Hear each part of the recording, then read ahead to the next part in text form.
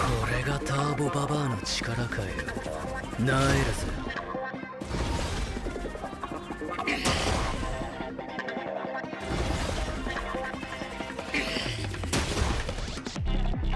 許さねえぜてめえはよ。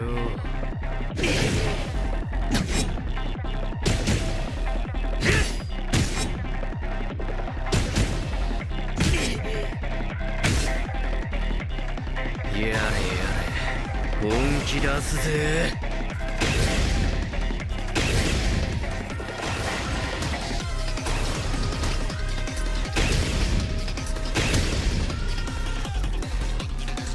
ももちゃん会いたかったぜ。強くならなきゃ、もっと強く。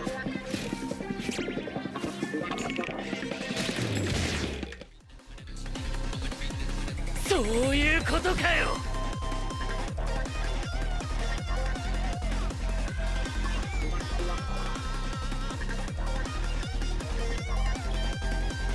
おっと悪い。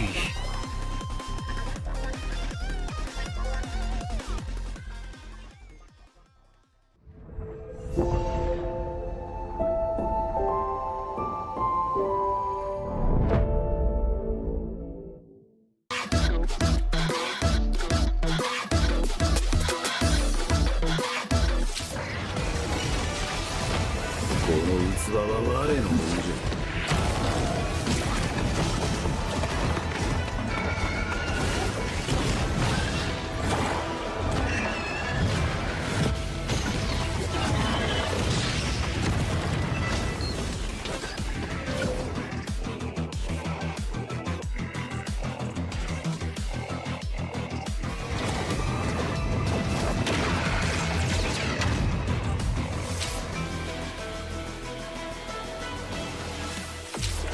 わしのじゃ。強い。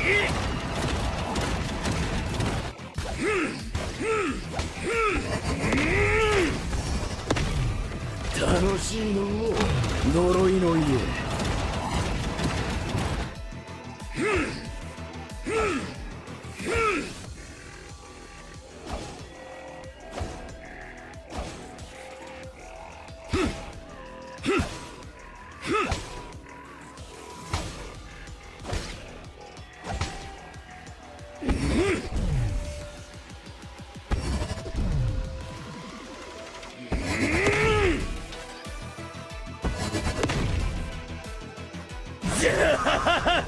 爽快じゃの。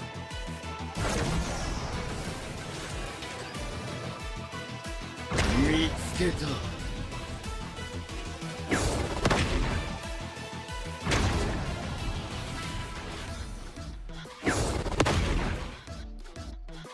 わしのじゃ。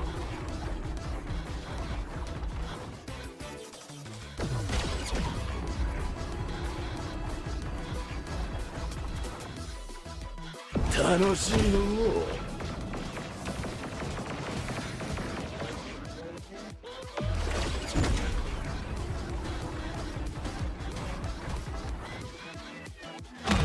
強い。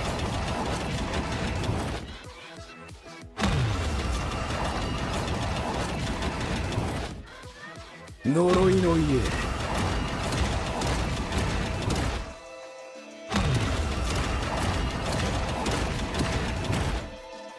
早く戦うぞ。待ちくたびれたわ。無駄じゃ。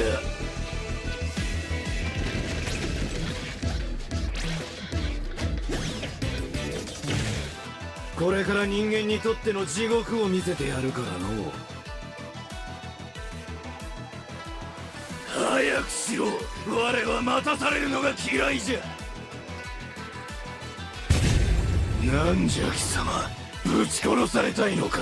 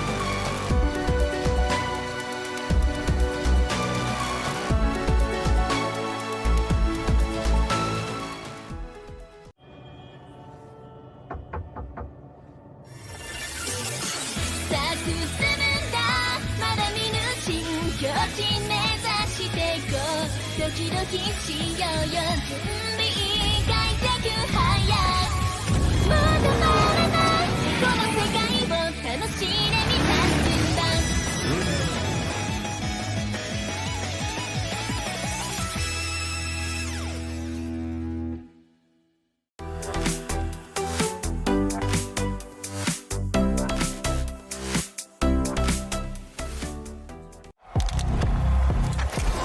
He thinks he can come in here and play my game. Let's go. He knows nothing. Let's go! Tyler, why? You're done. This is my ladder. You can't climb it. It's better than being hard-sucking masters. You're going too far now. Your eyes buggy. Your elbows ashy. Is that airline? That's an L airline. Somebody better hold me. Okay, yeah. Do something then. Raw energy. House from blow the house down.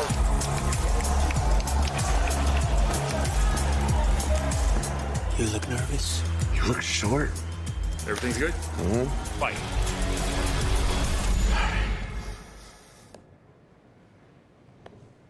Okay.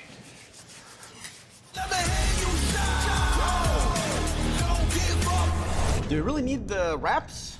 Yeah, that feels like overkill to me.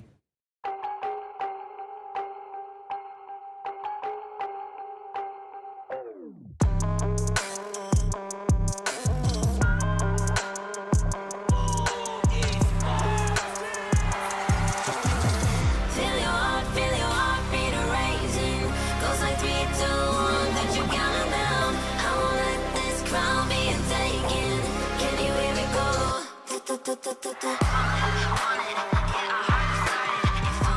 Watching Valor crowning on. With the champions ready to go. Yeah, we're made out of gold. Never letting it go. Got your back and it coming strong in the storm. Do you wanna go on? In fortune, Valor crowning on now.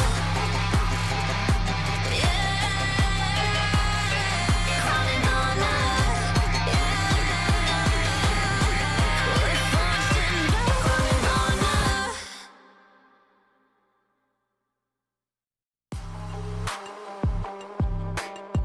16 teams, 4 groups. 8 teams will make their way into the playoffs, and 8 more teams are gonna come in today just to say goodbye and go back home. I am Isaac Peña, your host. This is the KWC 2026, live from Paris, France. We're gonna bring you the action of the group stage day 1 with me, Holler, Sagi. How are you guys? Good, good. I'm super excited to continue on, especially after the fire games that we saw in the play-ins thus far, and happy to be moving into the group stage here. And so far, after 2 days of play-ins, right, it has started to shape up how the tournament structure looks like here. In simple terms, play-ins format is really similar to our group stage format, where you win 2 series, you're up there. You lose 2 series, you're on a plane home. And then both of them are BO3s, right? Like that's the most important part in here. Like you're gonna really just have to toss in there everything that you got since game number 1. Yeah, and actually, I'm wondering if some of the teams that were kind of watching some of the play-ins and kind of, you know, figuring out exactly where the meta is and like with how the different hero picks are being used right here. No, and like the heroes are getting like the understanding of the meta, the understanding of the patch is getting clearer and clearer as we move forward, right? Like we already understood, like over there in the roam position, the Tramfei gotta be the pick. Downfei, Lapu, you lock that in the first phase, and for the farm lane role, you'll technically be looking at the 3 strong ones. Long, forever ban. You got the channel. Pretty decent win rate and performance thus far in the play-ins, and then you have the Chicha or Flowball Marksman rounding off that pool. But the interesting pick coming in for me is the top bans, where we have Pei, 50% win rate out of 4 games, but very insane ban rate of 75%. No teams want to play against that because that's a extremely strong early game pickoff here. And then Florentino, only 1 win. Yeah. But it was a really good performance coming from Champion 1 yesterday. Yeah, I mean, that was the one that kind of took them over the edge. But I think also not only is Florentino amazing, but the Lorian has had quite a number of picks. I mean, it's still kind of in the 50-50 rate or whatever, but I do think that this is a hero that a lot of teams need to respect as they move forward here. The KWC 2026 is moving away from the play-ins that just finished yesterday, and today we're starting the group stages. 4 groups that they're going to be battling it out in a double elimination format. So if you win 2 games in a row, you're moving straight into the playoffs today. But if you are to lose one of them, you still have one more opportunity to try to make it into the top 8.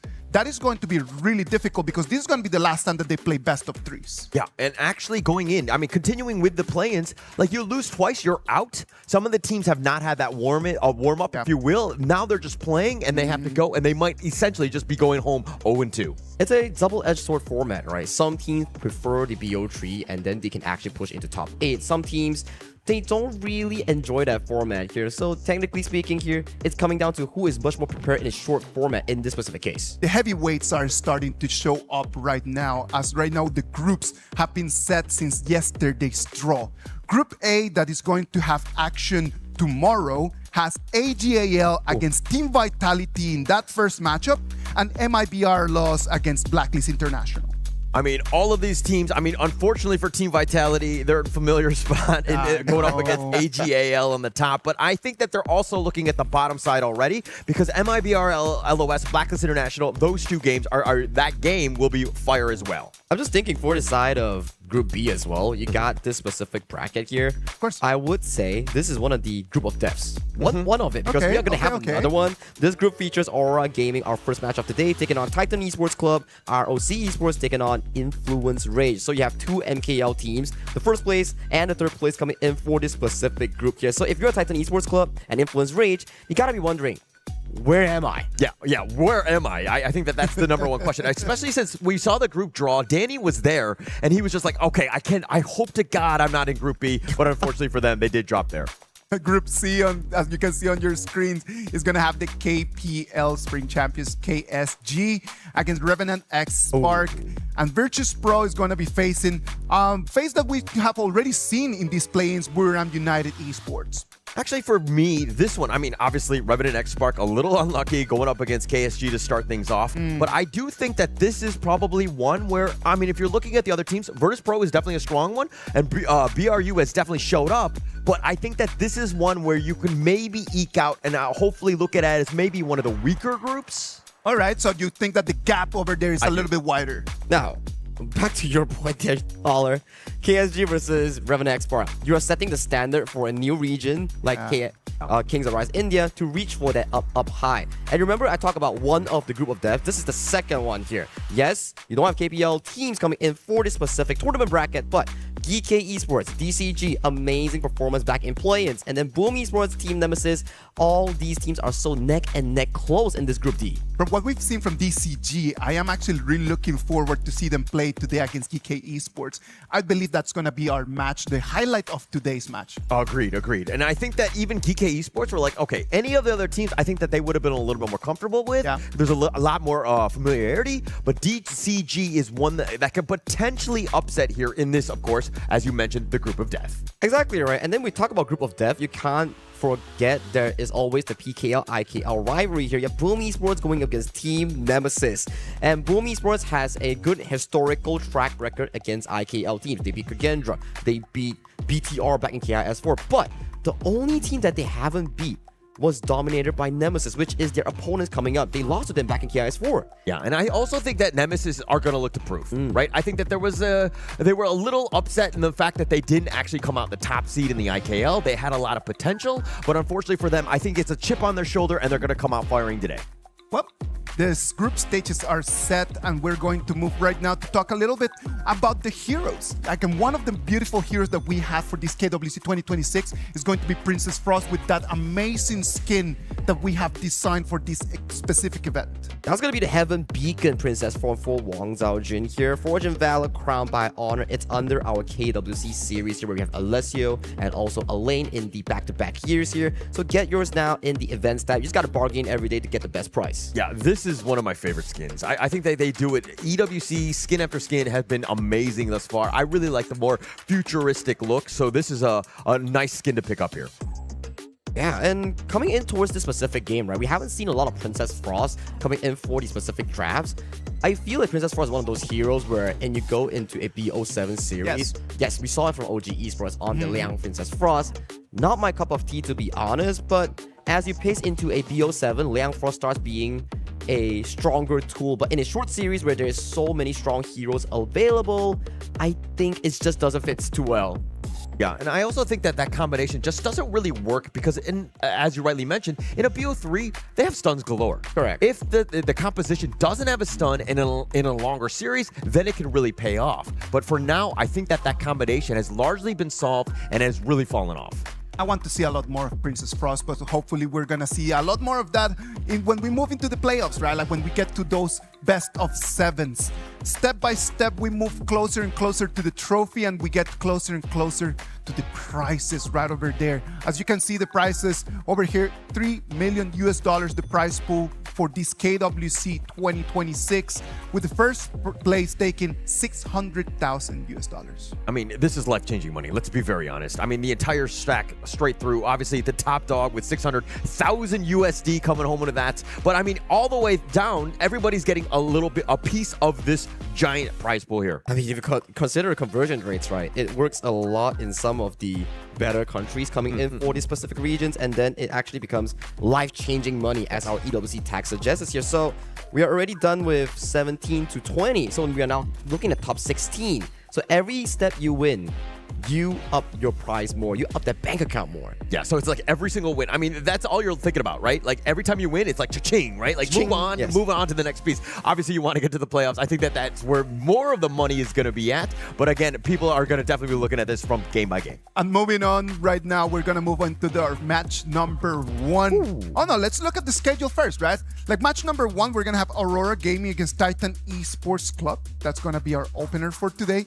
But then after that, we're going to have our OC Esports against Influence Rage. Yeah, and actually going into this one, I think that we're looking at Aurora Gaming and Geekay Esports, probably looking at the top 2 as the global teams to kind of set the stage for at least day 3 today. But I mean, what are your thoughts, at least on this first one here? I mean, on these two, Aurora Gaming and Titan Esports Club, I think something we have to highlight is Aurora Gaming, they have a history, right? Yeah. First few teams coming in for this tournament here, many of the EWC titles, and they pick up the Alpha Gaming AG Global lineup, and coming in for this specific tournament, they come in as MKL's first place. And Titan Esports Club, they are riding on a Cinderella run back in PKL, where they start off 6th place in group stage, just ready to climb up to 2nd place, disrupting the equilibrium priest of PKL, where you have, Boom Esports taking one, Blackest International taking one from spring and fall, and now you have suddenly, whoa, where did you come from? All the way from 6th place. Yeah, and actually it's funny that you mentioned the Cinderella story, because Titan Esports Club, yeah, they got the slipper. They're getting married, but now what? Now we have to live in this household. Like, how do we adjust?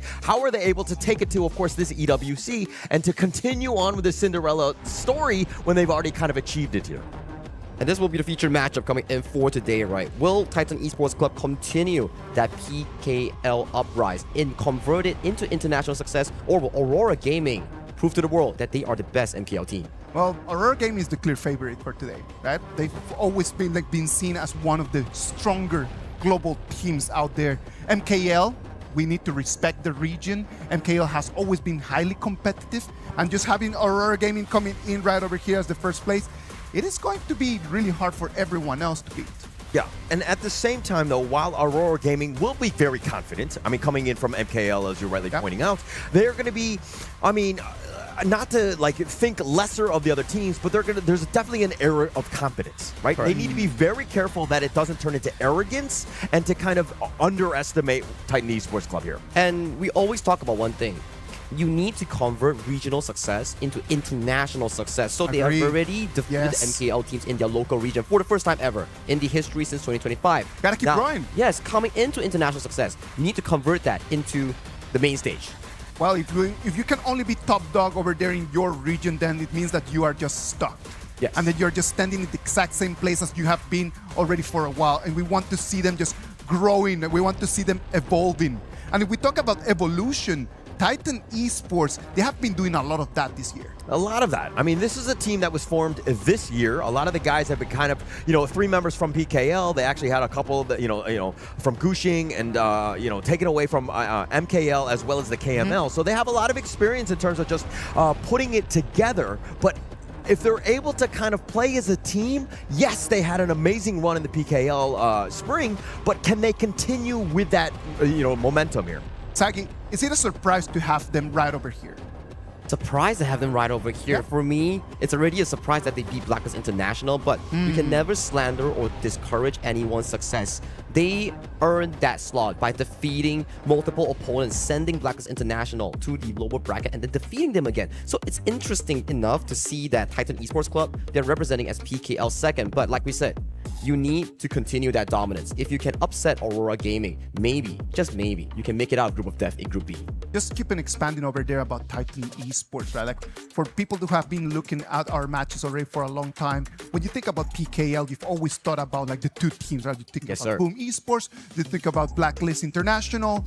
The way that Titan Esports just kind of just made their way all the way into the final right over there, it was pretty epic. It was definitely epic, and it was a bit of a surprise. I think it caught a lot of the teams off guard. I think the other two that, you know, Boom and Blacklist, they're like, we're already top two. Why are we continuing on? And they kind of underestimated Titan Esports Club. And now teams are very familiar with what they bring, and they will not be underestimating them here. And if we were to compare the two teams' playstyle, right, I would say that MKL's Aurora Gaming, their playstyle is rather similar compared to the KPL style, where you play the map, you play the objective, you do timers around certain things you want to do. And they have a very big hero pool based on their team history together and the experience in competitive esports on HOK. But you see, like that, I believe that is not only an Aurora Gaming kind of thing. Correct. I think that is a whole MKL thing. Like the whole MKL style is just very similar to what we have seen over the years from KPL.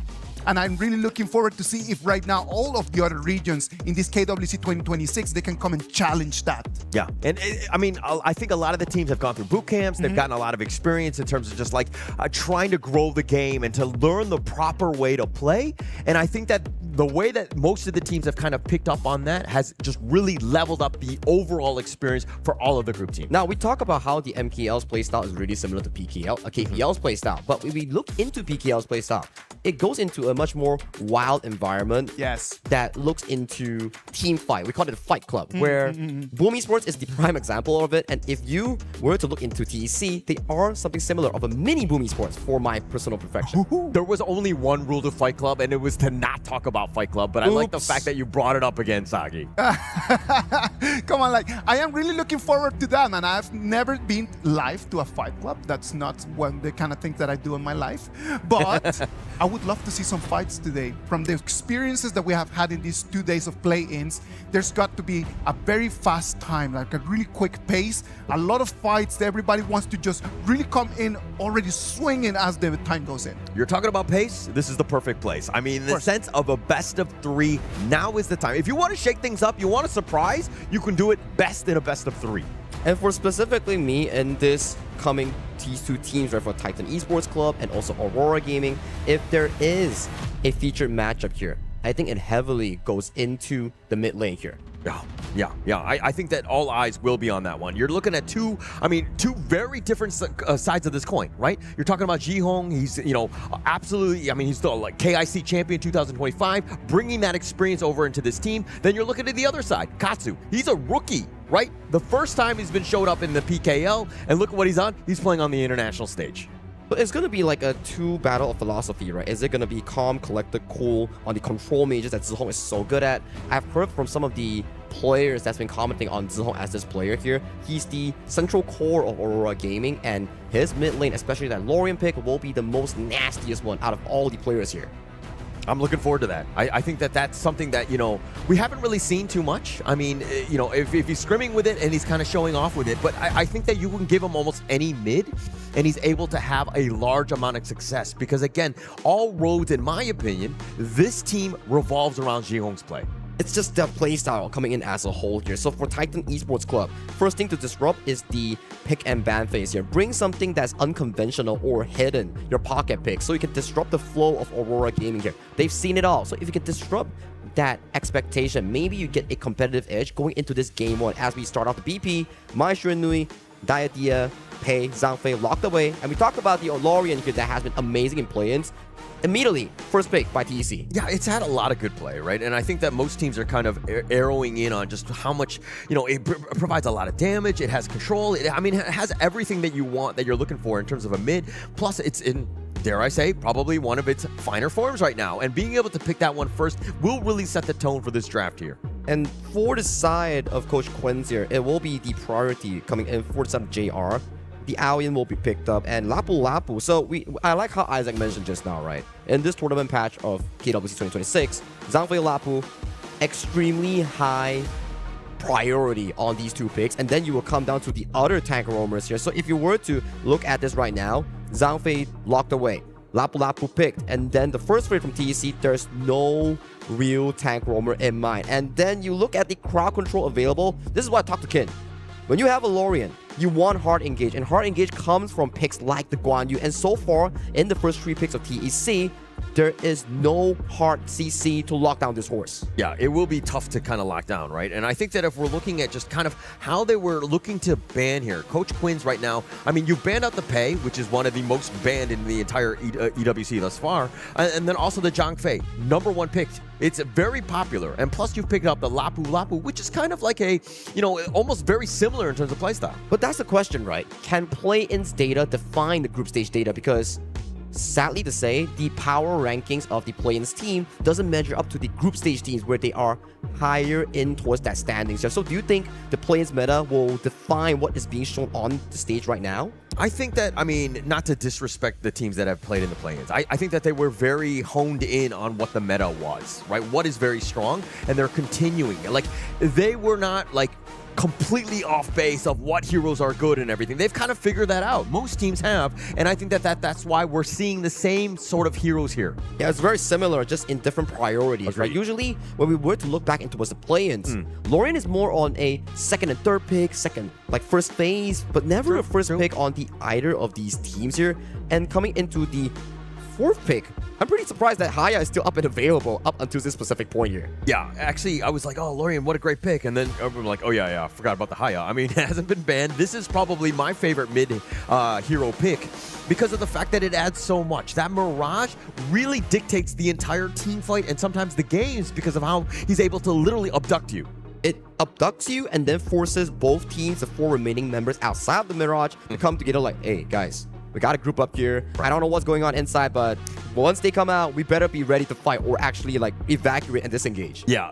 I mean, it sucks to be that guy in there that's stuck in there. It's like, oh, are you okay? Do you need water? What can we do? But I think that the rest of the team, they need to kind of have the little waiting in wings alts that are going to be there. It looks like the Lianpo and Ying here. I am really, really scared for Titan Esports Club. Yes, on an overall view, it's an amazing draft. You have crowd control, you have engage, you have strong laning phase, but yet again, you don't have hard CC to stop the Luna and the Guan Yu. Once these 2 picks pop off coming in from Aurora Gaming, TEC's backline is gonna be in a heck of a favor in those team fights here. They'll be coming at you in all different angles from those flanks. Oh, so this is scary. I mean, Yulong finally gets his Luna here. He's going to dictate so much of the pace. He's going to be on top of these squishy backliners. He's going to be all over your face. So it's all about kind of just making sure that, hey, maybe they can steal his blue buff away. They can kind of take away some of that farming efficiency, if you will. 100% right. You need to disrupt the Luna's jungle clear. Make sure you have the timers, engage, invade. That is all you need to do. So far, if you were to observe the draft coming in from inside TEC, yes, maybe in terms of team fights, it will be slightly difficult, but at the very least, Clash Lane and Farm Lane, very strong 2 laners here to actually try to lock down the priority in assisting the side of Guxing in entering the jungle of the side of Yulong. Yeah, I mean, that would be best case scenario, but they need to do it against a team that is, I mean, from the Aurora side, you're looking at these heroes and you're kind of thinking, oh, they can be very aggressive. They can be doing a lot of damage. They can control with the Guan Yu. You have a lot of different ways that they just want to be in your face. Exactly, right? And if you think about it in that perspective, right, Holler, I'm really, really worried for South TEC. If they actually suffer any single casualties in the early game, the game will be wide open for Aurora Gaming because in terms of team fights, it's Aurora's game all day. Yeah, I'm going to have to agree with you. In terms of this draft, I'm kind of liking where they're at with this one. But let's go into this one. It's going to be match #1, game #1 to set things off. And of course, Titan Esports Club going up against the beast that is Aurora Gaming. Is this going to be enough? What do you think about this draft here? For me personally, right, after discussing and looking through all the specific pickoffs, for TEC, it's not to say that, oh, this is a very bad draft. No, it's still okay. If you can let the channel find proper scaling here. Use the big two bodyguards that's loaded at crowd control, for example, the Ying, for example, the Lian Po, and then you slowly but surely play it to the 14-minute mark. Yes, then we might see TEC look for those big late-game team fights here. But if you do allow Aurora Gaming, especially Xiang and Yulong, to scale into those items and levels infinites, then that's going to be a problem here, because so far, at the very least in the early game, I don't think in the team fights, TEC has anything to stop those two. Yeah, it's not going to be easy. I mean, the lack of CC is very worrying. If they're able to somehow find the Luna and they get lucky, they might have a chance. But I mean, you're kind of like, you know, what are the chances of that, right? You know that Yulong is going to be very elusive. But for me, let's go back, you know, in terms of the draft. The final two picks were the Lian Po and the Ying by TEC. What about the Ying is like, okay, this is going to take me over the top. Now, I am a very big fan of the Ying ever since the rework on that 2-stack spear wheel where you can move and heal at the same time. Ever since that, it has been skyrocketing in terms of rank pick rate and also local tournament pick rates here. And after that, this bootcamp that I heard from them, Ying has been rising in popularity against some of these meta jungler picks here. And I'm kind of interested to see how the side of Gushing actually plays it off, because it has been having so much hype and we've not been seeing competitive HOK for about 4 months now. Yep. So, I mean, they've still been scrimming. Obviously, they've been kind of fine-tuning more than anything else. And going into this one, I mean, if we're looking at this draft, I still see that potential Yuna as that last pick to really just kind of create so much chaos, take over this game. I am so scared for TEC. And that's all about the draft, right? We already analyzed it. We favor the side of Aurora drafts more. Okay. But however, TEC has a stronger early game to play those side lane pickoffs here. Now, question is, if you are on the TEC side and you are drawn in towards this group, what are your expectations in this group B? I mean, more than just expectations, I think it's just managing my nerves, right? You know that Aurora are big. You know that they're good, but you don't want to show them that much respect, Correct. right? And I think that you need to play your game. You're looking to surprise, you're looking to shake things up, and you got to do it, especially early. And it's like a measuring tape, right? Where if you find a specific matchup against Aurora, maybe, just maybe, you can upset ROC when you go and meet them later on.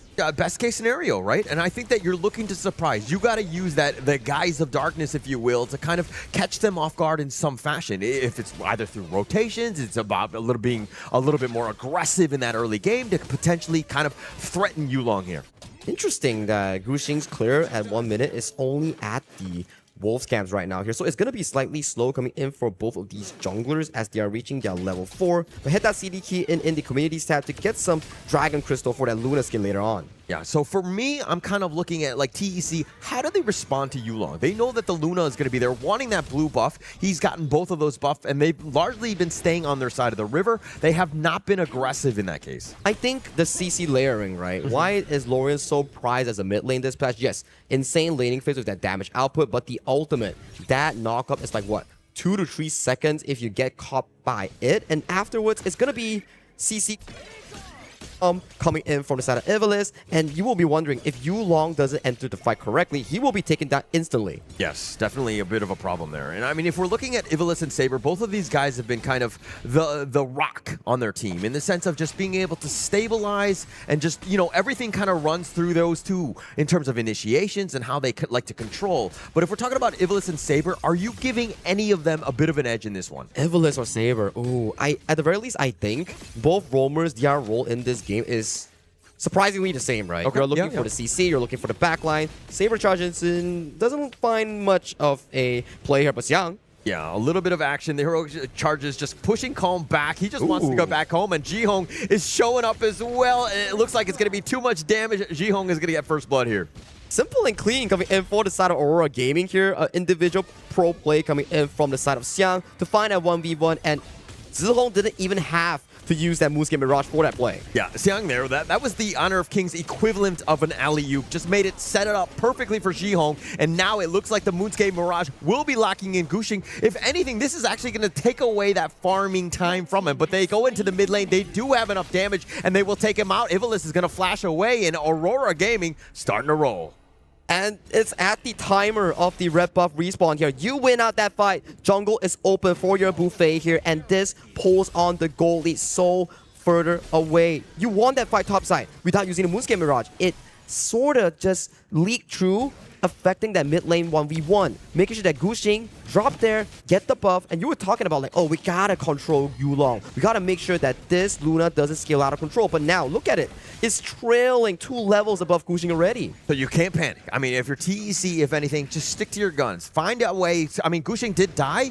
Yeah, you're going to be slowed down, but you need to find a way to kind of, again, accelerate his farm, use that gold sharing to, again, get yourself back into this game because it's kind of, you're starting to grow to a 2K net worth lead. That's a terrible time, especially at 4 minutes. And that's not the only thing growing here. The fan votes are also growing in favor of Aurora Gaming here. You'll see that little Overlord pit with that Aurora Gaming logo later on. And at 4-minute mark, Tyrant has spawned based on the movement coming in from the side of TEC. I don't think they have what it takes to actually go for this contention here. If they go for this contention and if they lose it, ooh, oh, he gets what the a steal! Oh, Chinxi over the wall. The soaring signal says, not just yet. I'm still here. Sending a signal, right, with that spell one shot coming in for the side of Qingxi.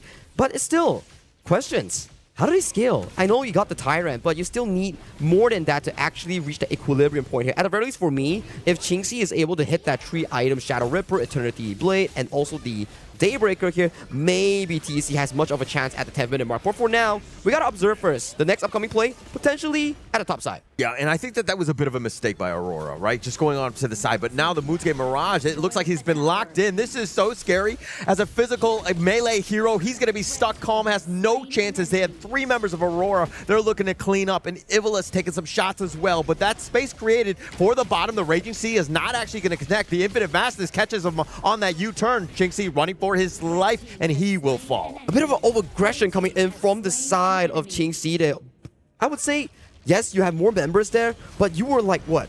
In front of the tower here, positioning in a very difficult place for your team to actually save you there. Overall, it's still a good trade-off here as Xiang was falling in towards the hands of Gushing in that top side. Yeah, that positioning was like you're so far past the tower, it's like, oh yeah, actually I'm going to die. There's no way for me to come back. If he was on the bottom side, he might have been able to get out. You do have a little bit of mobility with that Chano, but just not going to happen in this case.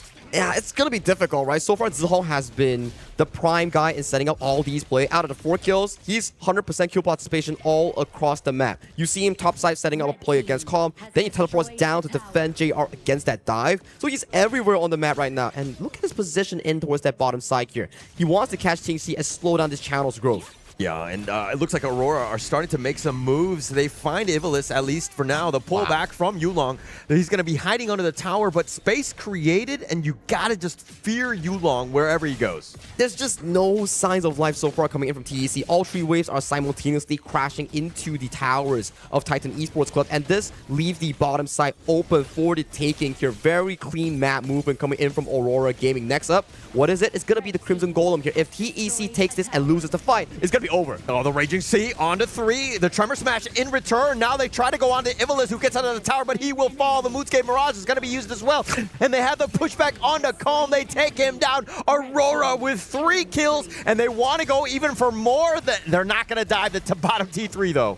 But it's at 6 minutes, 50 seconds here. With a 15 seconds death timer, Aurora is already knocking on your tier 3s. I mean, Yulong just chasing it down. He doesn't care whose base this is. He's going in uninvited as they take the bottom T3. Aurora Gaming starting to roll. Extreme dominance coming in from the team in blue. Aurora, they are exerting a 5,000 goalie, and it is not slowing down at all. Gushing coming in towards the mid lane here to actually clear out the wave. But how long can you hold on? It's just like this voting in this Overlord pit here. It is all in Aurora's favor. Yeah, I mean, they took the bottom T3. They take that entire lane. But, I mean, check out this fight. Exactly. It started off with Zihong finding the Flash Moonscape Mirage on towards the backline here. Your only singular tank is already in that backline. Without him, you have no sort of any teamfight material. You're back towards live. Yeah, but now with this Azure Golem, that's a little bit of contest there. Zihong does end up finding Katsu. The pull away by Yulong. You cannot get away as Gushing falls down as well. 4 members down. Calm is nowhere to be seen. And it looks like Aurora, again, with this flawless gameplay. I think TEC is just falling into the rhythm of Aurora right now. Every time they want to defend an Azure Golem or Crimson Golem, yes, you secure it, but at what cost?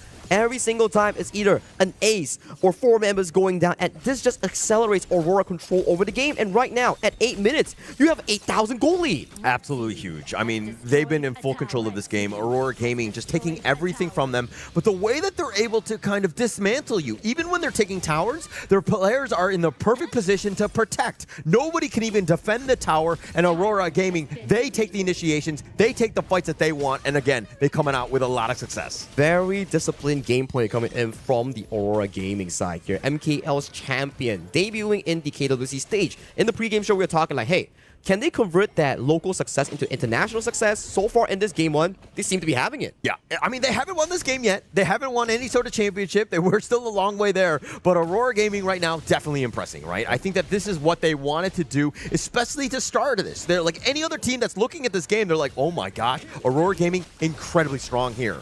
It's a redemption arc. Aurora is home, taking a bit of a damage here, has to flash away towards safety. Not going to happen on this one. And now Saber looking for that play. It looks like the Infinite Masses. He wants to go aggressive. Beautiful. JR has not been scared, but they already found Ching-Si. Xiang with the play as he drives on out of there, almost untouched, with Ching-Si down for 25 seconds. This is a huge opening as the Moonscape Mirage. Jihong locking in Calm yet again. He's stuck in the prison, and it looks like Jihong gets yet another kill. Already godlike, 6-0 and 5. Xiang on towards the side lanes here with 3 minion waves marching in. The tier 3s will be no longer available coming in for TEC. The pullback, Yulong not scared whatsoever. Xiang with a little bit low life. He was thinking, oh, maybe we don't dive this one, but they're going to go slow and steady in terms of how they want to siege. But it looks like with the respawn of Calm, I think that Aurora Gaming will regroup for now. They're so disciplined. Even with such a gold lead, they're like, okay guys, it's nearing the 10th minute mark. There's still the enemy jungle camps that we can pick up. Once we pick it up, we go for that double objective and go for that clean and easy win. They are taking 0 risk, and this is what I like about their gameplay here. They can guarantee the win without forcing unnecessary fights. Yeah, don't need to do that. But at the same time, they're so far ahead. They're like, okay, we're going to take both the Shadow Variant Tyrant and the Overlord at the same time because we do whatever we want in this game. Yeah, and you can see just Saber just hustling with the side of this Guxing on that Ying, just making sure that he has no way of going in for a surprise might steal. And so far, with this specific goal lead and objective lead, 9,000 at 10 minutes 30 seconds here. Once they release a Shadow Overlord is potentially the final push coming in from Aurora Gaming against TEC in this game one. I mean, when you've got these Vanguards, the lanes will definitely be crashing. And Aurora Gaming, the way that they've been able to just find players. I mean, Jihong has been an absolute maestro on this Haya, able to just take away Calm. He's the only tanky guy that can deal with this. And Jihong looking to go in. The Raging Sea is going to be used on the side, and the Razor Cavalry as well, but they've already taken down Ching-Si. Calm has been killed as well, and Aurora Gaming just looking to pad the stats as it looks like they're going to take the game number 1 here. An absolute masterclass coming in from the MKL champions in their spring season 2026. A very good way to open up their game here in the group stage of KWC 2026. Just a really well-played game by Aurora Gaming. We kind of expected nothing but this, and the way that they're able to just dominate, control the game. I mean, this is classic in terms of Aurora Gaming here. And for this specific part, right, you got to be wondering, TEC, yes, the draft wasn't that good, but in terms of boiling down to the execution here, Aurora was not just 1, but 2 and 3 steps ahead of TEC in every single play. Zihong was everywhere.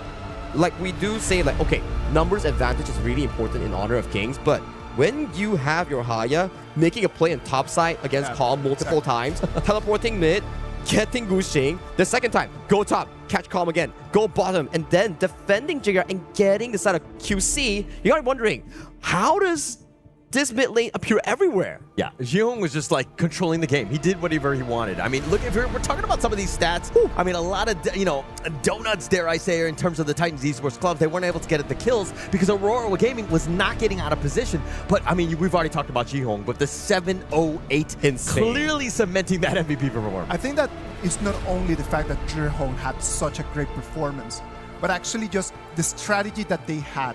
They knew that this Byron would be the answer in the mid and late game as the game just would keep evolving, but it was just them just targeting Calm. Since the minute 2, Calm was already just dying again and again and again, and then he just could not get out of the hole that Aurora put him in. It was back to our pregame discussion here. We wanted the Byron to get that lane win and then convert it into jungle pressure. So at the very least, they can slow down the Luna farm here. But It was the individual play coming in from Xiang, setting back-to-back solo kills against Calm so that Zihong or Yulong could just easily come and pick up those easy freebies in that drive-by. And then once that drive-by is finished, they utilize that map lead into other lanes. Usually we see that, okay, QC is doing a really good job against JR, but due to the fact that all your other lanes are winning, QC can't expand that lead at all. I mean, if we're checking out some of these games, it's if you are a Titan Esports Club fan, please close your eyes. At this point, I think it's all about Aurora Gaming. The way that they, again, all of the team fights they find, they just completely control and dominate you. They take you down piece by piece. It looks like a horror film coming in from the side of the PKL fans. You're having to face right off the bat against the MKL champions here. And so far, at the very least in this game one, not only in terms of the game, but I do think that the draft has been amazing coming from Coach Quince. Yeah, of course, because if you think about Aurora, there's so much initiation coming in there. The Lapu Lapu can initiate. Zhihong can come in and pull someone out. Xiang can always come from a side. And then there's Yulong on the Luna, just jumping in and out, just you can see on your screen. Yeah, just completely dominating here. And I mean, JR, I don't know if it's like a little salt on the wounds, but he's using the infinite vastness aggressively. Like, he sees them grouped up and he's just like, I don't care. I'm just going to go in because we know that we are so far ahead. I mean, if you look at your buddies here in towards the mid and top side here, it's like, oh, you guys are having so much fun. And then he's like, man, there's like 3 or 4 people from TC knocking on my door on my tower here. Guys, when can I get out of jail? This is farming jail.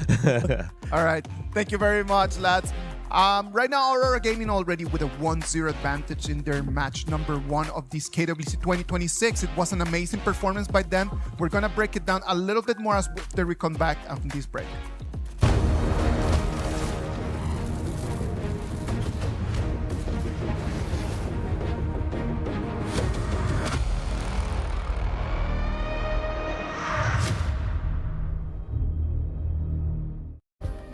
Play is in our DNA.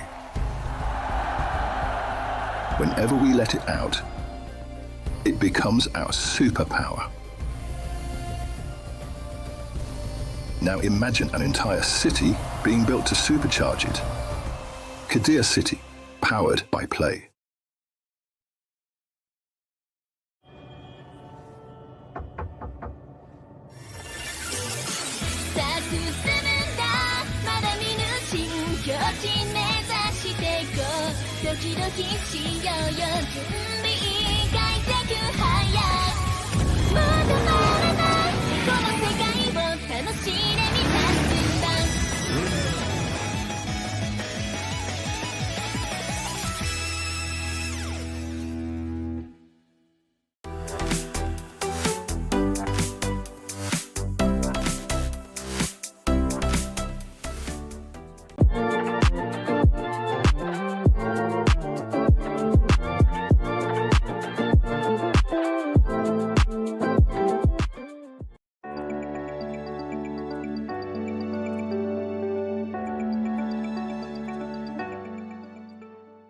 He can come in here and play my game.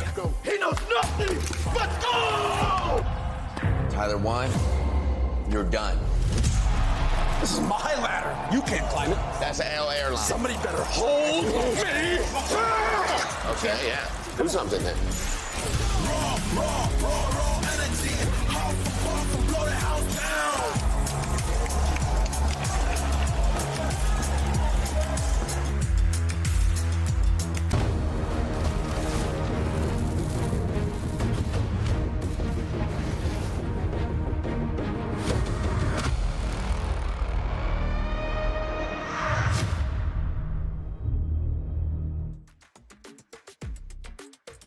Welcome back. Aurora Gaming right now with a 1-0 advantage on top of Titan Esports. For Titan Esports, not everything was bad. Not everything was dark. There were some sparks over there of things that they could actually do that actually give me a lot of hope for this game number 2.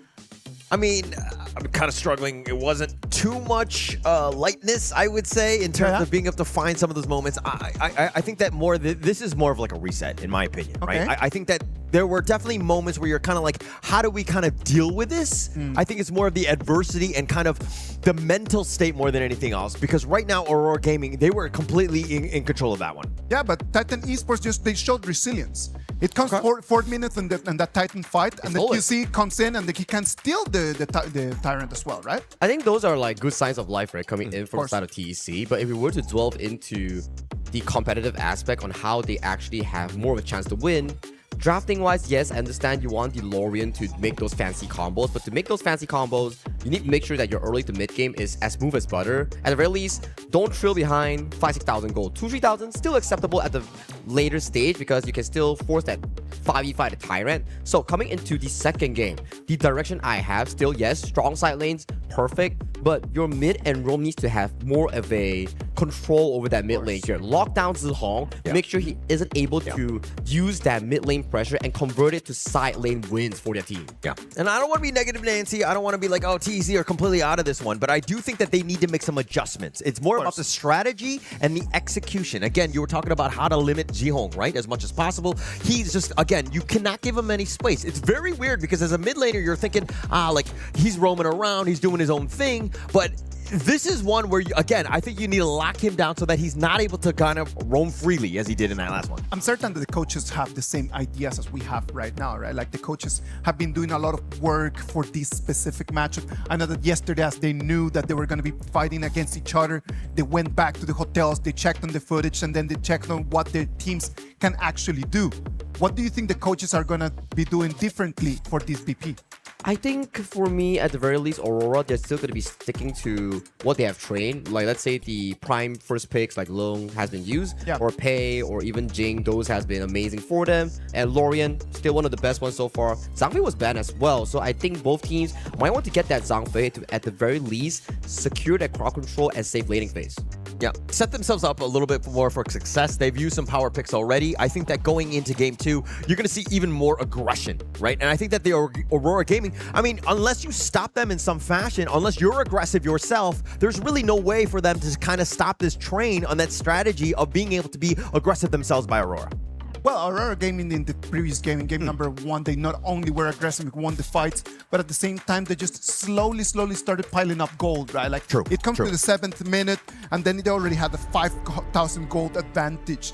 When we hit on the 10-minute mark, there were no high grounds for Titan Esports. They were already a 9,000 gold advantage. It was very hard just to stop them from doing that. And one good tip that TEC can actually implement in their gameplay here. Yes, when you're losing, you have to stop going for those jungle defenses. Every time you go for a jungle defense, you're falling into Aurora's tempo. They want to fight you and accelerate that goal lead here. Maybe learn to give up that jungle patch, go for a side lane push, find farm somewhere else. So at the very least, you're losing 2,000 to 3,000 gold. It's fine. Guarantee yourself a chance at a 10-minute mark for those team fights. Yeah, I mean, it all starts to, snowball a little out of control. I think that in terms of the decision making that they need to kind of do is, again, not play passively. They were very reactive in terms of how they were even trying to rotate. Zihong, once he goes to the top lane, where was Katsu, right? You need that backup. You need some sort of a help and that support or the call out to understand that, hey, somebody's going to be there. You cannot be getting yourself out of position. That's correct, right? And coming in towards the second game's pick and ban here, for the side of Aurora, they'll be coming in towards the blue side, and for TEC,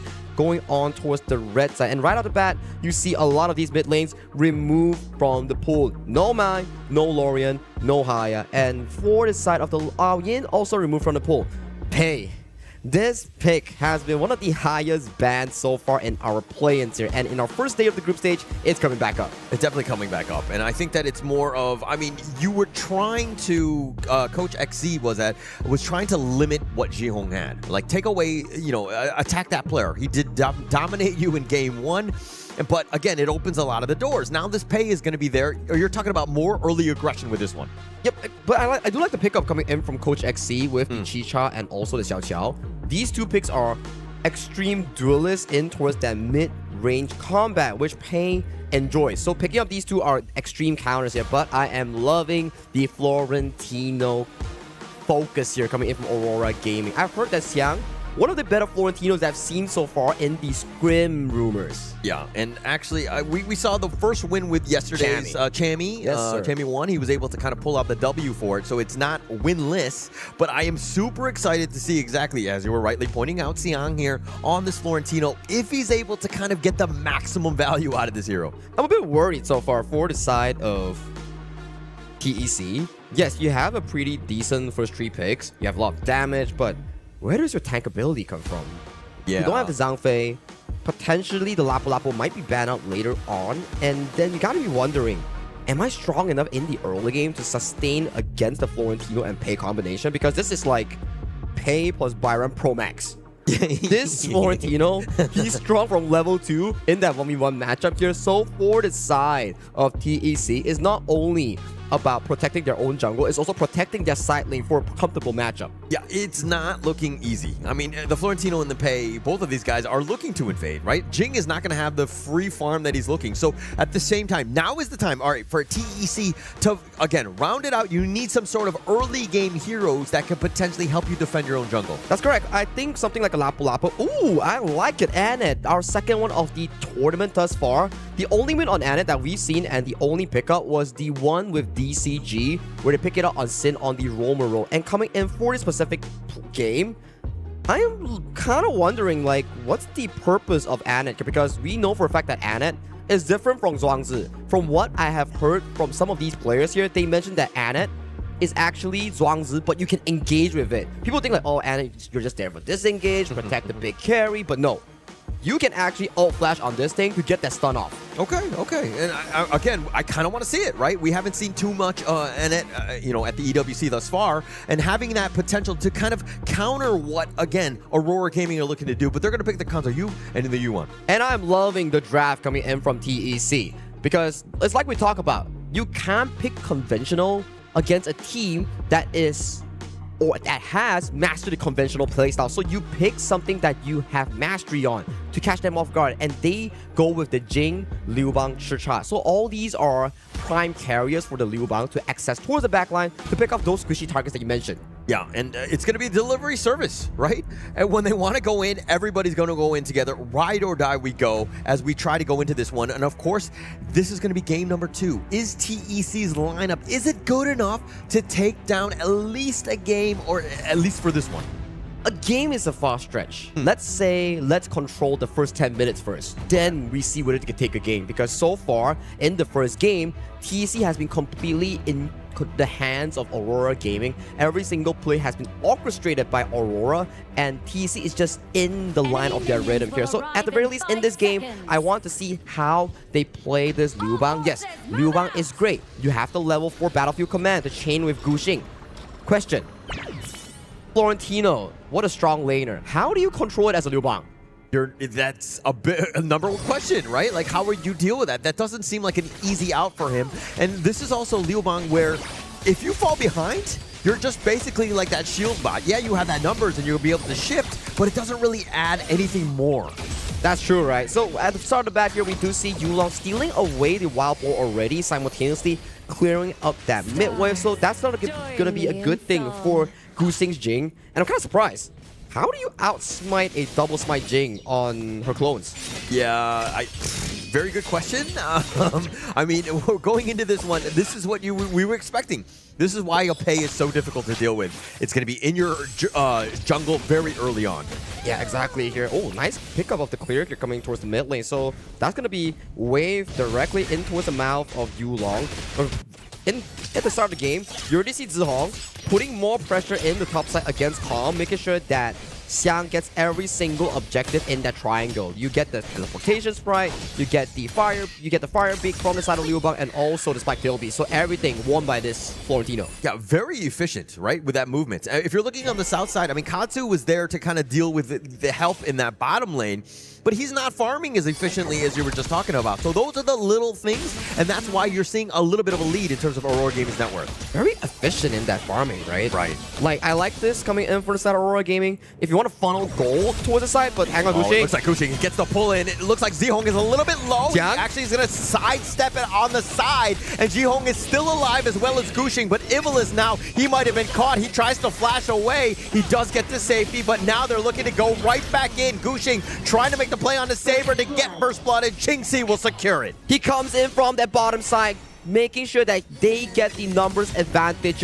What was started coming in from TEC is that they found an initial engage, and with the help of Qingxi's rotation here, they managed to make it. We're picking up an easy kill on towards Zhang Fei here. Very well played coming in from the TEC farm lane. I don't know if it was exactly easy. They had to kind of bait it out, extend the fight, turn it a little bit longer than it probably should have here. Like, if we were to look at this at the start get-go, right, we do see the initial play coming in from the side of Aurora jumping on first, but Gushing's amazing engage was the start of the play. And when you go into the enemy jungle, there's a 15% damage reduction for your team. So it's going to be difficult for Aurora to finish off key targets like Evilus on the Anet or Katsu on the Xiao Qiao. Yeah, do you think that was a little bit of a botch up by Aurora Gaming? Is that like one of the first glaring mistakes, or was it kind of like, just unlucky? I think overconfidence. It's like, they're like, okay, guys, let's fight, bring the momentum from game one, and they sort of underestimated the Spriteling Guardian that's guarding here in the first 4-minute mark. Yeah, and I also think, I mean, a bit of an issue because Xing Si getting that first blood, you never really want to see the enemy farm laner getting that extra gold, if you will. Exactly the case here. And at 3:30 here so far, we do see Aurora stealing once again the wild boar from the side of TEC. Top side, heavy 1v1. Yeah, Calm actually flashing away. He's going to be fine under that tower, but a good attempt, especially on that side. But TEC, I like what they're doing, understanding the timing of these boards. They've been pinpoint accurate in terms of just like the time, making sure those rotations are happening and taking them boards away. And talking about rotations here, it seems that Aurora Gaming are not going for that Tyrant play here. They don't want to allow Calm on that Battlefield command to actually get value in that 5v5 with that shield. So they give up the Tyrant, they go for the tower instead. I mean, it's not even 4 minutes, and they've just done so much work on this top T1. They're looking to just burn it down. Yulong and Xiang, these two have done way too much in terms of this damage. And now the Tyrant, it's getting bursted. It looks like Gushing will look to take that away. And with that, no, I'm sorry, JR gets the steal. That's just adding salt into your wounds. You lose the Tyrant, you're also losing a Crimson Golem towards the top side. Aurora using the minimal resource to steal everything from the side of TEC. This is payback to King C from Game 1. Look, I was just assuming that Yuxing was going to smite that, but I don't know why he didn't pull the trigger and letting JR take that one away. I mean, an absolute disaster for them, but now with this Honey Sweet Breeze, Saber is going to be skirted away. You're not going to be feeling too good about it because it's the same logic that Yulong did in game. It's like, okay, I want to save my smite because the enemy jungle has already shown in the cross map. So I save my smite, but hang on. They stole it! Yeah. I think you cannot play safe. You can't play like that. I mean, now, with the Honey Sweet Breeze, they actually find him, and now with the connection onto Saber, they do have enough damage. The burst is real from TEC. A great rotation and a pick-off. Beautiful CC chain coming in from the side of TEC, making sure that Evilus uses the ultimate and Katsu with the Honey Sweet Breeze to make sure that Saber couldn't press heal, nor his Unbridled Outburst in actually making it out alive. So far, kills has been in favor here. Check out the 1 million top side. Yeah, Gushing all by himself, though.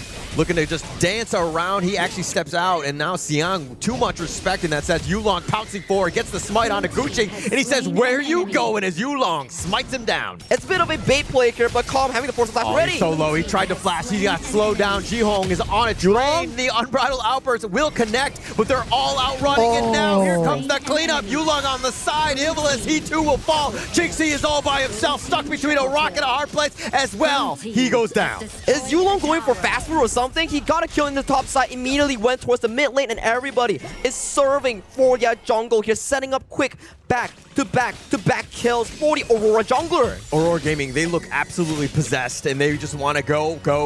It's all green lights for them as they've taken down. And now, look at this one. Check out the replay here. It's off a very good start for the side of Aurora. They already picked off Gushing in towards the top side here, but a beautiful Unbridled Outburst here. Yulong was pretty smart. He was waiting for a better wall to jump in on towards Katsu here, and then the ultimate coming from Evelyn was just 2 seconds too late, and at that point, it's already 3 kills into the pocket of such a commanding pick from Yulong. Yeah, just absolutely commanding. The Yulong, he had that nice play. He actually killed Gushing, and he was able to rotate, and at the same time, TEC were like, they thought they were fine, but just too much speed, too much mobility from Yulong as they, again, he was able to just clean house. And I was about to say, like, oh, it's pretty good so far, because even if TEC was trailing behind gold, they had 2-0 in terms of kills, but in the span of a minute, Yulong was like, okay, lock in, let me get that 4 kills. It's not about the kills. If there's anything that we've learned in Honor of Kings, it's about those objectives. Correct. And again, just extracting that farm, building that lead, and this is why. But if you're talking about this bottom lane, Xiang so low, it looks like he's going to be fine. Ivalis is a little bit low himself. Saber's on the side,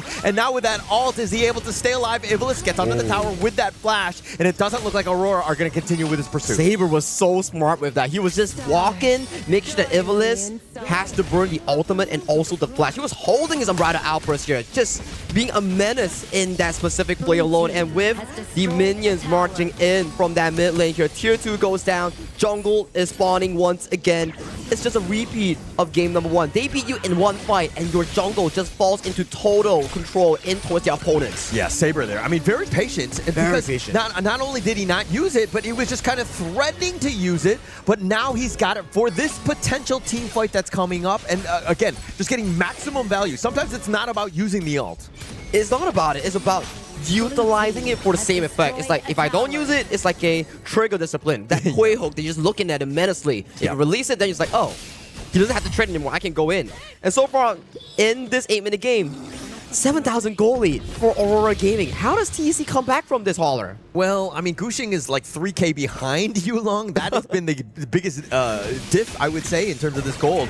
He has struggled, right? Again, just no space. TEC has not been providing him, but it actually started from the early game, right? TEC were up 2-0 in terms of the kills, but Aurora Gaming, the way that they're able to bounce back is because they're like munching these towers now. And they're not slipping up any sort or at all, right? Every single time they find an opportunity, they pounce on towards it and they increase that margin of victory here. Nice knock up. Oh, I like the fact that you use pounce, right? That was the fun of the day, if you will, with the Yulong there on that side. But he's been an absolute maestro on this pay. He's been able to take them down 4-0-0. And now look at this siege into this top lane and the mid lane at the same time. Because why not when you have this lead? The mid T3 is down. They have nothing to be afraid of. With the minions marching in 2 waves here, easy pickups on towards those tier 3 high grounds. Now back towards jungle, take that overlord, wait for that 10-minute, rinse and repeat for the side of Aurora Gaming. It's not even 10 minutes in, right? I mean, you could just play with your food, so to speak. All you need to do is be safe. Nobody takes any sort of risk. We're going to just slow siege the bottom lane. And now TEC have to hold on some fashion. They need to find some way, somehow, some way. But it has been really, really difficult. Zihong just playing in such aggression here, utilizing the ultimate to make sure that he finds a play. Find the engage on Zihong. He takes a couple shots from Xingxi though here from the bottom T3, and now the ult, that's going to actually do nice little stun with the Umbrella Outburst. They actually can return it onto 3, but Gushing is going to be killed here. Xingxi is on the side, tries to at least go for Saber. He's not going to find him, and Aurora Gaming, not a single member down. But that was a good engage coming from TEC. It's just the goalie that is just too darn high from both people. Nice engage! Nice stun yet again! Yulong just cleaning him up on the backside, taking them all down. That's going to be an ace, and Aurora Gaming are going to take the series. Zihong is on fire, man. That 4-man stun with the melody coming in from the Yuhuan, just catching all the members coming in from the side of TEC, and that's GG going into Aurora Gaming in this best of 3 series. Aurora Gaming look good, man. Beautiful. Looked so good right now. The way that they were able to just control it, just completely dominate it, even when they were behind. We were talking about resilience. Well, boom. That shows a lot of resilience by Aurora Gaming there. Do they need boom esports for that boom, or what are you in trying to... You know, I'm just kind of, a little bit of inception, just getting in their heads a little bit. Now they need to fear boom as they move forward. But again, I think Aurora Gaming are going to be very happy with that performance today. It's a very thundering performance coming in from Aurora Gaming, right? What a way to debut in the group stage here. And with that win, Aurora Gaming is marching to the upper finals for the side of Group B. And one more win, they are soft secured. No, not soft secured. They are secured for playoffs. Yeah. Just one more win. That's all it takes at this point. But again, congratulations to Aurora Gaming as they were able to just close that one out. That was a very impressive win. I love that because the way that the pay was played in there, like the tempo, like the momentum, just completely controlling the jungle coming in from the other side, just does not allow a way for the Jing to actually be played in this game. It started off from the early game where we've seen how they went for the aggressive wild boar steal, and probably from my observation, Gushing probably used his double smite on the Crimson Gold and just like, oh, he's invading. I already used my smite. I can't steal that. What about now? What do I do? That was the last time that he saw that buff. Yeah. Actually, that would really slowed him down. And then also the fact that they were leading and then that Tyrant fight, that was like the tipping point. Once they gave that away to JR with that steal, it was kind of like, oh my gosh, they were so discouraged and they were not able to get their headspace right to come back into this one. And I've been liking the Florentino pick, right?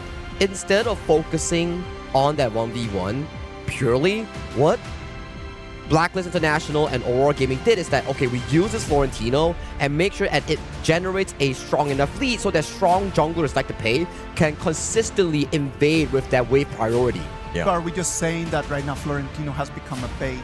And yes, people just are taking it, and then since everyone is just hyper-focused about that hero, then right now it's opening other doors for everyone else. It's to your point, right, Isaac? It's, yes, a bait, but it's something like a Byron Pro Max, where you are so dominant in lane that you can actually convert that lane priority into map pressure and jungle pressure for your team. So once you lock in that Florentino, your opponents have to be wondering, like, what pick can actually defend me to at least ease out that matchup so that my jungle doesn't get invaded? Because we saw from that replay, it was Florentino and also Yulong on that Pei, getting that tower and then getting the Crimson Golem.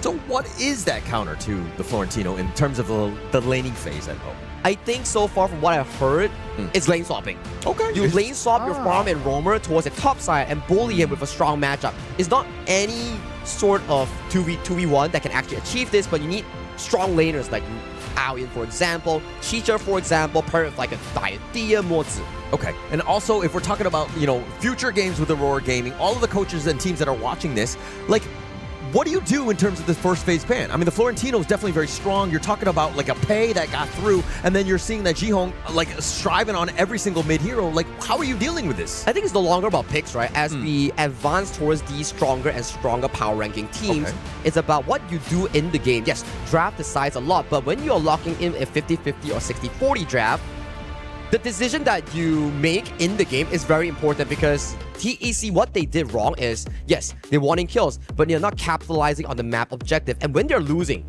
they are always fighting in Aurora's terms. Like, jungle buffs are spawned, they're like, let's fight. I'm like, we lost again, double down, and then the goalie just expands very quickly for the side of Aurora Gaming into infinity.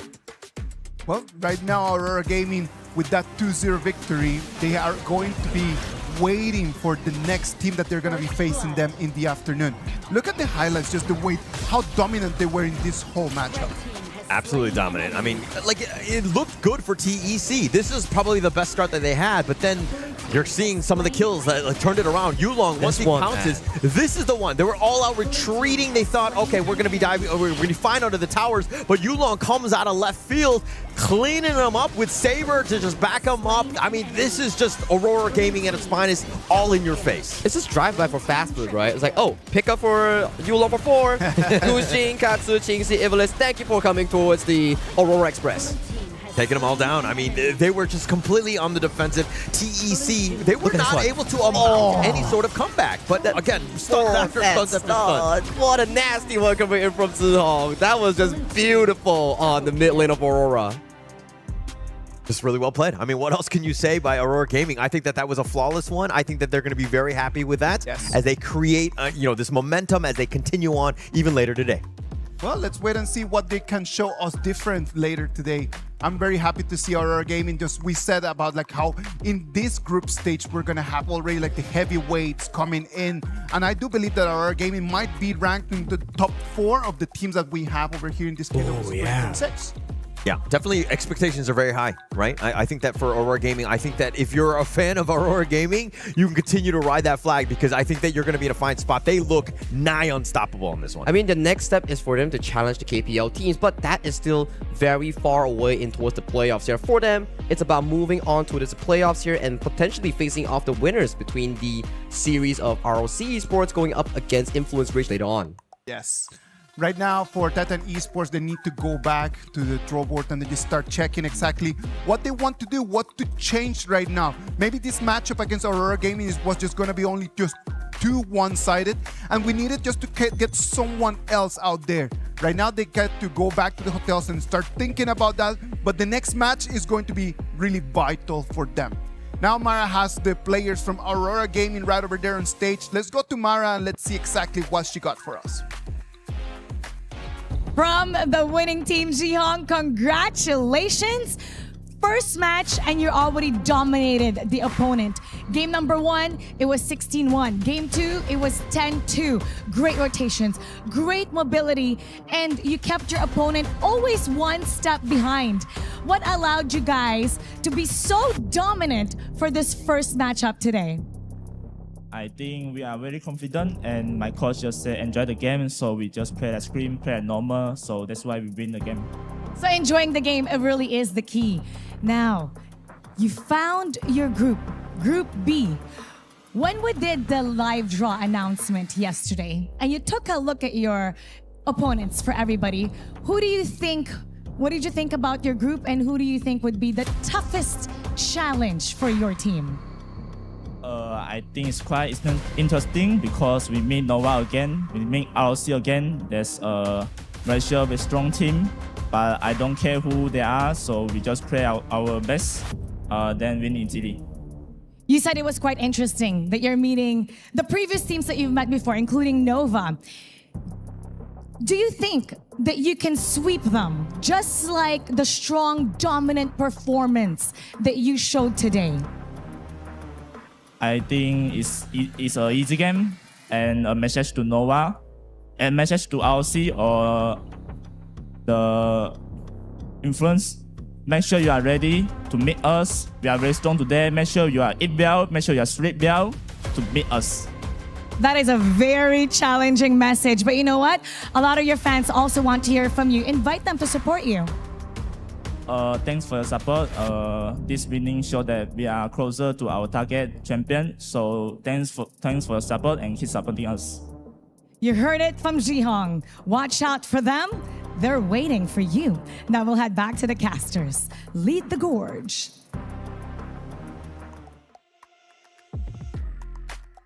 Thank you very much, Trihong, over there with those very nice words sent over there to INF and to ROC, right? Like, you better just have your things ready because we are going to beat you.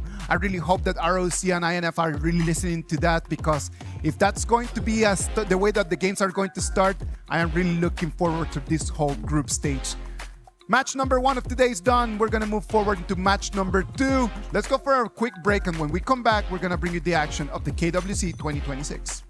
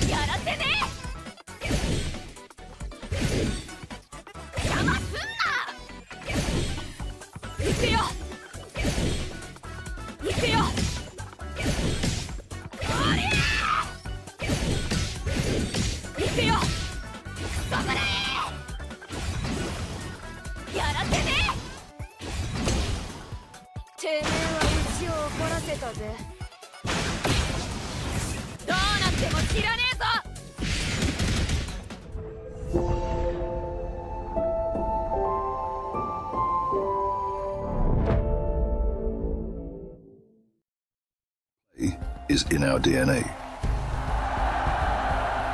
Whenever we let it out, it becomes our superpower. Now imagine an entire city being built to supercharge it. Geekay City, powered by play.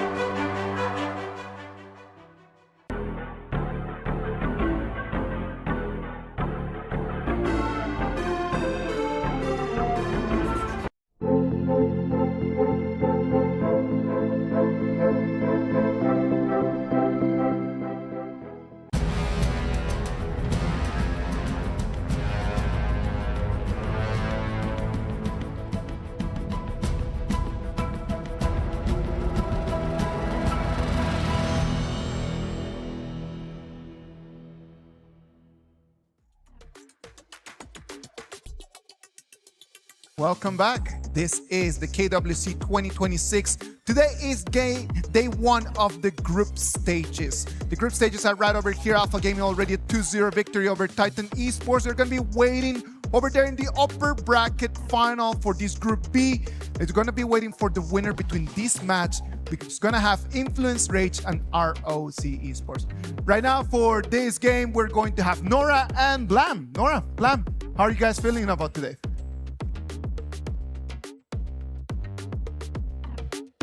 To get here, obviously we have the play-ins, which I want to just hark back onto briefly, saying that those play-ins games, those play-in teams were definitely not like a low kind of entry into this group stage. And I feel like it's only going to get better.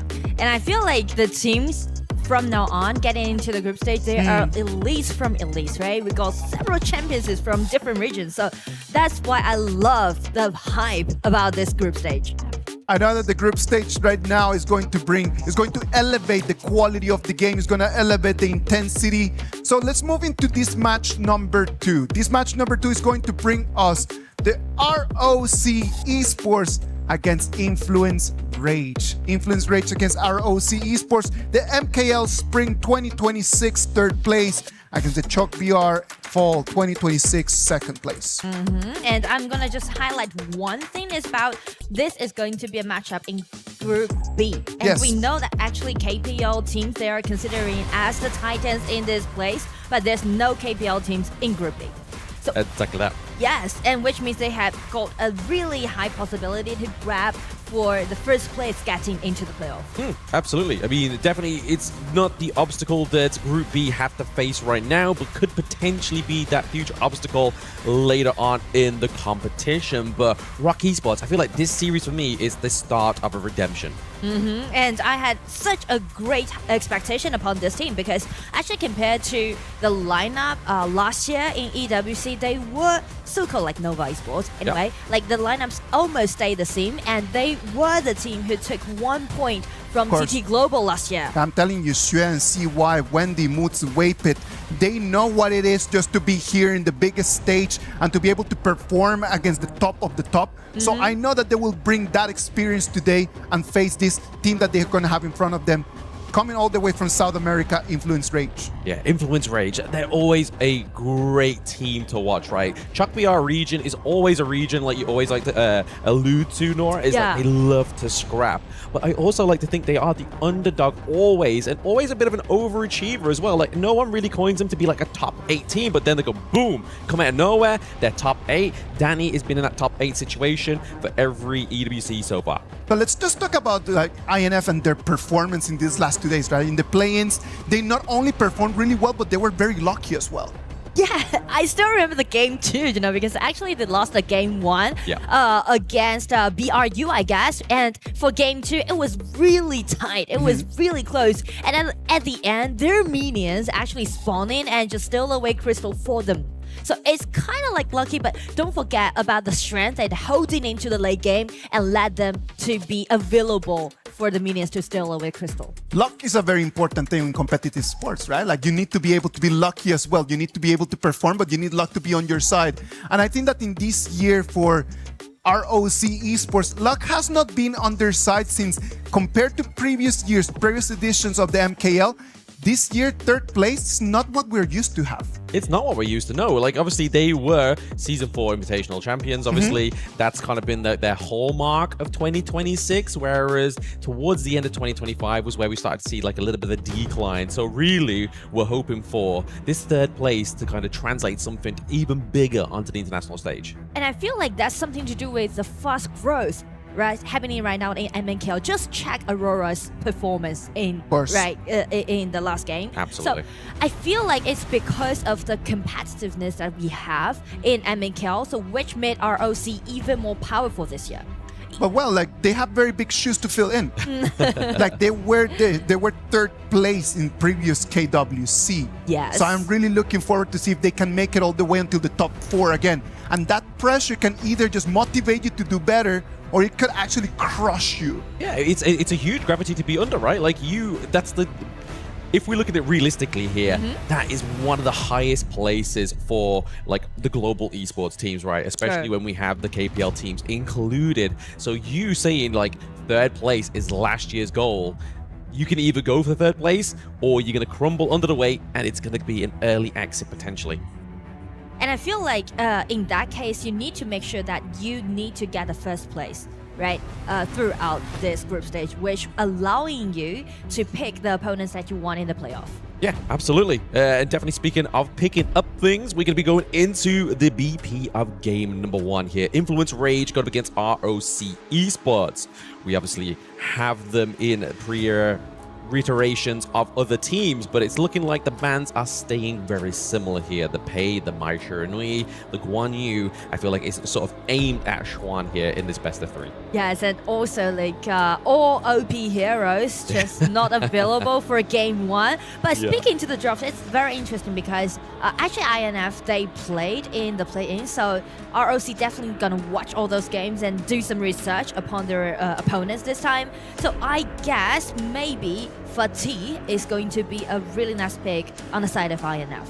Absolutely. I mean, if we look at like exterior kind of like variables here, the thing that's going in favor of towards Influence Rage, they're used to the French air, right? Yes. Like they've been in Paris for a little bit longer than ROC. They're still kind of like right in the honeymoon phase here. Maybe we have the grounded Influence Rage in this best of 3. It's going to be the Aoyin being picked up here for them, looking to lock into Leffy, because Leffy has been very impressive into that farm lane. Yes, I still remember when they reached the match point and the last game Leffy just carried it with that early play. That was like fascinating play. Yeah, and I mean, Ali is obviously a hero that is very sort of like high ceiling mechanically in terms of skill.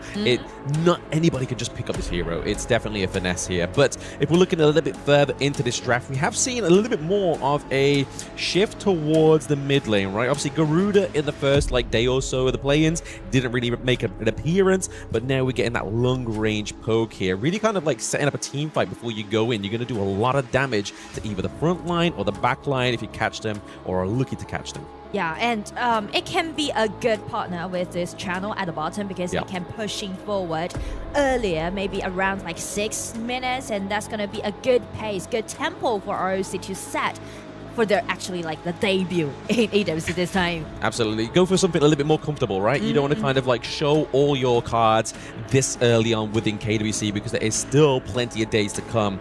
We're just getting more carry bans here into the jungle. The Jing follows suit with the Luna. I feel like this is just kind of trying to focus around Kong Ling here. Obviously, we do have Kong Ling as well as a CY for the side of ROC. But we've been seeing previously that Danny has the potential in the jungle to carry also. That's the reason why they just banned away this Musashi from Danny, because Danny is a big fan of this Musashi play and also allowing him to initiate.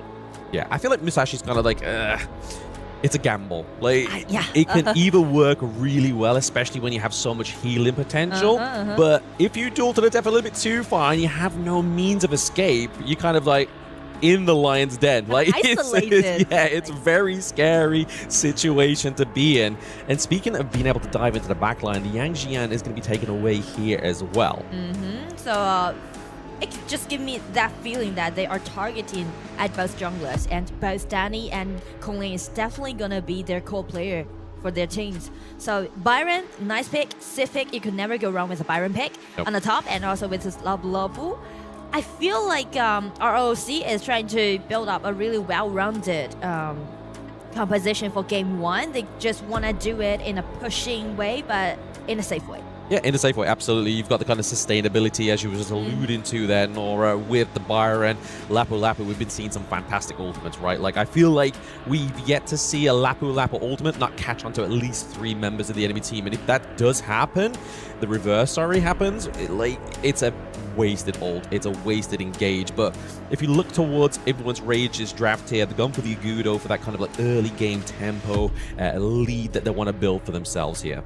And I feel like with this in pick, actually allowing ROC to do some early invasions, because Agudo can be quite vulnerable in the early game, right? Because you can just instantly interrupt his farming pace by just attacking on this Agudo. So I feel like it's pretty like a mid-late game on the side of INC.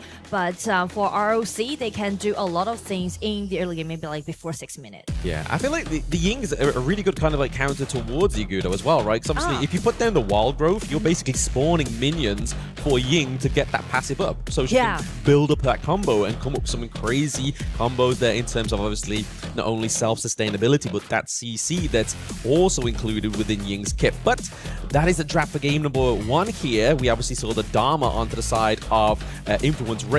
It's going to be down to Tempest. Can he coordinate with the Zhongfei to get that big crucial crowd control into these team fights? Well, if we are looking for those big crucial team fight, I'm talking about 4 minutes mark, because after they reach level 4, it's gonna be the first power pike in this game on the side of INC, and also we know that Influence Enemy Rage, minions they will are arrive in 5 always go seconds. for the fight, so I'm gonna say 4 minutes mark is pretty crucial in game 1.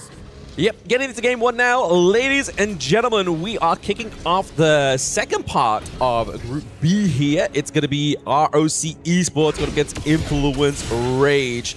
And as you saw into the pit there, ROC Esports definitely have a big fan base in-game as they have won that voting system right now. Obviously, bot side of the map, we have seen another just tit for tat down here, really just trying to give those marksmen down to the bot side here the best advantage and the prio here. And actually, the early HP training seems very optimistic on the side of INC.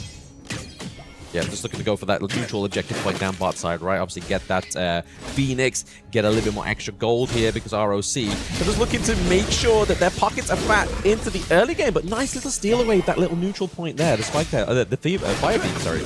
I do like the way how they designed their early game, you know? It's kind of just surprised me because INC, I always feel like they're pretty scrappy and always looking for some fights, but like those big team fights. But as you can see, they actually improved so quickly. After they went through the playoffs, they learned a lot on the early operations that you can see right now they're showing on the map. Exactly, because I mean, it just brings back to that point that we was talking about in the pre-game, right? Like the plane's level of entry is pretty high, and there was definitely some takeaways here for Influence Rage to influence better plays for themselves.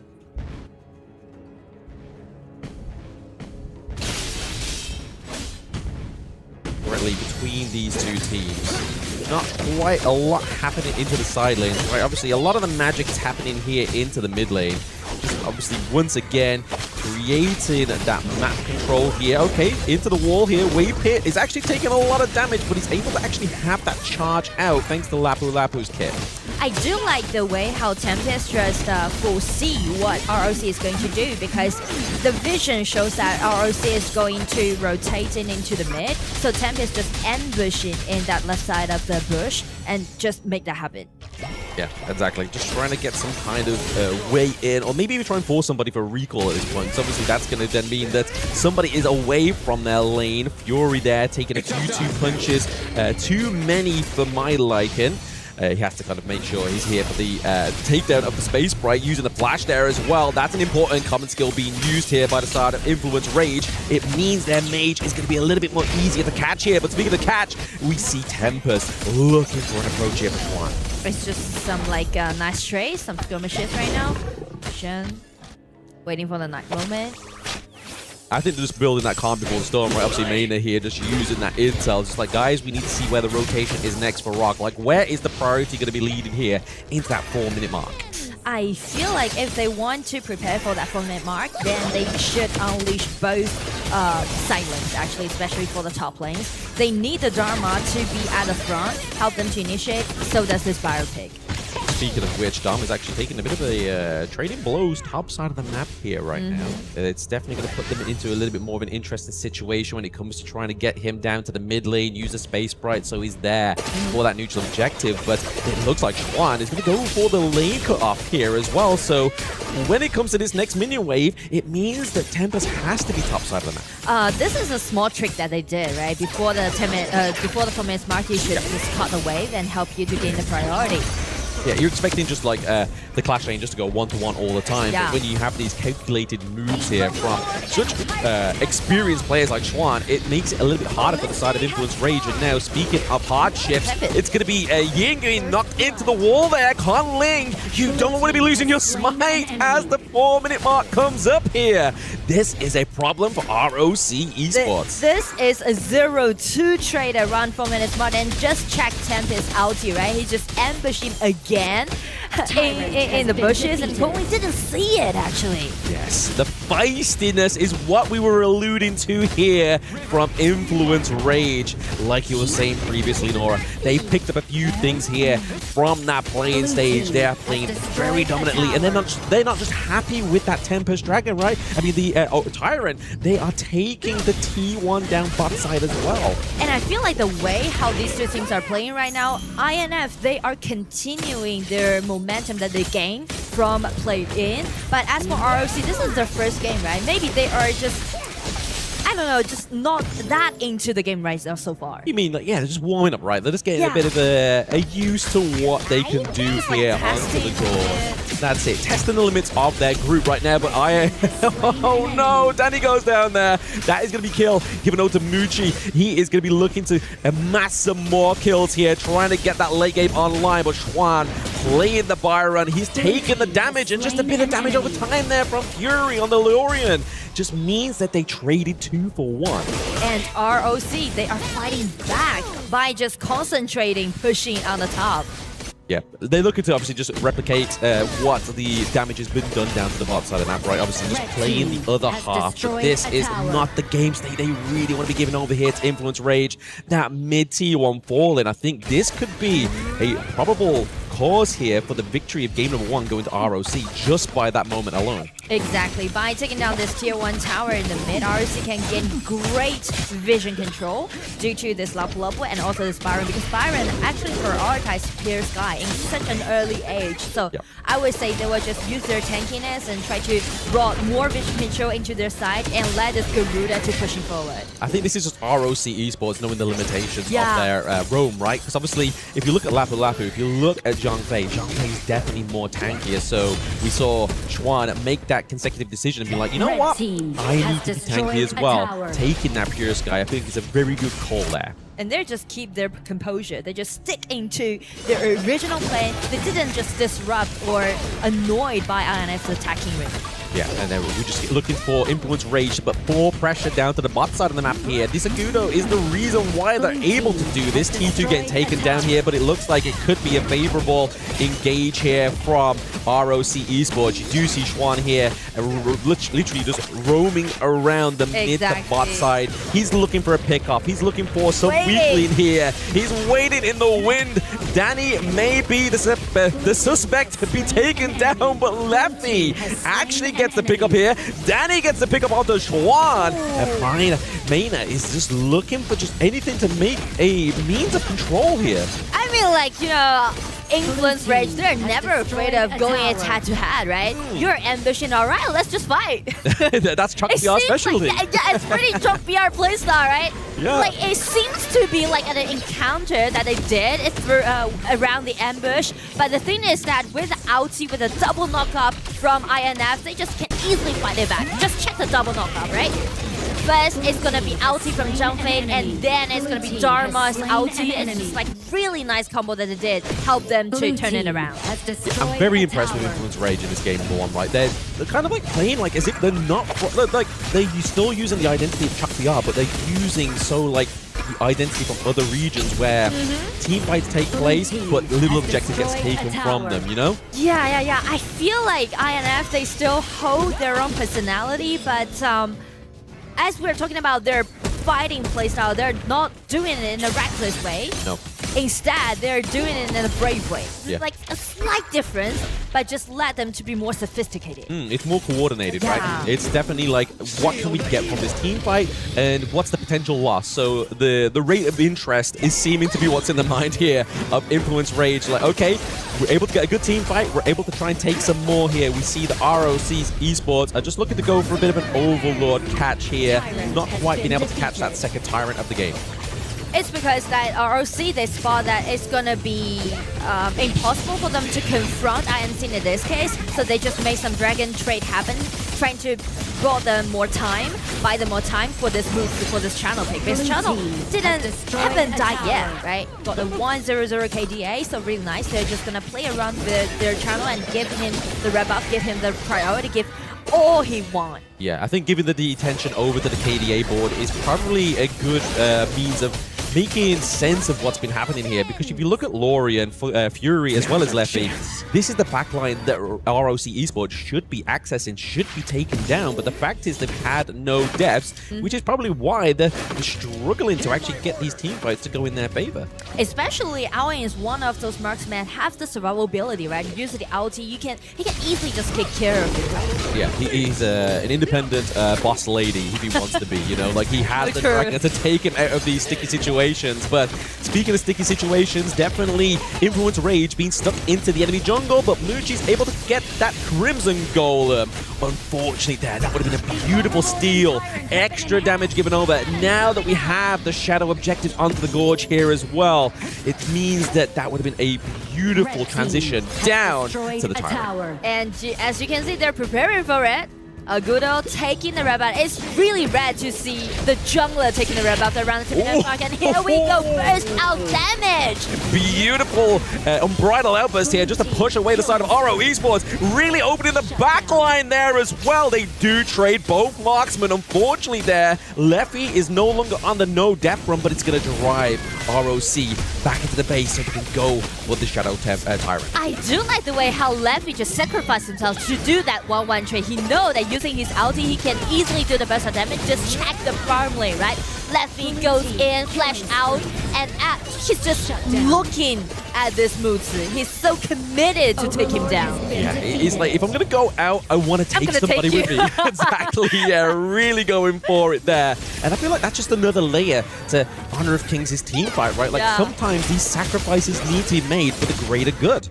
No matter you're playing as a marksman or the jungler, because as you can see, if Leffy did that sacrifice, just take that Mutsu down, the only core of on the side of ROC is vanished before this team fight happens. So it can easily give INF the chance to take that dragon down. Taking the chance here, that Lorien Orb just really keep Wave Pit into place, really forcing out that ultimate that didn't actually have maximum effect there. Weren't able to steal over that red buff once again. ROC are keeping hold and locked down onto that Crimson Golem, as well as obviously the Shadow Overlord as well, right? We see Wendy is holding onto those Vanguards for the right time. I feel like here, down to the bot side, could potentially be the key into ROC's backdoor potential here. Well, if we're talking about the potential, then they need to push forward. But as you can see, they are playing around this channel on the top. Yeah. So I guess they're just using those Vanguards to buy them more time. But still, they need to fight back. They do need to fight back, because if they're not able to claim these team fights for themselves, I feel like it's just going to kind of just slowly bleed out the side of ROC Esports. But there's a takedown of T2, top side of the map here as well. We do obviously Vanguard approaching the opposite side. So now is the time for Influence Rage to go, right guys, we need to do a bit of damage control here. Damage control is going to be taken here into the mid lane, just trying to make sure that minion wave could be getting caught off here as well. Xuan just trying to bait out as many skills as possible here. It's going to be the Wings of Judgment from Wendy. It's going to keep that minion wave getting pushed there, but Lori and Fury is placing damage here onto Mushi. It's going to be a force on the flash of Mutsu, so it's going to be a really nice try. Yeah, at least burning something, right? You're getting little bits, even if it's just the small and minor details here. It means that they can't quite compose the team fights the way they want to here.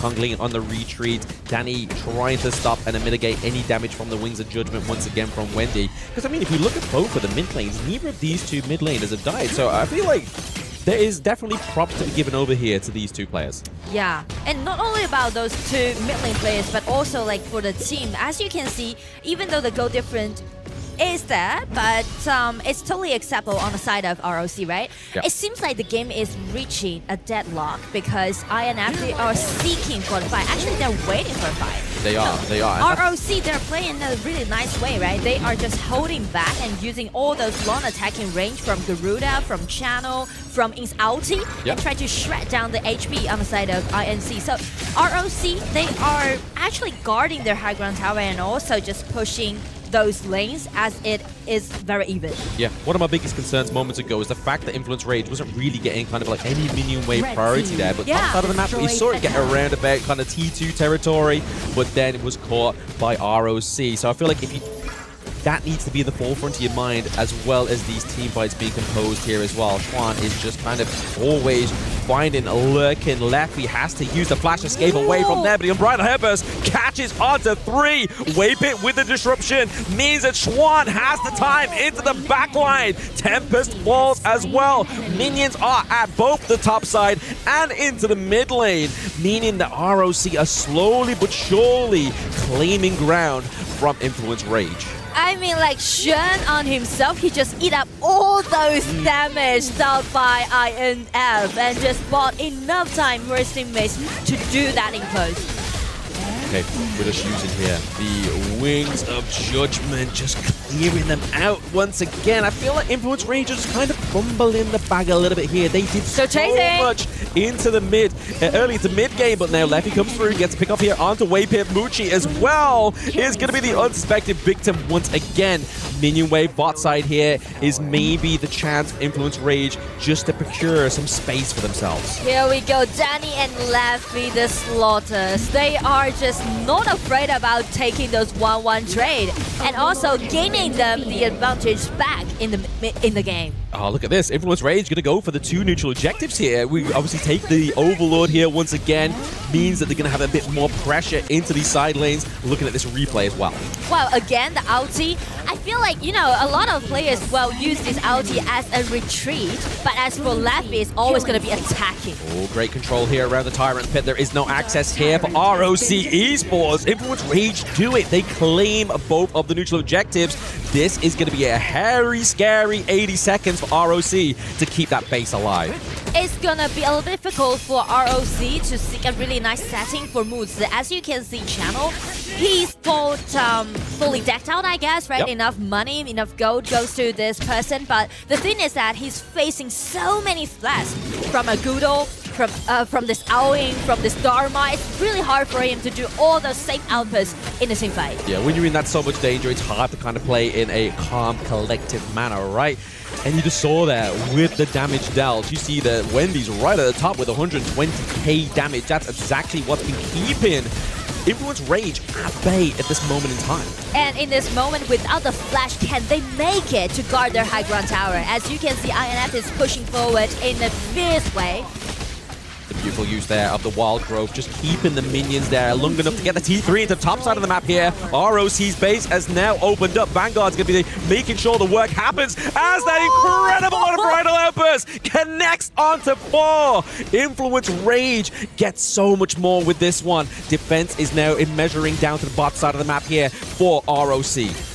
There's still Vanguards at the bottom. Garuda, ulti in, tried to shred down the HP, tried his best, but what about the Vanguards? Vanguards is keeping really healthy HP bar, so allowing INF to get in. It's going to be Lorian, ulti in, and it's going to be Lop who dash in to people on the road.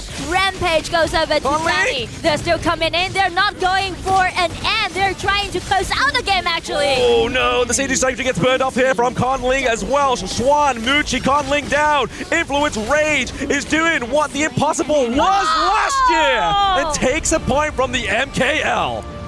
Influence Rage, nice play, continuing to win, and it's going to be so thrilled for them. As you can see, they are cheering now because it's not going to be easy to take a game from teams of MKL. It's not a game, but it's going to be such a great achievement for them, even for one game. Ooh, I mean, Momo-chan was moaning that it was cold today, but it is heating up here, right? Like, that's crazy. Chuck BR taking MKL in a best of 3, 1 match up. That was no shy of a great match. Yes, especially like the game is pretty like like a one-way game in favor of really? INI. I feel in that way, right? Because we mentioned about the point about ROC, how they're going to execute their play is that they need to keep pushing. But as you can see, all those pushing that they did is all for consolation effort. I'm gonna see it in a different way. Okay. I don't think that it was a one-sided. I do believe that INF played an amazing game, one of the strongest games that we've seen them play in these last 3 days. That's for sure. But at the same time, ROC always had answers to all the things that INF was tossing at them.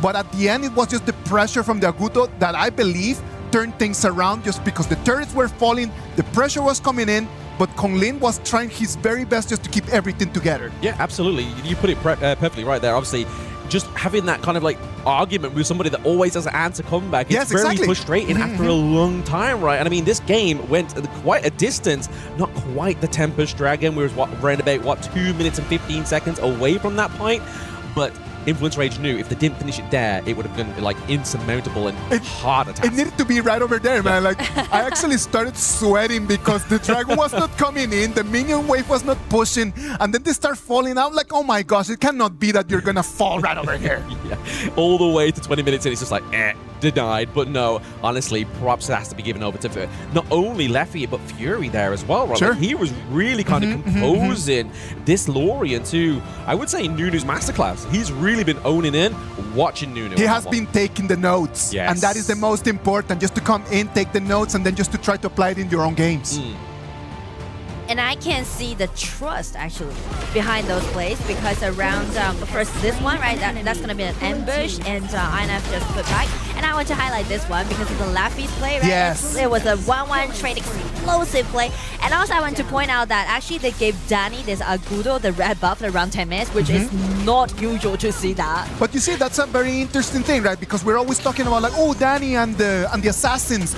But Danny on this Agudo had the best performance we've seen in these last 3 days. Absolutely. I mean, I want to just like recoin Leffy's play there. He was basically Bruce Willis in Armageddon, right? He was just taking the sacrifice for his team for the greater good of the Chuck VR region, right? He was ready to lay down his life just so they could get this one game onto the board. But it wasn't just that one decision. The early game for Influence Rage was just chef's kiss. Yeah, I agree, man. I completely agree with you in terms of that. But look at this. Like, the dragon comes in, like, it's like the Vanguard just stops right at the edge. And then that's the moment where you actually feel like, it cannot be. And Winded, what's going on? The shake-up within KWC. I mean, even these boys are just like, let's go. Like, it's only the first game within a BO5, but it means so much to not only Chuck VR, but those teams watching as well, right? Like, MKL is no longer the kind of like the boogeyman, you know? They are seeing that they are opening the door, they're opening the closet. They are not scared of them anymore. Well, the whole South America right now, it is with INF, and they're the exact same excited as we are right now, because right now INF with a 1-0 advantage over ROC Esports. They're putting them against a corner, and they might be able to seal their ticket to the upper bracket finals. All right, ladies and gentlemen, let's go for a little break, and when we come back, we're gonna come with the action of game number 2.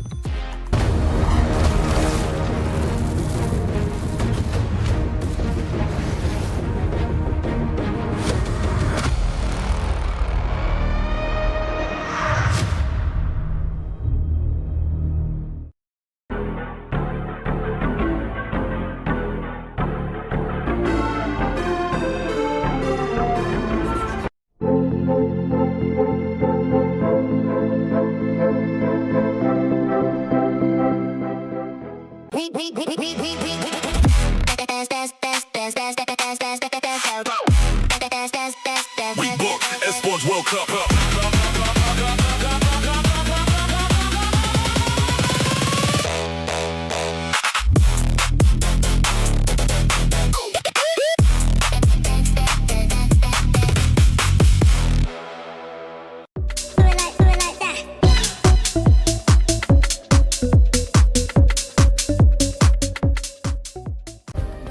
Play is in our DNA. Whenever we let it out, it becomes our superpower. Now imagine an entire city being built to supercharge it. Geekay City, powered by play.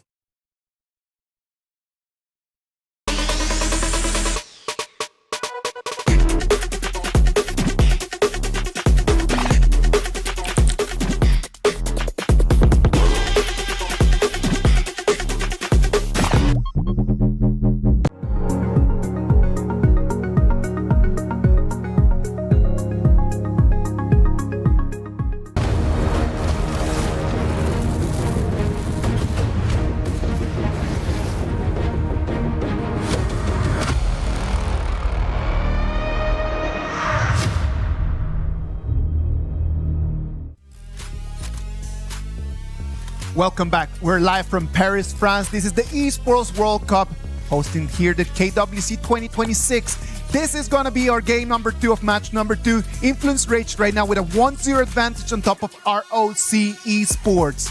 Well, we saw that for the INF players, it was a very important win. The game finished. They were really excited.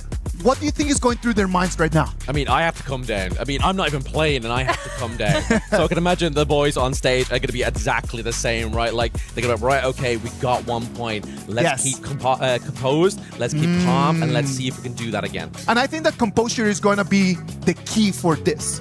Because if you're just really excited about just getting your game number 1 in a best of 3, then your head might not be in the right place. So they need to really take 2 steps back and start taking some deep breaths, Nora. Yeah, that's so true. But at the same time, I feel like they should be proud of themselves. Because sure. what I see from the game is that a lot of detail moves that I can see that I haven't seen them play before. Yes. Like, we know that they're good at killing. I mean, like pushing forward, right? Doing those all team fights. But the thing is that they are presetting for the team fight. That I never seen that they did before. The whole setup for it, right? Like, because we're always just very sure about the fact that, okay, the INF is going to bring in just fighting, they're going to be throwing punches, but that has always been the area that they've been lacking, not only for INF, but for most of the Chuck BR teams. It has always just been like, how do I really set my fights for success? Not only about throwing punches, but what do I do 3 steps before? Yeah. It's not looking for the killing blow straight away. It's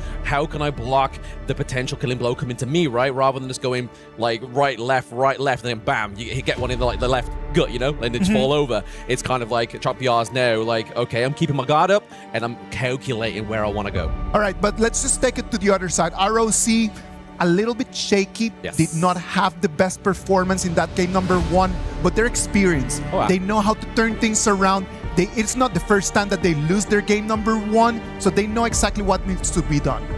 I feel like the way how they played in game 1 is not about their mechanics, more about their states. I mean, like, I feel like this is their game 1 in EWC this time, right? So I feel like they're not really getting into those play mood or competition mood. Yes. So I feel like game 1 to them maybe pretty much like a warm up, but for game 2 they're looking for some aggressive. We can spotlight a couple moments over there before this in the early game in that game number 1, where they tried to initiate some fights and they actually just lost them. Kong Ling just kind of just roaming through the river, gets caught by Danny right over there.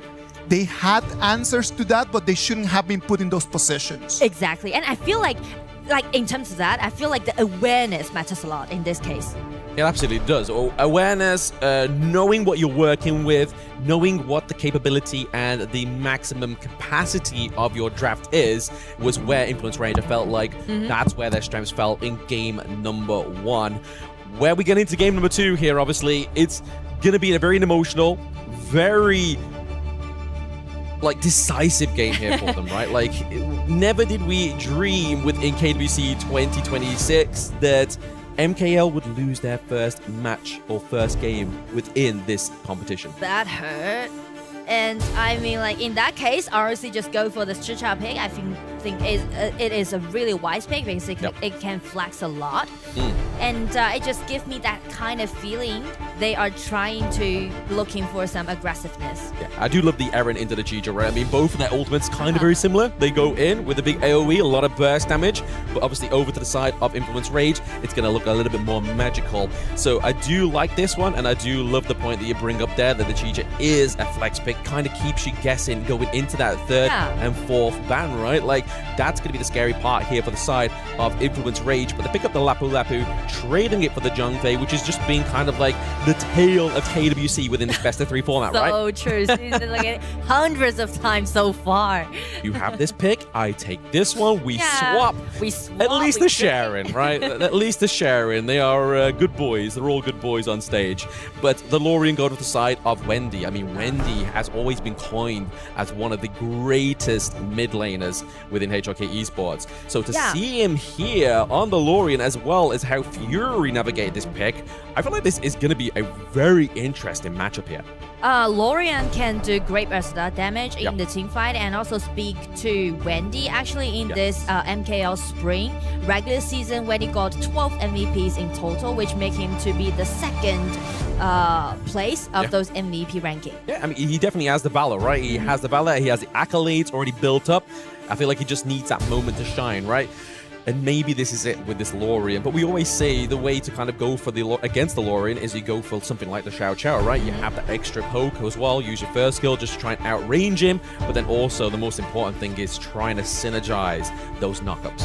But with this Xiao Qiao pick and also with this Iron pick, it gives me that feeling that it's kind of be a little bit squishy, right? Yes. Because check those 3 heroes that picked already been picked by ROC, allowing them to do a lot of team fights and also gonna just directly aiming, targeting at those backliners. So I would say if INF need to do something to answer to that kind of drop, they really need some hero like Byron on the top or Sun Tzu on the top or Xiao Qiao on the top and just, you know, buy some time for his backliners in the same fight.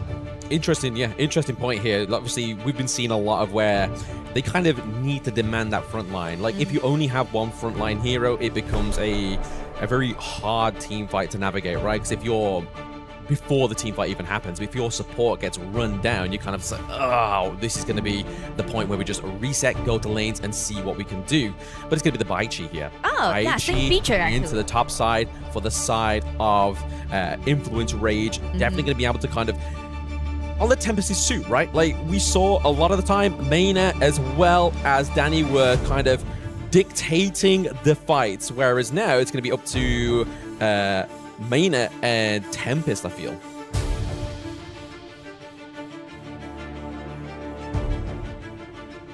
Wow. I mean, like, Charlotte for Xuan, I feel like if they pick this Charlotte and also Chicha at the bottom, it's gonna be the double warrior composition. So they're trying to play more aggressive like they did in game 1. And as for INF, because they're picking out this Baichi, right? We know that Baichi can be a great initiator, but the thing is that it's kind of late game to me on the side of INF. But we know that they always want to make a lot of things happen in the early game. Yeah. So is this kind of composition in their comfort zone?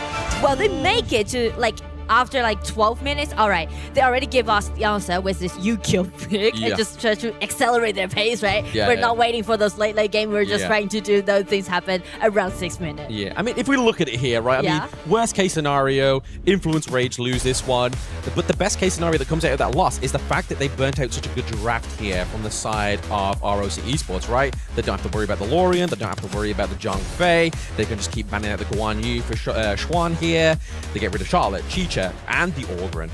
It's a very late game comp for the side of ROC Esports, so we're probably going to be seeing that kind of same duration, same length of match here between these two.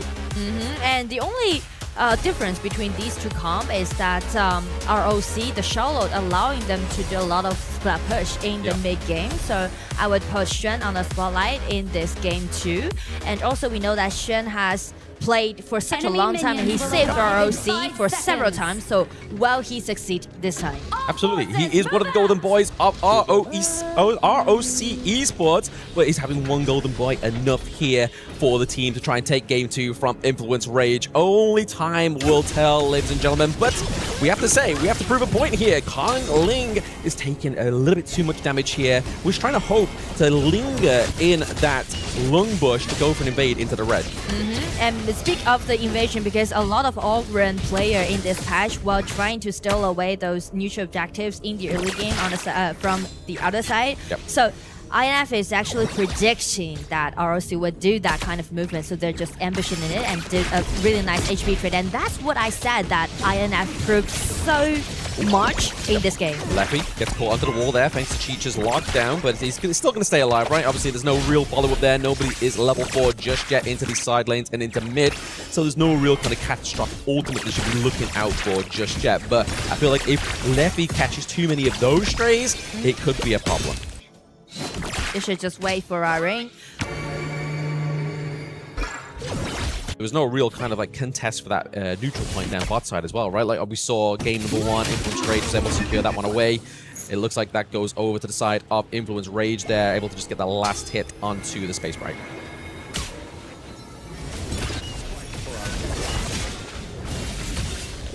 Massive focus here, top side of the map.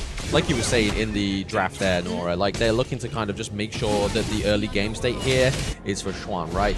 Setting up for success, because if not, I feel like the failure of ROC Esports could be riding on that one. And speaking to the power pack, I would say with this UQ, actually INF can do more versatile damage than ROC in the early game.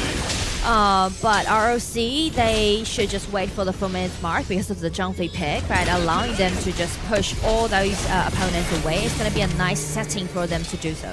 Yeah, I mean, the best opportunity here for Influence Rage is to try and bait out that ultimate from Wave Hit, right? Try and get him down to a low mark before that time. Oh, double knock up there from Lorian. Ulti forcing the flash from Fury. They were really hoping for something there. That's what we're talking about, right? Wendy, he got so many MVPs in his regular season in this MKL Spring. So this time, picking out this Lorian, allowing him to do a lot of versatile damage in this case. Yeah, exactly. I mean, it's early on. He hurts no matter where the tempo is within this game. Like, as he's building items, is going to kind of just scale with the respective scaling of the defense of the enemy team here. But right now, we are still a minute away from that important point you made earlier. They're waiting for that 4-minute mark. But the thing is that, well, INF to take that 4-minute mark team fight against ROC, or, well, they just go for some Dragon Trade. Yeah, they might do. They might do. Just secure your own objective, secure your own jungle, and then just like, you know what, we can just try and outlast that 80 seconds, right? Just make sure it's not going to be a domination here. Just keep making sure that your lanes are in check, making sure the priority is not onto the enemy team.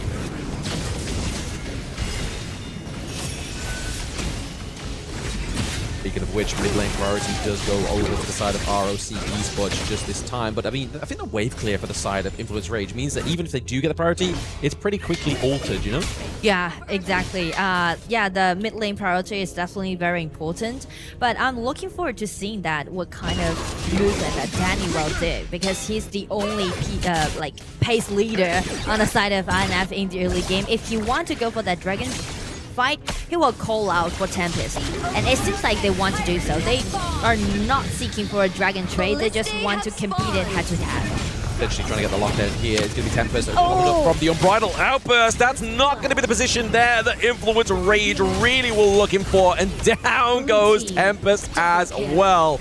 That's a double kill going over to Conlink on the Ogre, the raid boss himself. The only good takeaway there is the fact that Lefty was able to keep a hold of that Azure Golden. I mean, like ROC, they are very confident about their power pack around the 4-minute mark, as we just mentioned, right? Because they know that it is very committed for them to do so. But the thing is that as the positioning, it was Tempest trying to flash in, use the ulti to get the control. But with the ulti from this Zhangfei, just totally turned the table around. Blue team. Definitely not what you wanted pre-4 minutes, right? Just as that started to activate there, they've lost a lot of health for the T1 turret, top side of the map. The T1 into the mid lane is already gone, so game state is already switched up here for the side of Influence Rage.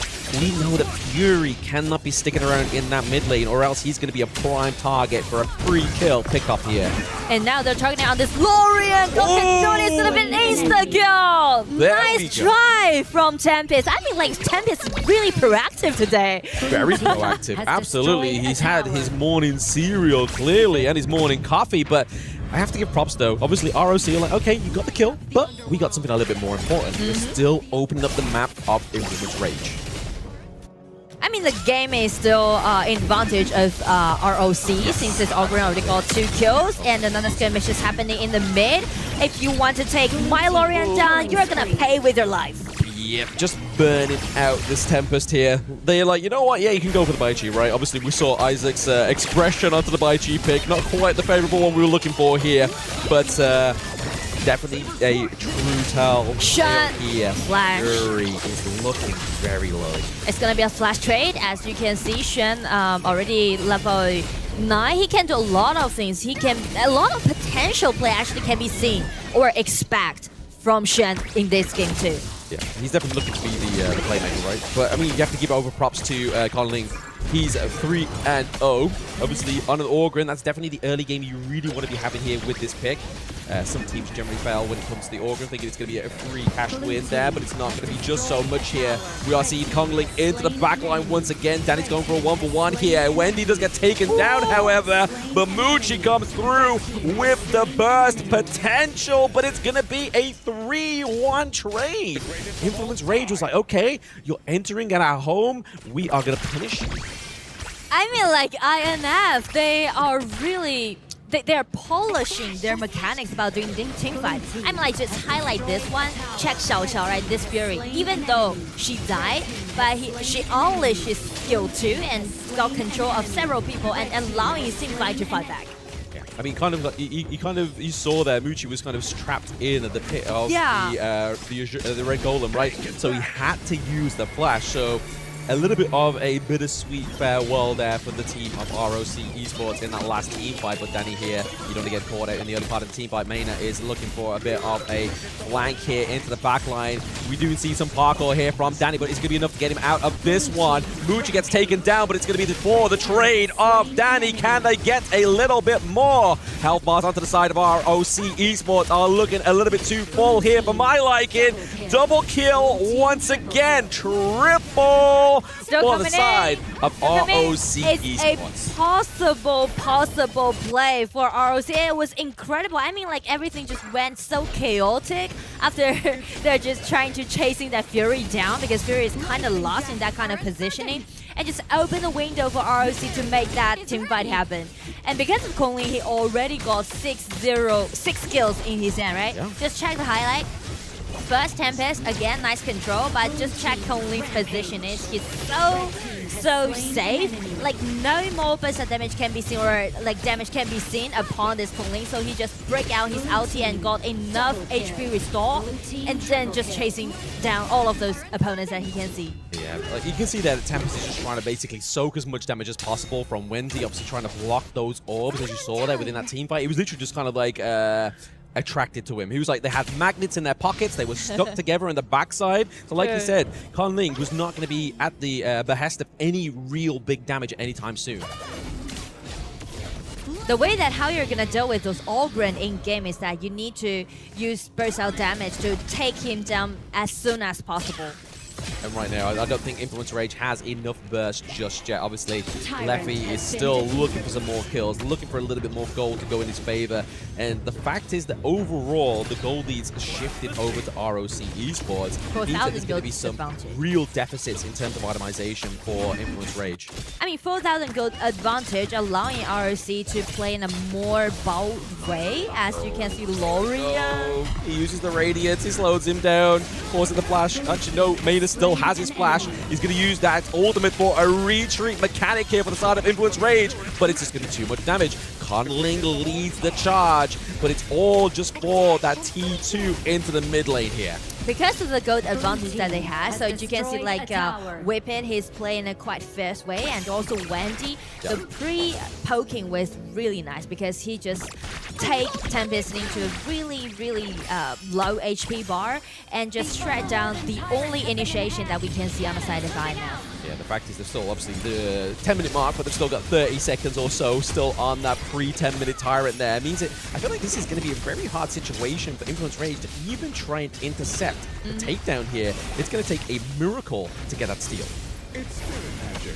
But how they're gonna make that miracle happen? It's gonna be Tempest first dashing in, but the thing is that no more burst damage coming up against him, and it's gonna be Kongling again breaking out his ulti, being legendary, and Leffy found a really nice spot take, shut down first, and he's just chasing in. Yeah, trading clash for clash, and the tyrant is pretty low here, but one wrong move. We see the come through there for the Unbridled Advance. Is enough to drive away the side of Influence Rage, but no, ROC Esports punishes them. They get them fish in the net. Leffy with a red buff, can he make it? He's trying to do some poking damage. Maina sacrifice himself and trying to do it for Leffy, but Leffy being the only one surviving, need to retreat as soon as possible. Yeah, you don't get caught here between Muchi and It's not the way home! It's not the way home! It's the homing missile there from the Chicha is going to be enough to get the takedown here for the side of ROC Esports. Really putting that death spawn timer here in a disadvantage for Influence Rage. But this dragon is so crucial to this team fight because like it seems to get to a pulse around 10 minutes mark. Everyone's just waiting for this dragon and waiting for the man to claim the dragon. It's gonna be Mutsu. And he survived till the last and doing whatever he can do with his Chucha play in late game. Yeah, he can't do pretty much whatever with Danny went once again down. He was pretty much just out of the base and now he's back at the spawn timer now. So he's definitely not going to be influencing any kind of play here for the side of Influence Rage right now. 12-minute mark onto the board. That gold lead is just too far away, I feel. Yeah, it's kind of significant right now. 5,000 or even up to 6,000 gold lead, allowing those double warrior composition aside of ROC to push even in a more furious way. Very furious here, happening for the side of ROC Esports. They're able to get the takedown T3 into the mid lane. Looking to replicate that damage into top side of the map here as well. All members of Influence Rage are still alive, but they aren't quite confident with that minion wave they currently have for the side of ROC. They're looking to gain help from the Shadow Overlord.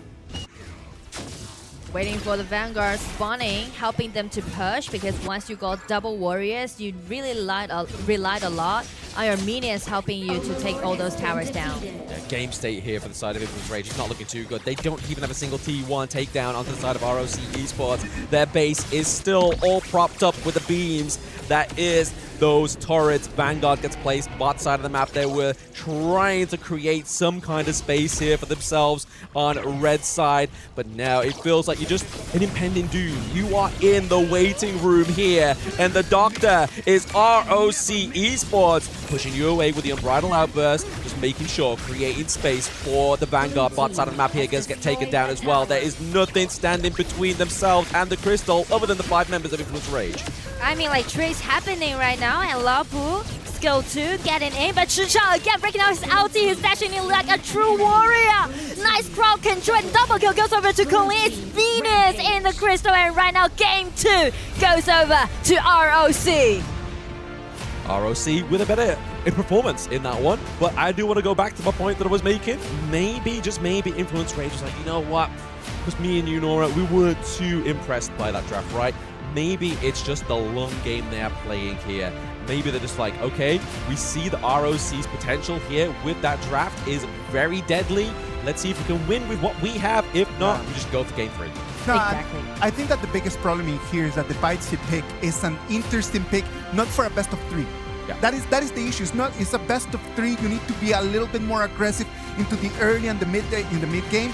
But the Bites is such a late game hero. Yes. And then it's just like starts falling again and again and again. Like there's a moment in the 4-minute mark where he tries to initiate right over there in the mid lane and he does not have the damage. He does not have like anyone around him that can actually win that fight. Yeah, I mean, you just look at obviously the highlights and stuff like that. You see Tempest is like we pointed out in one of that team fights down to the bot side of the map is that he was just constantly attracted to Wendy. He was just trying to mitigate any damage onto more frontline, onto Danny, just to keep himself alive with that one. So we'll see what happens here, obviously in the replay, but a bit of a recap right now is going to be seeing this a post-game breakdown.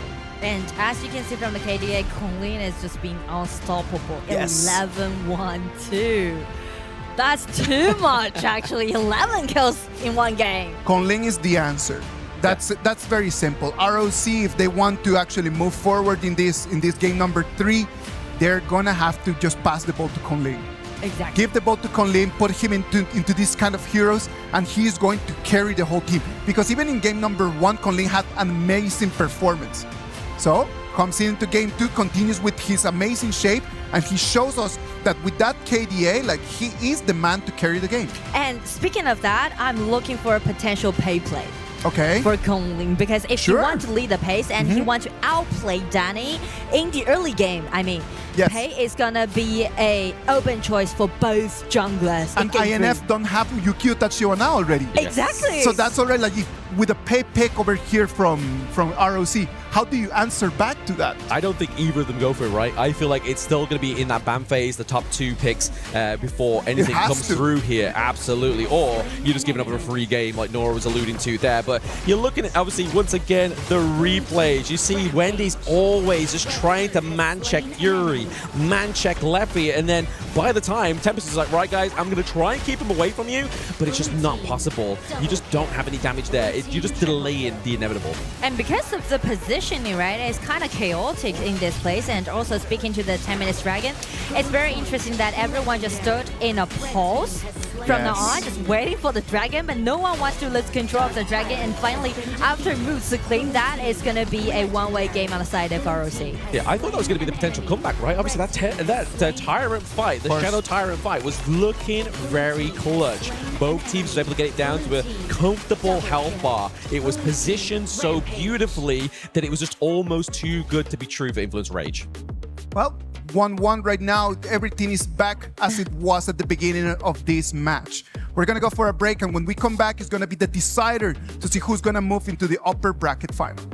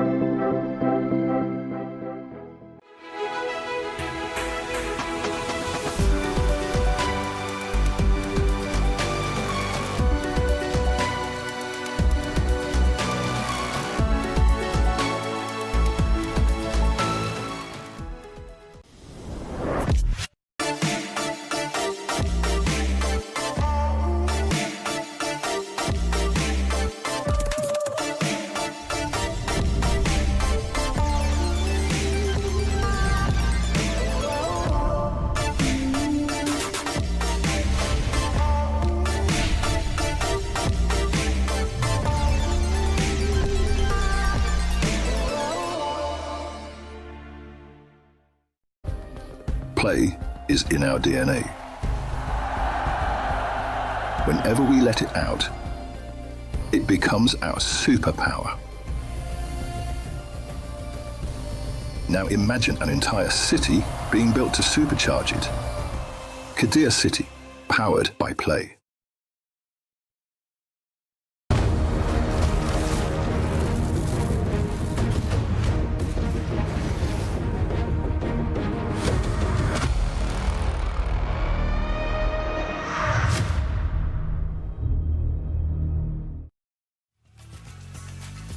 Welcome back. 1-1 is the score right now. INF in front of ROC. We're going to go into game 3. That is going to be the decider for this matchup.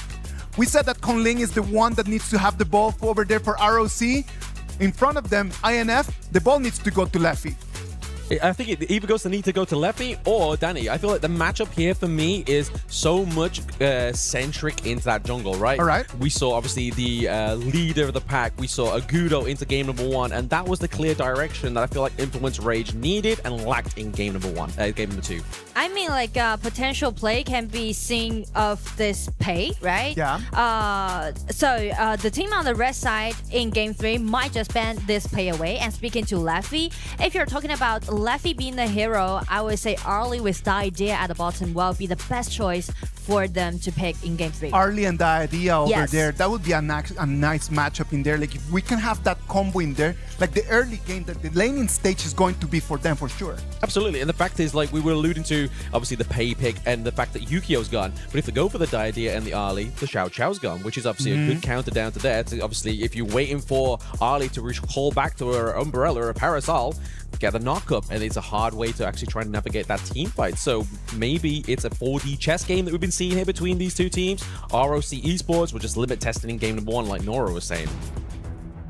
Right now, the players are already set on stage, waiting for this game number 3 to start. Right now, the nerf's gotta be at the highest. If you win, you stay here and then you wait to play against Aurora Gaming later on this afternoon. If you lose, you need to head back to the hotel and start practicing. I know that whoever that loses this match is not going to have the day off today. No. They've got the work cut out for them, right? Yeah, for sure. You're at ROC. You're at the 3rd level right now. You're skipping 2nd. You're going straight to 1st, right? Against Aurora Gaming. That's quite a feat here. And not only that, the fact is you've gone through already quite a... not a very well-paced game. You're playing, you're pushing your limits to see if you can actually just beat that 3rd place in the MKL. And there's a saying that the more games you play, actually you just expose more techniques that you have. Especially we are still in group stage, right?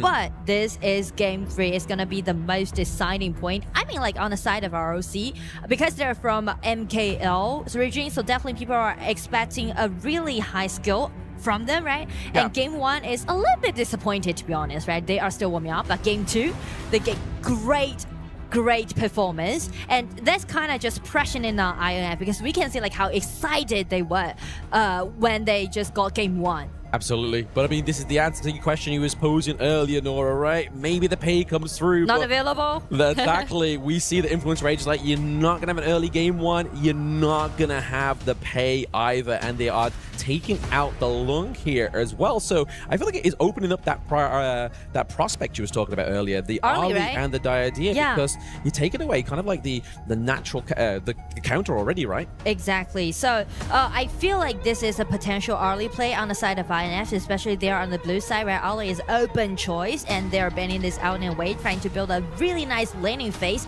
if they want to go for the this Ari pick. Ooh, but the problem is, like, if we take Ali, Xuan gets Guan Yu. Oh. Because Guan Yu's not been banned. So that is a scary potential here. Obviously, they don't have the Lapu, they don't have the Zhongfei to pair with the Guan Yu. So they'll be looking for something else to make a difference here. But the Flowbun tank being prio ban on the blue side is... interesting. I wouldn't do it if it was me, but I'm on the caster desk, they're on the stage. There's clearly a little bit of a method to the madness here. But it's very interesting to pick out this Flowbone tank because it's kind of well-rounded because of its tankiness, but we are talking about those outplay between those jungles, right? That really matters. But after all, it's only a tank. How you're gonna lead the pace by using the Flowborn tank, right? Yes, it's gonna be hard. And the fact is that they actually didn't take the bait here. I mean, to be honest, they could have gone for Arlie and it would have still made sense because we saw the matchup yesterday where Flowborn tank went against Arnie and Arlie just shredded as long as Arlie gets that early game lead and that power spike when she needs it. But they're gonna go for the Haya. So Haya doesn't get banned. Haya's job is to take the tank out of the team fight. You're playing at a handicap there. Your front line's already looking a little bit messy, but they're gonna go for a little bit more of a anti-tank farm into the bot side, the D-Ranger, and then also the Annette as well. Well, Annette with Flowborn tank can be really strong when they're doing those team fight, and also because of the DRNG, I kind of feel like they're trying to highlight their bottom at the same, and also DRNG the skill 2 purifying Haya's ulti. Those all 3 heroes are kind of being the answer towards this Haya. Very interesting. Like, to me, this seems like an alternate reality version of like the Kaiser and Sunbin combo we used to see, right? Like, you see that Annette's able to speed up the side of Influence Rage, but also when that Tremor Smash comes through here for ROC, you have that cleanse. So really, Leffy here with the DRNG can use that cleanse to just get out of some kind of ultimate here as well, especially if he happens to be the target for Haya. Use the cleanse, get out of that one, you're not going to take it to the Moonskin Mirage.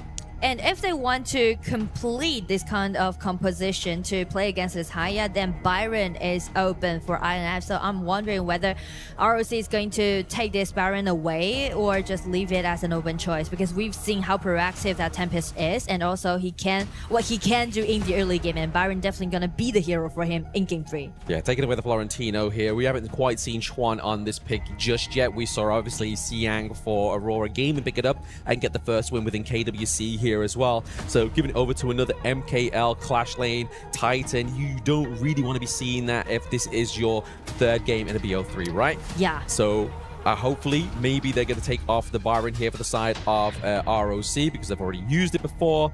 Because really, they don't want a second front line here. Actually, they are maybe potentially trying to be like, you know what? Take it. Let's see what we can do with it. And if they try, they leave it as an open choice, then I think Fatigue will be a possible play on the side of Shen and also Guan Yu. Yeah, Guan Yu still hasn't been banned. Can be such a great threat to this Duran-Jie. Absolutely, yeah. I mean, you've only got one cleanse. He's got so many pokes, prods, and shoves, right? Like, it kind of just makes him a little bit of a wasted pick here. You kind of got to try and protect him, but it's going to be the Lu Bu I mean, it's ban. not usual to see Lu Bu on the ban pick phase, especially we're doing best of 3, especially we're talking about Fatigue is open, Guan Yu is open. I know that the way maybe they're letting this Guan Yu outside is because they thought like Flowborn Tank can be a great counterattack towards this Guan Yu. But the thing is, it is Shen playing the Guan Yu. It's kind of like a different. You kind of poking the bear at this point when it's ROC Esports. You're like, you got your Guan Yu. We're not going to ban it. But we see, obviously, the idea behind the Lu Bu counter. It's for Byron, right? actually. Obviously, it's for Byron. For Byron, for any kind of tank, right? Because he's able to shred through. Like, that's probably a good call here. They keep the Byron open. They know for the fact that ROC don't have any more bans, and they're just waiting at this moment in time. It's like, you know what? I think it's potential we go for the Byron, to go for the Dashi as well. Dachao, I'm looking forward to seeing this hero for such a long time because I'm a big fan of Dachao Yuan Tan. Flowborn Tank duel. Sorry about my Chinese. I mean, like this duel, it can be so versatile in game, right? And it's just showcasing your understanding towards the map. Yeah, well, let's see if they can actually get that macro onto the board here as well, right? Is it the Dachao going to be into the mid lane here as well? There is a lot of slows you could really do here for the Guan Yu as well, right? Obviously, using the Leaping Koi Tides makes it a little bit more harder for him to actually be composed into those team fights, but only time will tell. But the way the Influence Rage played that game number 1, I have faith. I have really big faith here for this team. For RRC? Influence Rage. For Influence Rage this time. Yeah. I mean, like, I don't even know what to say. You know, like it. I do like the composition that they select for both teams. I mean, like, it's really interesting to see all those counterattacking happening. And also this Dachao Flowborn Tank duel in game, because it's just showing their understanding towards the patch and also allowing them to do a lot of team fight with his sustainability. And with this Guan Yu pick, potential what? Coming out from ROC. But which potential will let them to get the only victory for Game 3? Exactly. I mean, you're playing it at the best of 1 kind of format right now, right? Obviously, either of these teams, that's it. Yeah, it's defining your upper bracket rise, or you're going to fall down to the lower bracket to have to climb back up and potentially meet ROC once again, you know, because obviously they could potentially lose against Aurora game a bit later on today, but I am very interested to see how they get all these moving parts onto the Gorge, because like you were saying, it's not easy, but we've seen Influence Rage actually be quite calculated within this best of 3. And I mean, like, there's one thing that I can assure you guys who's watching the live show right now, that in Game 3, if you're a fan of big team fight, it's going to be the game for you. Oh, absolutely. Absolutely. Using the Dachao here to kind of just take him back to base, bring him back, and then see if he can get that compounding effect back onto the team fight here as well. But so far, I feel like it's just going to be a big tip for tack kind of early game. No one's really going to want to put their foot forward unless it's their worst foot and they get tripped over, and then that's where the mistakes start to happen. Well, it's gonna happen after Wendy upgrade to level 4, and it seems like 2 minions wave is gonna be enough for them to do it. But, well, it's gonna be a chaotic Game 3. Yeah, I've nice got space check. kind of feeling. Nice space check into the lung bush there as well. They weren't quite... They was expecting Danny to be there. Obviously having to use the recall there for the Dachao just to keep himself propped and primed and proper into this mid-side map here. We do see that Chuan is making a big rotation here as well. They do try and go for the pigs onto the side of Influence Rage. I believe they were able to actually get that point away from them as well.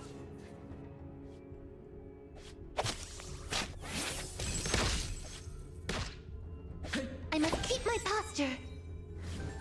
Once again, Just seeing that patience from both of these two teams down to the bot side, but a bit of a different story. Top in the mid here. Level 4. He gets taken to the Mirage as well. He gets the knock-up, but is he going to be able to survive his exit out of this one? Everyone's going to be waiting for him there, and boom! Wendy with the first blood. First blood, here we go. We talk about the timing, right? They're using those timing precisely. That's what we're talking about, and it's only gonna be the start of the pace in Game 3. Yeah, I mean, like, when you get taken into the Moonskin Mirage, the first problem is surviving inside it, but then the secondary problem, probably the worst problem, is you're waiting for your enemy team to be surrounded you for your recall back there. Yeah. And the interesting thing would be is if we can try and see that the recall from Da Chao being placed down to see if we can save him. But I feel like it's a very macro kind of play that it has to be like pixel perfect almost.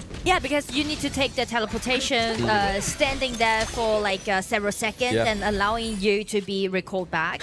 So that's gonna be the timing. Like the mechanics matters a lot in this game. Yes, absolutely. Mechanics is the aim of the game here as well. Xuan just seems to be having a very happy time. Top side of the map, he has his top pick. He's on the Guan Yu, and he's able to just roam freely, right? It feels like the Tempest has kind of like not only the job to win the lane, but he has to keep Guan Yu in check as well. Exactly. Tempest needs to keep his eye wide open on Xuan in this Game 3 because they really rely a lot on the tankiness from Danny to gain more vision control for them, or just, you know, rotate a bit, maybe let Baron to gain the vision control. Either way, well worked out.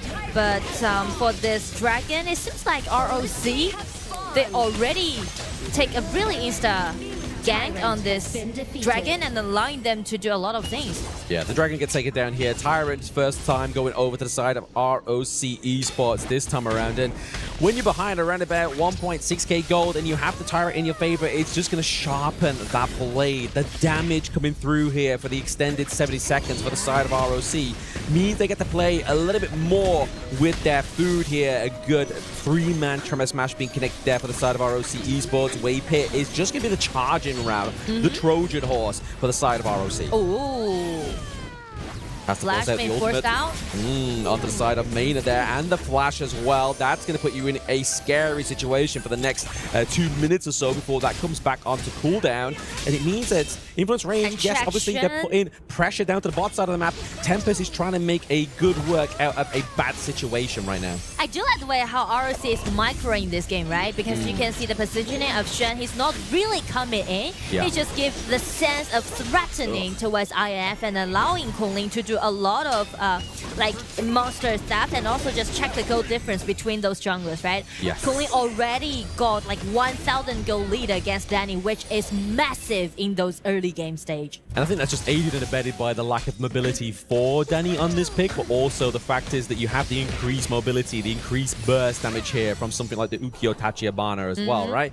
And for me, I love how ROC play in this game. They weren't able to get the T1 down bot side, so they're like, all right, bet, let's go for the Crimson Golems, make sure we get something here as well. But they are picking up some kills on the side of Influence Rage here, but it may be at the cost of the T1 top side of the map here as well. Waypick comes in with a burst round, with a Magma Slam. He comes in with the Tremor Smash. Conley picks off Fury. The Mirage has been placed for Danny once again. We are going to be waiting in the wing here for Conley to come out and get the kill. He comes back here.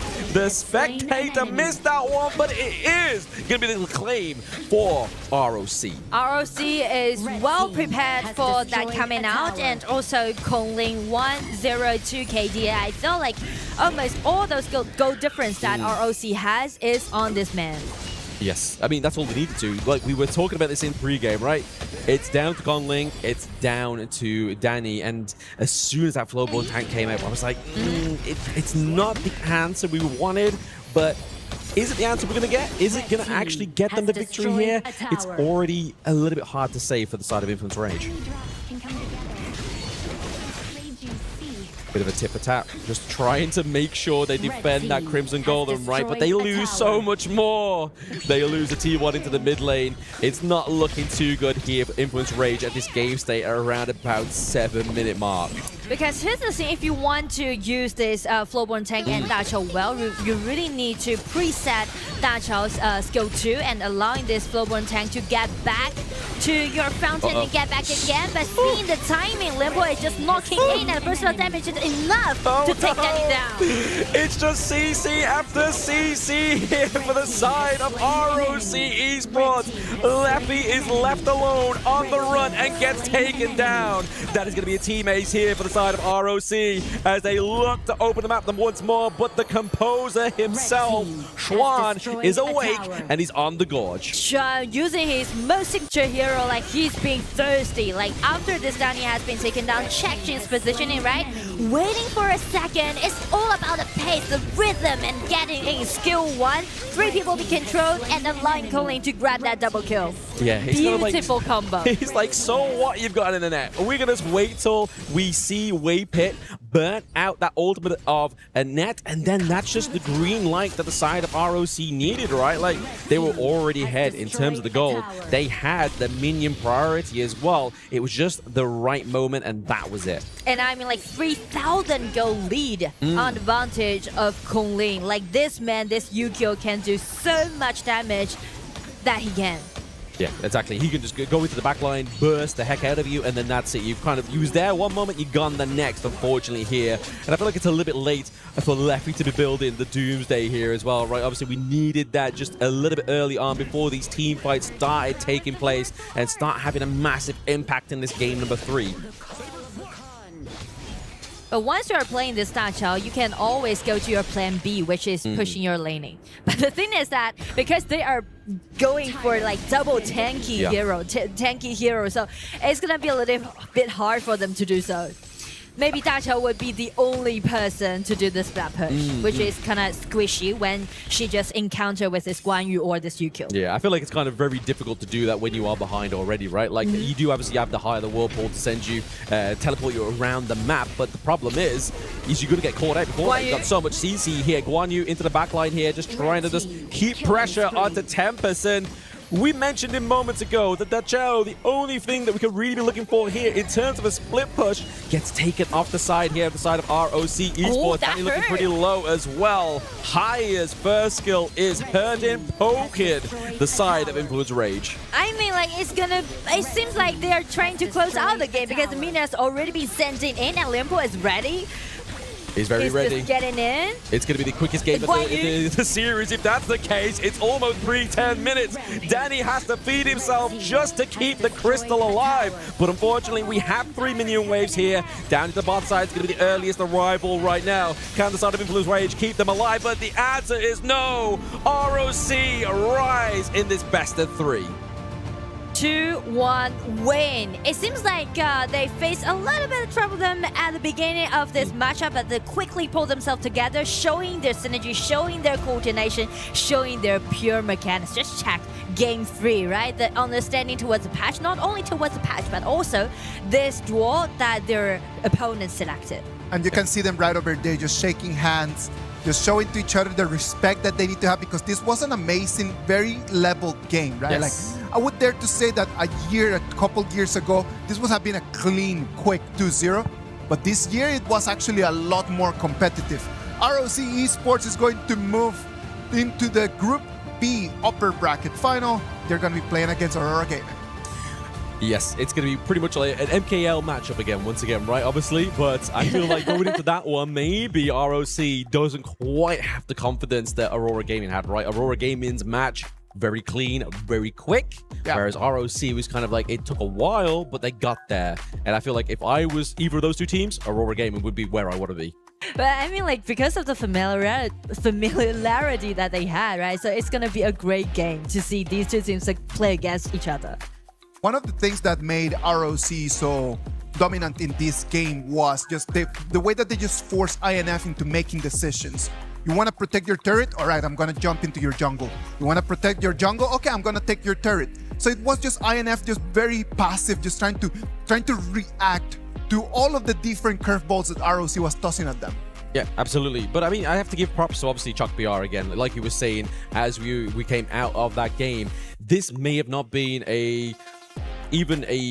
an outcome literally a year ago if we thought about it, right? Yeah. But the fact is, these teams are leveling up at a pace that is very commendable. And I think Influence Rage just needs to go back into that lower bracket just to gain that confidence back in themselves and ride that lower bracket. They had some very good moments in Game 1 and in Game 2. In Game 3, what I believe is that the Xiao and then the Flowborn tank, it is a composition that you need to be a lot in sync. Like you need to be able to understand those timings. And since the minute 2 when Danny falls, then he just kind of just tosses away everything that they had planned. I totally agree with you. I mean, like, the synergy is really important when you're playing this kind of pair. So I feel like they need more practice about this game. But like, potential can be seen from this kind of composition. I think that's all that matters at the end of the day, right? Obviously, this is a double elimination. If you've got potential in the upper bracket, it just means you have to just analyze that last series that you had. Analyze what worked well, what didn't work so well. And I feel like that Game 1 draft was definitely their top 4. I think, but this is that prio pick for Flowborn Tank in Game number 3, right? Like, this is your upper bracket life. Yeah. I don't quite understand that one. Maybe it's just limit test and see what Rock does when they meet them potentially in the lower bracket. And I mean, like, speak of the potential play, I mean, just neglect this Flowborn tank. I would just give one thing to RNF, that forget that Baichi pick. I mean, like, they already lost 2 games about that Baichi, because I know the reason why they're picking out that hero is because they're looking for those initiation. But the thing is, Baichi is quite like a mid-late game hero. So I mean, like, if they want to make comebacks from the lower bracket, maybe more aggressiveness is what they want. Maybe what we need to do is just to keep that Baichi over there in check all the way until best of 7s. Yeah. Just leave him and just like, no, just don't pick him. It's not the time for Baichi. Exactly. I mean, best of 7, it's going to be the time for Baichi to shine. Exactly. It's only a best of 3. But we're going to see in this, obviously, highlights here. The fact is that they tried to bring out components that was going to try and just hinder the bleeding here from the Xuan on the Guan Yu, right? Yeah, it was like hoping that all these little mini components would stop his impact. But unfortunately, it just wasn't even enough. I mean, like, Xuan is definitely an artist about how to pilot in this Guan Yu. He's been riding this horse for over like 7 years, I guess. It is his main hero, right? So when you're in the VP and ROC is not choosing the clash, and he's not choosing the clash, you know that at the end of the day they're just gonna choose that Guan Yu. That's it. It's not even a question no more. Yeah, not a question at all. I mean, as soon as that was freed up in the ban picks, it's going to come out. Like, it has to come out. If they want to win this upper bracket match, they're like, you know what? Let's just bring out the prize pony. It's still a best of 3. They kind of were hoping onto it. I don't think there was actually like anticipating the push that Chuck BR gave them in this best of 3. I mean, like, for both teams, they are actually doing really well. I really enjoy this game, this match that they perform in. Electrifying it is. So it's gonna be very intense for them if they want to, you know, still move forward, because for Chalk BR, I mean, like, for IF, they only got one choice right now because they are going into the lower bracket. Of course, let's just draw it over there for everyone at home. Right now, we're going to have Aurora Gaming playing against ROC later today, this afternoon, to see who's going to take that first ticket into the playoffs. And then after that, we're going to have in the next days, we're going to have Titan Esports going to be playing against INF just to check who can still keep going over here in the group stages. I mean, that's a scary thing. If you're a TEC, right, and you've just seen how Influence Rage perform against the MKL 3rd seed, you're like, we've got some planning to do at least, you know? Like, we, once I just said, we didn't expect it. Don't think TEC expected, but Chuck BR definitely standing strong here. All right. What about if we go on stage with Mara? Mara's got Muchi over there, and we're going to hear a little bit about what he needs to share with us. Here with us, Muchi from Rock Esports. Congratulations. You are the crowd favorites for this matchup. Superior in Game 2, superior in Game 3. But Game number 1, it seems like your opponent's Influence Rage put a little bit of pressure on you. What was particularly challenging with Game 1? I think we are still like so we lost the first game. It was a little bit of jet lag. That's why you lost. Okay, but you know what we also noticed? They've improved so much, and it's probably because of the boot camp. You guys put in an intensive 2-week boot camp, and how much of what we saw in today's victory was from that boot camp? 我讲中文你宝贝。我们 bootcamp 的教练帮助我们了很多吧，我们也已经准备好来去面对全国各地的选手。Well, we had a very effective coaching session during the bootcamp itself, and I'll say the bootcamp definitely helped us prepare, made us very, very prepared to face no matter which team we're going to go up against from any region.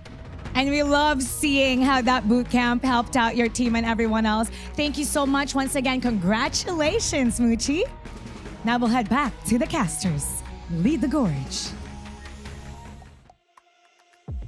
Thank you very much, Muchi. Just emphasizing the importance about that bootcamp over there, right? Like 8 KPL coaches just had over there around 100 players from all around the world, helping them out how to get better at the game. We're going to be talking a lot more about the bootcamp, a lot more about the results and the impact into our ecosystem as we come back from the break and we bring you the action of match number 3.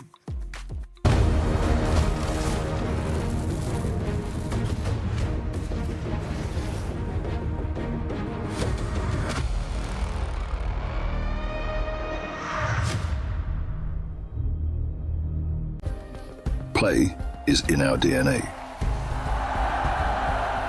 Whenever we let it out, it becomes our superpower.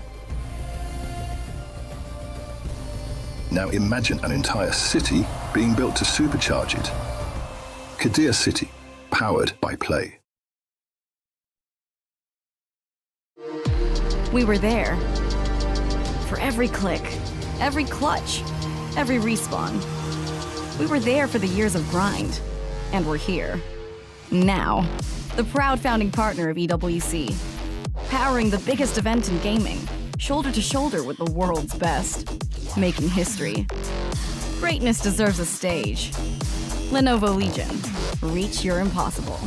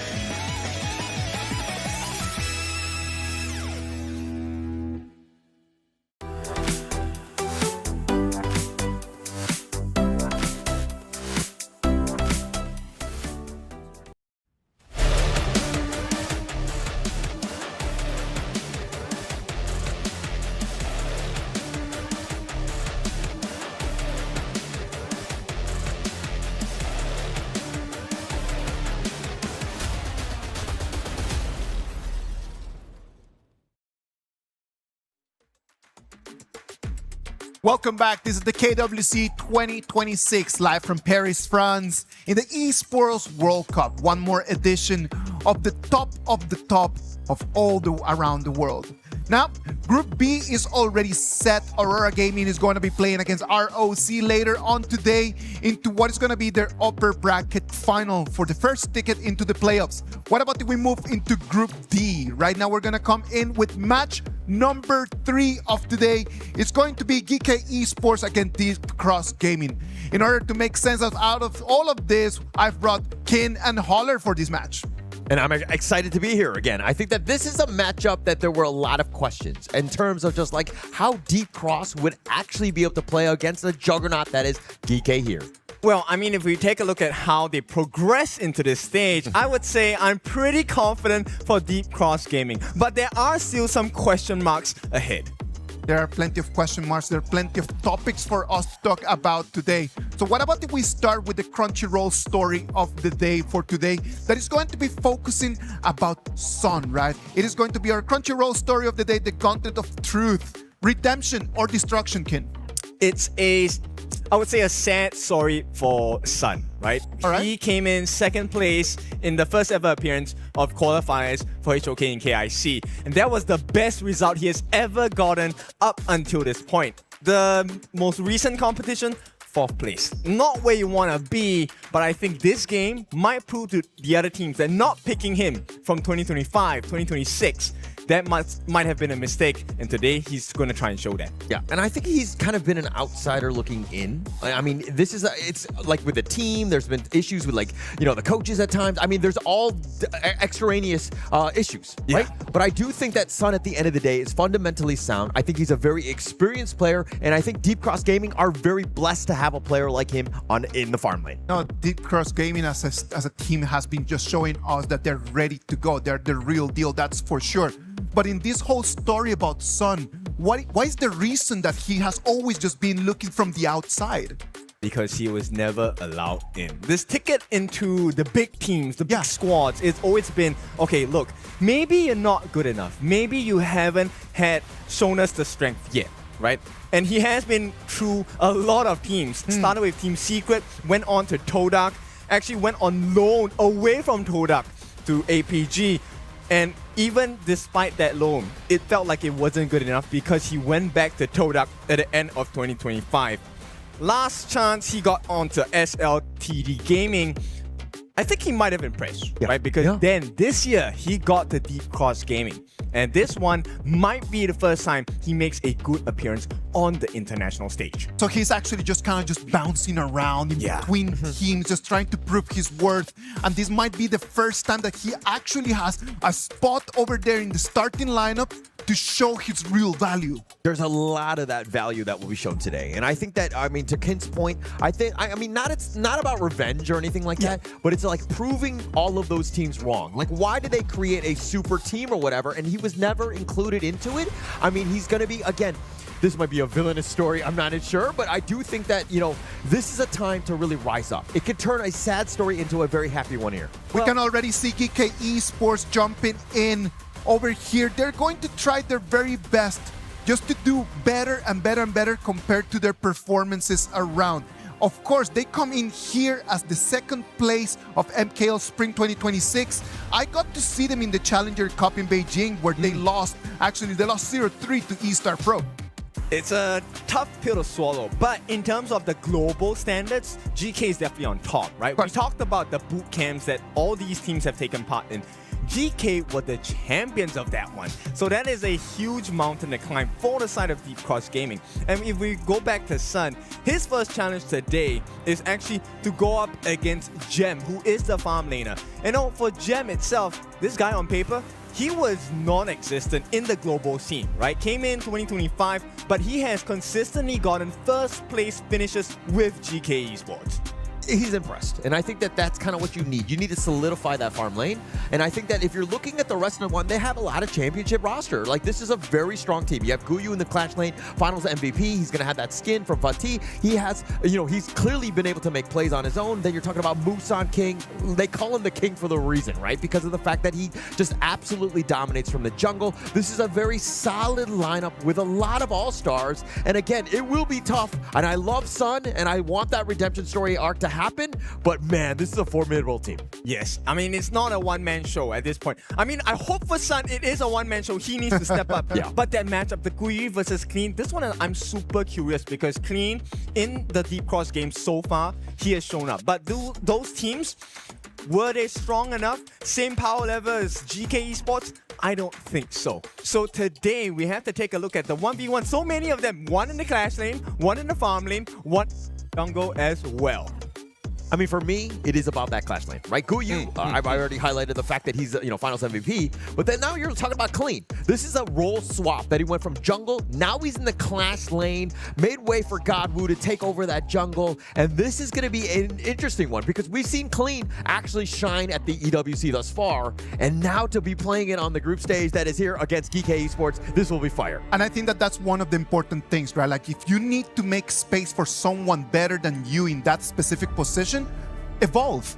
That's it. He just decided, he saw like, well, guys, like Godwoo is actually pretty good. I'm going to take a step aside. I'm going to give him my spot, but I'm going to rotate to a different position. Instead of just saying, like, you know what, he could actually just sulk in there just because he's going to go bench. He decided to change himself, redefine, and then just move into the next position. Step up. That's what we want, right? You have to step up, which is why this is a redemption arc for him.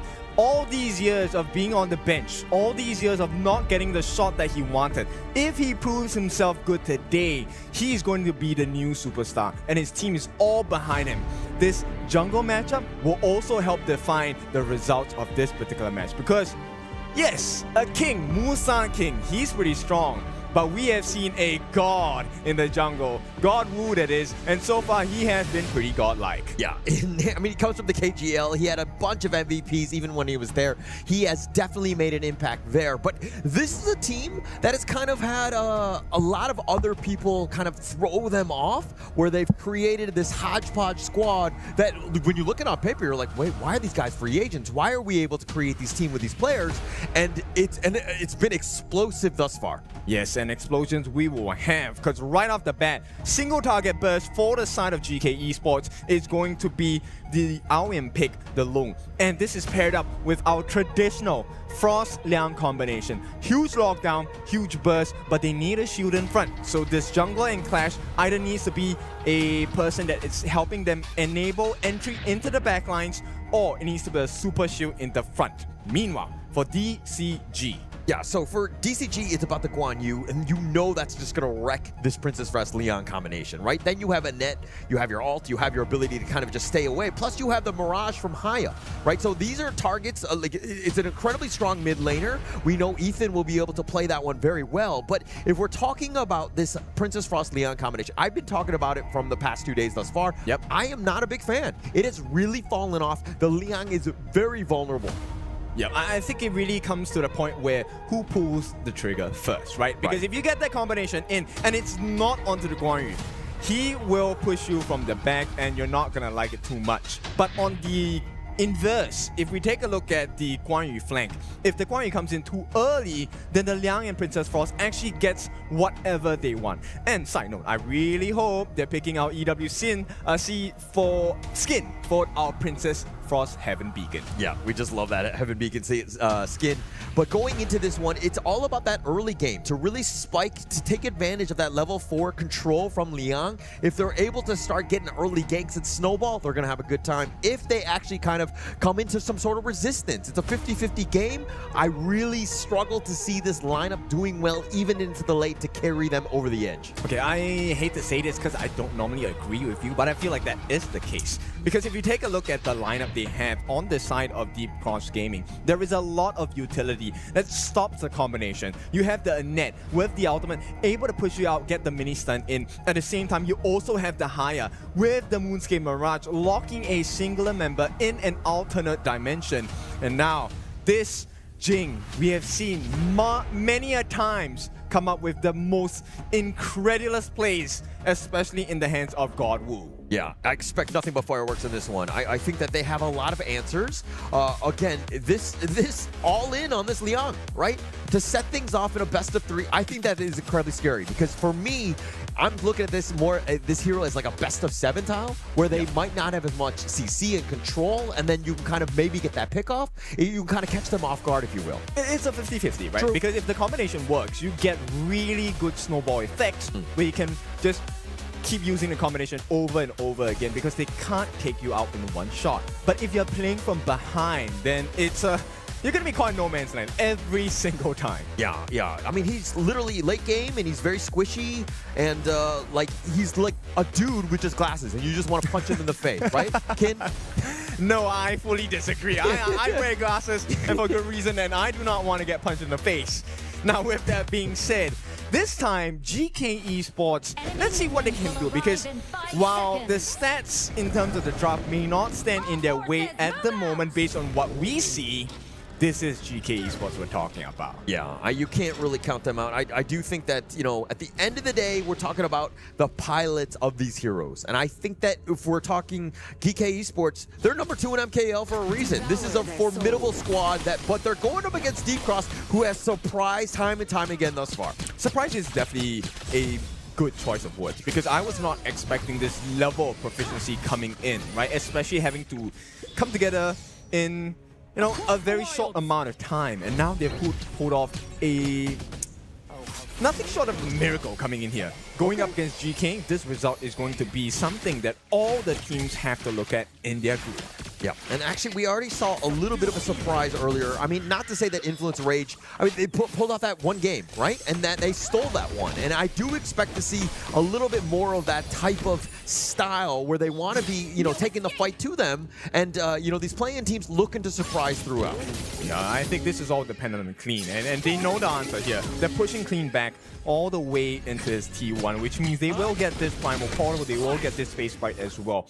Initial rotations is a big win for Geekay. Yeah, big win for them, but DCG already up, 200 gold, it's not the most at this point, but any sort of win, you're looking at positivity in terms of just how they're able to build. On the other hand, Geekay understanding that we get Jih level 4 as quickly as possible. Let's start the gank train early.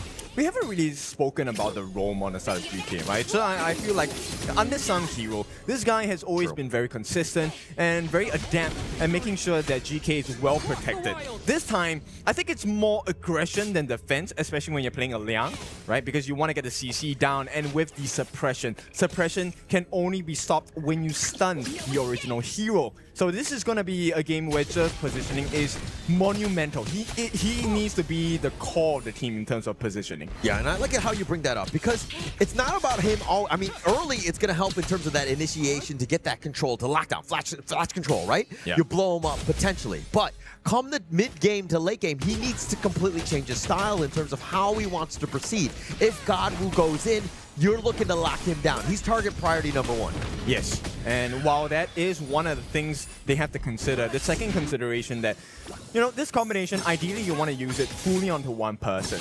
And if you have to catch Godwu only with Liang's ultimate, then Shishan, he's going to have a huge responsibility of landing his second skill, the Frigid Prison. Because Princess Frost, with that, you get additional damage when the target is frozen. So that's quite a bit of responsibility, and you need to have trust that your mid laner on Geekay is going to do the job. Because if you don't, you know for sure Ethan is going to punish you. Yeah, they got to go 1 and 2, right? Anytime they move together, right? Because if they're able to burst you down, they have a potential. This combination is strong. Let's respect it, but the counter initiation, the counter stuns from DCG, they got a plethora of them. They are good to go, understanding what they're trying to do, of course. I mean, it's literally just everyone but Sun, right? And Sun is just meant to be on the back lines, far away, using those arrow showers to deal as much damage as possible. So in the farm lane, yes, that's why we call it the farm lane. You need to get the gold. It's about making bank. And for now, it's pretty even. Yeah, it's still pretty even. I mean, we're not even in that 4-minute mark, but we're expecting a little bit of a skirmish here. Geekay, look at how they're kind of positioning themselves, waiting for somebody to fall into this trap, if you will. Yeah, but Sun already knows, right? Yeah, I think so. I hope so, because he is staying huddled under the T1. Because you know what? The map is completely empty and devoid of any Geekay players except for Green. Yeah, and they've been off the map, right? And now the Flash Forward, they get the control. They actually find Sun under the tower, and here's the follow-up, and they do have enough, and it's going to be first blood going the way of Shisa. That is the stock and standard traditional combo, and while they were pulling that off, Musang King actually secured the Tyrant as well. This is a double big win for the side of Geekay Esports, which means they get a slight goal advantage, but this can quickly pull into a huge gap between the two teams. Yeah, Shisan, their ex-teammates with Sun, they used to play on Team Secret together, and being able to just get that initial kill is just being like, hey, I got you, man. Yep. Actually, yeah, I kind of forgot that Shishan and Sun used to be teammates. Yeah, back in the day. I mean, they go way back, and this is, again, why it's about the redemption, the revenge, if you will. The flash on board, it looks like Godwu, but with Clean taking down Jih, he's going to take a little bit of revenge on that one. Okay, so it's kind of like a 50-50 win condition, right? Geekay, yes, they got the first blood, but that first blood went into the hands of Shishan. On the other hand, Deep Cross Gaming, they got the kill. Oh, Clean, Aguyu chasing him down. Sun, one last shot, and he gets him with a tri-slash. Sun then taken down yet again. Okay, this one hurts, right? Confidence is definitely going to be broken. He went to the farm lane, got taken down, 3v1. But now, Clash lane, he gets taken down again. Yeah, a little bit of a lane swap. Tried to get a little bit of space, but Guyu gets stuck in, frozen, if you will. He's going the wrong way, but he will be chopped down by Clean. Clean getting a little bit low. Musang King looking for the revenge. They end up getting Clean down. it's all the trades. GK is making all the smart trades here financially, and with the EXP as well, it's all making sense. T1 now under pressure. DCG should be able to defend this, but that's quite a bit of pain in the T1 mid. Yeah, a lot of pain, if you will. And I think that this is where Geekay understand that, hey, we're strong. Ja still got his ult up. Whenever that's happening, DCG need to play even more passively. Yeah, and this is going to slow down the farm onto Sun, right? Sun is level 8. He's 1 level behind Jim. And, you know, more damage to be done. They have Yogolem stolen. All the flash away. And now it looks like they have a little bit of control. The Mirage is going to be used. Clean is actually running for the hills. Godwoo's on the side looking to fight this one with the mirror domain, but he gets thrown off. Jem says, where are you going? Guyu going in, looking to dive into Sun. It's personal. He takes him down and he gets on his dragon. Yep, everything going wrong. That is, you know, whatever that's possible to go wrong, Murphy's Law, it is going wrong for Deep Cross Gaming. 4 members gone in the first 6.5 minutes, leaving just Sin alone. And Sin as a roam, they don't really care about him. Yeah, they don't care whatsoever on this one. I mean, it's all about the other cores. They've stopped Godwoo, Sun, Clean, all of the big cores. Ethan, if you will. It didn't seem like they had any answers, but DJ can break it down. This is where we mentioned about the position of Sir, right? So important. Look, Sin has the dive especially deep. He can't use his ultimate to save anyone else, allowing Guyu to jump into the backline. 2v1, it doesn't matter whether he gives his life. His KDA is still intact. He still has the EXP lead as well. Yeah, and it also the way that they were taking that fight, they were scattered throughout. There were too many ledges where they couldn't get on top of one another. Like Godwoo was fighting them 1 versus 3 in the backside, and he's very squishy. He got focused and he got destroyed immediately. But GK, this is the game plan. You're supposed to make it messy. You're supposed to have them in disarray. And this gameplay so far, this is what GK needs to be doing, because, you know, there was a scare in the first series of the game. Aurora wasn't supposed to give one game to Influence Rage. And GK taking the MKL pride over and saying, Deep Cross Gaming, welcome to KWC, but it's not going to work out how you think you are going to like it. Yeah, probably not at this stage. But DCG not out of this. I mean, if they can weather the storm, yes, the early game looks really bad for them, but if they survive to the mid to late, they got a chance, because again, Ja is literally just like a range creep at that stage. Yes, and Sun will be able to take towers for free, right? At this point, I mean, the clock is ticking. 8 minutes in, they are already losing T2s. All T2s are gone. This is the final line of defense with the tier 3s for the side of Deep Cross.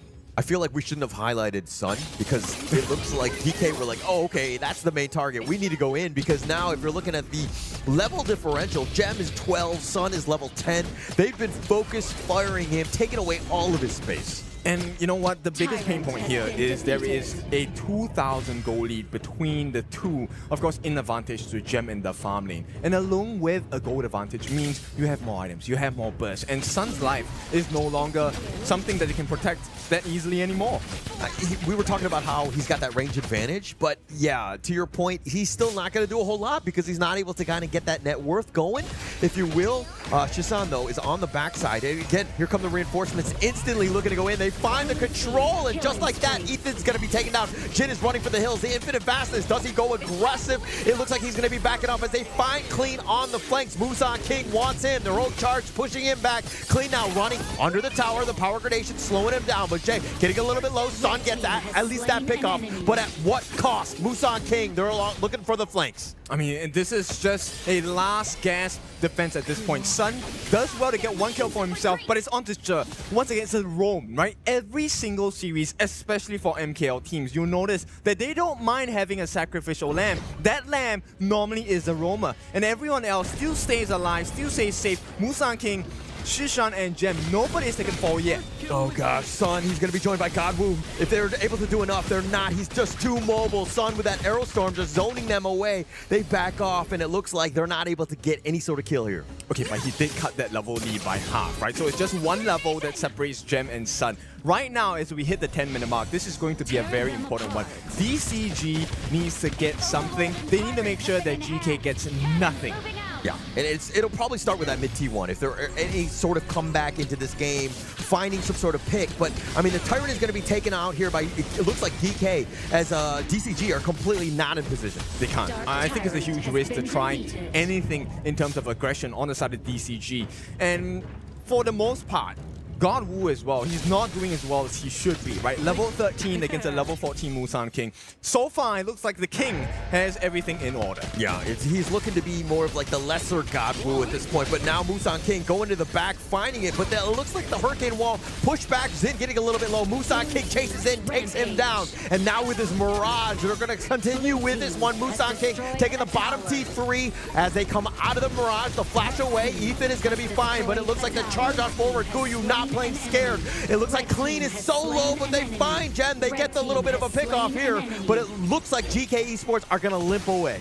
The defense works, but it comes at a huge price. T3, hang on. This could be the one. God rule. Okay, I mean, it's just a roam. Zhe will have to take a fall. But end of the day, Zhe will come back. Your tier 3s will not revive. There is no construction worker to help you with the rebuild here. Yeah, nothing at all. And actually, Godwu punching out Zhe on that one is going to be a little bit personal on that one. But the assault was great. They took the bottom T3. They probably stuck around a little bit long because it looks like Godwu was able to do a decent amount of work finding Gem there. But this is what I'm talking about, right? Like this Clean versus Shishan and Gem combination. Whoever shows first actually gets a big L on their head, and right now DCG, they want to Overlord get taken down by Godwu, just barely stealing it, and now Musan King on the approach, trying to get some sort of play, but it looks like with these Vanguards, a little bit more breathing space for DCG here. Okay, so they show some life. Yes. But let's take a look at the facts right now. It is a 4,000 gold difference between the two teams. Level advantage will slowly become nothing much to consider because everyone is hitting max level soon, level 15s. Yep. Now, at this stage of the game, it really comes down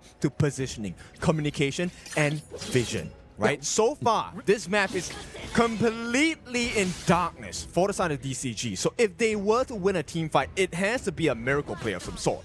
Yeah, definitely a miracle play. But I want to go back to your earlier point. Since when did you start caring about facts? Since just now. Because, you know what? You know, opinions matter, but sometimes you cannot ignore a fact. And the fact is, GK now are in a pretty good position. A very good spot. But, I mean, DCG still finding ways. They're, like, hanging around. I mean, the longer this one goes, it definitely favors DCG. I think they still have a chance as long as they don't lose these, you know, the final two T3s, if you will. Okay, look, I think patience is key here. DCG, yes, you're behind, but Shin, he shouldn't give that ultimate so early. Agreed. All clean. Nice little Razor Cavalry. They actually find him, and Musan King gets blown up, and that might be the start of the play as they've got a man advantage. They're going to continue on the nice Hurricane Wall. The infinite fastest. It looks like GK's on the run. Godwu might be thinking about it, but it looks like they're going to give up. They're going to push the lanes. They have the Shadow Vanguard in the bottom. How does the kingdom fall?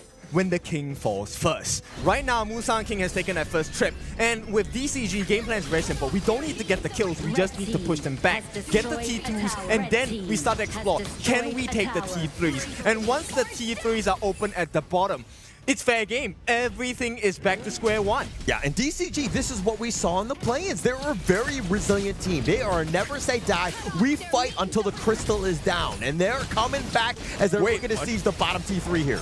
Oh my goodness. God Wu was kind of shaking me there at this the point. Mirage. It's going to be used right onto Guyu.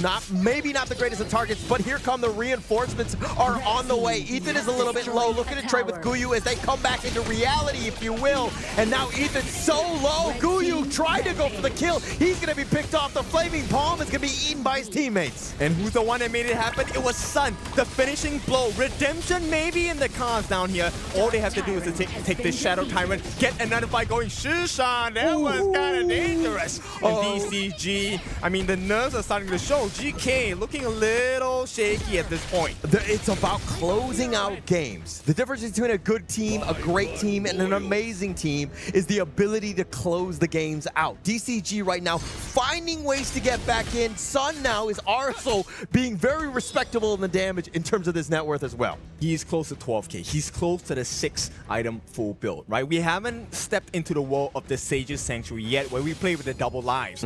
But at this point, you need to kind of be like a prophet already. You have to be able to tell the future. Patterns will start to show. And if DCG can figure the puzzle out of GK, this could be a great fight. It could be, but it looks like Musan King on the escape right there. He's not going to want to fight this. They've already gotten what they wanted with that Azure Golem, but they've backed up. Look at how DCG, I mean, they're playing from behind in terms of the net worth, but they're putting the full court press on. Both teams actually playing really smart, right? GK, this is a game of footsies. I want to be close to the tower, so if you do over-aggress, I have a turret helping me, especially at T3, there is a lot of true damage coming in. But this one, this Shadow Overlord needs to be stopped. Yeah, it needs to be stopped. Zen is going to actually get a little bit of the eyes and ears on this one. It's already at half-life, looking to go down. The Aerostorm just whittling it. Oh, Sun! Oh, he gets the seal! Sun, what a comeback in this game. He's just completely bounced back. I mean, when you're supposed to win, nothing can go wrong. And Sun, I mean, we talked about this guy. We did pick the right guy to talk about. This guy is redeeming not just himself, he's redeeming the entirety of Deep Cross Gaming as well. This push might not and should not be the final one, but we might see a crack in the defense on the base. GK T3 at the bottom. This is looking a bit tasty. You're looking tasty indeed. I mean, Sun is actually hitting that mark. And why? He's been time after time, a team after team, he's been able to come back because he's got the mental psyche to be like, hey, we might be losing, but I'm not out of this. I'm going out firing. Do you want to go for this one? Shin's looking for an open. Soaring Green Dragon to flash away.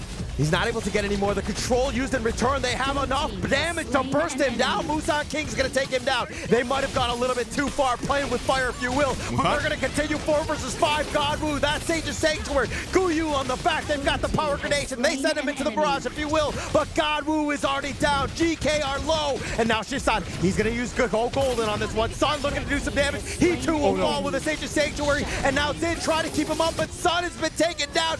GK have dismantled DCG. They found the problem and they solved it instantaneously. Now DCG, they have to run back. It is just Shin once again left on the last legs. I don't think he can make a defense here. There are 4 members on the side of GK. They're knocking on the doors and you can't do much with a net. The T3 in the middle will start to fall. The cracks will show. And GK, they smell the finish. Everyone is being aggressive. They're going to use the control on top of him, but now Clean is showing up. Can they do enough? They're going to burst him down as well, and it looks like Geekay Esports will take game number 1. In dominant fashion. Yes, a little kind of shakes here and there. Sun was on his way back, and they said, sit down, you're still a Sun. Boy, you have some lessons to learn. Wow. Lessons learned on that one. I think on both ends, it could have gone either way. I mean, DCG had their moments. They were able to kind of come back with that last team fight. GK perfectly played that one, and the fact that nobody died, again, excellent performance there. I mean, this is so good. Okay, I'm gonna use this as a reference. Being a picky eater might save you sometimes, right? They completely ignored Shin because the rest of the teammates are the problem on the side of Deep Cross. The moment they got rid of Sun, the moment they got rid of Godwoo, who do they have left? Nobody has CC, nobody has damage anymore. Yeah, and that's kind of why they found that moment, right? When they were able to take that team fight. And again, it seemed like, you know, DCG were like so ambitious. They were like, oh, we're winning. And then all of a sudden we're like, actually, we're kind of losing this one because we're not on the same page. It didn't seem like the target priority was there.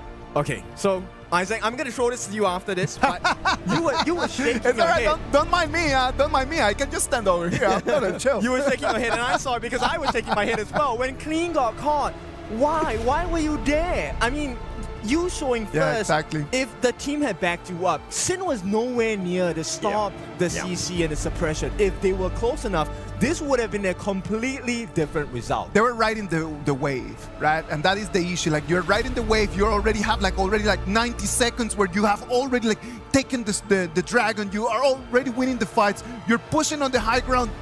Maybe that was the right moment just to push back. But well, Clean goes in, he tries to go for the flank, and everything just disappears. The 16-minute mark, look at that dip. That was the moment they were looking for. And I mean, you can't blame them. It looked good. They had the Shadow Overlord flying down on the bot lane. That open wound at the farm lane on the side of GK Esports' base would have been the winning moment. They had that opportunity. Things were looking in their favor. And while I understand the fact that you think you're good, let's end this game, but you got to go slow and steady. You had those Vanguards. You could have taken your time on this. Yeah, you can get to play range, right? Like Sun, he dealt 32% of the team's damage. That was 88,000. And this is even after the horrendous start they had, right? Gui, this guy, super good. He was a menace in the early parts of the game. And you would figure that during this middle part, 11 minutes in, where Clean was consistently caught because he showed first, that he would not show first again. Yeah, this is the beginning where things were looking very good for DCG. This team fight, I believe, is towards the end, but they find Guyu and like they disengage. These are the initial pickoffs. You're chipping into that lead as much as possible, and then that's what the tipping point to get you over. Yep, and in most cases, we'll be looking at a Sage's Sanctuary plays closer towards the Tempest. And now that they're buying it at this point, you know both teams are looking, no, this is the final battle, this is the final moment. But why would you pick that moment when Clean died so early? You had to have disengaged. You cannot take fights when you're down a member. It's just simple math at the end of the day. I mean, you've already committed, right? Sometimes, if you already have the nail there, you have to use the hammer to try your best to just drive it all the way in, and that was the most costly decision, at least in this game number 1. It's not over yet. We still have another game for DCG to recover from. Come on, you gotta remember that Geekay Esports is the second place in the MKL, right? Yeah. Like, so they're top of the top. Like, they came in here, they were already seated over there as head of the group. So, like, the way that DCG played right over here was so amazing. Ladies and gentlemen, we're gonna go to a little break, and after we come back, we're gonna go into game 2 of this very, very interesting match.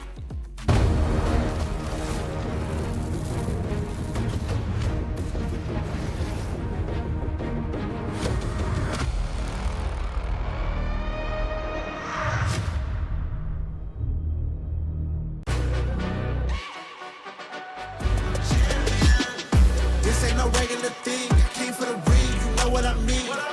You see my name in the lights, better get right, I'm champion.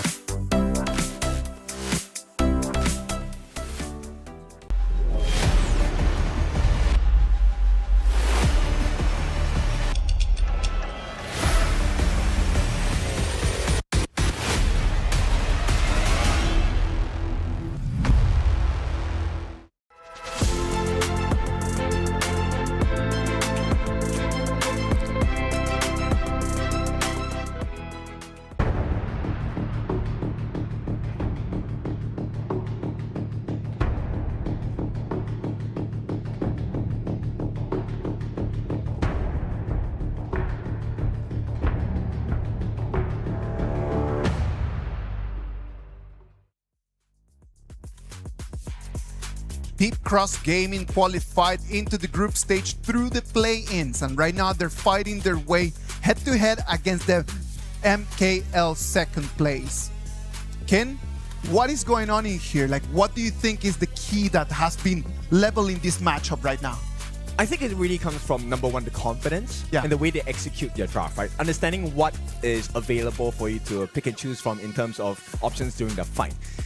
But I'm very curious about the mental state of Sun right now, because we take a look at this. If you're being in a competitive state and you lost a game that you were so close to losing, what kind of person are you? Do you go, I was so close, that fires me up even more? Or do you get a crush of confidence, like your confidence gets crushed and you feel like, I should have done well there, and then you kind of falter from there? This is a recovery time. Yeah, I'm going to answer that, but coming from the fact that I'm going to roleplay Sun here, not your actual son.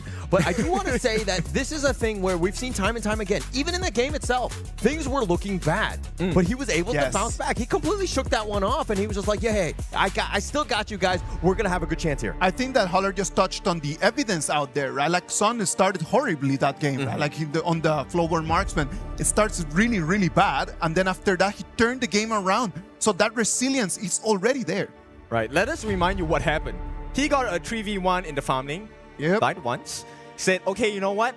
This lane doesn't look too good for me. Let me go to the Clash lane. Got 1v1 and taken down immediately after the revive. And yeah, that was horrible. I would have been like, I don't think I should play this game. Yeah, GG go next, right? Like, let's just get on out of this one. Let's just move on. But again, I think that also the rest of the team were like, hey, let's calm down. Like, Godwoo was still like farming very efficiently across this map, right? They were actually finding ways to just claw their way back in the game. And once they got to the high ground, that was a little bit of a hurdle, right?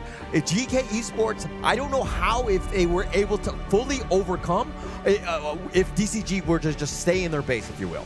Exactly. Keep the composure, right? And keep the structure, the rotation, the positions of the teammates. And this is where we talk about, look, HOK is a team game. We need to take a look at the other players as well. I felt like Ethan kind of lost his footing at the end, right? Yeah. He was responsible for a lot of saves. Guyi with the dive on the Charlotte, that was looking super dangerous. He got a knock-up on 3 different members at one point of the fight, and that caused a lot of disaster because it was the last fight that happened. But Ethan, throughout the game, he was responsible for putting him in an alternate dimension. And I'm wondering, Ethan, what other things can you show us in game number 2? Yeah, well, they need to step up. And I think that it's about that coordination, that last call. Again, I hate to keep stressing on this, but if Clean dies, you got to back on out. There's no reason to continue to fighting 4 versus 5. The amount of risk that you're taking is just way too high, and you're going to lose a game just like we saw here. Yeah, and I think the second thing to really notice in teamfight patterns is when teams start buying Sage's Sanctuary, you know they want to double down. Yes. So you know what? They're burning so many resources. Get out. Let's not take this risk unless you're 100%. In fact, at this point, I wouldn't say 100. Make sure you're 300% sure you're going to win the team fight, and then you go back in. I mean, let's be very honest. 300% probably not going to happen. Nothing is 100% even in this game, right? But I do think that you need to take, again, calculated risks. It's a simple thing. If you have 5 members, I have 5 members, we Gucci, right? We can fight, especially if we feel strong. But if we're down a member, you're talking that's clearly less than 100% in terms of these odds. Not good ones. I mean, it also depends on the comms, right? When let's say a shot caller says go, go, go, that is 300% because he says it 3 times, right? Each go is 100%. I am pretty sure that's not how it works, okay? I mean, in my ranked games, it works. Okay, but yeah, that's a ranked game, right? This is what we're talking about. But jokes aside, we'll take a look at what this is looking like. Geekay Esports, they're going to remove half of the combination that they showed, which is the Aoyin, the Lung, not going to be available for the pick. Second ban, the Liang as well. This is going to open up so many doors. Florentino is open, Lorian is open, and Chicha is open as well. This one, a great one. Win your first pick. Let's go with the flex. You don't know where we're going to put this Chicha in. Yeah, this is very confusing. It's hard to play around because, and also, they might be thinking it's in a specific lane, but then they're like, okay, we can just change it based on what you choose, right? And they're going to go with the Lorian here, as well as the Lapu Lapu, who has been very successful. Number 2 most picked at the KWC thus far. Okay, I'm a little bit 50-50 on the fence on this one, right? Because we have seen the Lorian combination being used in conjunction with the Zhangfei. Zhangfei is not banned, and I feel like the Zhangfei provides a little bit more security with its Unbridled Outburst. For the Lapu Lapu pick, yes, Raging Sea is great. You get the continual damage as well. But, you know, the setup is so obvious. Yeah, you know it's coming, right? And I think that if you're looking at the other side, Geekay Esports are going to pick up the Annette, and they were like, Guan Yu, we're like, okay, we're going to show you how it's done. Okay, the Annette gameplay is really about number 1, positioning, and secondly, about the timing, right? Who is this Annette trying to go on? Here, at this point, I feel like the Annette is used as a deterrent, a shield, if you may, ultimate to keep everyone out. In the other side, in game number 1, DCG were trying to use it as a disruption towards the Princess Frost combination. So the way that this Annette we're going to be seeing in this game number 2 is going to be played in a completely different fashion. Yeah, very different, but at the same time, adding to the CC plethora options that the Guan Yu also is looking to bring. So they've kind of got the lockdown on, you know, on set, right? Like they're pretty much good to go as they go into the second phase here. If we're looking to the other side, it looks like, you know, Deep Cross Gaming are like, hey, let's pick the Charlotte ourselves. Let Clean get to that back line. Okay, and now I want to focus on the last 2 bans coming in from Geekay Esports. I feel like respect has been given, right? even if you don't win this game, I feel like the redemption has already been half made. They're paying a lot of respect. 2 bans on the farm lane. They don't want Sun to have a good game because they gave him a horrible start in game number 1. Yeah. He recovered, only lost because there was a slight mistake made in the last fight. Yeah, and actually, it looks like he's going to go to his tried and true. He's like the Alizio spammer, like the only one that plays it at the EWC, but he's very comfortable on this hero here. On paper, you would not pick this guy, right? Like, why would you pick Alizio? Yes, late game damage. He, in the laning phase, if you're all grouped up together, he's a menace to deal with. But in the early parts of the game, if you get ganked 3v1 and they have quite a bit of CC and control here, it's not gonna look good. The Noir locking you in with the Matrix, it's not gonna be fun. It will not be fun, but again, trust in Sun. I think that's the biggest thing. The MO of DCG, they feel like it's comfortable. They think that the Chicho was going to be the farm laner. They are in fact correct. So they're rewarded with this. You have a little bit of a range advantage. If you want to group up and team fight, which is looking like what Geekay were looking to do, especially early, this is a good pick. I feel like, you know what, someone on the side of DCG should just go up to Sun and say, Sun, you're a man now. And then, you know, the self-growth, okay, that does not happen in real life, but who knows, everything is worth a shot. All right, look, I think he would be a little offended if he's just like, I think that's just his actual name and not like, he's not going to be calling anybody daddy any day of the week. Well, right now, he has the potential to really lay the law down, if I may, on the side of Geekay Esports. But this one is for Geekay Esports to lose, right? Everything is in their corner right now. They have the advantage. They have the momentum. They have great picks as well. Yeah, actually going into this, I mean, the Musashi looking for that Ogre, right? Another win condition. The Chicha might have a problem. The range is, you know, he's going to be up front so that, you know, the Duel of Death could be targeting them. If they want to group up, you have the Alizio. So you have options from this DCG lineup. Okay, it's a very specific situation here, but I'm kind of worried because if you do use the duel to the death from the Musashi on any singular member on the side of GK, they might actually just pull back into their 5-man.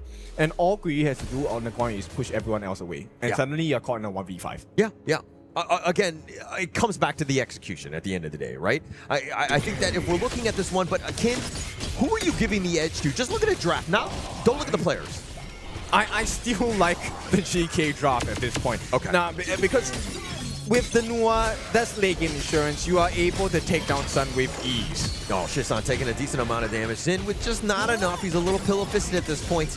Ethan looking to go for that steal. But GK, this is what they like to do early. Again, just, you know, prioritize for Musan King with that gold sharing. Yeah, you know what? I feel like GK might be just a little bit too fast in mobility against the side of DCG, right? For Xin, when he wants to land the Raging Sea, that takes a bit of wind-up time. For Ethan as well, yes, I believe he should be able to get a couple of catches, but ideally what you want on the side of Ethan is I want to get a 5-man out. I want to get a 5-man lift. And the way that GK's composition has, they get to run around, ring around the rosies, right? They don't really have to stick around in one small tight circle. They can enter into the same spot from 5 different angles. Look, every time I play and I have a big ult like a Zhang Fei, I'm always looking for a 5-man, okay? They don't always happen. They're not easy to pull off, but it looks like Clean all the way in the top lane all by himself. GK, we're looking to rotate. They were looking to gank, but in fact, couldn't find anything. I mean, this is the difficulty of the pro stage, right? Yeah. We have these nice combinations and you want to execute them to a certain extent, but you're not going to be allowed to. And all the small things in this game matter as well. GK now taking the ball camp away from the side of DCG. This first engagement might be important, but GK, they don't want to overextend. Don't want to overextend. You cannot overextend at this point. It's way too early. No, nothing has really happened. Just win the little battles right now. You're up about 600 gold at this point. That's a great spot. Plus, you were threatening. You forced DCG back. Yep, the long range of the side of GK is really important at this point, and Clean. Getting bounced around here. Guyu looking for that flank. It doesn't look like Clean is going to get back, but he dodges the Annihilation. Okay. Shisan was trying to go for that one, but in fact, he will give up first blood. Okay, here comes Ethan. Finding Guyu, looking for the revenge. The orbs are real, and Ethan, just like that, gets revenge. Okay, but did he get the space sprite? That's the more important one, right? Because now you get the extra gold, you get the primal portal activated as well. He will be the one using, but I believe it was Shisan who got it. Yeah, I think he did get it in the end. And I think that, I mean, you're going to be happy with that, especially since you got first blood, plus you get the space sprite. You'll be more than happy with that. Unfortunately for Guyu, who did pass away on that one. Okay, so right now you have this 1,500 goal lead. I think it's time to fight. Yeah, definitely time to fight. You want to just find something, right? And look at GK. They think that they're strong and they're looking to invade, taking away those boars here right under the nose with DCG. I think this is a right decision. A great decision, by the way. There is a 1-level advantage, or at least EXP advantage on the side of Musang King. He was already 7 before God would hit 7. And right now, the rotations, they want to fix up the problem, which is Clean in this early part. Yeah, it looks like a little bit more action with Clean. I mean, Clean was coming from the jungle, and I'm sure he's just like, oh my gosh, this is tough. The flash away by Shisan, and the clash life, right? When you're fighting 1 versus 2 at times. Yeah, I mean, I think they already saw God Wu from the Fog of War, so that was not going to be successful. Now, the biggest problem here is, how does this early game laning phase go for Sun, right? Sun game number 1, that was a horrendous experience. Not a position I want to be in. But so far, it's kind of peaceful. A little bit peaceful, sticking around in that sense of, you know, being left alone. That's like dream case for them. But now Musang King off to the side. The Tyrant is going to be leashed. It will be just taking a little bit of damage as he chips it away. Sun is continuing on. Okay, there is a potential losing the buff here. Oh, they go for this one, and it looks like Jaw gets the take. Are you kidding me? The Razor Cavalry even on top of that, but Wu, he gets blown up. Shisan, and now this heroic charges all the way from Guyu, says, where you going? Jin asks the flash. Musang King is on the chase with a path of passing, and he does take him down. 4 for nothing at this point. At the 4-minute mark, they get everything from the side of DCG. They got the Tyrant. Now they might even get the Azure Golem. And for sure, Ballcam gone. Wait, they've taken absolutely everything. Yeah, taking everything right on. I mean, they have nothing to do. They can't fight. Clean is looking for a little bit of the revenge. The emergence. Shisan actually shows up on this one, finding out just Clean where he's at. But Geekay Esports right now, like this 4K lead, very tough right now for DCG to come back home. This was a beautiful steal coming in from the side of Zhe, with the use of the ultimate as well. The mini stun, that is why he got that last hit in the first place, because nobody else was allowed to use the auto attack function. Yeah, no chance at all. And Guyu, man, on this Guan Yu, the pushback, the control, it's like, where are you going? They're trying to just run away, and he is not letting anybody by. This is why the 4-minute Tyrant is so important, because both teams will wrestle over it, and it means both teams will be there. So the moment you get the Tyrant buff, that's a guaranteed fight that's bound to happen, and you get access into the members whether they like it or not. Yeah, and going in from game 1 to game 2, this is a much more difficult hurdle to climb back into, if you will, by DCG. Trying to find it in. I mean, it's already like about 4.5. Nice little 4-man stun on this one, but there's no follow-up. Godwu taking some damage as well. He has to dash back under the tower. Okay, it's a very small play, but Guyu with the Primal Portal teleportation, using it on the minion to extend the life and backdoor protection to be off on the T2. That's quite a bit of damage. And GK, look, they're maximizing the value of every single possible scenario. Oh, Zin, he knew he was coming. Guyu on the flank. Zin has to use the Raging Sea, but he's running the wrong way. He will be taken down. Musang King getting that one. Once again, small things matter. Just pushed him in the wrong direction. He couldn't get the Raging Sea in the 3-man knockup he was looking for. That could have been disastrous, especially when Ethan gets the combo, even without his ultimate available. Yeah, but I mean, the way that Jin was going, the reinforcements just way too far. Geekay Esports, the way that they're isolating, getting those pickoffs, very smart with their rotations. Yo, they can't even get a T1.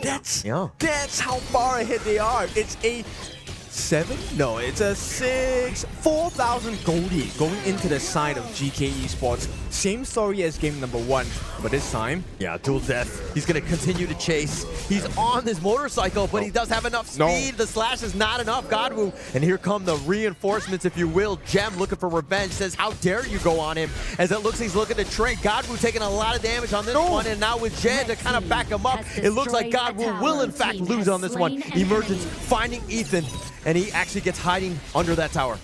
This is the exact situation GK wants to find themselves in. God Wu, he's meant to be this huge monster that you can't deal with. But a 1v1, and here we go, Musang King, he's confident. Yeah, very confident indeed. The Conductor of Souls finding it, and he wants to go for Shin. The easiest target, if you will, the Hurricane Wall on this one. And now it looks like they're going to dive in. The Soaring Green Dragon and Kuyu there, but Sun gets annihilated, if you will. And GK taking them all down. 2 members down from DCG. What do you do at this point when you're DCG?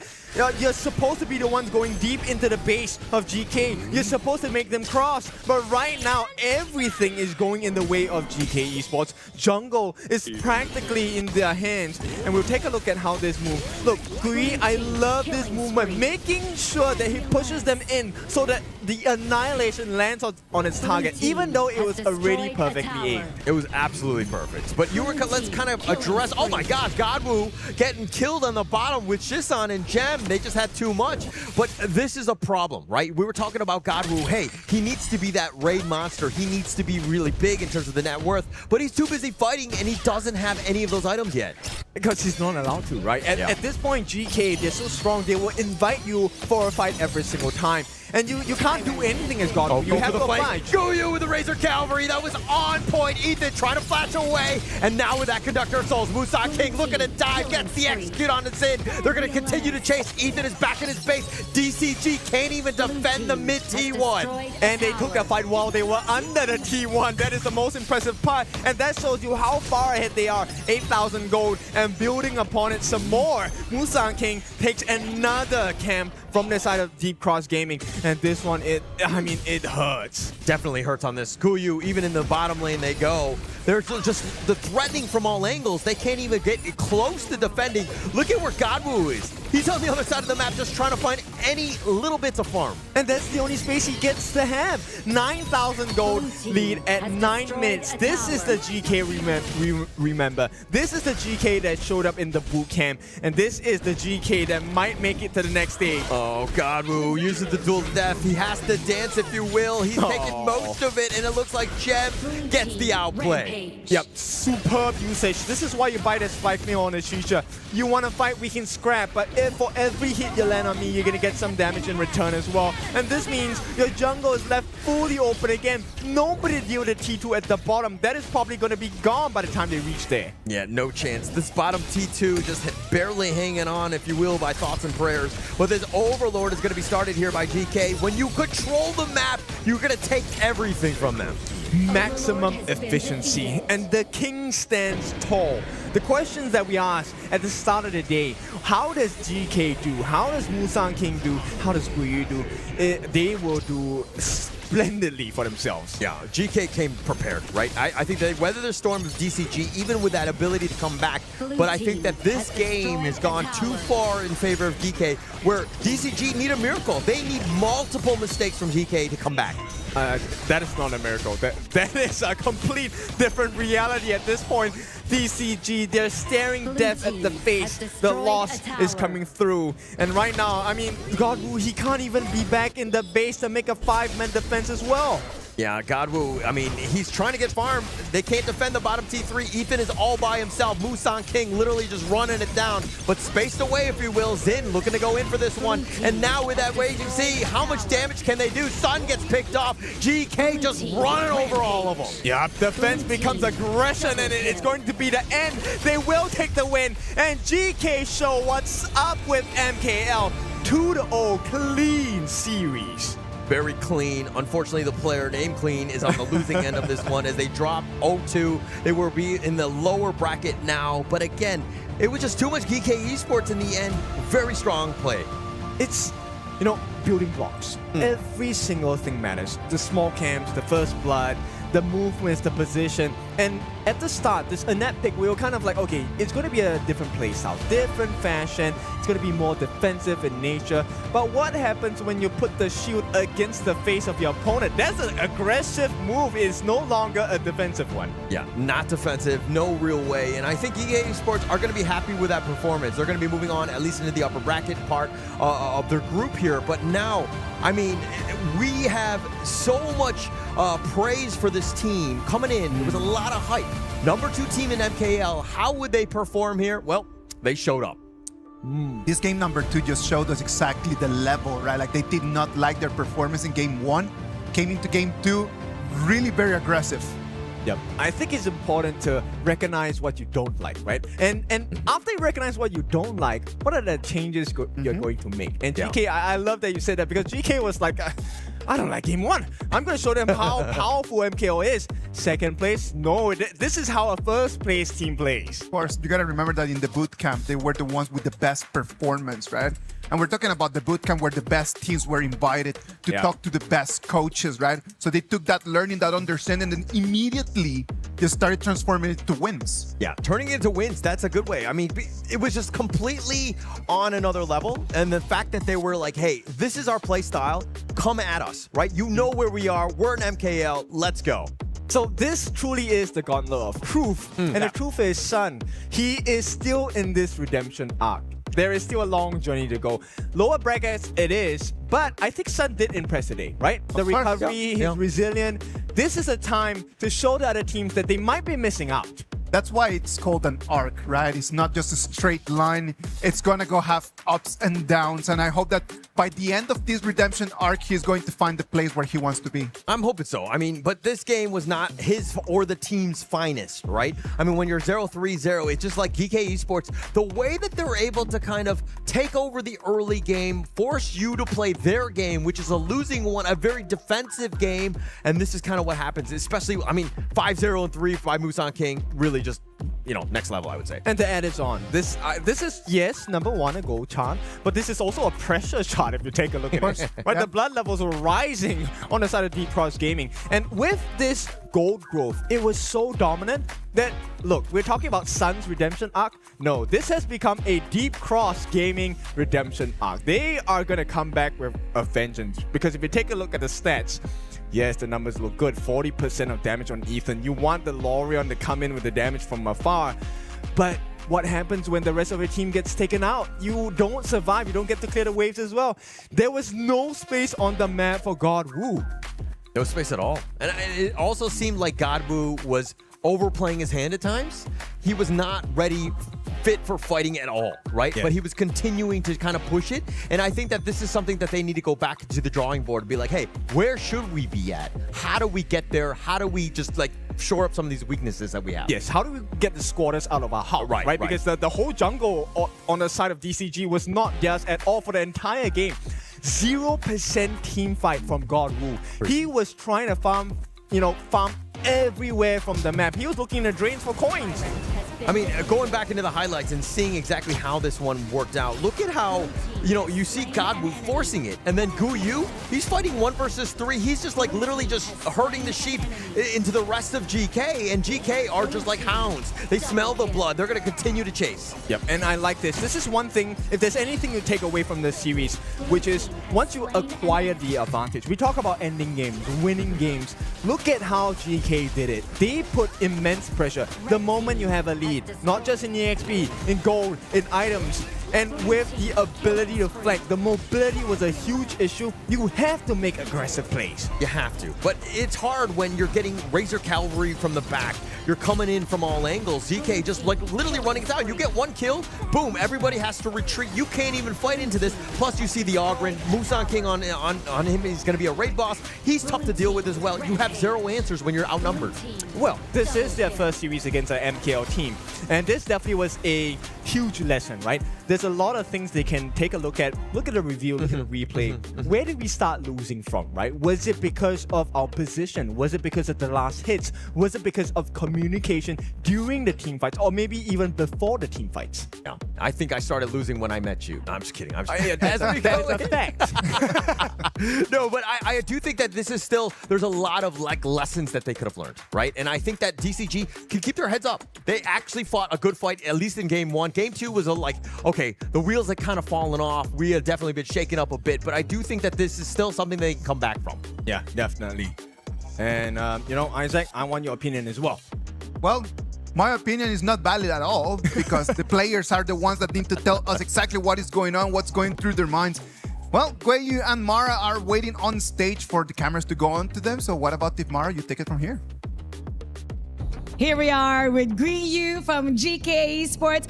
Congratulations with that very well 2-0. Now, we saw in game number 1, there was a little bit of a back and forth, and there were times when it seemed like your team was about to lose control, but you won that one. But we saw game 2.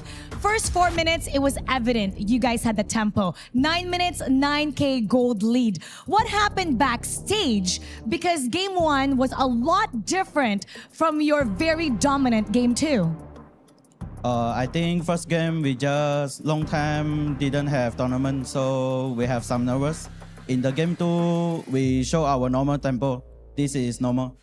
How long did you not have a tournament for? Maybe 3 months. Oh, 3 months is a pretty long time. But when you came in here today, you look really confident. How confident are you with Group D? Because everybody is saying that your group is a group of death. Who do you think is the most challenging one there? And let me see your confidence. I think most challenging is NMSS. But I think for us, Group D is not hard. But also not bad for other 3 teams because I think their level is very similar. The 3 teams also have chance to get the number 2 slot to go to playoff. Well, we'll see how you're going to perform. Later on, we're going to have one more matchup with Group D. Can you make any predictions with the next game? I think will be NMSS. Nemesis. And that's the one that you think will give you the hardest time. Well, thank you so much once again. Congratulations. And we'll see what the casters have to say about that. Casters, lead the gorge. Thank you very much, Mara. Thank you very much, Guiyu. Guiyu already predicts that they are going to be facing Team Nemesis today afternoon. They're going to have to wait for a little bit more because they have one more match for today. Ladies and gentlemen, we're going to go to a little break. When we come back, we're going to bring you the match number 4. It's going to be the last match of this first round in the group stage for Group D.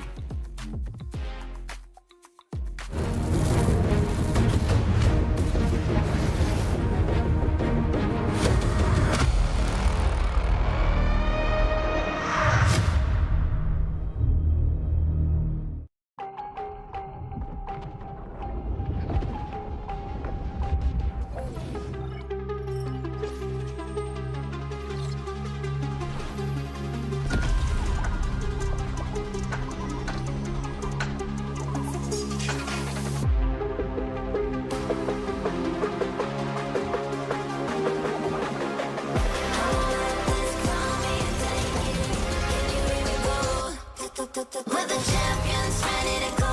Yeah, we're made out of gold, never letting it go. Got your back, yeah, they coming, strong in the storm. Do you wanna go up in fortune, Valor, crown and honor? Yeah, crown and honor. Yeah, with fortune, Valor, crown and honor.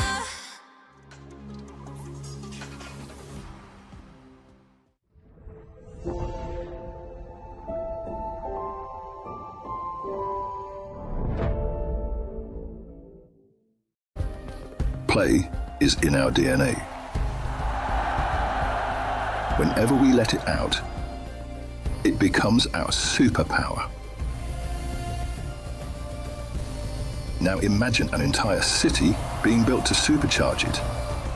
Geekay City, powered by play. We were there. For every click, every clutch, every respawn. We were there for the years of grind, and we're here. Now, the proud founding partner of EWC, powering the biggest event in gaming, shoulder to shoulder with the world's best, making history. Greatness deserves a stage. Lenovo Legion, reach your impossible.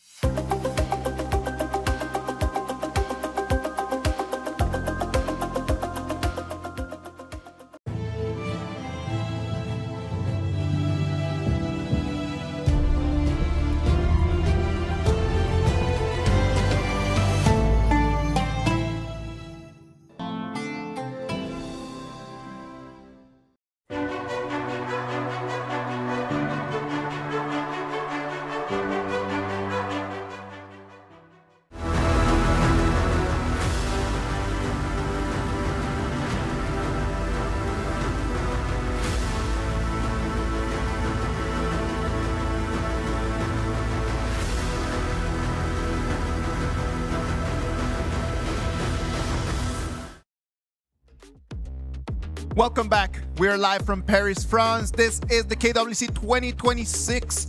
We are in the group stage. We already had the first game of Group D, where Geekay Esports already sealed their ticket to today's upper bracket final.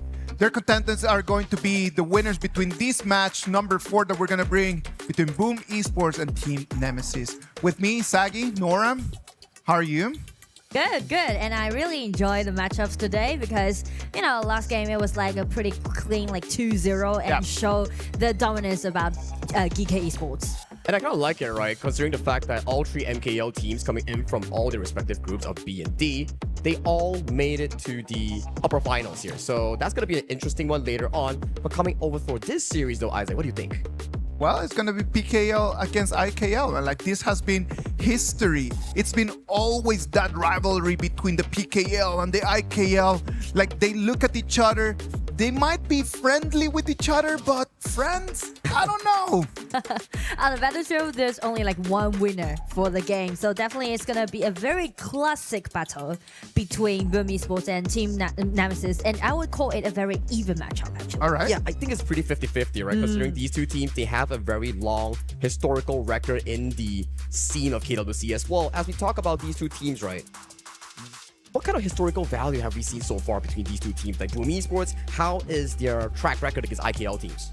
Well, I feel like for them, definitely they are going to play against teams from IKL. It's going to be a question, but still, I do believe that they can do very well. For KIS4, like we had Team Nemesis beat Boom Esports during the group stages in a 2-3 fashion, right? But Boom Esports, they have a really good historic record defeating IKL teams like Kagendra or Vitality. Is Team Nemesis going to be part of that record as well?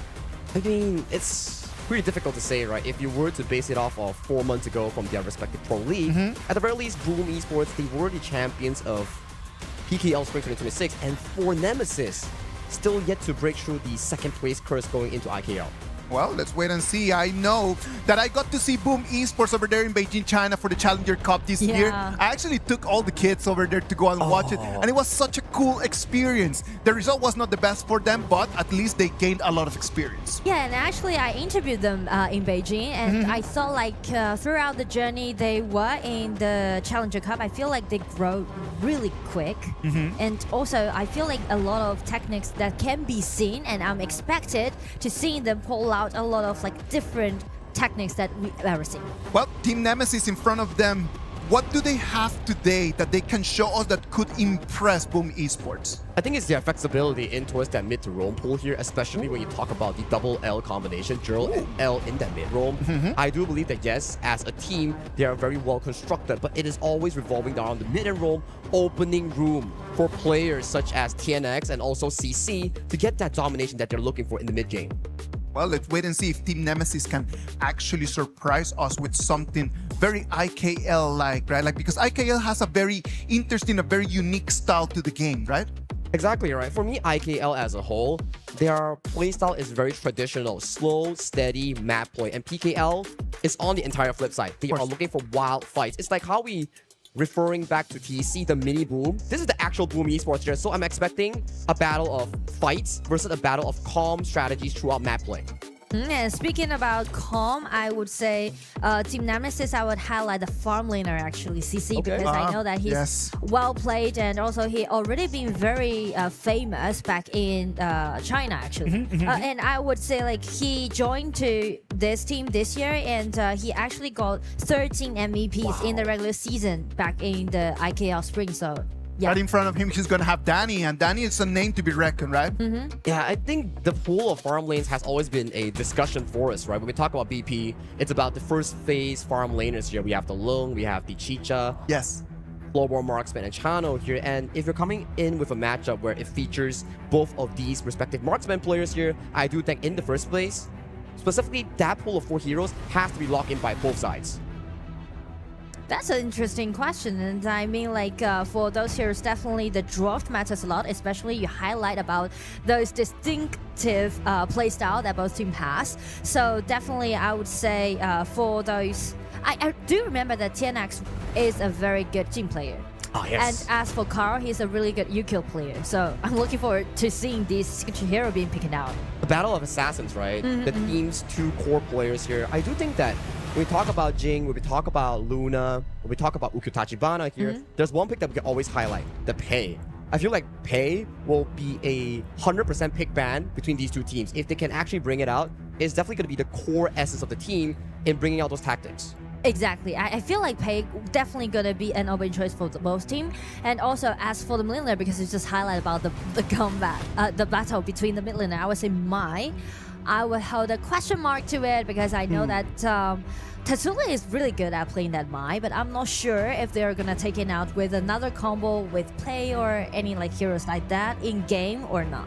Yeah, it's gonna be interesting, right? Considering the fact that yes, Mai has always been Global's top priority mid lane hero, but with the addition of the 3 AoV heroes with the Lorien has been one of the most popular picks thus far in this tournament. Yeah, I feel like, Lorien has been underestimated in the play-ins.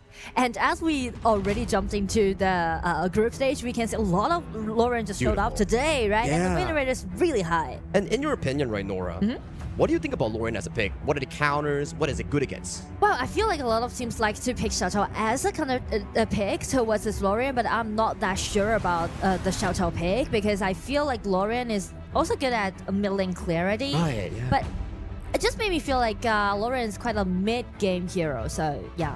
And I feel that Lorien as well, to your point, like the Xiao Chao matchup is pretty 50-50, right? If you can get the knockup on Xiao Chao against some of the teammates, then maybe it works. But if we were to look outside of it, the range of the projectiles coming in from the Lorien is really far. He has immense range to actually poke down some of these fancy mid laners. Exactly. And like speaking about those range control, we just talked about Anat, right, at the backstage. And I really like this pick, and I feel like it might grow to the most popular picks from now on in KWC, because you can see like with the flash, right, dash in, you can do a great initiation in the team fight.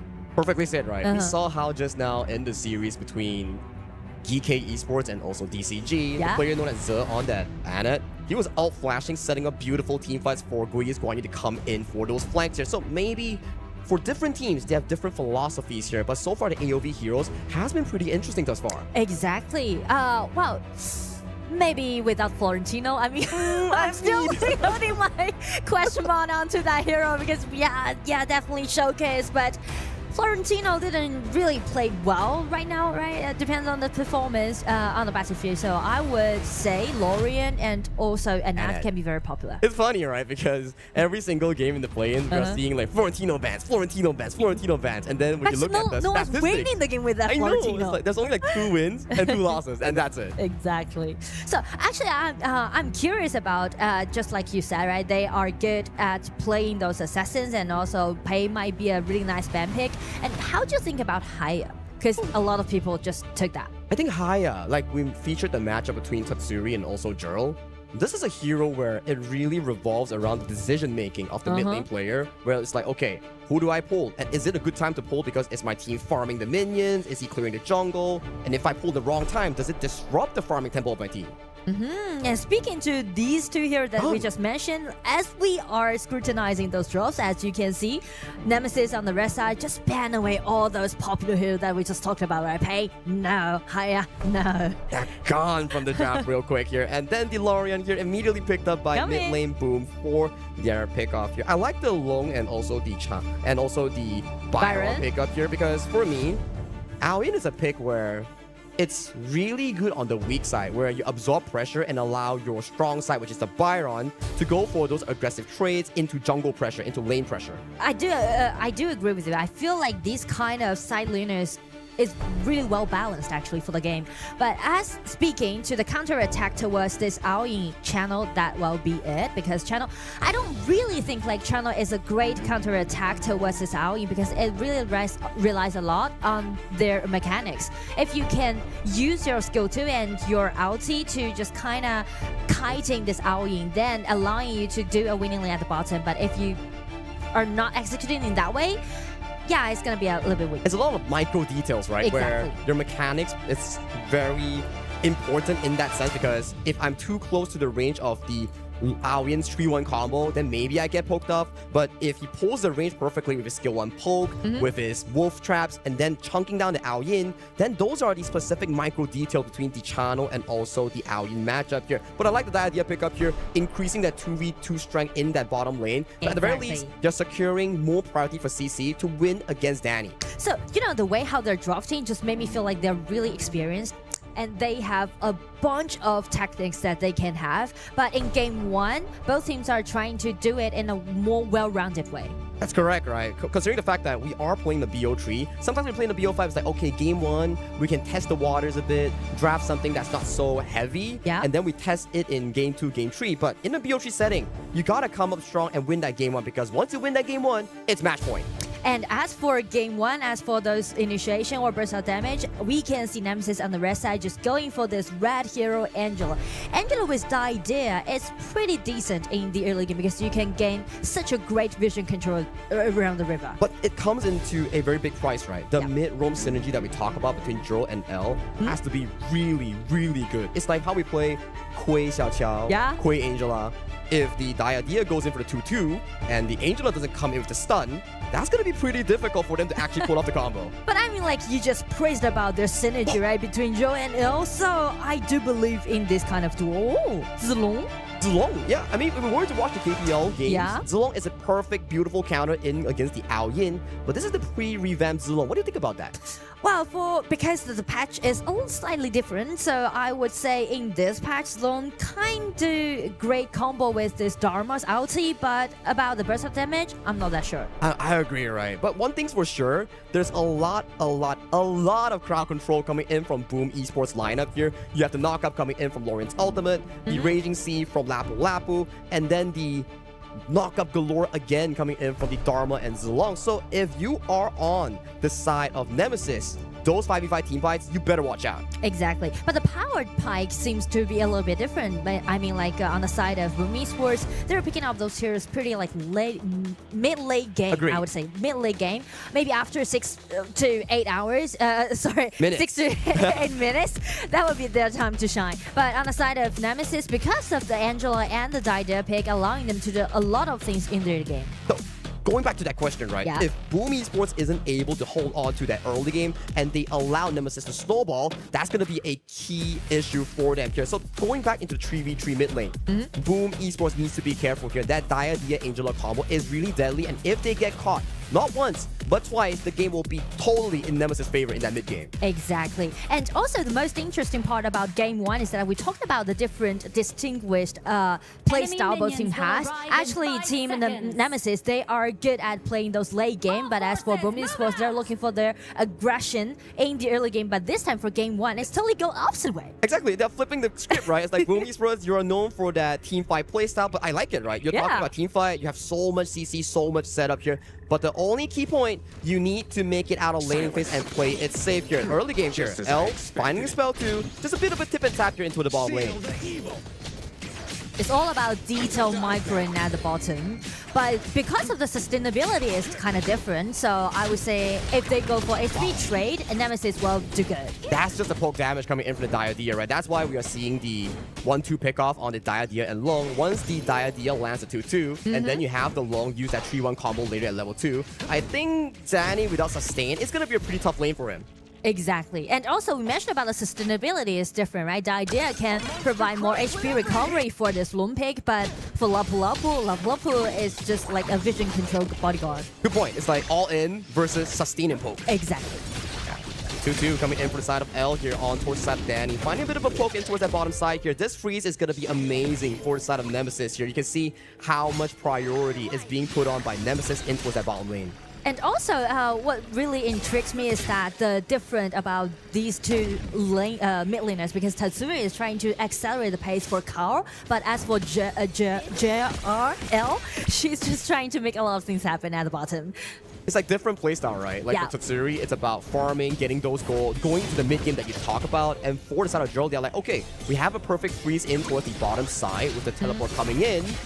As long as this freeze maintains, that's a flash engage coming in from the side of CC on towards Danny. But L wasn't nearby here. Draw going dangerously low. 2-2 coming in from the side of L. Finding the first pick up here, but they're going too deep. Danny gets the first kill, and CC traded off, paying their lives for their over-aggression. And Tatsuri got a double kill within 2 minutes. That's gonna be such a great boost to a hero like Lorian.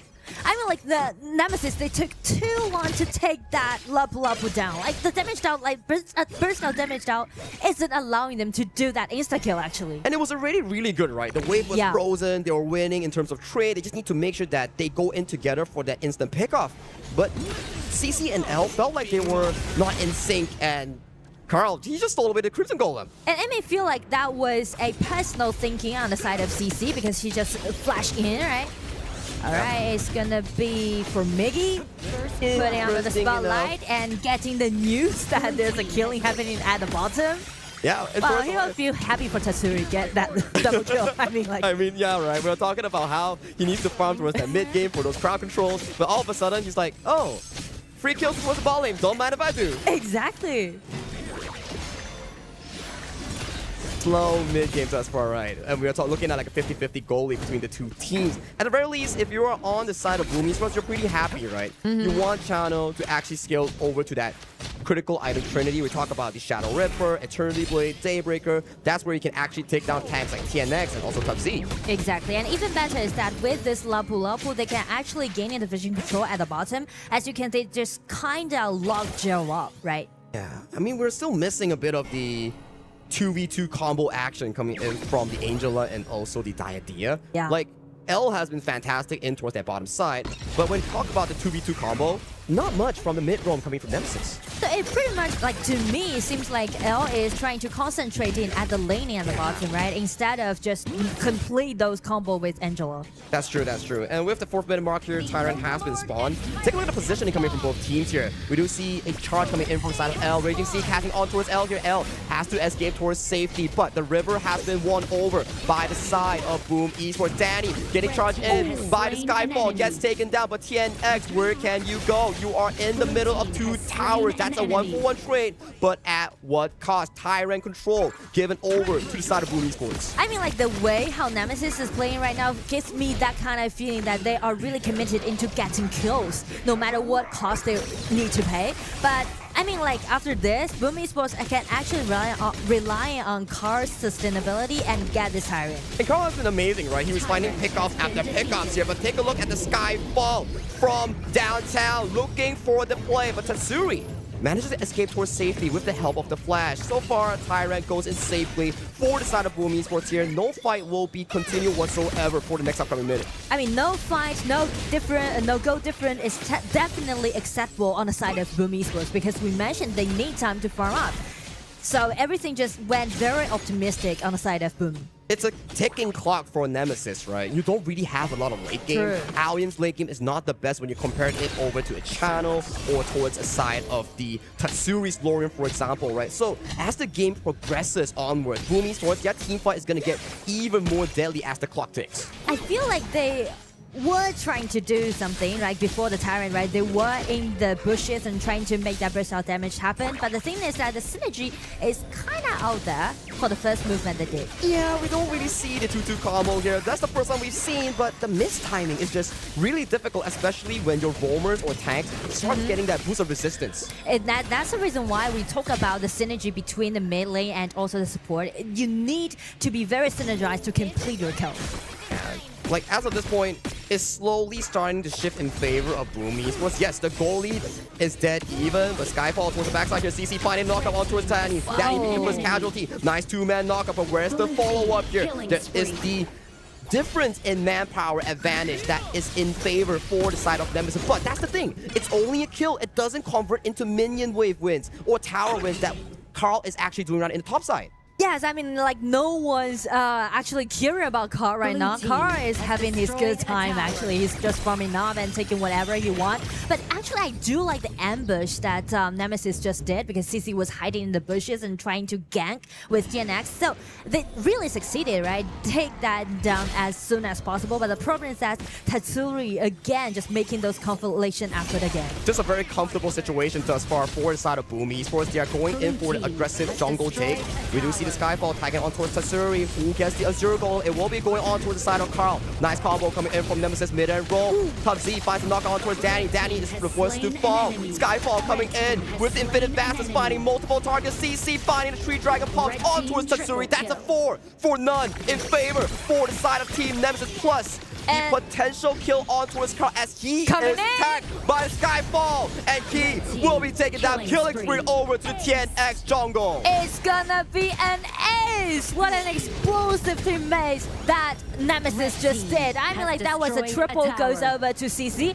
Like what we mentioned, he's definitely gonna be the core player of this team. And also, I do like the flash down by Byron, right? That knock up just kind of fixed the spot of the team fight. Yeah, he found Danny in the middle of everyone, and by the time Danny had flash, he couldn't react. He was already tagged by the Diadea spell too, and if he flashed, he's gonna die still. Exactly. So it's kind of torturing for Boom Esports to have those team fights happening around those narrow spots. This mid game, right, it's gonna be even more difficult right now for the side of Boom Esports. At the very least, if this was a 50-50 game with good resource going over towards Danny, it will be really good. But now, if you're on a channel and you don't have your Daybreaker by 10-minute mark, you're really weak in team fights. Exactly, and then just check the gold. I would say CC actually got a decent, like 1,000 gold lead against this channel, so definitely. And I do like Nemesis, how they're reading their own composition, even though they fell behind, but they still know that there's alarm setting for them, so they're just playing really aggressively. It all started with the Azure Golem invade, right? Yes. They all overstood, they got the Azure Golem, but the Skyfall tagging on towards Danny, resulting in that big comeback of team fight for Nemesis. And as of this point,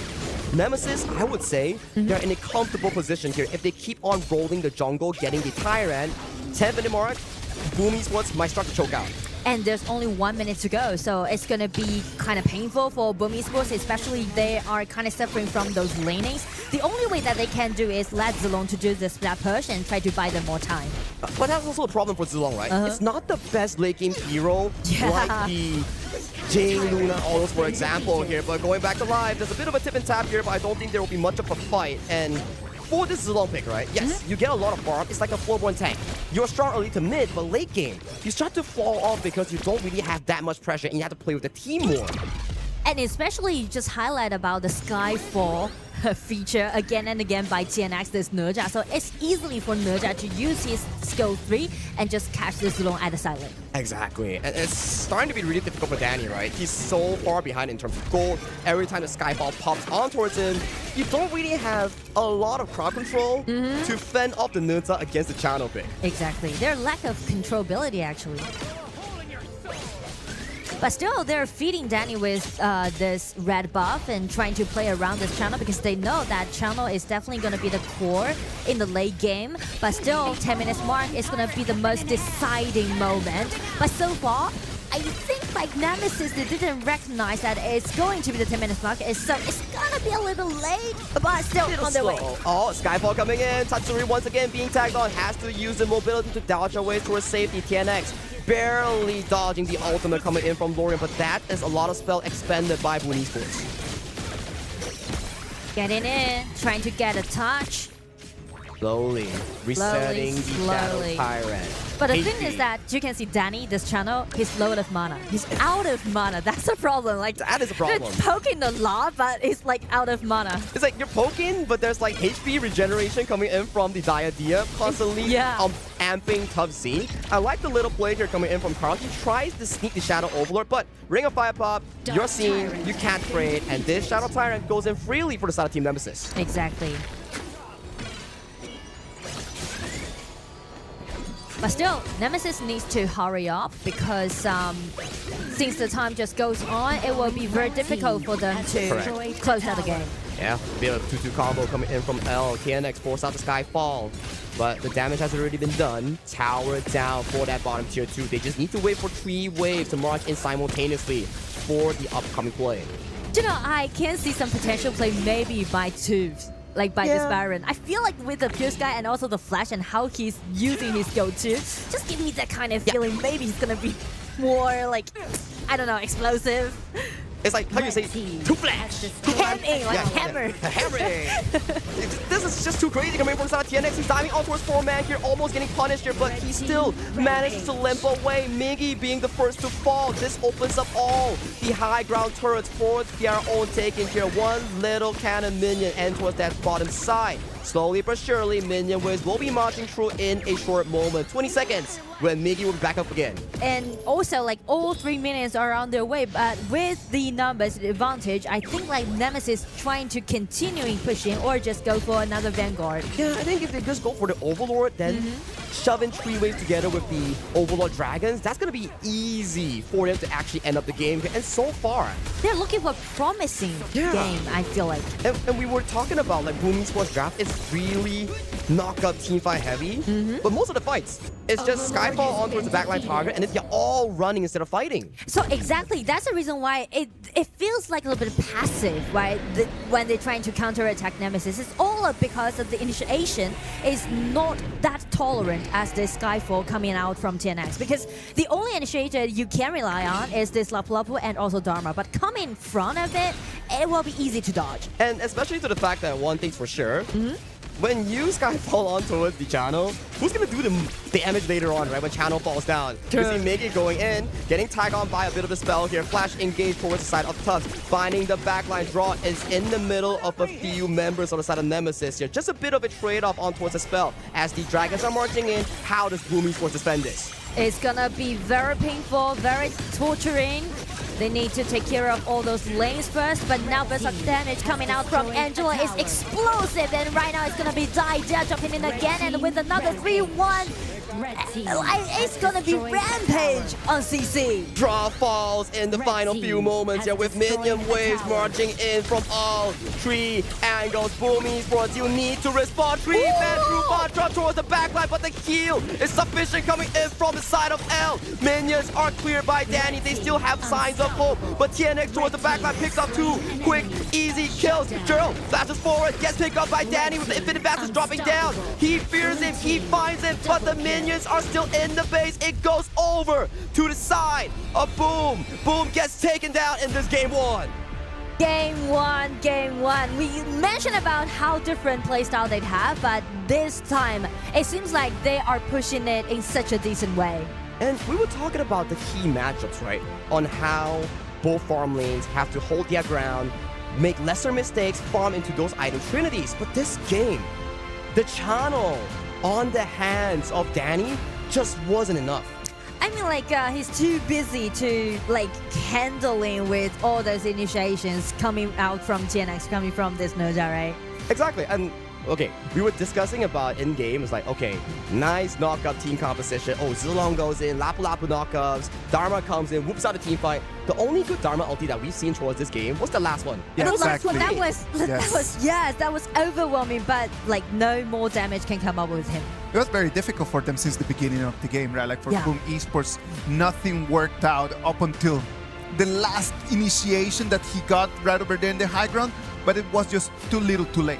Yeah, it's tough, right? You're drafting a team fight composition, but you just never had the chance or opportunity to pull the trigger. Every single time, it's Team Nemesis on the aggression end, on the proactive end, finding those pickoffs here, especially on towards Danny.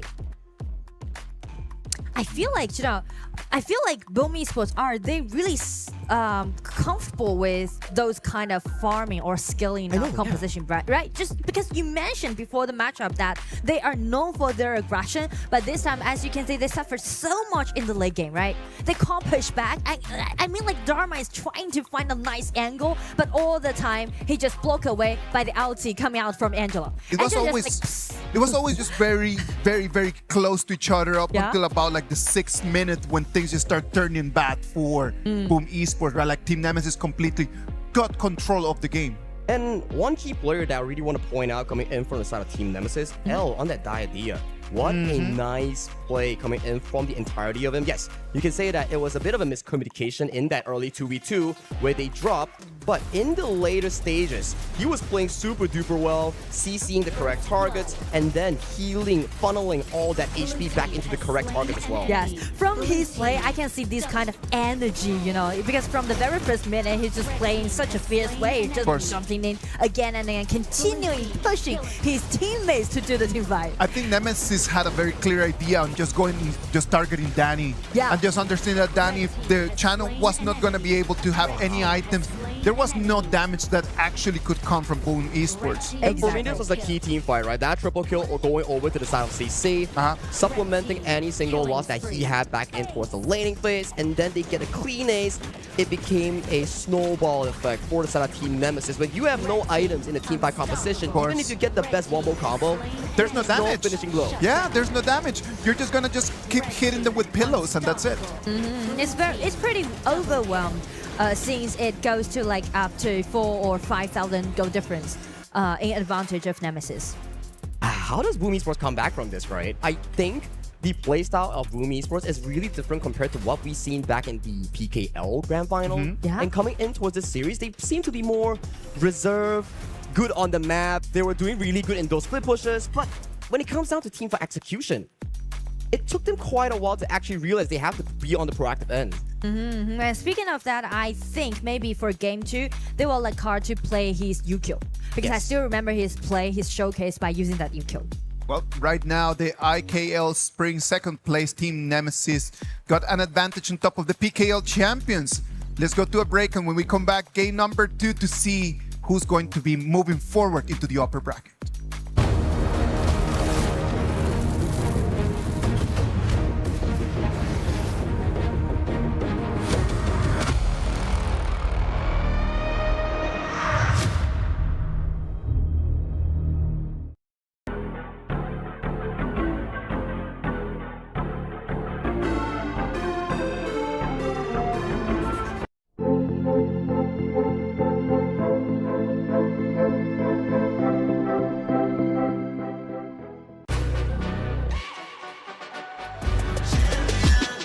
This ain't no regular thing. I came for the ring, you know what I mean.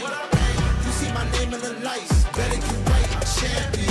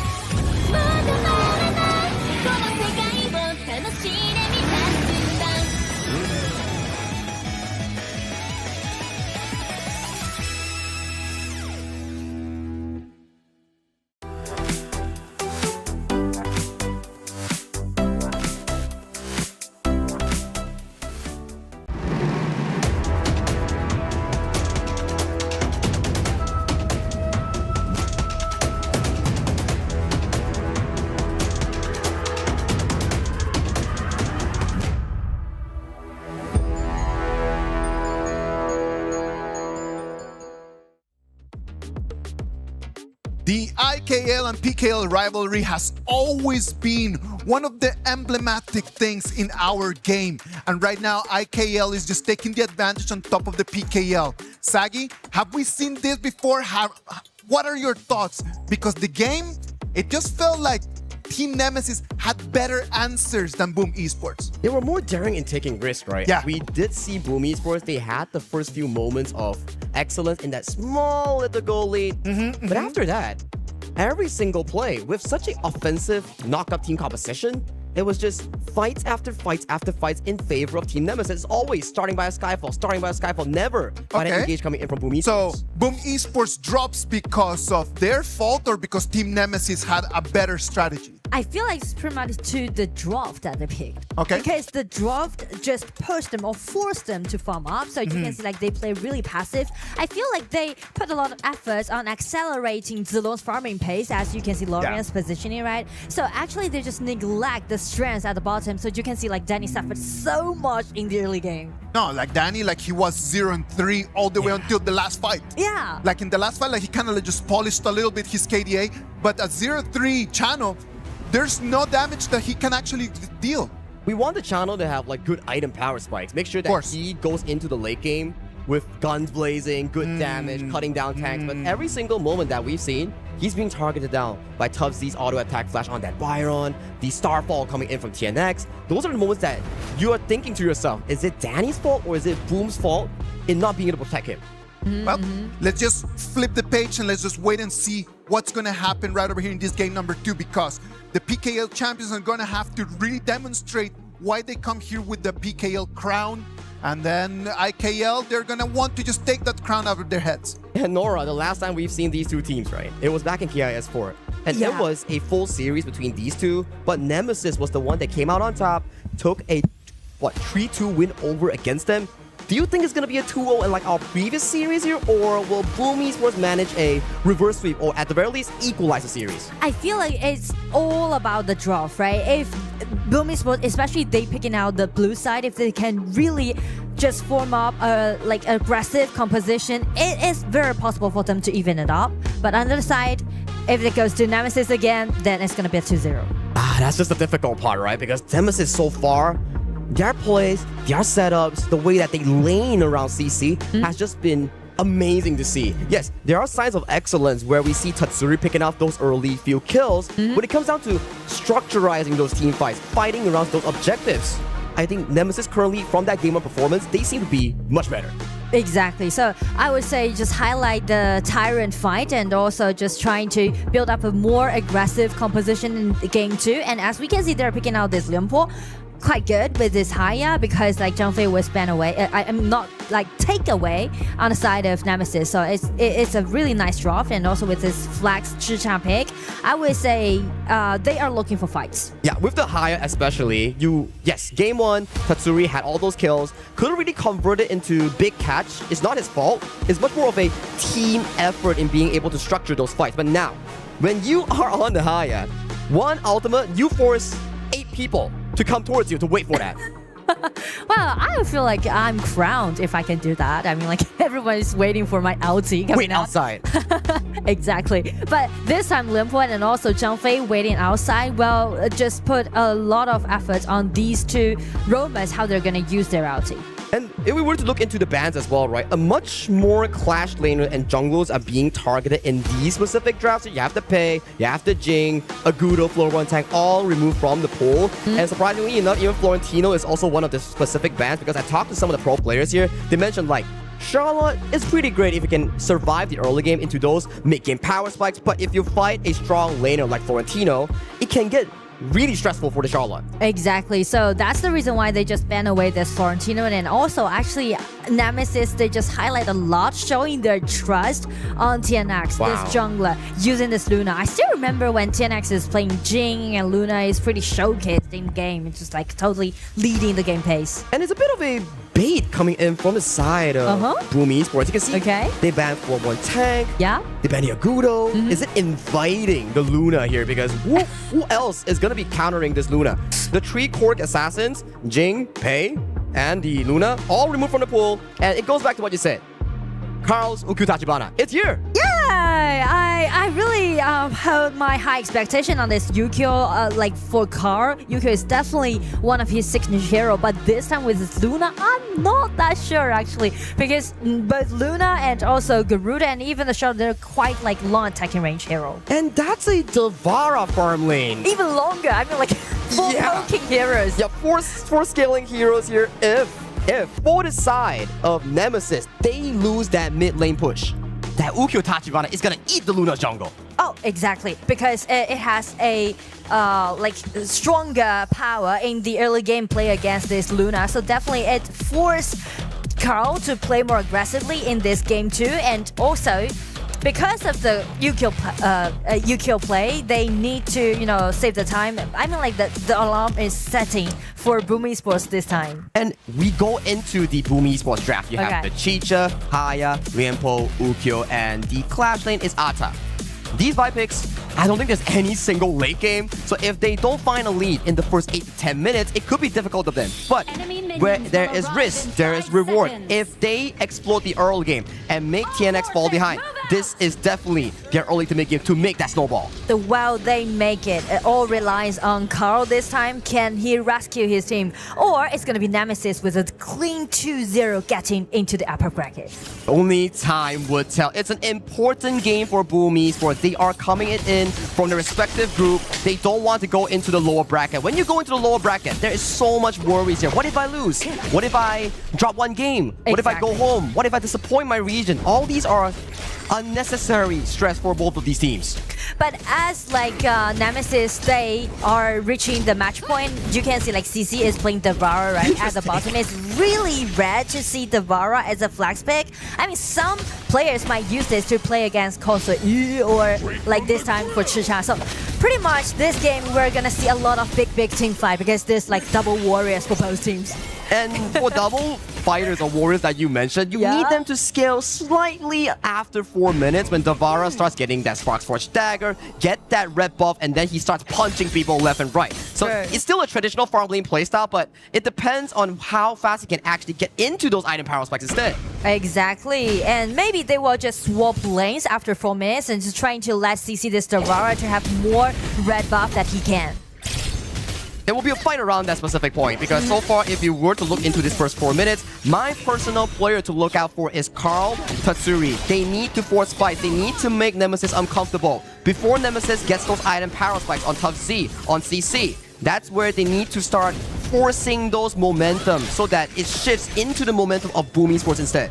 If they want to do so, I think that Haya is going to be a necessary choice for this Yukio because you can't rely Yukio to be at the first 10, right? You need to rely on this Haya, and nice try by Tatsuri, but it was dragged away by TNX Luna. It's just a Luna thing. You can just dash around and get someone marked, and currently TNX, he's yet to miss a single ultimate, but if he misses one, it's going to be detrimental for this pick. And that's one thing I do want to highlight because we are amazed by Luna's features, right? And it's kind of different with its Yukio because you can see less controllability on the side of Boom Esports while allowing TNX just showcase in the mid game. That's correct. And we talk a lot about Boom Esports. They need to play aggressive early to mid game. What about Nemesis? What do they need to do if they want to win this game? Well, trust Luna. Trust the only Luna. thing that you need to do is just trust Luna because you can see a lot of poking damage on the side of Nemesis, right? You can just let Garuda just gently poking down the HP bar and just let TNX to shine. Okay, that's a pretty interesting one. Trust Luna, trust TNX. That's one of his signature picks here coming in from the IKL. And so far, not a lot of aggression coming in from Boom Esports. Yes, they have the goal lead, but it's still... How do you bully him? You're on a ticking clock, Boom Esports. This coming 4th minute mark on that Tyrant is going to be really important for the side of Nemesis. I mean, just watch out the positioning of Miggy. He's trying to make something happen. He's trying to do something upon this 10x because usually when you're taking out those assassins, you need more items, you need more ghosts. You are just going to share the mid lane with your mid lane. Miggy is the one that has the crowd control. You have the spell to enhance basic attack.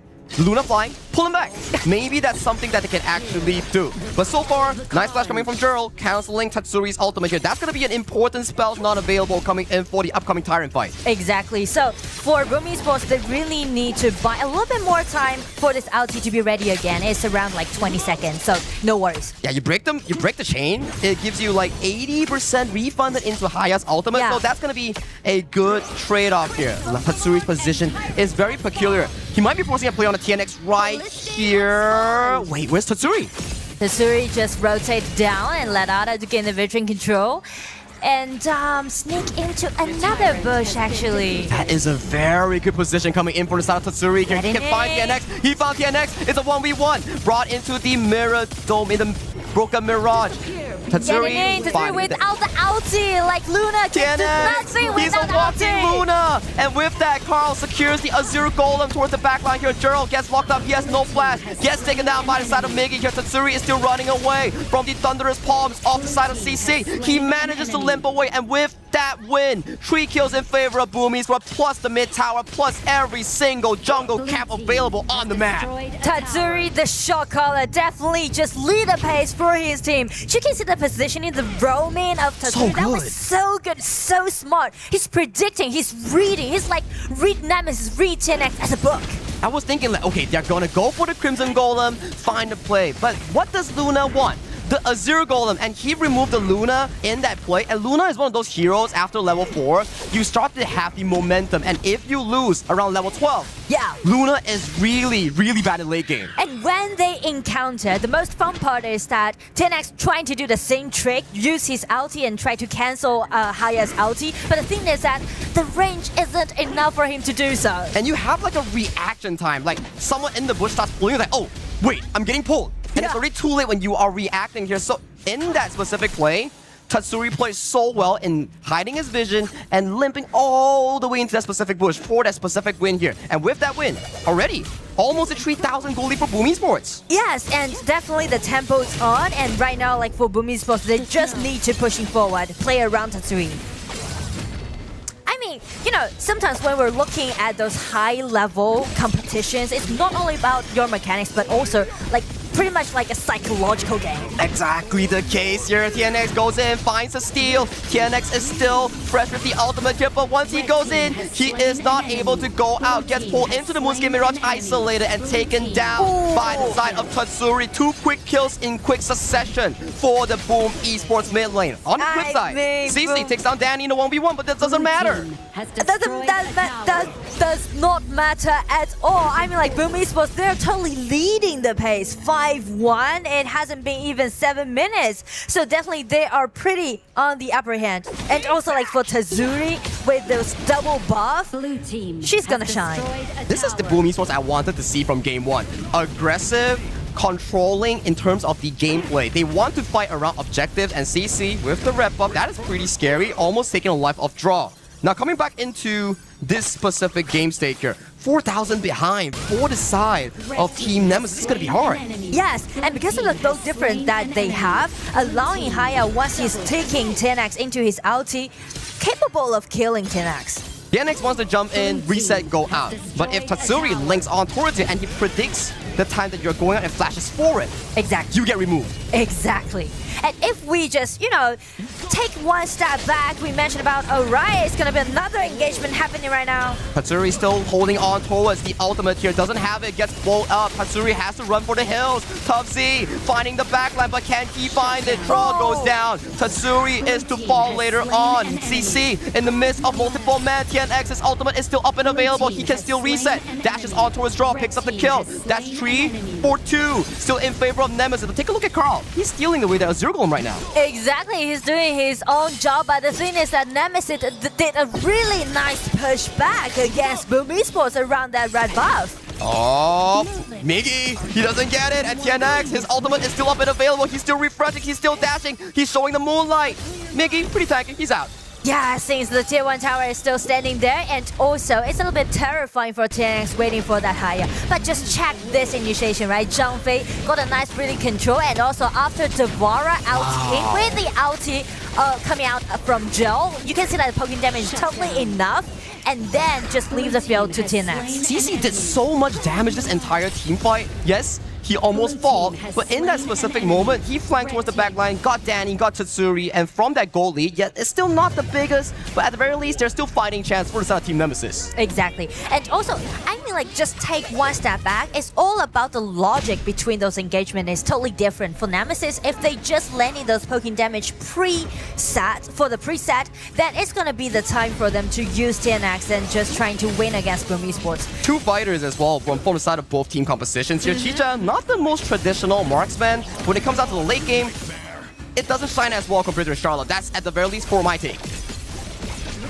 Umbrella Outburst catches on towards multiple targets here, but is removed by the Moonscape Mirage. From the outer side, CC secures the Crimson Golem here. He has strong fighting power. Pops to Frenzy, looks for a bit of a poke, stampede towards it. This is where the moment the Thunder's Might comes in for the side of CC, finding towards the backline here. Tatsuri first to fall in towards hands of Tubbs. Tubbsy goes down towards the side of Danny. Danny still charging, still ripping apart all the members from the side of Team Nemesis. CC so low, gets taken down. That's 3-4-1 in favor of Boom Esports before the spawn of the Shadow Overlord and Shadow Tyrant. I mean, like, everything just went so optimistic on the side of Nemesis at first, but after Haya's ulti was broken, you can see like how Miggy and Carl just enclosed the whole team fight.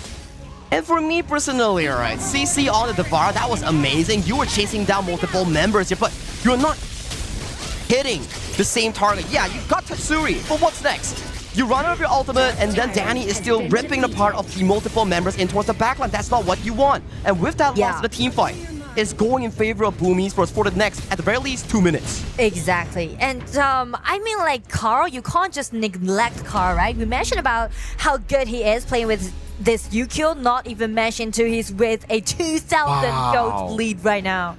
You did your research, Nora. Ukyo Tachibana on Carl, one of his premier picks, and he is definitely showing up right now. 2-0 and 5. Yeah. He even has the frigid chart just in case he wants to lock down TNX. Exactly. Beautiful. So, like, double preparations made for TNX. Highest ulti and also Carl's equipment. Not gonna be an easy game for TNX. At the very least for now, all 2 minion waves will be marching in simultaneously in towards the high ground. CC trying to fix a wave in towards that bottom side. At the very least, try to slow down the momentum on the side of Boom Esports. Boom Esports, they are almost chipping down this top tier tree. Melee form coming in from the side of Danny. They got it. They're backing away. But the thing is, we mentioned about both teams are actually going for those melee fighting compositions. So the high ground tower might cause an issue on the side of Boom Esports. Oh, that is an interesting flash coming from Z. Yeah, I feel like it's like a miss. Like a flat finger sort of move? Yes. Yeah.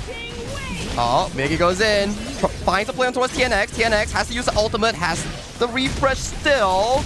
Tatsuri walking forward, pressing for vision. Tyrant has already been expired here, Boom Esports. They want to clear one more wave before moving to the Shadow Overlord. Exactly. And we mentioned about the item that Carl made, and another Splendid made by TNX just put another more, like one more layer to the team fight. Can you explain more on the Splendor coming in from Luna? Is this specifically for the Haya? Yes, exactly. Like you, when just for the Haya.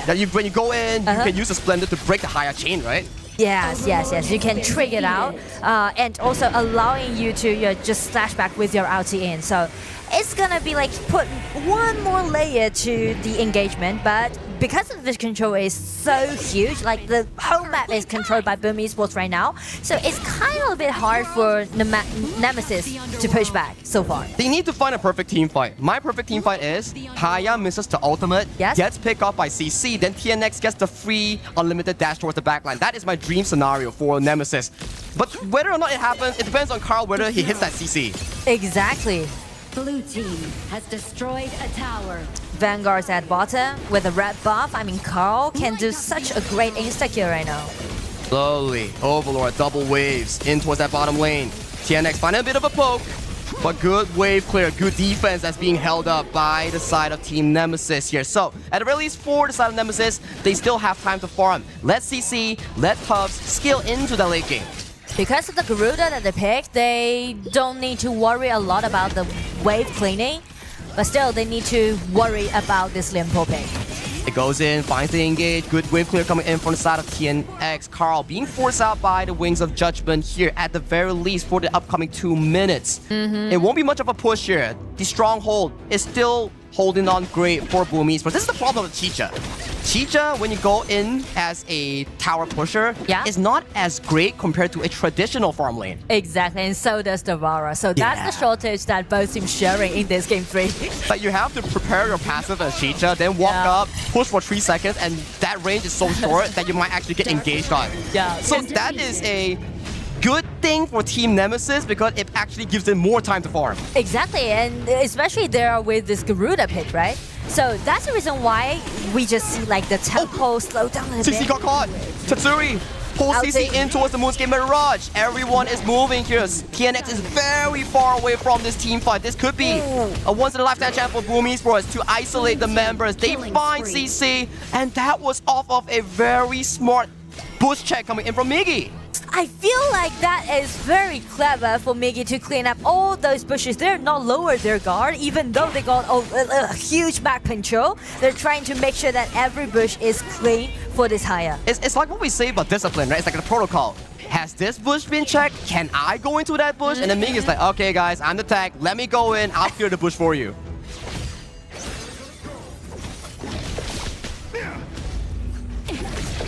Bottom wave coming through. Unbridled Outburst tags on towards the back line.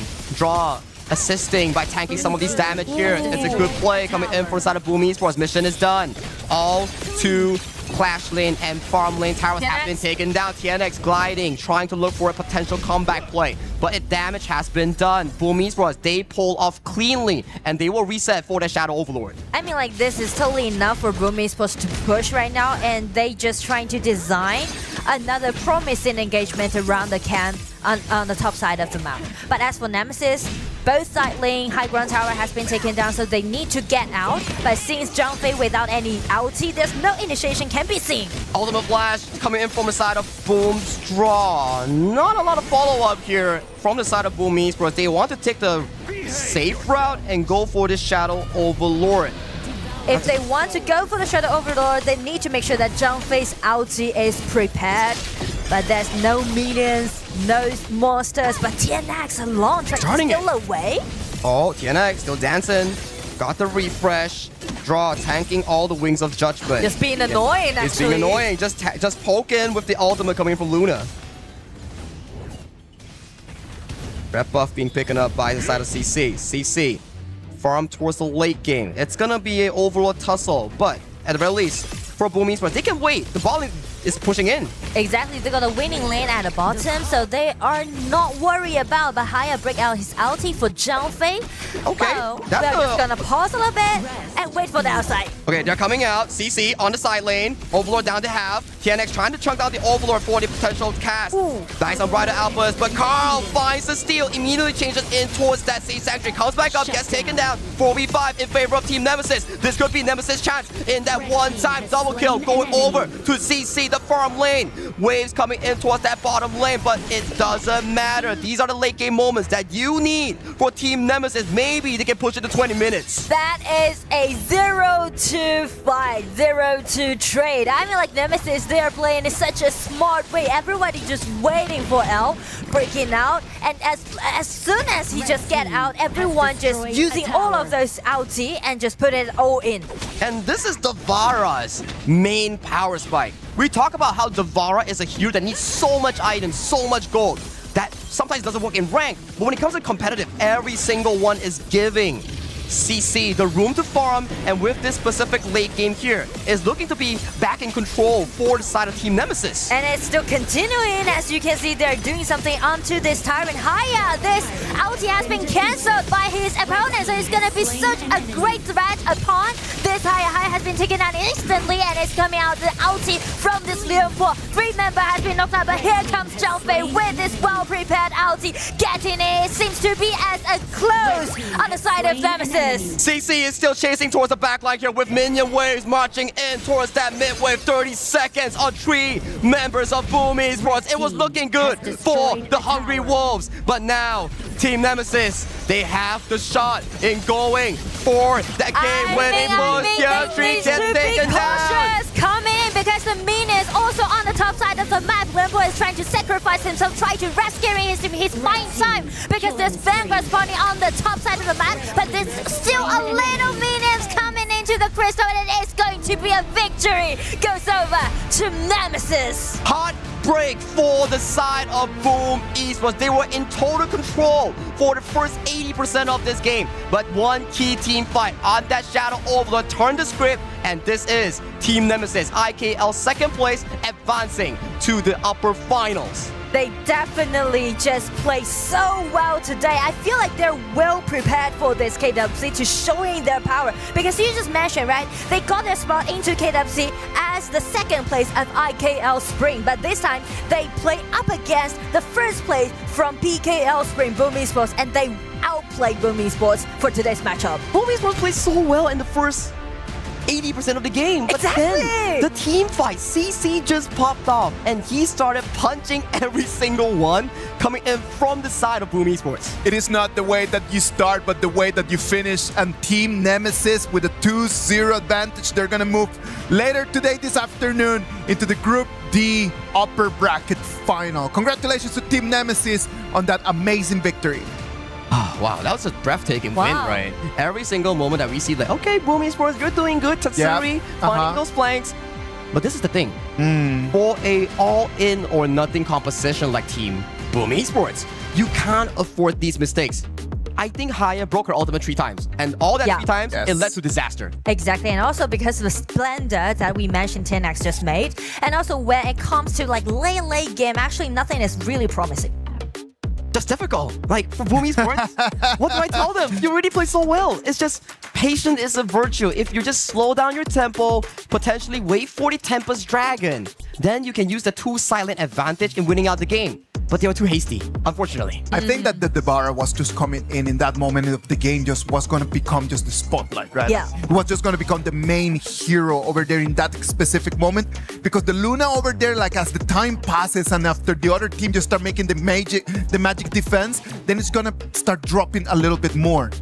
So, because of the Devara, this hero, you can't just treat it as a normal warrior. I mean, like, taking on those backliners. As for Devara, you need to use your own body and just dash in and just separate. I mean, like, scattered the whole setting. That's the point about how you're gonna play this Devara well. And it was a shocking one, right? We only had 1 or 2 Devara in towards the play-in tier. I remember one was by Noxious Red Force on the side of Rattel. That played pretty well. And one by Chami won. It was like a 50% win rate.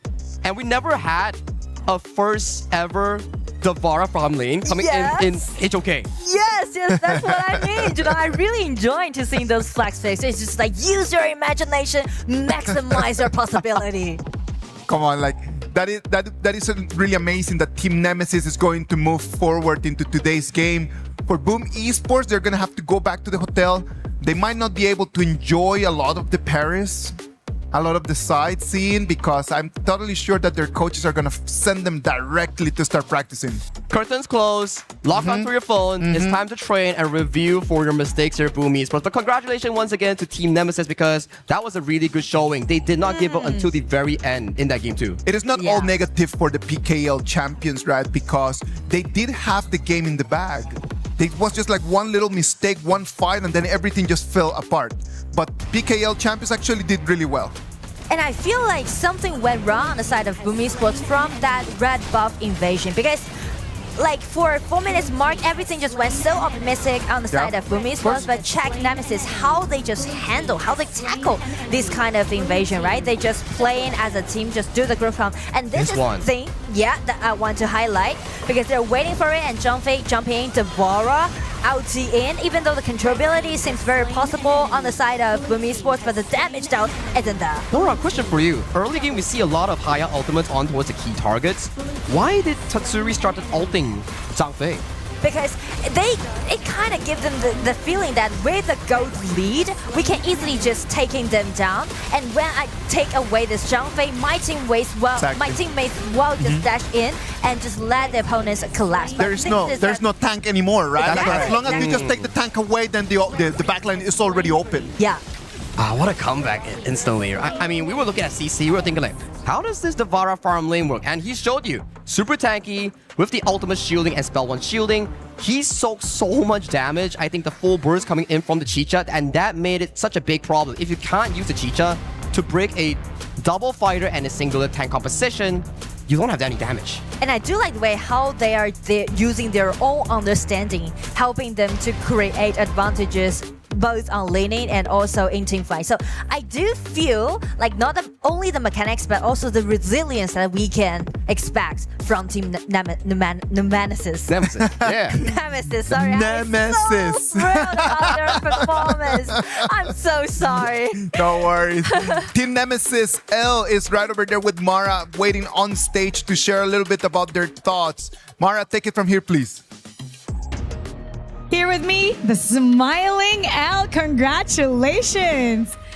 Now, your opponent, Boom Esports, wanted to dictate that game, but eventually they were the ones reacting to everything that you guys were doing. How were you able to turn their aggression against them? I think for the last game, the second game, our early game, it's so bad lah. So I think we just need defend with our item, and we know when late game, we can beat them easy. Previously, the Indonesian teams normally have a hard time against the Philippine teams. In fact, this Philippine team placed 4th in the Boot Camp Cup, and you placed 16th, correct? Last place.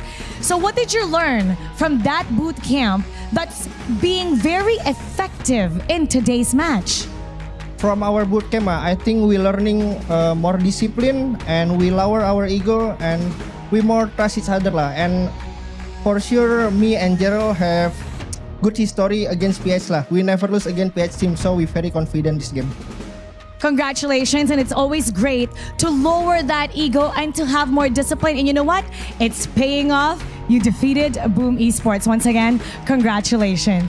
Thank you. I say to supporter Dominator. Thank you for keep supporting us, guys, and I hope we can going to playoff lah. So yeah, and also fighting to Team Vitality lah. Let's go playoff together.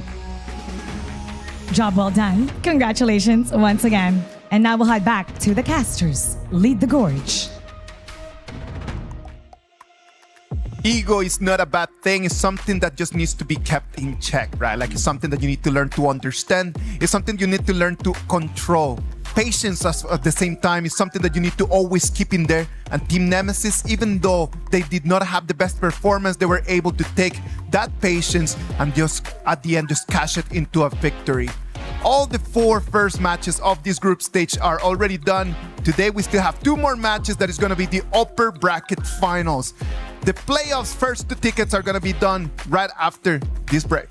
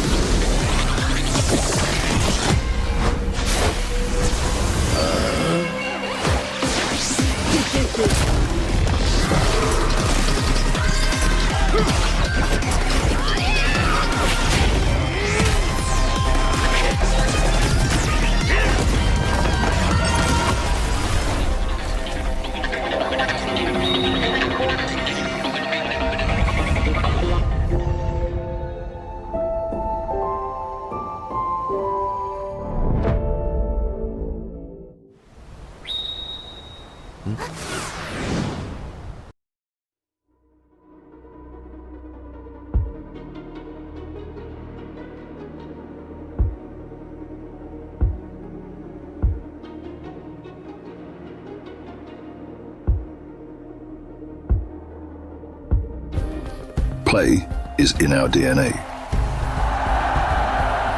Whenever we let it out, it becomes our superpower. Now imagine an entire city being built to supercharge it. Geekay City, powered by play.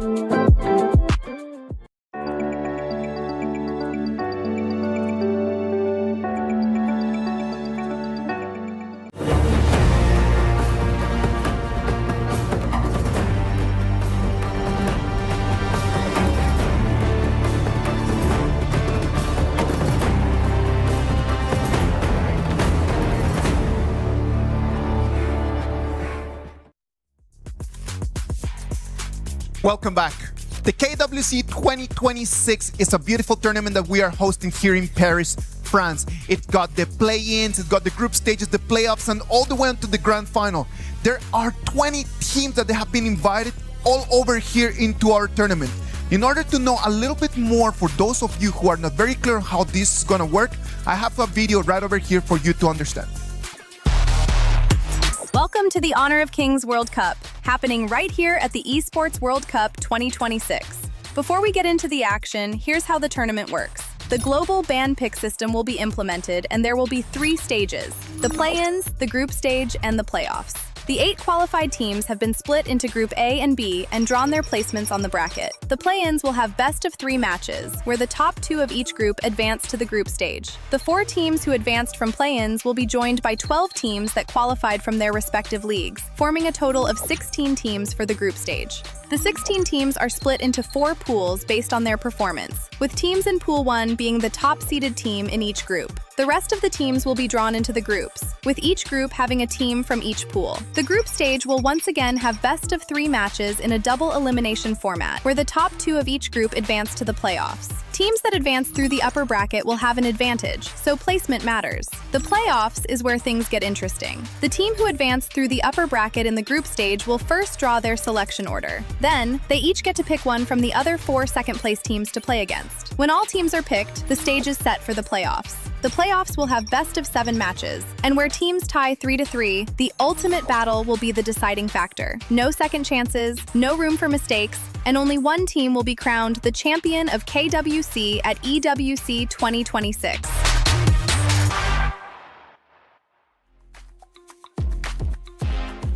Thank you very much. I hope that everyone is very clear about how the tournament is going to work. And if you still have some questions, just put them right over there. We want to hear about what you're thinking about, what has happened in these last 3 days, what is clear, what is not, and then we will always help you out. Now, in order to explain all of those things, Blam, Ken, what about if you guys explain a little bit about the global ban pick? I love the global ban pick because it means you can only use that hero once in the entire series, unless we go into game number 7, but we'll talk about that another time. Yeah. So, meaning if you pick a hero, you must find success with it, because if you don't, there is a price to pay. Absolutely. And then also, if you do pick that hero, generally like something like, I don't know, the pay, if you get that first game, you generally get to ban that away, and the enemy team's kind of like left without this tremendous pick. Yeah, you'll actually get lesser and lesser choices the longer the game and the series goes. So you want to start off on your best foot, and you want to start off on the right foot. The tournament bracket for Group B on your screens is going to determine our next match of the day, match number 5. It's going to have Aurora Gaming against Rock Esports. Aurora Gaming with a 2-0 game against Titan Esports Club, and Rock Esports against Influence Rage at 2-1.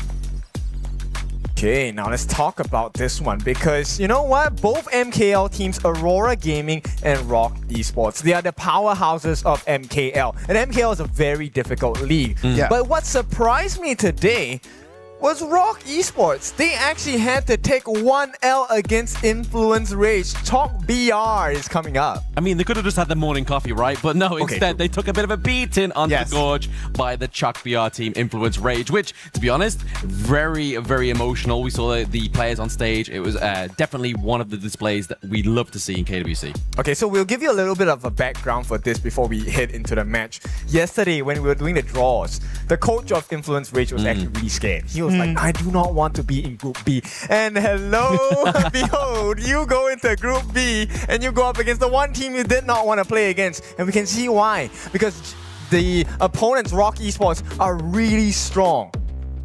Very strong team indeed, absolutely. I mean, we saw them actually playing against them. They are the 3rd seed, now going up against the 1st seed. Aurora Gaming against Rock Esports. One of these 2 teams is going to be our first qualified into the top 8. Winning this game is going to mean that you already have a spot in the top 8. It means that you can already start preparing for the best of 7s. Now, last time that they met each other was in week 1 of the MKL Spring, when Aurora Gaming won 3-1. That was in February. Right now it's August. What has changed? I think this is a more focused team. When they first showed up in this year of MKL, everyone was asking questions about this Aurora squad, right? Yeah. We haven't seen them for quite a while, since 2025. Do they have the synergy together? And they surprised every single member on the cast. They came out with the guns blazing, and they had a very strong performance. Well, I feel like after KIC 2025 as well, right? Obviously, they were the third place team against below Nova Esports, now Rock Esports, as well as obviously the team that is now Geekay, right? So they had something to prove. They didn't want 2026 just to be another 2025, just always being the bottom feeder of MKL. And these are players that we did not see for extended period of time, like players like Zhihong, players like JR. And they were, I would put it as left behind because everyone was growing with experience. But when they came back, that was a completely different story. You could see the fire in Zhihong's eyes. You could see the fire in JR's eyes. And that fire transformed into the Gorge as well. I think that from today's performances, when I watch the Aurora Gaming games and the Rock Esports games, I do believe that the jungler matchup is going to have to be the most important matchup in this game. Yes, it is. And I think we've seen the prowess of both teams' junglers, but I prefer the side of Aurora because I sense a little bit more consistency on his end. Absolutely, yeah. I mean, it kind of depends on the time of the day, the match itself with Conling is, but with Yulong, and you expect and get what you expect here with this jungler. And to be honest, I have to give obviously props to Zhong as well. Obviously, Lorian of that first series. Beautiful. Come on, man. Zhihong, he was the FMVP for the MKL Spring 2026. So if you're an FMVP, you've got to have something in your bag. You definitely have to, right? At the same time, if we were to really just go back to and take a sneak peek into this jungle matchup, Conling against the likes of Yulong. Both junglers, they're very well versed. They have very deep hero pools as well. And here's one thing that I really like. The old junglers in HOK, when we started 2024, 2025, it was really like the tank meta, right? We have the Ogrins and we have the Menkeys. But right now, this patch itself opens up doors towards the assassin base. We've already seen the power of Pei. This is one hero that both of them will wrestle over because both of them have had splendid KDAs and dominating performances. 0 deaths, a lot of kills. The Peis, the Yukios, the Jings out there.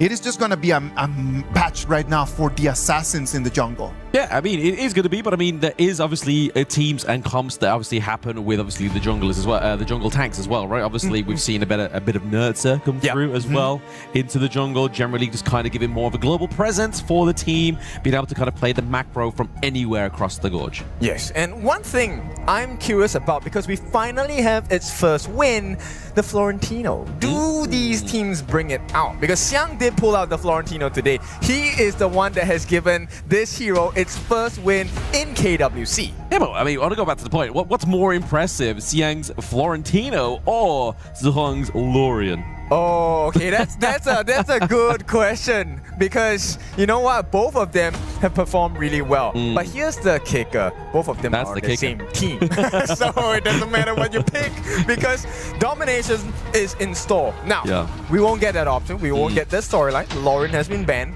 They're gonna pick up the Haya first. What do you think about Haya? I think the Haya is a great pick, right? Obviously, especially if you want to go for what we've been seeing down to the bot side of the map as well in terms of the support. Support is always going to be Zhongfei, Lapu Lapu first games, right? So being able to have that Haya, you're able to take away that tag from that team fight and basically make it kind of more of a dance for the enemy team to kind of be like, right, okay, we've lost our front line. What do we do? What do we do? Make them panic? But the other way you can obviously get rid of that panic is if you go for a secondary front line here, which is going to be the Byron. Okay, while we have eliminated that panic for a while, I'm going to put it back in the picture because Florentino now is here. We also have the Agudo, and this Agudo is probably going into the jungle as well. So you have an isolation hero. The Haya, first pick Xiang here, able to isolate members away from the fight.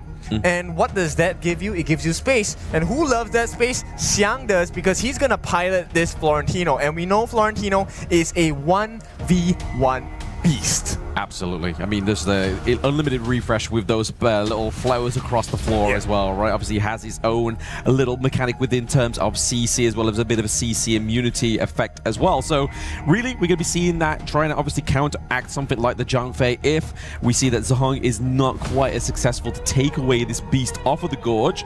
But, like we were saying pretty much moments ago, it's normally game one is kind of like a Zhang Fei, Lapu Lapu, kind of like who can drop the better ultimates.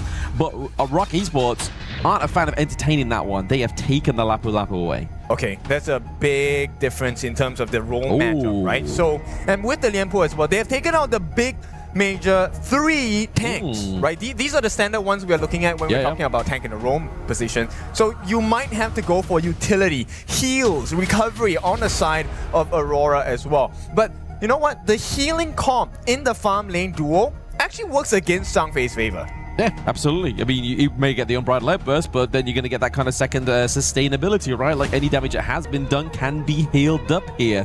But it looks like the Yukio has been taken off here as well. Obviously, we did give props over to the Yukio in the introduction, but it feels like Aurora Gaming's like, okay, you took away our tank, we're going to take away those big assassin picks for you. Jing is still available, however, if the side of Rock Esports does want to go for that. I'm going to contest you on that. I feel like Alarm is a great position here.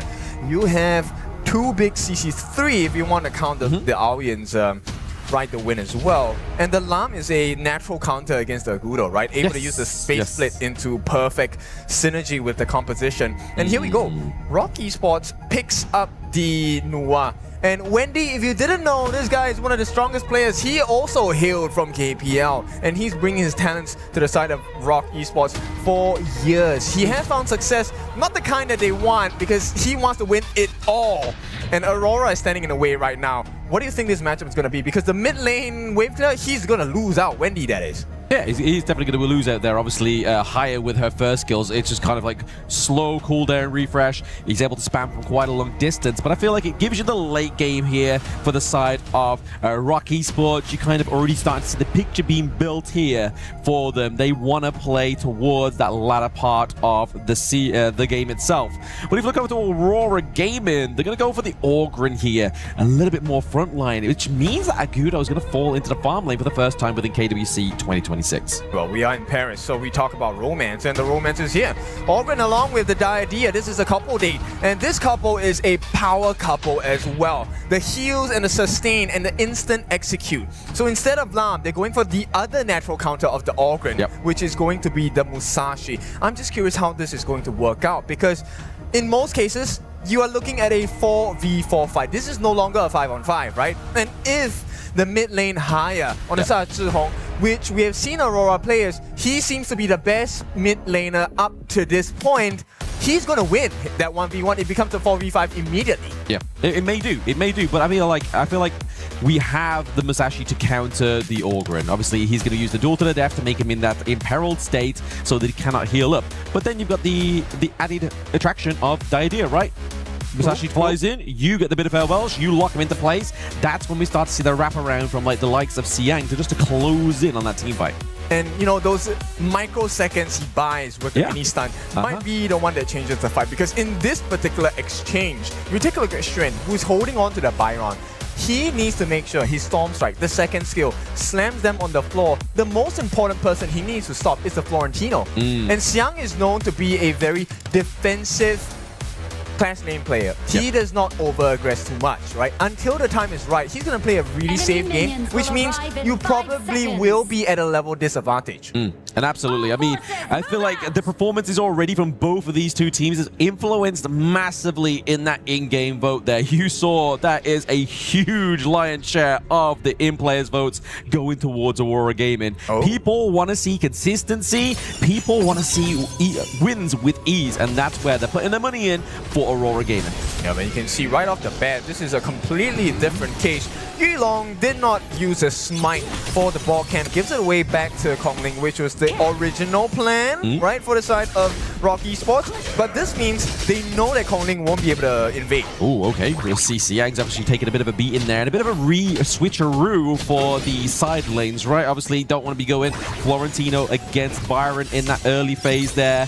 We know that, obviously, like I said, 1-to-1, Siang is that guy. So really the one is like, okay, let's swap up top side. Let's get a bit of a distance away from that Florentino. So Muchi's going to be at one hard task there, being able to get that ball. The Phoenix is going to be JR, just collecting these little neutral points for the team. Yeah, the Firehawk is such an important one. It's the one that defines your lane, essentially the farm lane, right? The second one is on the way on the other side of the map, which is the class lane, which is going to be at the top. The space sprite for the primal portal is another important objective you need to gain for the team. And I like this movement from both sides, right? There was a tri-lane on the top, and Rock saw it, immediately mirrored that movement as well. So this is very tight-knit, but Aurora does have a slight goal lead at this point. They have a very slight goal lead. I mean, it's nothing to kind of be like, okay, this is going to be the end of the game, but definitely a very brawling game one, right? Like you said, the top side of the map was definitely a trio. They're looking to be a very big buddy system going on here between Saber, Yulong, and obviously Zhang as well. Just kind of trying to share that gold in the mid lane. Yeah, the sharing is caring is very important, right? Especially when your opponents know how to do it up to the T. Yep. 3 members sharing the EXP and the gold is the ideal maximization of efficiency for our HOK teams here. It looks like they want to keep that pennant. And the faster wave clear at this point will be the game changer. If everyone does the same moves, faster rotation wins. Yes, and I mean, the good thing about obviously having Orgren on your team as well, being Yulong, is you can create your own rotations with the Path of Passing. But it looks like they're going to go on the top side of the map just to try and keep a hold of that Spike Tail Beast here, try and stick around for the potential of the Space Sprite as well. But you just see that they're both junglers are just going back to their natural rotations, right? They spent a lot of time in those lanes. I'm kind of concerned about the rotations. Wendy does have like the emergence to TP up and down when necessary.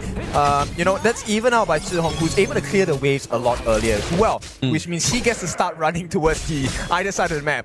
So we're kind of really neck and neck, and we really compare the composition. Rotations pretty fast, wave clear, all good as well. So it really comes down to, at this point, what I would see as the 4-minute mark. The Tyrant is going to be the tipping point for both teams. Absolutely, it's going to be the fights around that neutral objective that's really going to kind of tip the scales on who is going to come out on top of these this game, right? Obviously, like you said, the way that they kind of not countered but counteracted the picks on what they do and what they allow, like the wave clear, fast wave clear into the mid lane means that Haya can rotate up and down, but then also you've got the likes of the Newer here, able to clear the wave, but use the emergence rather than having to kind of like skip through brushes. So I feel like the Newer is a little bit more of a safe choice when you have that emergence available. That's true. And I like the fact they pointed out about wave clear, right? In most cases, we're talking about, hey, we want to have a fast wave clear, we want to rotate fast.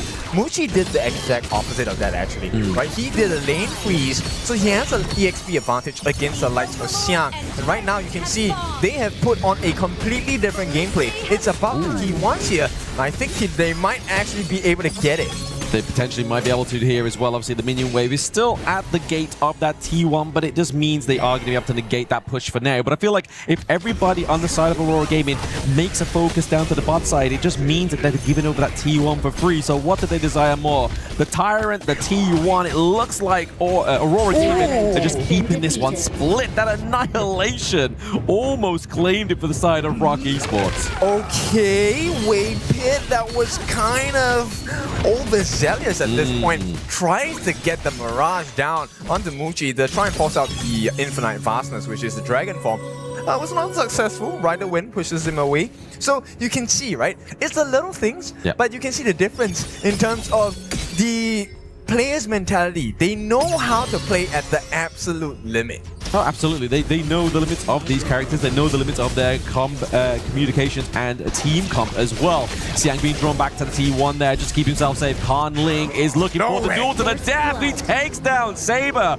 First blood going up to Rock Esports as well as that T1 top side of the map. They were just waiting for that defining moment here. Rock are on. Yeah, 2 for 1.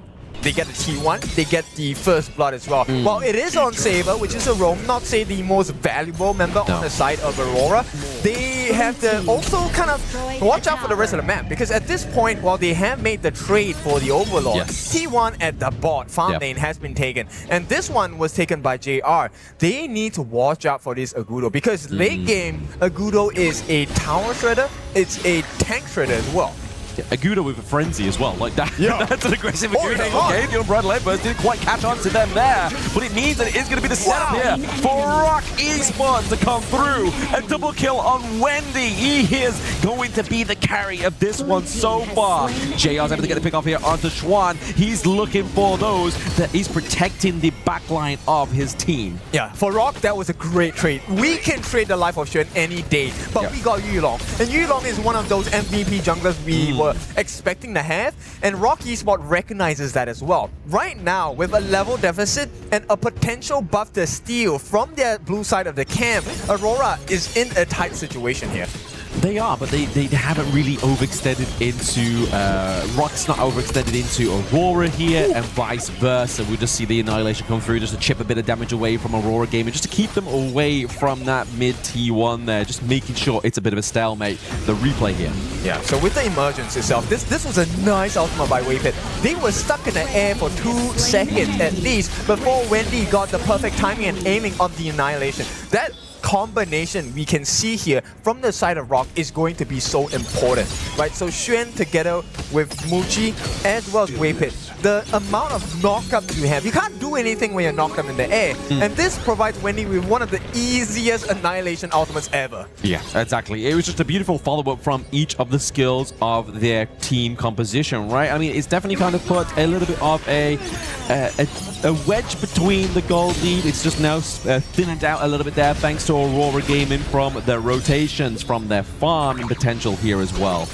We got around about just under 60 seconds till that next new dual objective comes online here. I feel like the game state for either of these two teams falls when that mid T1 falls. Yeah, it's kind of interesting. They're going for the 1v1. Xuan caught in the middle of no man's land, but it's not the biggest moment yet. Zhihong though it's not. Has been caught. Ooh, yep, Zhihong is in the Moonskin Mirage. He's able to get the takedown into her own realm as well.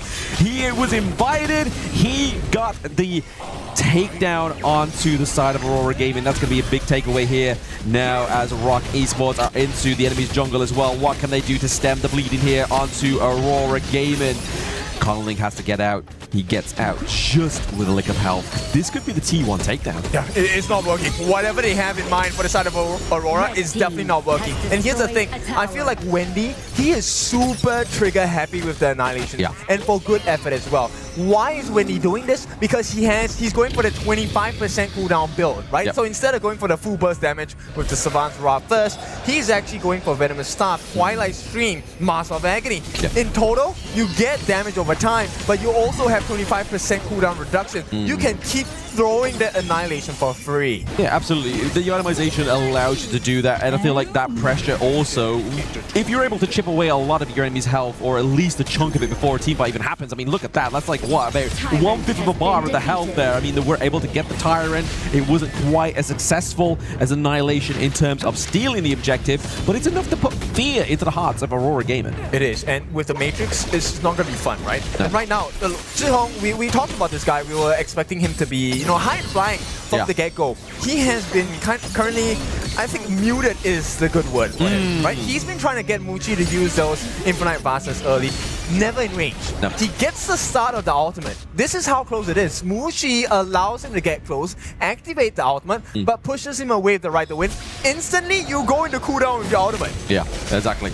And I mean, it's even harder, right? Even if a Xiang is able to get into close range, there's so many obstacles. Obviously, you have the creation blocks. You have, obviously, Conling. You have Schwan to protect the side of Rock Esports' Muchi here, but it's going to be a big fight for the Crimson Golem, which really kind of puts into perspective the game state here for the side of these two teams. JR was able to get the last tip there. They didn't quite steal it, but it was just enough here to put the pressure into the mid lane before this starts. I love it. They wanted to put pressure on Yulong to get the smite out of him, but I like the patience from it, right? So they did not all, But at this point... Oh, okay, a double unbridled outburst onto 2 here. Saber and Xiang are looking down pretty low. The major Mirage is coming out into effect as well. He has taken Conling into that realm, trying to get a bit of a punishment there, but it's going to be Jehar locking down Wendy. Yulong waited for the return and got the kill here as well, meaning that that Tyrant is going to be completely uncontested here now.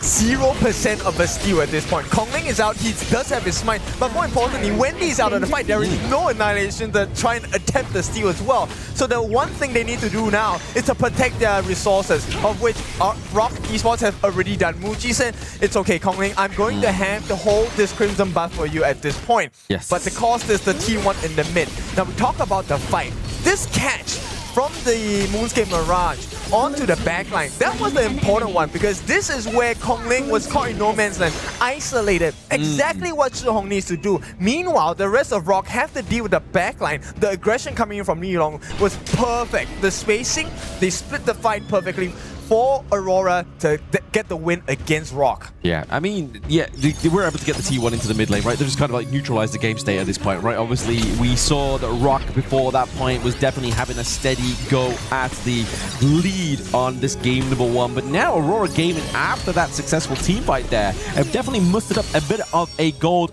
lead for themselves. Conling is waiting in the wings there in that solo bush next to Lung Bush, but isn't going to commit any kind of go on to the Yulong. It's just, I feel like the fight's too splintered here.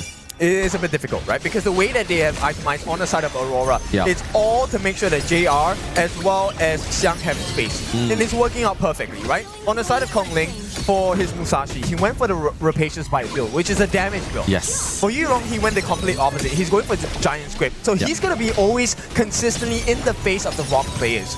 And to put into perspective, you also have Zhihong locking another player out. So when we talk about the 4v5, JR gets all the free hits, Xiang gets to have a free one-on-one on the backlines. This is where we want to watch. Here comes Musashi. Oh, Unbridled Outburst. Is this going to be enough of a time saver for Conling to come through? But no, it's going to be the Moonscape Mirage keeping him locked down. That's going to be Wendy going down once again. This is the same show and dance as the last team fight as we see Conling go down in that Mirage. But they are able to pick up Yulong, which means they can't really make a play for the Shadow Overlord. Yep. This is not good news for the side of Rock Esports, right? The trade, yes, immediately is the same trade here. Conling and Yulong, both of them falling. Mid lane for mid lane, jungle for jungle, but Waypit, he's caught in no man's land, does not have the manage. They want to force out the infinite fastness, successful in doing so.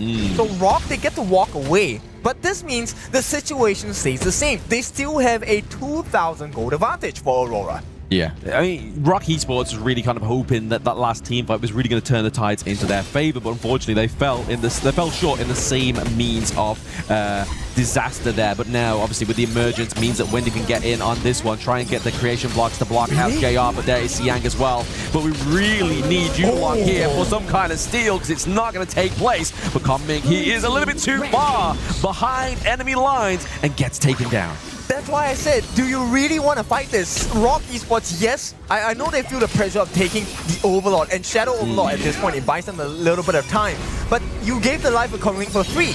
So at this point, it also means you are opening up spaces across the map. There is no one to stop you long. The heals will come through. He's going to be a tank. This gives all the room for JR. And boy, this guy's already on a rampage. Exactly. They're really relying on the anti-heal of the optimization rather than the effects that we know that Conling can do with the Musashi here. But is that going to be enough? Is the anti-heal from the items like the Venomous Staff going to be enough here to stop this basically blunder on the side of Rock Esports? They place the Vanguard down bot side of the map here, hoping to get that T2 takedown thanks to the Vanguard. Okay, one more time. Waypit gets that opening. He does get the opening. They get the annihilation, but once again, you are in the realm of Zhihong as well. Now we see the fight for the Tyrant is going to be stolen here over to the side of Rock Esports. Conling is within means, but that is going to be the takedown for Rock Esports. They claim it. They've got the Vanguard bot side of the map. This is the perfect moment for Rock Esports to strike. Xiang is on the run, as well as JR trying to clear that mid team 3, but there it goes down as well. now. We still see the approach. Oh my goodness. The annihilation almost wiping out the rest of Aurora Gaming. They really struck fear in their hearts on the side of Aurora down there. Rock, they have made a great decision. It was looking so shaky, right? They already had the Primal Pawn. I was wondering, did you really want to try and fight that? And at this point, the freeze comes through. Muchi has to give his life. But you know what? JR, godlike. But they need to finish more. They do need to finish more. They need to kind of mop up these minion waves as well. But just in time, Zahang is back. And there is going to be a double kill going over to the side of JR.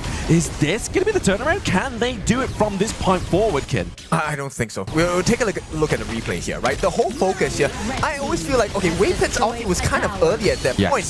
But here is one thing that I like what Xiang was doing. He was trying to lock down Kongling on the backlines. But Kongling, because he has such good mobility, it doesn't matter. He actually pushes them away. And this opens up space. Take a look at the position of Mushi. He was left untouched in the entire fight. Once Yulong is down, everyone on the side of Rock gets to pick their target in Aurora. Yeah. Aurora here. Just looking to try and get some kind of siege on the enemy base. They need to pay back the dividends that they just paid themselves after a non-coordinated fight there. Obviously, we did pay attention to Waypit, ulted a little bit too early there, but maybe this is just the result of that run play. No, I feel like maybe that was a good decision, right? Hindsight bias, if we take a look at it, Waypit actually allows Yulong to be in the midst of 3 different Rock members. They get the kill on him, and once Yulong is out of the picture, there's no one left for defense actually. Everyone else is really squishy. Yes, you have the heals, but so what? If Kongling doesn't have to use his duel to the death, it's going to be a freebie. He can catch multiple people, everyone gets imperiled at the same time.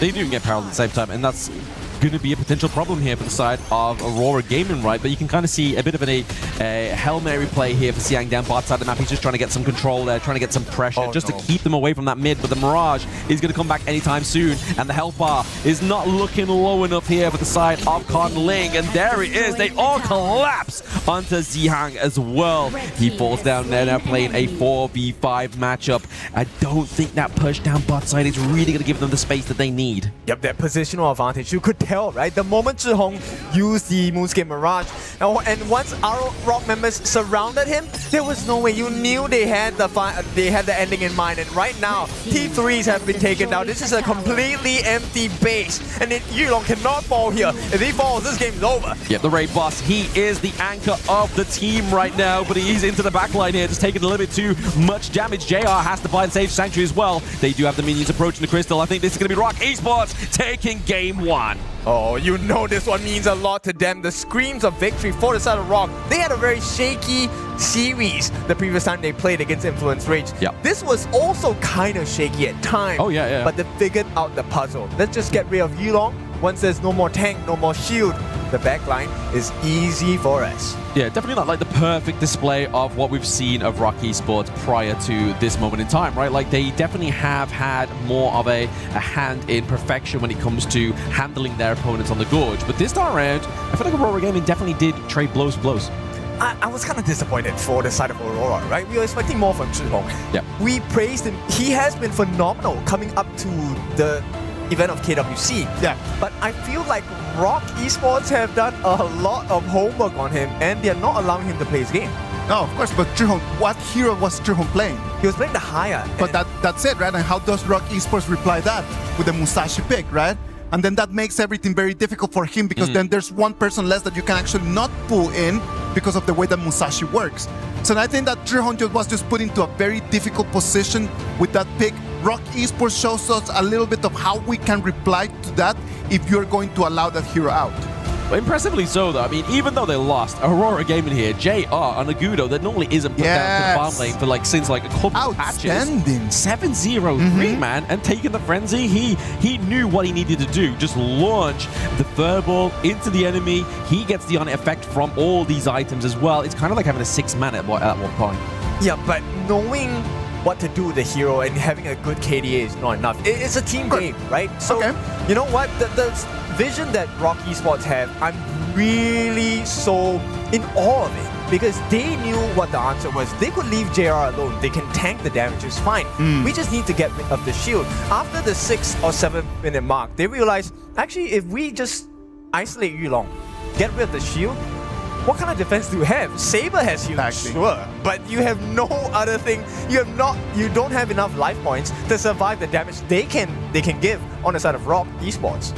Yeah, I feel like this is kind of like this game itself and this draft itself really highlights the importance of having a tank support, right? Yes. That's how vigilant they are within these drafts. They are kind of like the backbone, because something like the Aurora only becomes your chunky front line with automation, whereas a tank as natural as Zhang Fei or Lapu Lapu generally are tanky. Blam makes a very valid point, right? Like that's why when you analyze the data from these last 2 days, like the most played supports over there has been Lapu Lapu and Zhang Fei, because they give you that shield. Yes, and also the next most played hero is also Florentino. Yeah. You know what?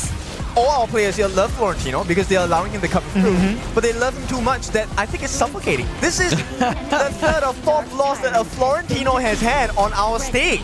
But I was actually talking to Holler and Sagi while we were watching the game, and they were talking about how incredibly good work Xiang was doing on that Florentino. That even though the KDA was not showing, but just the way that he was pulling people apart, it's what kept Aurora's gaming just really online. Yeah, when you got such like a mobile hero, it's kind of like, well, how do I attack him? How do I keep him in place? And I feel like that's all the job of Wei Pit, right? He kind of like goes in with the Stampede, uses the stun from the common skill, but then also gets the Frigid Charge as well. It's just enough time to keep Xiang in place, but it just wasn't enough to actually push Aurora gaming into victory. And all this means a lot because I think Rock really had a shaky start to the day. Yeah. And when you take a look at the face cams of the players, this win, it's a 2 times reward for them. Number one, they recover the confidence. They get the composure back. Yes. But secondly, they also beat Aurora that has beaten them before in their previous games.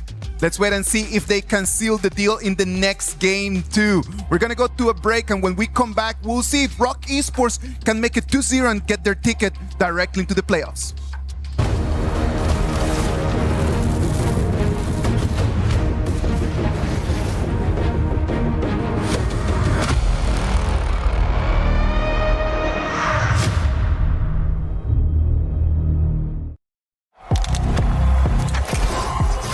He can come in here and play my game.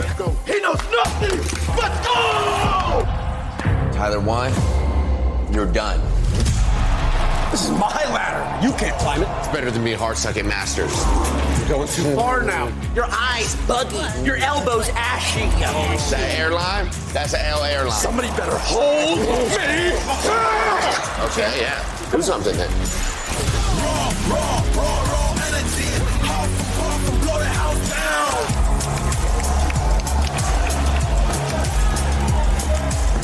You look nervous. You look short. Everything's good? Fight.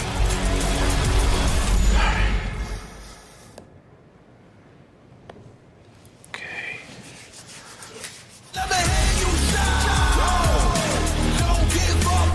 Do you really need the wraps? Yeah, that feels like overkill to me.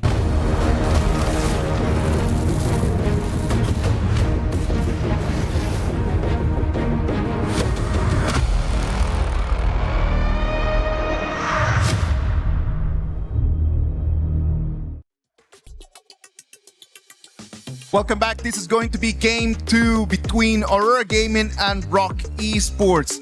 Rock Esports, if they win this one, they're going to make it direct into the playoffs. They're going to seal their ticket into the top 8 of our KWC 2026. Now, we got to understand that for these players, for this specific roster, making it into top 8 is not going to be anything new.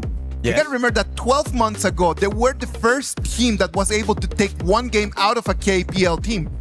Yeah, that one was a big achievement. Absolutely. Now that you've said it, oh my goodness, I'm getting the chills again. Like, that was good, right? Because this is like international stage. You have to be able to put your foot down and really just step on the gas, go full forward. And this first one to win it in the fashion that they did, I think is impressive. So I feel like Aurora will have something to say this game though. Yeah, like I said, they skipped the morning coffee. They took a bit of a beating. That was the realization they needed, but it's also obviously like we were saying with Aurora on the desk, right? If you are literally the 3rd place team, you have so much pressure on you that it can either make you crumble or it can make you rise, like with Sheen right now, right? Obviously, Rock Esports able to take 1 from Aurora Gaming, 3rd seed from 1st seed. There's definitely been work being made here. Yeah, and the one thing we were comparing is the jungle matchup. I'm curious what it's going to be like in this game. Well, we're gonna have to wait and see, because the way that it was played right now, I do not think that the junglers had that much of an impact as I was expecting for them to have. But I actually do believe that it was a problem with the roamers. It was a support differences. The Dia against the Tramfei just completely just gave you a very strong light onto what the patch is asking of. Yeah, I definitely think so. The Unbridled Outburst was a big set because the huge stun slam against the wall, you get like 2-3 important members. Oh, yeah. They finish the fight. Okay, I'm not saying Dia is weak, but hey, with the Destined Encounter, you can have it on the 5-man, but for that particular game, what good was that? Exactly, especially when you had like Masashi dancing around, you had obviously Nua be able to use the creation blocks, and kind of just being able to just move out of the way of the Destined Encounter. And we have to remember who was piloting the Zhongfei in this game number 1. It's Wei Pit. Wei Pit has always been renowned for that Zhongfei, especially like even casters like Sir Cloud absolutely love this player with this pick and always give him praise for it. For good reason. Yes. This guy has been really consistent, right? Him as a player individually, it's rare that Wei Pit doesn't shine in his role. He may not win all the MVPs all the time, but it's his input, the way that he structures the fights with CC, that sets the stage for Rock Esports, and he did set the stage for them to take this win. Yes, absolutely. I mean, this first ban here, right? Does this mean that Rock Esports, being on blue side, are going to go and try and lock in the Guan Yu here for game number 2 to try and just get that early 2-0 victory here? Well, no longer available, right? That Aurora game was like, no, we'd rather you have pay than have the Guan Yu. Just take it away from us. I feel like it'd be the first pay of the day coming through as well here. Our Rock Esports are definitely taking this one up for Conling. This is the pick we were kind of spotlighting for the entire day on how aggressive this pick can be. Yes, and these are the specialty picks for both Yulong as well as for the side of Kongling, right? And this also means we get to consider the responses in terms of the jungler, right? We might see bans on the number 1, the Jing, the Ukyo Tachibana, or the Luna as well. And the other answer you could have, we've seen this in other professional games, just go for a super hard tank. Yeah, absolutely. I mean, yes, he has the damage, but if you can kind of just like resist him until the late game, that's where his damage starts to fall off, because you've kind of outscaled him in terms of that shield in there. But it looks like potentially onto the side here, it's going to be the Mai Shirunoi for Zahong as well. I think that's also a good, like, not lane counter, but definitely a counter for the pay. Yep. Early game, right? Fast paced. Not the best wave clear, but that's what the Lapu Lapu is for, right? It gives you the extra defenses, both physical and magical. At the same time, you're also able to wave clear a little bit faster with your first skill. The Chicha coming in though, they need some time for this Chicha. Oh yeah, Chicha, it definitely takes a little bit while, but I mean, it's also a bit of a flex pick as well, right? Obviously, the Chicha here is going to be able to be flexed into Clash, into the farm lane. Let's see how that goes for them as well, right? Like, I feel like that, for being on red side, you can kind of like perma-lock your support like they have done, and then giving that Chicha there just means that, right, okay, so what are we going to ban in phase 2? Well, if you did look at the previous series before this one, we had a Devara farm lane, right? Devara farm lane, that was a very fun matchup against the Chicha. And I feel like that is a consideration, but this is MKL we're talking about. I don't say that they're not creative, but MKL has a very structured approach. They want to show you domination in its finest form.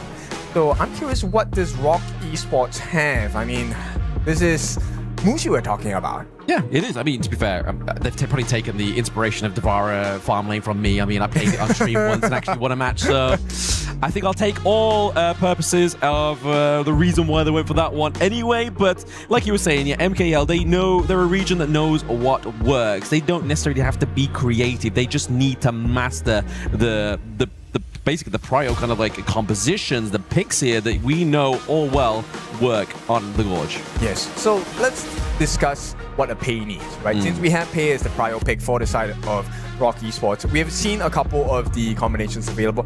Normally it would have been the Mai, but this time they're going to switch it up. They're going to go for the Lorion. So Lorion wins in the wave clear department, but Mai wins in the early game burst department. Yeah, exactly. Which you would prefer? I mean, to be honest, we saw Wendy on the Lorion earlier, and I mean, I feel I would prefer this Lorien here, because again, like you said, Maestro, you were able to obviously not have the most effective wave clear, but you are able to traverse around the gorge a little bit easier.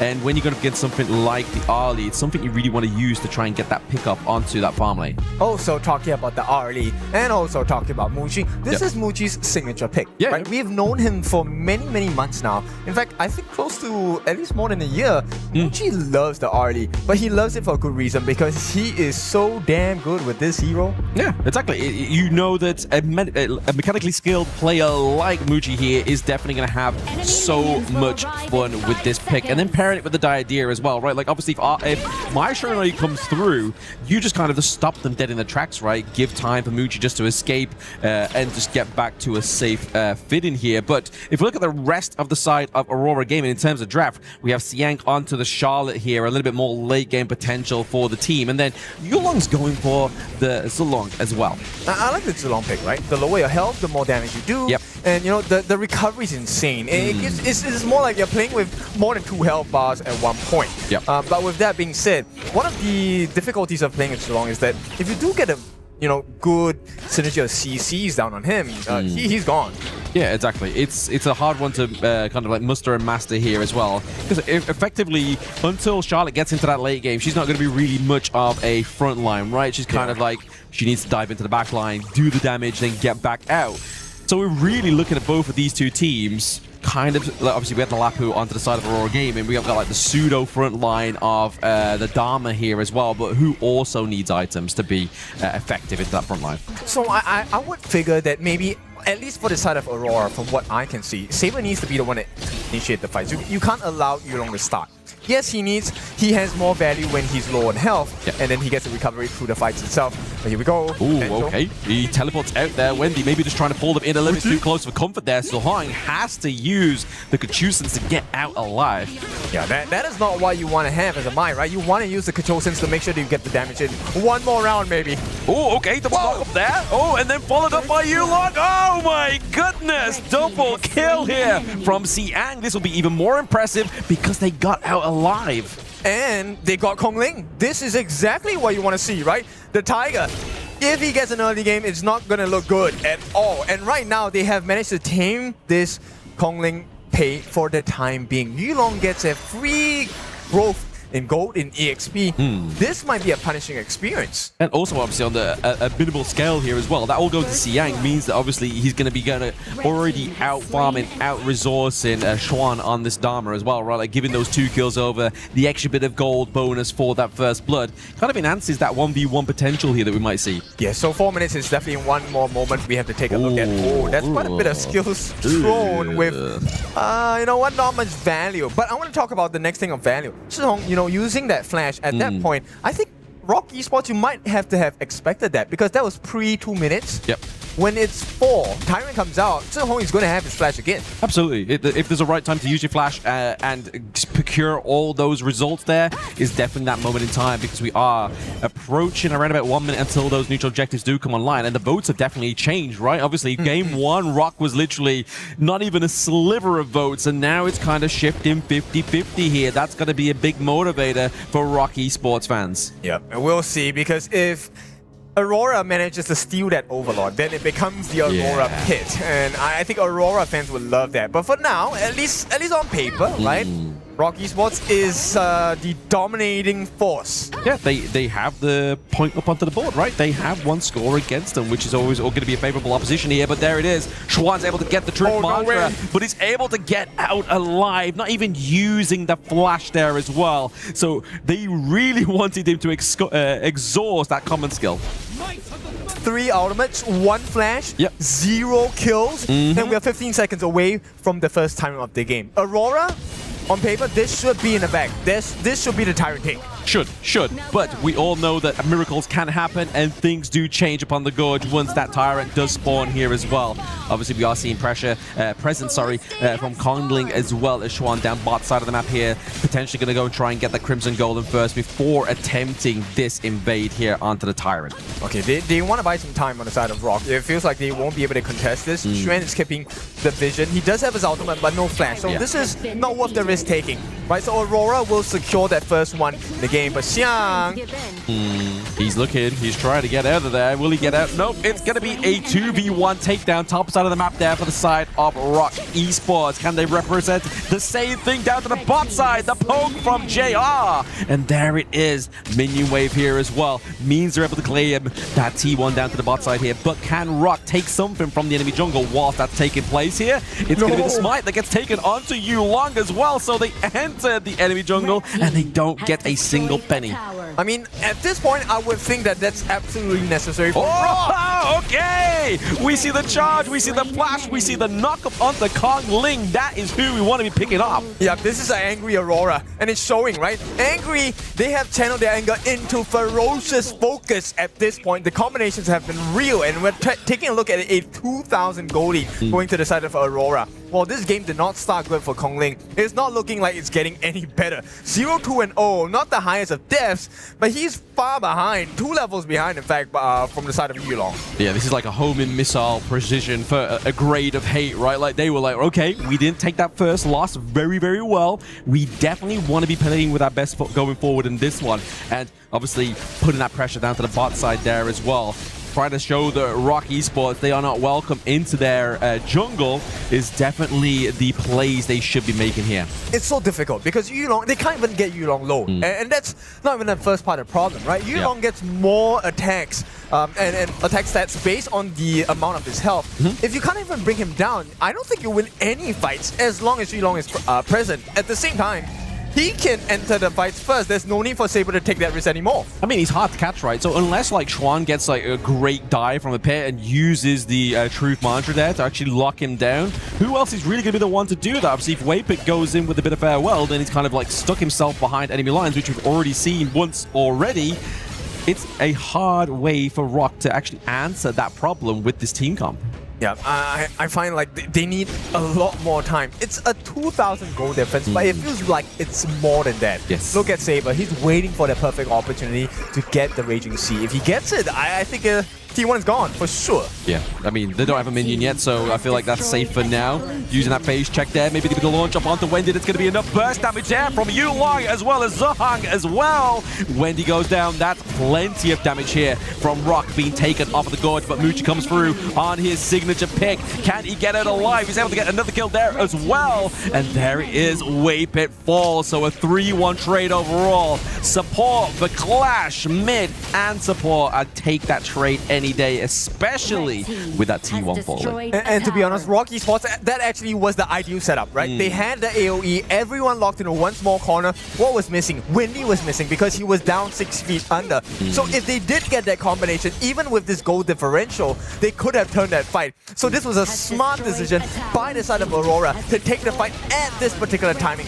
Unfortunate that Wendy shows first because he was the prime target and they had no combo. Look, this was great. Absolutely perfect. I mean, the fact that he used that orb as well, right? Like, what was he going to do? Bring the orb back to him? Fly to him? If he pressed the wrong skill, he'd be literally behind enemy lines once again, and that's where, if you are Lorian, you don't want to be. And this is the biggest criticism I have about this hero. If you're playing from behind, it's much harder to orchestrate these big plays that really upset these team fights. It is, because he is responsible for the AoE. There's no one else. Nah. If Xuan doesn't get his Truth Mantra, what kind of AoE do you have? Single target burst, great, but look, okay, Saber gives his life for what? It doesn't matter, the rest of them will catch up. Yep, that's it. He's literally like, okay, guys, I'm trying to give you some hot meals here, but it's going to be Xuan here trying to get the lockdown onto Yulong. Sweat as well with a bit of farewell, but it means that he's now able to dive back on top of the team of Rock Esports. Take down their Savor, take down Xuan, and what was we talking about moments ago? That is their main access to CC to try and get any lockdown. Yep, divide and conquer, right? They have absolutely no team fight. It is a 2v5 most of the time at this point. And Aurora, they will keep playing this unfair fight because that is the winning strategy at this point. And there's nothing that Rock can do now. Nothing. No, it's very hard to play like a two marksman comp when you have no front line, right? Like I feel like that's where the kind of like the identity of this draft kind of faltered here with this idea. They only really had the chance of having a Liam Poe for this one if they really wanted to kind of have that sustainability, that kind of front line, so you can actually maneuver around it. And the biggest difference here is, okay, you know what? A lot of times we think if we want to defeat an opponent, let's get more damage. Let's get it all in. yes, they can go for the damage, but right now JR already has a spike meal. He has both defensive stats and aggressive stats as well. And if you do not find the perfect, and I mean picture perfect combination of Xuan, Wendy, along with Waypit, you will never win a 5v5 against Aurora at this point. The gap is just too big, 7,000. Yeah, exactly. You put it perfectly there, right? Like, in terms of the way they could actually turn this into their favor is kind of not viable. They have to find a new means, whether that be macro. And what, are you looking for like single pickoffs? I don't think anyone is going to be straggling off on their own. And even if it is, it's Xiang. And Xiang is 2-1-4. He's level 13, already has the Pure Sky. So he gets a 30% damage reduction against anyone that hits him first. So does he care? No, he does not. Aurora, full control in the driver's seat. Hey, just like Justin Bieber says, never say never, right? People do wander on the gorge sometimes. So maybe that's what they're waiting for, right? Maybe they're thinking, okay, Aurora Gaming, we know can kind of get stuck in their own head. They know that they're ahead and get into that ego mind state that they may be able to make these kind of mistakes and actually capitalize on that one like they did in game number 1. But right now, Aurora Gaming is like, no, we see our mistakes. We've checked ourselves. Now we're going to wreck yourselves. Yeah, this is a great adjustment, and this is what we expected from Aurora. Now, start knocking on the door. They will not get too much damage. I think they want to secure the Shadow Overlord before this, but they have a Primal Bond, right? So 55 seconds of, I would say, imagined safety for Rock. They can't really come out of their base too much. No. They've literally just got to make sure they are tending all their garden there. But the garden might falling down in terms of Xuan. Obviously just using Saber's ultimate there just to zone them away back into their base so they can free up room for these minion waves to come through here as well. They're going to make a good play for this T3 bot side of the map here as well. Saber tries to go for the Waypit, goes for the bit of farewell. Not quite as successful as it needs to be. Okay, so first target down, right? T3 at the bottom. They chase in though. Xiang, he will be happy to give his life at this point, but he doesn't even have to. Aurora, this is how far ahead they are. And they can't overchase, because what if the rest of Aurora are waiting for you in the brushes? Exactly. Someone would always be waiting in the wing. But fortunately for them, obviously, if they did take that chase, 2 members obviously already into the mid lane there, kind of preoccupied. It would take a little bit of time to actually get top side of the map there. But it's okay. Aurora Gaming are looking just to make those big neutral objective plays here, looking for that final nail in the coffin. Yeah, and I thought, there was quite a bit of damage coming from JR. He hasn't even completed his 6th item yet. And with this, they have an 8,000 gold lead. Aurora Gaming, this is looking like the beginning of the end. That's it. Just put that Vanguard top side of the map, already kind of creates a need for Rock Esports to be there so they can now tend these other 2 lanes, right? Just try and put like a trifecta of these 3 lanes all together so it's a little bit harder to mount a defense for themselves. I just saw the item that Kong Ling bought. It's 12.5 minutes. He just got his Rapacious Bite. That's the final form of the jungle item. Normally you complete this by the 7th. You want that before the 10-minute mark. 8 minute, right? And he just got it. And I mean, okay, maybe that is a saving grace, but the Shadow Overlord is already flying down here. They are flying down here. I feel like it's just a moment's notice before this T3 top side of the map does fall down as well. But it's going to be that knock there from Wendy, but it's going to be Zolong into the back line there. Looking for a pick off. The damage reflection comes through thanks to the spike mail there from JR, keeping him alive. Kong Ling falls down once again. And this is the problem. We always say Kong Ling is the focal point, but now Saber into the back line. It's going to open up a 3rd game between the MKL teams, and Aurora Gaming take game 2. What a recovery coming in. This is deserves an applause for the MKL side, Aurora. This is what we were waiting for in game number 1. And it took them a little bit to get the engine going, but now you can see, right, why they were number 1 and why they deserve a chance and some consideration, at least in the Overlord's pit. We want more votes for them. Exactly. They definitely need to pay respects to the side of Rock Esports in that one. Aurora just knew how to dismantle that team draft, right? Like, as soon as they got the lead, they knew that there was nothing they could really do to play from that back foot, which is where that Lorien falls apart. Yeah, and I mean, this is where the jungle comes in. I think we kind of mentioned at game number 1, yeah, it was a different state. Junglers didn't really take too much of the control, but the second one, oh my goodness, the difference between the junglers defined the game. And not only defined the game, right? Like, it just defined everything just from the gold advantage. It came down to an 8,000 gold advantage at the 11th minute. Just for everyone at home, if you are already that much in a bigger disadvantage, what do you need to do? Like, you're on the 11th minute, 8,000 gold behind. What is the strat? I mean, by right, you want to stay behind and farm, right? Get the gold. But this is exactly what Aurora Gaming was waiting for. They wanted you to slowly get the farm, but they were coming out slowly, bit and bit, one by one, and they were getting picked off. There was never a 5-on-5. It was always 2v5, 3v5. Yeah, for me anyway, I mean, if you have that goal lead, like as you see here, it's kind of right about that 8 minute to 13-minute mark. It's kind of almost hard to come back from. If that goal lead is somewhere closer to 20 minutes and then you play for the Tempest, then there is the comeback potential. But at this early in the game, I feel like it's very hard, if not even possible. 13, you had to go 7 minutes. And if we put the same timing that we see on this goal graph, they would have doubled their goal advantage by that time. So let's take a look at the stance here. The important one I want to look at is, look at JR. JR is looking so good, 29%, close to 60,000 worth of damage. And it may not look too high to you, but bear in mind, this is within 13 minutes. Oh, yeah. I mean, it's very impressive for a 13-minute game, right? I mean, if you break it down, I think it would look even prettier by minute, right? In terms of the ratio of damage dealt. But you have to give props over to Wendy. I mean, you see where this Lorian really comes into effect, and it's all about that damage. But what really good is damage when you are playing from behind. Yep, the goal difference made life so much more difficult. Number one, they couldn't really check for vision. One of the main reasons why Wendy actually took a fall towards the later parts of the game was because Waypick can't really check the brushes, right? So Wendy, he unfortunately has to step closer to the brushes and be a victim. And once he's gone, there is no combination to have. This reply by Xuan was wonderful, but Wendy was not there to capitalize. They had no other AoEs, single target. The way that they position themselves on the side of Aurora, you have to switch your targets every now and then, and by then you are out of ammo. Yeah, exactly. It's kind of hard to keep throwing around those orbs when you've really only got like a limited amount of times of those orbs can be thrown around, and you can actually teleport to as well, right? Yeah, so with that, this is a good recovery from the side of Aurora. What I'm curious now is, how does Game 3 go for Rock Esports? Because that was not good.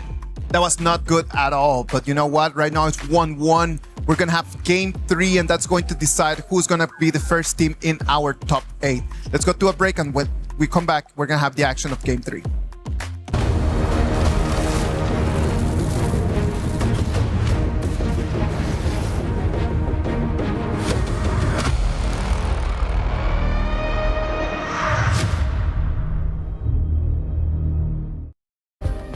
Play is in our DNA. Whenever we let it out, it becomes our superpower. Now imagine an entire city being built to supercharge it. Geekay City, powered by play.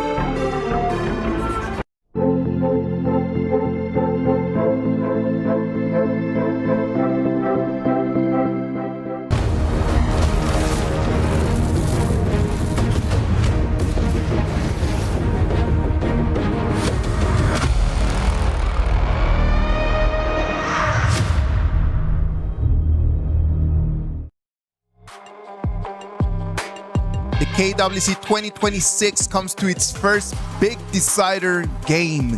This is going to be Rock Esports against Aurora Gaming. Right now it's 1-1. Whoever that wins this is going to come straight into the playoffs. But let's discuss a little bit about the implications of this result. Let's imagine that Aurora Gaming were to take the dub. Everyone is expecting that every single team that was seeded into the groups is going to make it directly there. if Rock Esports take that dub, then it means that when it comes down to the playoffs, they'll be able to pick who they want to play against. That's a very important process of our brackets, right? Because having to choose, the power to choose, actually might decide your fate of the entire tournament. Of course. Well, everybody wants to be the predator, not the prey, right? Like, you want to make sure you're getting that top spot so you can choose whomever you want, and that's obviously second seed, right? And that is obviously a powerful position to be in, because like, if you choose one of the, per se, weaker teams, you are guaranteed to go even further into that semi-final. And then what we're talking about picking is going to be a very random opportunity for them to pick, which could put, in the case that Aurora were to finish second, it could put Aurora playing against one of the KPL teams straight into quarterfinals. My. That is not your dream scenario here if you're either one of these teams. So right now, they have to make sure that the BP goes in their way. I mean, we can take a look at the Aurora boys here. How do you think their game number 2 performance was like? It was much better. Obviously, the way we saw it, it's orchestrated a lot better. I felt like that maybe they underestimated the potential of a tank support, you know? Like, obviously, into this meta, they thought maybe we could get away with a bit of a pseudo, obviously, try and get Orgrin up to scratch, but a team like Rock Esports knows that you can't give any kind of space for their pick to just keep scaling in terms of defense, because then that's where the problems would have arisen for Rock. Yeah, man, one of the things that I want to point out about Rock, especially for Muchi, actually Muchi was doing pretty well in the early game. His early was coming out on top, but once the goal lead and the other sides of the map were, you know, going in favor of Aurora, then the game just completely flipped on itself. So we'll take a look at the first few bans here. Guan Yu is going to be taken out, and we're going to have the Aoyan being taken out for Rock Esports as well. Do we want to entertain the idea of a Princess Frost Liang combination? The potential, it's a very big potential. I mean, they don't have to necessarily go for it because the Guan Yu's not here, but maybe they're anticipating maybe something like a Jing, maybe something that's a little bit more high mobility like we saw in that last game. So if they do go for that, then you can kind of see that where Aurora Gaming or Rock Esports expects Aurora Gaming to go into. But in terms of obviously blue side's picks here, if they wanted to, JR could get the early this time. Okay, JR getting the early. JR is also another specialist at the early, right? This is something that I was always very impressed with from the earlier days. Before even Chicha was released, JR was already someone that we had to fear when the early came up. Right now, Zhihong, he wants to seal the deal here. The Lorion is going to be in his hands. Yeah, speaking of fear, I mean, you say fear the early. I mean, this is basically fearing the Reaper. We've already seen how he plays this one. And a bit of insight, apparently, like, we have players coming to Zhihong to ask him how to play Lorian. If you're that good and you've got other pro players asking you how to play this one, that's a scary hero to be left in this draft. Yeah, for sure. If you want a guy to go to for advice, I think... How'd you play this hero? Let you pick that hero first. This is not something that's going to be favorable. Now, okay, on the side of Rock Esports, right, they can potentially go for the Haya, right? The Haya was not used. Yeah, Haya was not used for the side of Rock. So there is a challenge of wave clear, maybe faster rotations. Or you can do what the other teams have done, which is to take Garuda in the mid lane, play from the super long range, and just get the Wings of Judgment to outpoke your opponents. Yeah, well, you've got the likes of the Xiao Qiao, but they're going to go for neither of those. Clearly, we're not quite there in terms of that one, but it's going to be the Mai Shiranui this time around. They saw how Aurora Gaming was able to orchestrate this hero into the mid lane, and we have to obviously give props once again and shine the light onto Wendy. Like, this is not just another mid lane and picking up Mai Shiranui. This is Wendy. I mean, I don't want to shine my torchlight on him too much because it felt like he was blinded in game number 2. Right? And I want this boy to shine. So, Wendy, I mean, we all know this. If you're new to HOK, Wendy is one of the superstars of Mai. If you want to learn a good Mai, you have to take a look at his gameplay. But here comes the problem that I see that arises from the Aurora side instead. The response, or at least the answer of Zhang Fei, a super tank. That is one of Mai's weaknesses. If you can't outburst a tank, you lose your value because your skills are pretty long cooldown in team fights. Your Kachosens and your Ryu engines, yes, the knockup, the fireballs, and your ultimate as well. Once you use that, you're kind of like not as effective. I don't want to say useless, but not as effective in team fights anymore. Just pointing your two fingers together like, I'm sorry for trying to do damage. I'm stuck here. Can you let me escape, please?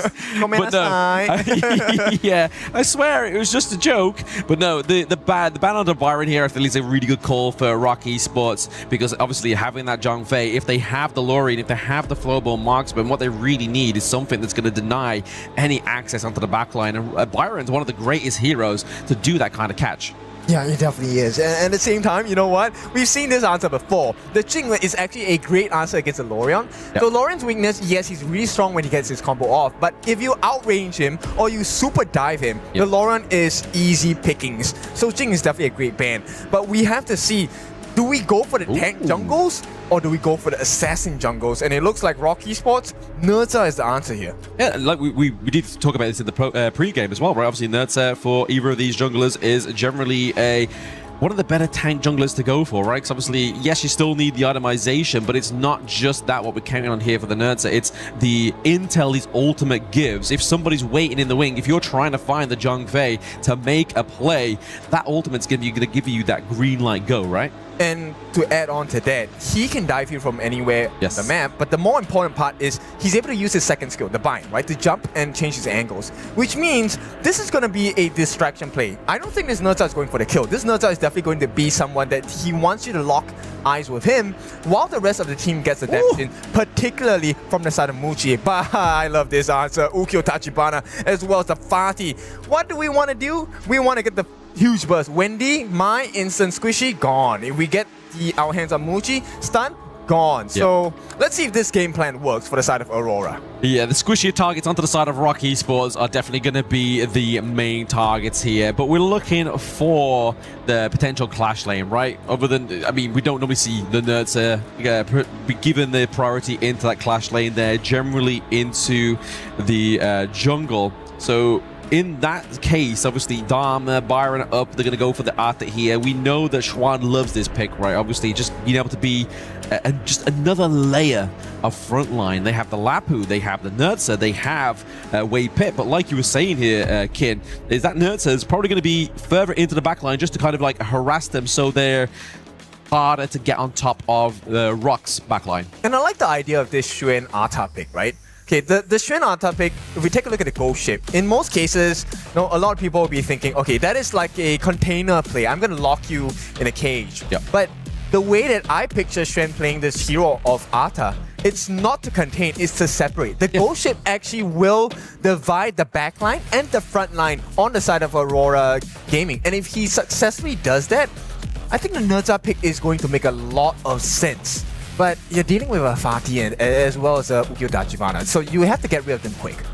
And I mean, naturally, Arthur's quite a tanky hero as well, right? Like, he has the health bars. He doesn't like fall to the same problem as the likes of Ogre and tanks that follow that kind of suit here. He is going to be pretty tanky from the word go. But this is game number 3. Ladies and gentlemen, either of these teams need to get this point to be in that upper bracket, to be the first team into the playoffs as one of the first seeded teams, to be the predator, not the prey. Lots to be in, expectations to fulfill. This one is a spicy one, and JR right off the bat gets punched in the face by Wei Pit. If Wei Pit gets his way, he's going to have an outstanding game here. And the laning phase does not look too good for Aurora, to be honest. Yeah, and we know Wei Pit loves more of the tanky supports, right? Obviously, we saw him on the Diadea, didn't quite do too well. But that Zhang Fei first game was really the kind of like the tipping point there for Aurora Gaming to try and like overcome that obstacle. But now they both go for tanks. This is both the showdown that we spoke about within the pre-game earlier. Aurora Gaming just trying to kind of take these little points away. The Spiketail Beast is being committed here. I don't feel like JR might be able to get the last hit here. Oh, okay, he gets the empowered last hit. Muchi was pretty much always surrounded by that one.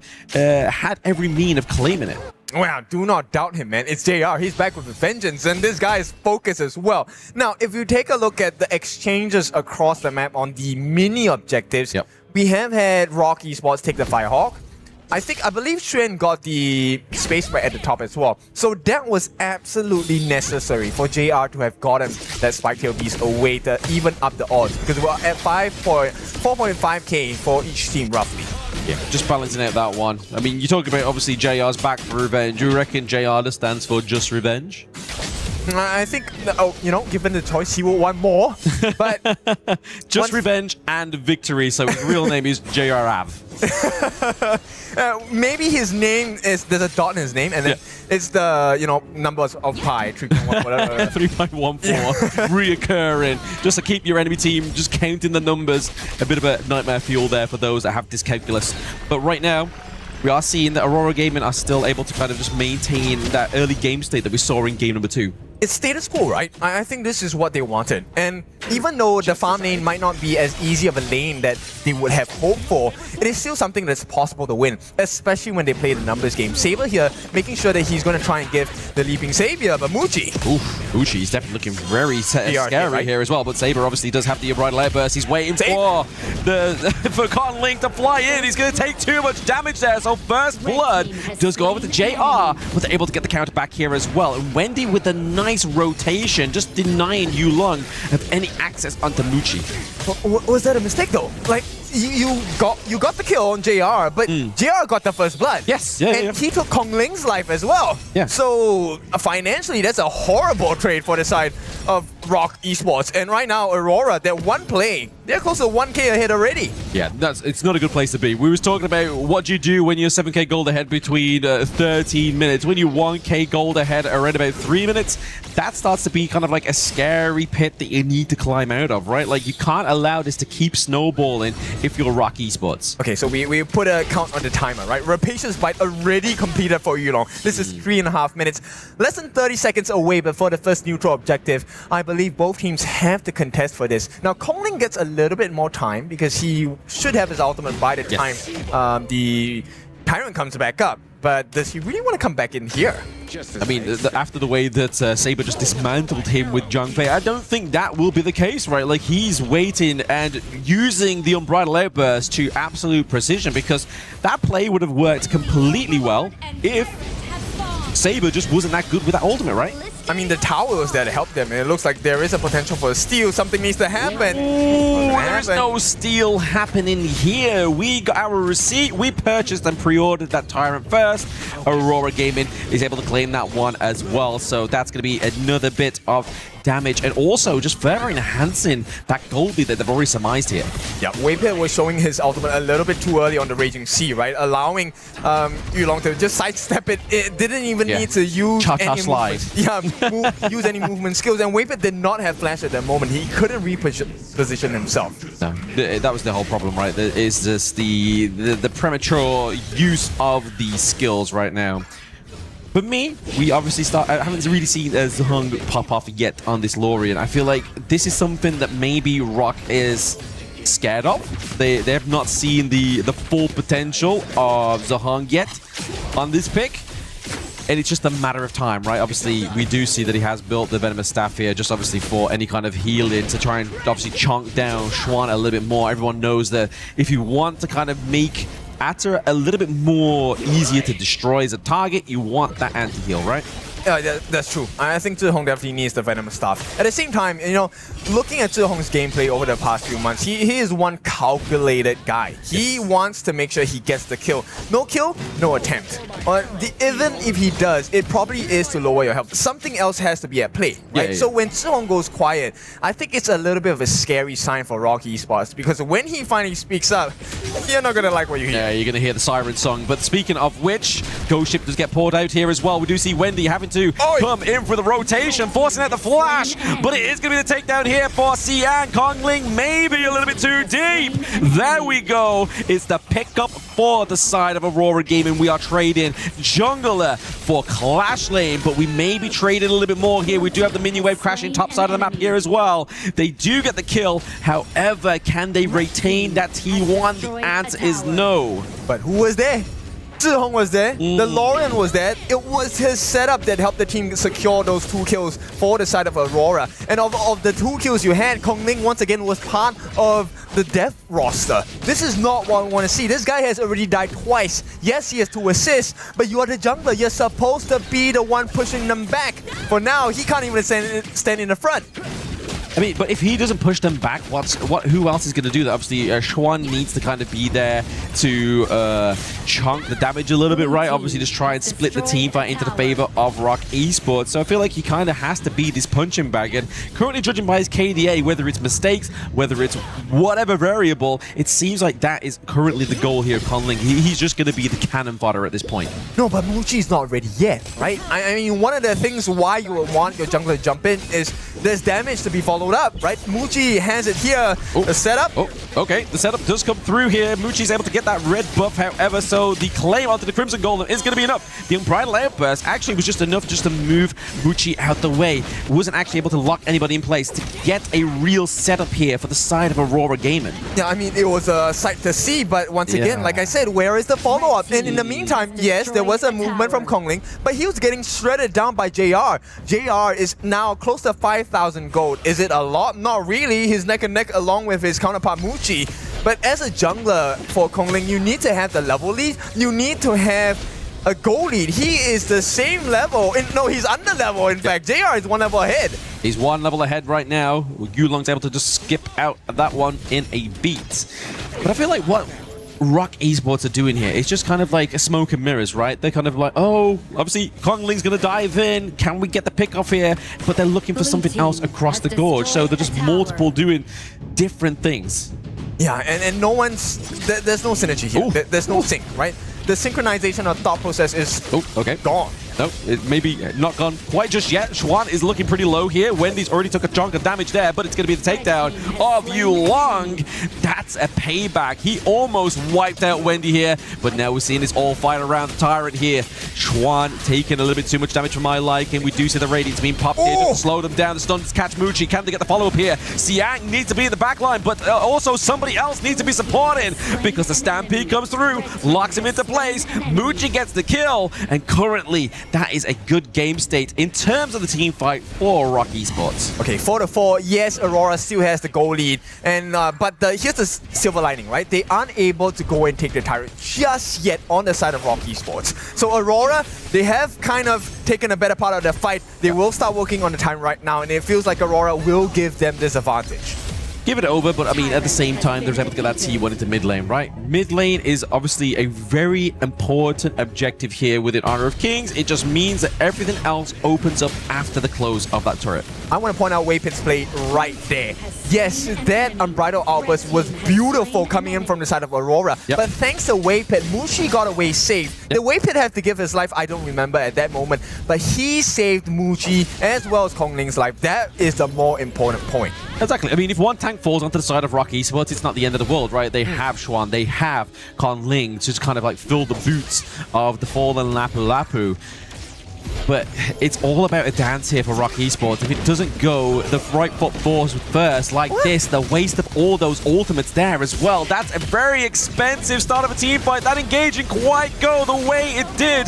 The rate of interest is not here for the side of Rock Esports. Waypit is on the run. He cannot get out. JR gets the kill. T2 into the mid lane is under assault. A tale of two complete opposite worlds. Muchi having to face his opponents face to face. Meanwhile, JR has all the time in the world, all the space in the world to land those arrow shots, arrow showers as well. And the prize is well worth it as well. 5-4 and kills. Aurora gets the Shadow Tyrant, and this one will hurt. Yeah, that was definitely not a good deal, right? I felt like we saw the fall apart and the potential kind of like sigh of like despair from the side of Rock Esports. We saw it see all those ultimates start to fail. The Gope shit caught nobody. The Rising Tides caught nobody, right? Like, it's just nothing came out of that one, and that's a problem because it's such great expense here for the side of Rock Esports, and they know that. And now they're having to play with the disadvantage of the goal lead as well as the Tyrant buff. Yeah, I'm so confused. Like, Waypit, the Raging Sea, or nobody? Like, what was that? Like, something wrong? This is the defining game of your tournament. You don't want to lose this. But I feel like, you know, maybe they were hoping or they were expecting that Aurora was going to be there. They go in on Wendy. Oh, Yulong as well. Looks pretty low. He's not going to be able to escape that one. He tries to get a little bit of a saving grace onto Wendy. However, nobody falls onto the side of Rock Esports. They do have 2 members down now for Aurora Gaming. Can they start to even out this game state into the mid lane? They have to. This is the best chance they've had in 11.5 minutes. They have to find something here. Even if it's not a kill, get a turret machine. No, he's looking pretty low. He's able to escape though. It's fine. In terms of damage, it's kind of dwindled here onto the side of Aurora Gaming. Obviously, Siang was pretty low. JR not able to obviously get that reach there and enough damage with the Arrow Storm, but we do see a bit of an effort from Rock Esports trying to claim this Overlord. The Unbridled Embers from Saber. The Stampede follows through. It means that Muchi falls, but it does, however, mean that Overlord goes to the Rock Esports. So yes, the Marksman falls, but at what cost? It's to save that neutral objective. Yep, they buy a little bit more time, but here's something you can't buy: the life of Wendy. He falls. He was too high. How can you breathe with no air? And Wendy answered that one. You can't. You are sustained in a state of despair when it is Zhong on this Lorien. And it forces a very early spawn of the Shadow Overlord, right? Ideally, Rock Esports did not want to use that now. You want to use it when your waves were in sync, but it's to protect your T3s. And right now, even though they summoned it in the middle, the side lanes, pressure is coming. It's kind of like they made a good choice out of a bad decision. Like, it's like, right, okay, what lane are we dropping in? I don't know. It's coming at all 3 angles. We're going to lose at least 1 T3. Obviously, top side of the map is a little bit still more fortified here. They've got to be careful. But yes, that gold lead into the jungle there is definitely not the game state we want to be looking at around about the same time that the game ended in last game. Yeah, Kongling is not having a fun game at all. He has not gotten a single kill, 0, 2, and 5, which means his gold deficit with Yulong is starting to drag on bigger and bigger. It's a 2,000 gold lead, as you already said.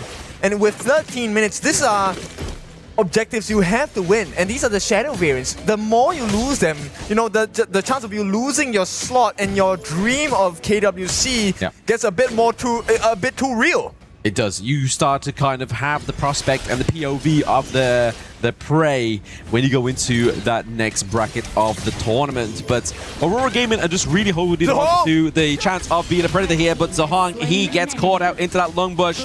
A little bit of a doozy play there from the side of Aurora Gaming. Yeah, and right now, Rock Esports, they are trying to get an advantage. It's a 4v5, Zhihong is gone, but Zhihong is one of the squishies, right? If there's anyone that's going to get caught and taken out, it probably would have been him besides JR. JR is still alive though, that's the main point. It is the main point, and there it is. It's going to be the full climb onto the backline of Aurora Gaming, but JR is being saved here by Saber, but for how long? The minion wave is coming through into the mid lane. There it is, the takedown! Rock Esports seize the moment and seize the mid lane. Yep, that's 30 seconds. Very long time before Aurora can actually put up the defense. They're going to clear this wave in the mid. So Rock Esports, they will have the backdoor defense unlocked. Aurora, this is their last chance. 2 members standing only. Oh, Godling's into the backline. He's just trying to put pressure onto Zhong here. He's like, yes, you're on the Lorien, but can he get enough damage here onto the enemy? He's able to clear out that minion wave. Maybe the pressure down to the bot side is enough of a saving grace here for the side of Aurora. I feel like it had to be ended right there and right then for the side of Rock Esports, right? Because if you take a look at what's left on the other side of Aurora's side lanes, they still have T2s. They don't have any more T2s on the side of Rock Esports. So if they make a bad decision, lose a team fight, Aurora might just end the game right there and then. Yeah, I feel like the focal point here for the side of Aurora is they need to pick up Muchi, right? Yeah. I mean, JR as well, he was a victim of this one, and I love this dive. This is exactly what you need to do. Muchi coming in, it was a cause of confusion. Aurora didn't know who to go for. Yeah, it's like, there's like 3 tanks at our door, lads. Which one should we stop? And they kind of just threw their hands up in the air like, I don't know. Let's just see what we can do here. But it definitely gave them the footing and the standing they really wanted to be in this best of 3. Game number 3 here, because this is the decider, Ken. If you're not putting your best onto the gorge right now, what really separates you from being the top seed or the second seed, when would you do it? I know, right? And Wendy, look, he's locked in. He has the most damaging item in the mid lane category, which is the Sage's Tome. This is my favorite build. 6 Sage's Tome, the library build, I call it.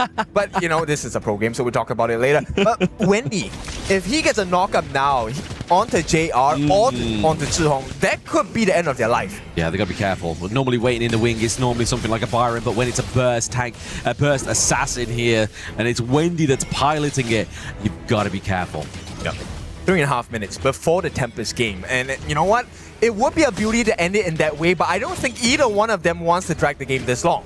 They can't afford to. They can't afford to because everything just becomes so even. It depends on who makes the wrong mistake at that point. Not itemization, not anything. Nice. It's a team fight, but it's going to be the big dive there. The commitment of the ultimate is not going to be enough. Saber has the unbridled outburst. He's willing to take that damage because he's going to get it back in dividends. I like that you pointed out because Waypit has already used his Raging Sea. So right now, Saber actually gets prio pick over the perfect moment he wants to get the team fight in check. At the same time, the waves are crashing. Aurora, they want to fight. They want to fight now. Yes, they have to force that one down to the bot side of the map here. It's going to be the takedown onto Wendy. The burst damage is lost. They have the ultimate here from the side of Saber. The Stampede JR is a little bit too left open in the wind here. They have to get him out. He falls with Saber, his counterpart, his buddy pal for the side of Rock Esports. This is definitely, if not the end here. Yeah, there is no more Tempest game on the card here. Rock Esports wants to end this now. All they have to do is to stay apart so that Xiang doesn't maximize his slashes. The damage has to come through. And with the first Vanguard, can they break it right here, right now? But who are you damaging? There's 3 tanks there with Muchi as well. He's keeping him alive. Keep Mr. President alive, Rock Esports, as they wait for the Vanguards to come top, come bot, so they can take the T3s here. Zhihong is back online. He is the saving grace here on the Lorien pick, but we have the Sage's Sanctuary. He forces the flash from Muchi. He flies up into the air. He is down. Rock Esports are your first team to make it into the playoffs. Well deserved, and you could hear the shouts of the boys. This place is pretty noisy, but Rock Esports, they have done it. They have shown that they are here to play, and Aurora are their first victims. I mean, this is so wild. This tournament, you just can't predict it. I feel like I'm on a roller coaster of emotions. Like the loser game to Chuck BR. We look like it's going to be a complete switcheroo in terms of where the power is within HOK. And then they just come back within that series and be like, you know what? I'm going into the playoffs. Forget it. They came in here as the MKL 3rd place, and they're going to be the first team in our top 8 of the KWC 2026. Rock Esports. They have made history in the past. They want to keep making history right now. It's so difficult because, you know, actually, if I were to kind of try and remember the commentary we had, it felt like Rock Esports was always on the back foot. Yes. And Aurora was supposed to win the game. Yep. So Muchi, what a way to come back. That last fight, so important. Both JR and Muchi were on the sidelines. They were praying and hoping, is someone going to protect me? But for the first time in a long time, Waypit outperformed Saber. But you know what the thing is? The Aurora gaming composition was supposed to just scale up stronger and stronger as time passed. But those 2 last fights, just starting minute 15, is exactly what just kind of like pushed them at the end. Yeah, and to be fair, you have to think of the opposite side of the team as well, right? You've got the Nerds scaling, but in a defensive measure. So that play that we saw in the first 4 minutes when we saw the goal for JR, which was unsuccessful, into the later game became much of an easier breeze, right? Just to be like, right, I'm coming flying in with a Starfall, and then just literally get the rest of Rock Esports coming through, able to claim turrets, lives, and the game. Okay, if you are watching on social media, I want to rewind the game back to like 4 minutes. Take a look at all the KDAs on the side of Rock Esports and take a look at the KDAs now. My goodness, what look at the goal, recovery, man. What is this? The gold was always for Aurora Gaming. They had an advantage. It came to a moment where they were like 5,000 gold on the lead, and then it just finishes in this way with Rock Esports making it to the top 8. If you didn't watch the game, all you had to look at was this goal graph. Yeah. This is a comeback game. Yeah. Where did it go wrong? Here and here. You know, like it's literally just point as those 2 there. But you do have to give props over to obviously Aurora Gaming as well. They did bring quite a lot of flavor within this best of 3. It wasn't enough to secure them the top plays within their respective group, but can they just ride that lower bracket now and get there? But they will obviously be at the behest of who gets to choose who. And you see the names right over there for Rock Esports. Muchi, man. what a lad right over there. Like, he was in such a difficult position, but he kept that channel going, always alive, finding the angles. There was a little fight where his position was a little bit off, and that was the one and only. And then after that, he decided to carry the whole team. Yep, it was the complete opposite, right? Muchi at the start of the fight, he was running away, trying to keep his distance. In the last, 4 or 5 skirmishes, Muchi was in the face of Aurora. He was face to face with JR, and he kept shooting his shots. At the same time, you have to give praise to Waypit. Waypit, to me, is the MVP of this game. Yes, Kongling did recover, Xuan did a good job of tanking, but Waypit saved the game for Muchi so many times. He made sure he gave his life so that Muchi could continue farming. And that's the whole point. This is the farm lane. You're supposed to get the gold. All right. What about if we go over there with the man that we've been talking so much about? Muchi is on stage with Mara. Guys, please say something to us. With me, Muchi, congratulations! You know, before this game started, before this matchup, Aurora Gaming basically said that your group is really easy. In fact, Jihong said to eat well and sleep well before you meet up with them. But in this match, you answered with a victory. How satisfying was this matchup for you? Because I think I ate well, sleep well, so I can win. Okay, now, prior to this, during the past year, your team has always had a hard time against your opponent, Aurora Gaming. What has changed with Rock Esports? What is this new identity coming into today's matchup, coming into KIC?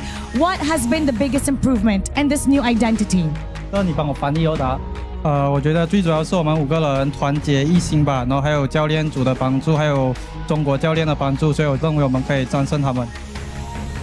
I'll say the biggest part was the unity within the team. All 5 of us are united as one. Plus, we have to help our coaches and the Chinese coaches from our bootcamp. And I think this has really helped us prepare to face against Aurora Game. We could really see the teamwork and you playing as one. Once again, congratulations. You're moving on. And now we'll head back to the casters. Lead the gorge. 团结一心, to unify as one, to have multiple people together as one heart. That is the most important thing over there for Rock Esports, because they came in at the beginning of the day, they did not have the best of the performances, but they completely turned everything around, and right now they sealed their ticket straight into the top 8. Yeah, this one really makes you understand it doesn't matter how you start, it really depends on how you end. And what an ending from these boys. Exactly, it's all basically a marathon, right? Obviously, it doesn't matter how you start, it's how you finish. But I felt also, it's kind of like we see the loss of identity in that first series, and we see the regain of the identity. And for a team to basically make that adjustment so quick in the same day is very impressive. It is just one of those moments when you are in front of a disadvantage that you need to really look at next to you, to your brother, and just say like, let's get this done together. Yeah, I mean, to add on to that, it was, yes, recovery from one series, but they also recovered from this in the middle of the game. Of course. That was how crazy fast they were adapting to the likes of Aurora. And let us remind you, Aurora is a team that beat them cleanly 3-1. Yeah, very well. I mean, look at just all these highlights, right? Obviously, this is over the span of that last game. Just every so often to be like little glimmers of hope between each of these teams, a little bit overextending, but I think it just goes back to the point that we was making, right? Like, somebody has to be the punching bag. Yes. Somebody has to be right. Okay, guys, I'm gonna die, but I need you to get what we need. Like, put ego aside, put it on the line. We just need to come together as one to get the victory, and there it is. We see, obviously, Rock Esports getting ever so closer to that step, that 3rd place that they had last year at KWC 2025. Rock Esports right now, as you can see on your screens, they really exploded over there in all the energy and happiness that they had just completely inside of their hearts. Right now, our Group B is already done. Rock Esports will have the opportunity to pick who they want to play over there in the playoffs. Group D is waiting for us because the last match of the day is going to define our 2nd ticket to the playoffs. Let's go to a break, and when we come back, the action of the KWC 2026.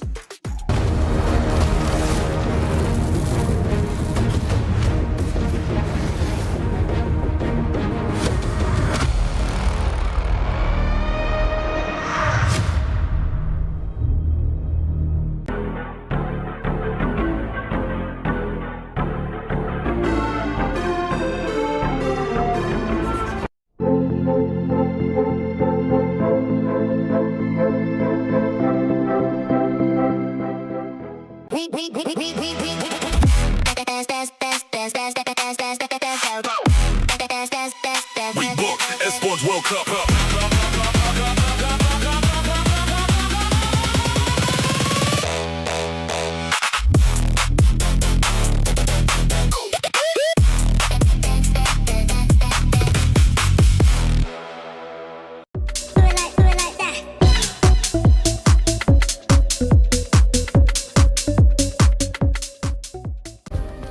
Play is in our DNA. Whenever we let it out, it becomes our superpower. Now imagine an entire city being built to supercharge it. Geekay City, powered by play.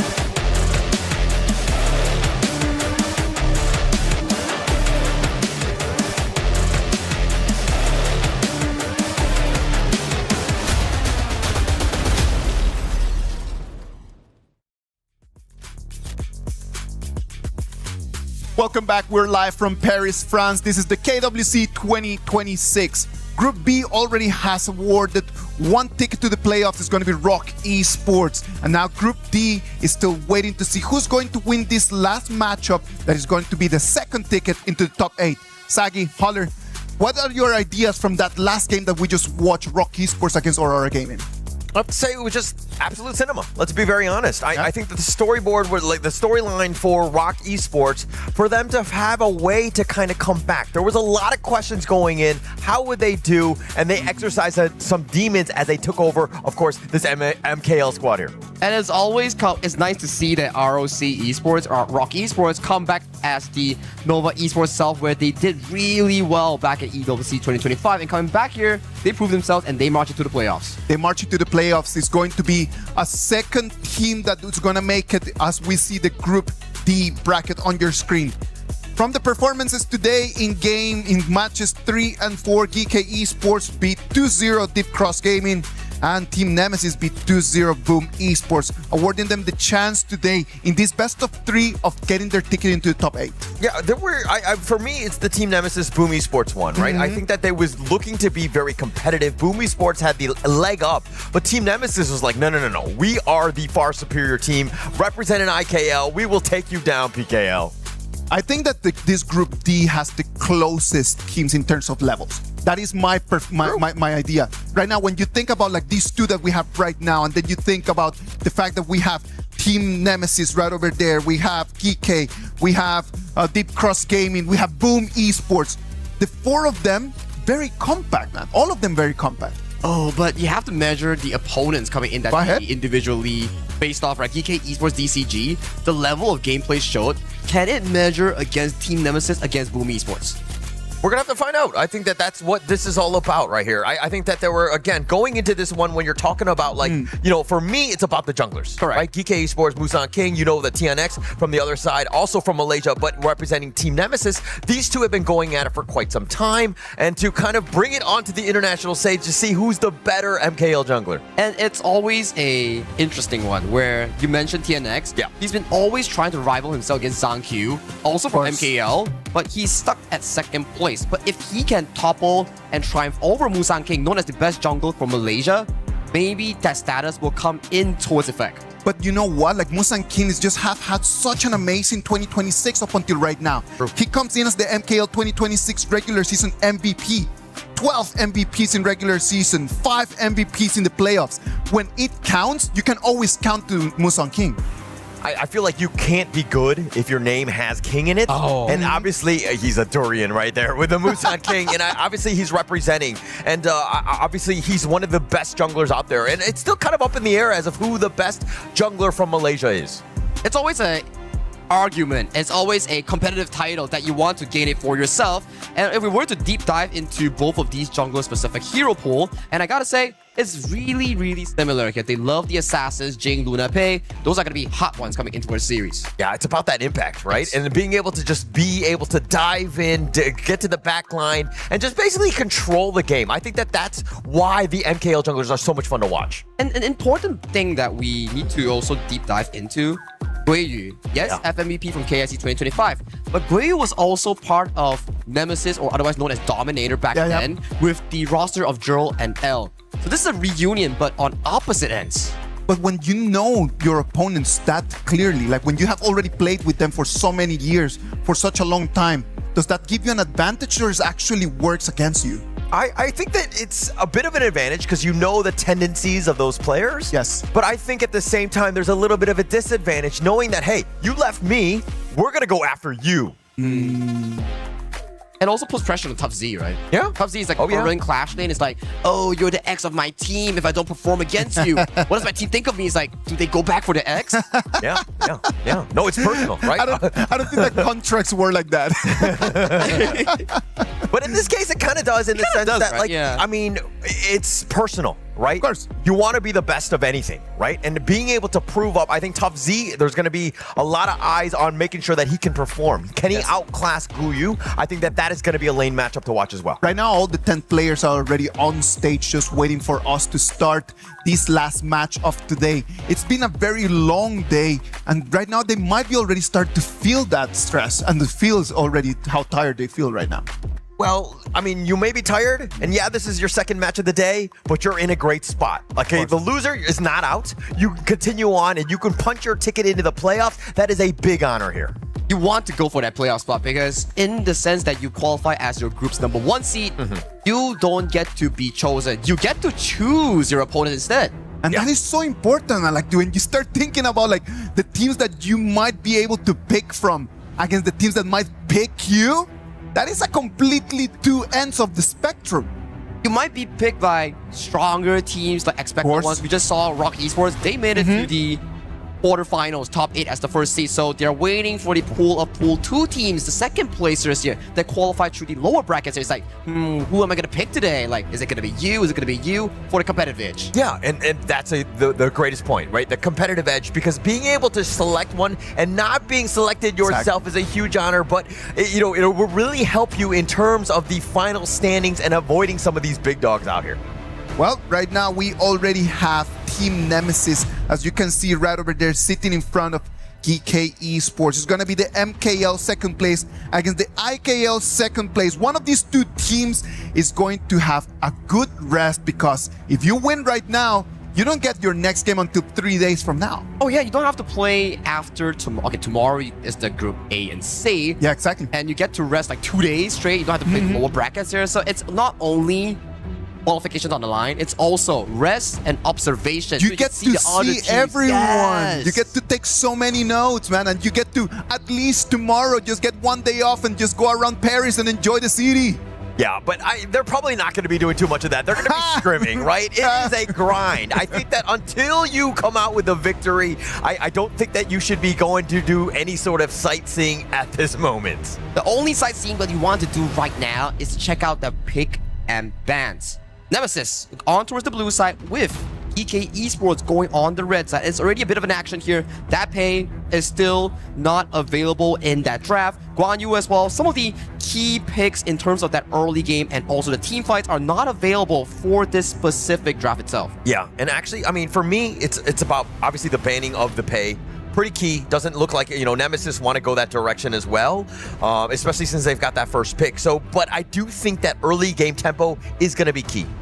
It's definitely going to be key always, right? You want to be able to control the game, make sure that you get it as much as possible. And so far, Geekay has been on a roll with the Princess Frost and Liang combination here. They are one of the few teams that can actually pull it off with a very high mastery rate as of this point. Yeah, and I mean, every time I'm like, yeah, I don't really like it or whatever, then Geekay comes out and they do it again and they win with it, right? Yeah. So they're always proving me wrong, which I'm okay with, but again, like, if they're not able to hit mid to late game properly and just end games, they really will struggle. This is a bit of a crutch and a bit of a weakness, I would say, on this team.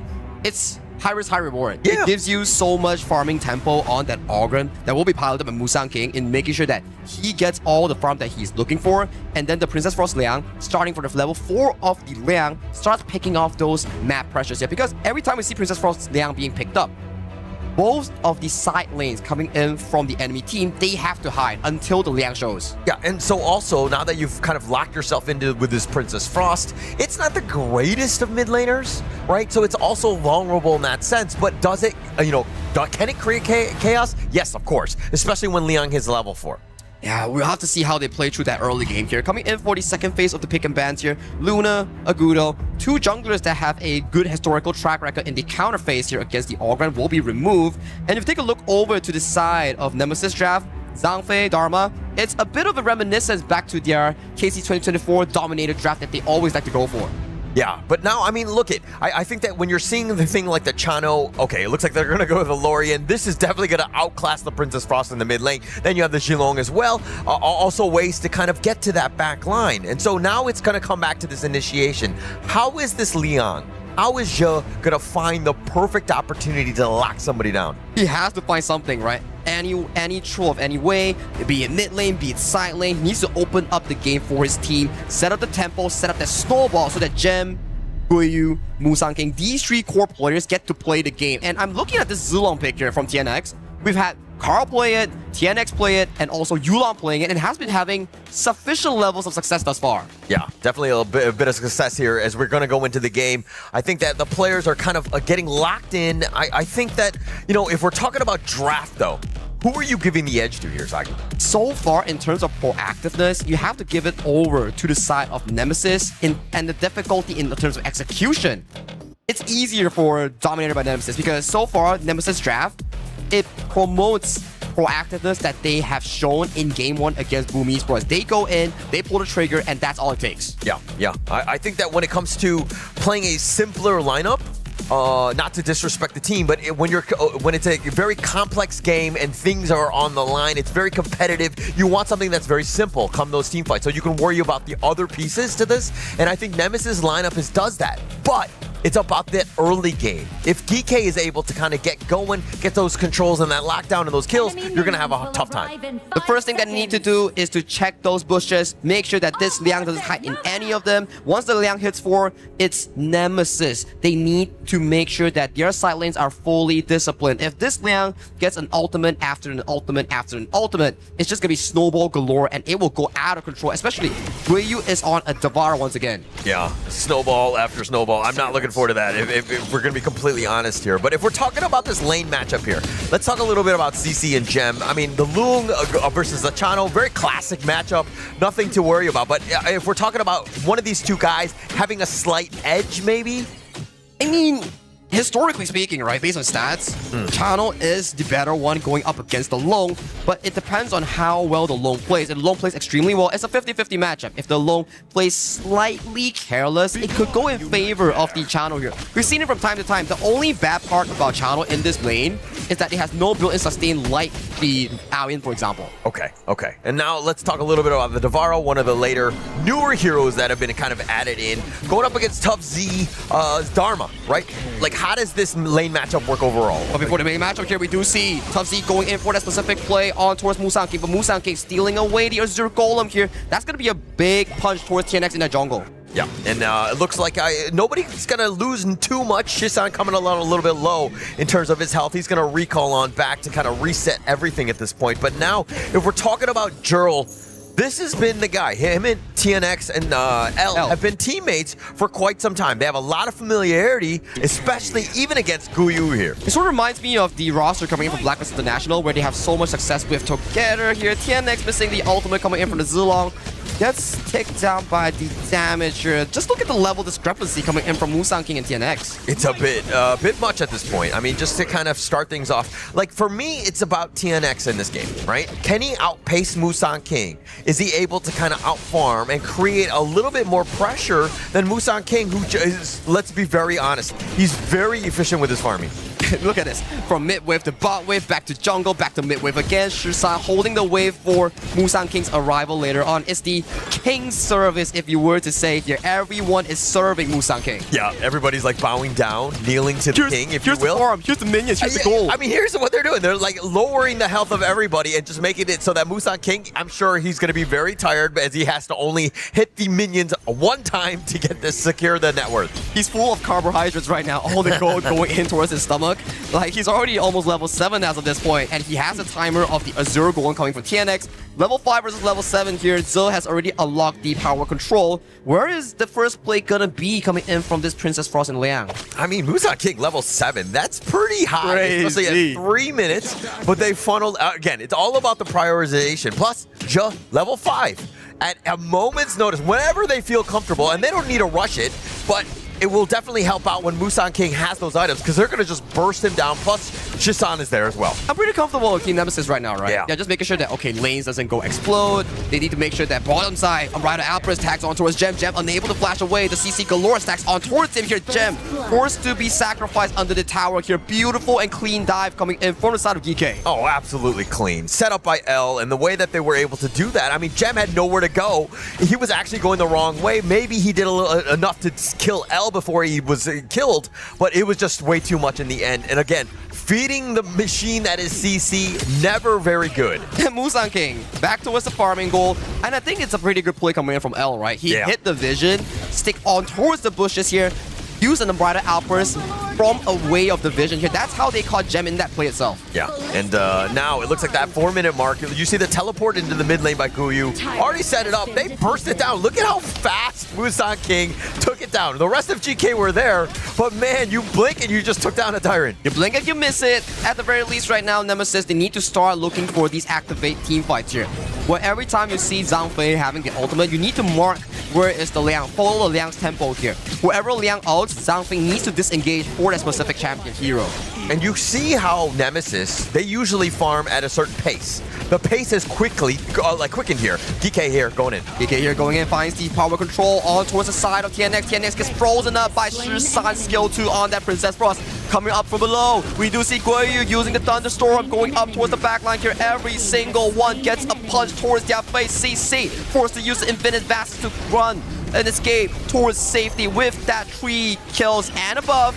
This mid lane tower will just accelerate the growth of Geekay Esports. Geekay Esports or just Musang King. I mean, like at the end of the day, he has almost all of the net worth. He is such a beast. He was just literally walking it down, executing anybody wherever they wanted it, and they've taken an early T1 mid at the 5-minute mark. huge. But as we look at this breakdown to see exactly how things went in, look at that control. The Unbridled Outburst kind of knocking that around, but they're stuck in. They had nowhere to go. TNX was completely controlled. And look at, again, Musang King with the walk down. This is the easiest thing for him to do as he gets all of these kills. And there was a perfect play coming in from Ze on the Liang. He used power control on towards TNX, and when the Unbridled Outburst comes in to disengage him, he flashes over the wall so he can fully channel the power control. Yeah, very smart there. And again, Je has just proven me time and time again that I'm wrong and that he knows how to play the Liang, because the way that they play it, it's great. And it really sets them up for success because they love to snowball. They love to end games quickly. And that was the only first ever power control, and it just pushed the goalie into a 3,000 comfortable for Geekay Esports. And rinse and repeat, they're once again coming along in this Azure Golem. Yeah, and it looks like, again, they have the timers. They understand exactly when to be there, but you have Musang King. How do you even get close to him? He's just too tanky. You can't do anything towards him here. He's taking so much damage. Goes in. Guiyu comes in from the back. Pops a Thunderstorm here. Goes towards the back line. Freeze. Power control. You can't even press your spells, but that's a 4-man knockup coming in from Gerald on the projectile knockup here towards the back line. But Musang King is just so darn tanky. He's full with gold, and you can't take down the king in that play. Yeah, he was getting low, but I mean, he was able to just kind of withstand all of that. Je, though, let's give props where props are due. Normally, when you're looking to play the Liang, you just jump in, you just grab whoever, and then the rest of the counter initiation happens. He actually let the fight between Guiyu and also TNX. TNX gets frozen up, but still an equal trade thus far. That's a shutdown going over to the side of TNX. Yeah, so let me continue my point where the team fight was kind of developing, and then Je, at the last moment, ensures that they get the lockdown and they get the kill. So very patient with his play. Incredibly smart by Geekay Esports. And they're just pacing it really well, right? Every time it's about a fight, it's never just like, oh, I met you at the river, let's brawl about it. It's always at the objective points. And where is the objective points? Azure Golems, Tyrants, your red buff becomes my red buff. Taking everything, right? I think that this is why this team is incredible, in the sense that the coordination, they're always together. And then when they make plays, they have backup and enough damage to ensure that they get these conversions, and why the movement is always going to come out successful.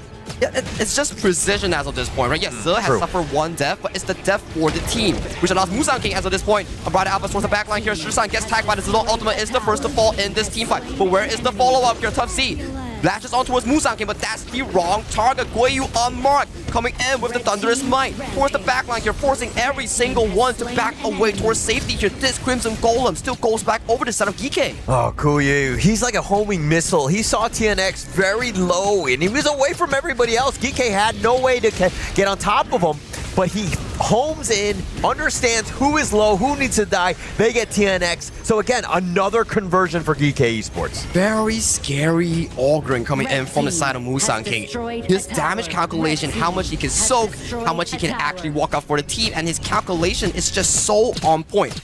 Every time you see him, oh, he's about to fall, he just comes back up. Yeah, comes back up here. I mean, he's 4-0-4 with his KDA. Jokingly, he's an error, right? And the fact that he's able to just do whatever he wants, he's completely controlled this game. I mean, he's got wall hack, so he kind of is like an error, right? Half a passing, right? Just walking through walls, making sure that he finds the markers here. Guiyu has the Crimson Golem here, so if L doesn't escape, he's going to be taking a lot of punches towards the face right now. It's a double farm lane marksman composition coming in from the side of Geekay, with Musang King being the big, tanky, beefy boy. So this game has to end quickly for Geekay. Definitely needs to do so. I mean, they're taking the Tyrants and they've picked that up. It's not even 10 minutes at this stage. They've taken almost literally everything in this game. I mean, they've played so well, and the way that they've been able to kind of move across the map, you can see that 10 Team Nemesis are panicking. They don't understand or how to counter move the amazing movements of Geekay Esports. There were signs of excellence, right? Where we see Nemesis finding multi-man knockups into big team fights, but they were just so far behind in gold that doesn't make it work. Yeah, and now it looks like the Siege. I mean, Geekay Esports, they might as well. They can just put the full court press on. You're not even able to go outside of your base. Team Nemesis right now just fighting for scraps. And Geekay Esports, they just have to clear up the waves, pick up the final few buffs, and then look at the timer right now. Shadow objectives here. These two will be game ending. Unbridled Outburst goes wide. You do see TNX going the backline here, but immediate counter engage coming in from Shisan. Shisan does fall, but backline, what happens here? Ze surprisingly gets taken down as well. This is a pretty good trade-off here coming in from Team Nemesis. They only lose 2, but in the losing position, getting 2 is what you're looking for. Yeah, I mean, you'll take what you can get at this point for Team Nemesis, but they went all in on the 2 guys that are going to be the poorest, or the support and the support number 2. Let's be honest, Jisan and Ja, both of those guys are happy to trade away their lives for both of those cores. Finding TNX yet again, he's died 4 times as well as Tough Z as well. But I think in a way that we can actually explain it, at the very least, yep, they don't get to start double objectives immediately, and you can stall 1 or 2 minutes to push the game further a bit. At the very least, it gives you more chance. Guoyu coming in from the back, finds L, and CC, he's running for the hills, but CC has no ultimate here. If Guoyu finds more damage here, he might potentially get more kills here. Guoyu pops the Millennium Echo, and he's chasing down the backline here. But a very defensive and good Raita wins. This engages Guoyu. Yeah, running right directly at them. I mean, Guoyu, he is never scared to be aggressive. And I love that about him because he's making plays. He's just like, yeah, I'm a Clash laner, but I'm doing more than just CCing everybody. I'm getting my own kills. He's 5-1 and 5 as well. So he's CCing the Aoyin CC, or is that what you're talking about? Because I do see a CC coming in from Nemesis as their player. Yeah. I mean, CC there. I mean, he's been CC'd, but he's always gotten out. So CC has really stepped up in the sense of just, you have to stay alive, right? When the onslaughts are happening, but the rest of the guys are trying to make plays. They're trying to create space for CC to eventually carry them, but I don't know if they have enough time in this one. Time is an essence, and time is a virtue. If we do see a wombo combo engage coming in from Team Nemesis, potentially at the higher ground, you see that little wall between the mid and bot high ground tier trees, that could be a beautiful spot for Tough Z to set up like a 5-man knockback. Yeah, that would be best case scenario. I mean, that's the dream, right? Whenever you pick a Dharma, that's the kind of thing that you want to do. But the positioning of Geekay Esports will not allow that. Plus, they're the ones that generally initiate on them, right? You're going to see Jet or Musan King look for that jump. Well, Zhe does have the Splendor here, so anytime that he goes for an aggressive engage and they come in counter-engaging, he can just drop the Splendor and bait out all the spells coming from Team Nemesis here. So it's about precision of spell usage on Team Nemesis that they have to look out for. Look out for it, definitely. I mean, but with a 6K lead, you have to do more than just look out for them. You got to find some sort of pick-off because, again, without that, there's really no way. Geekay Esports, the way that they're kind of deathballing it, it makes it so tough to fight into that, that ball.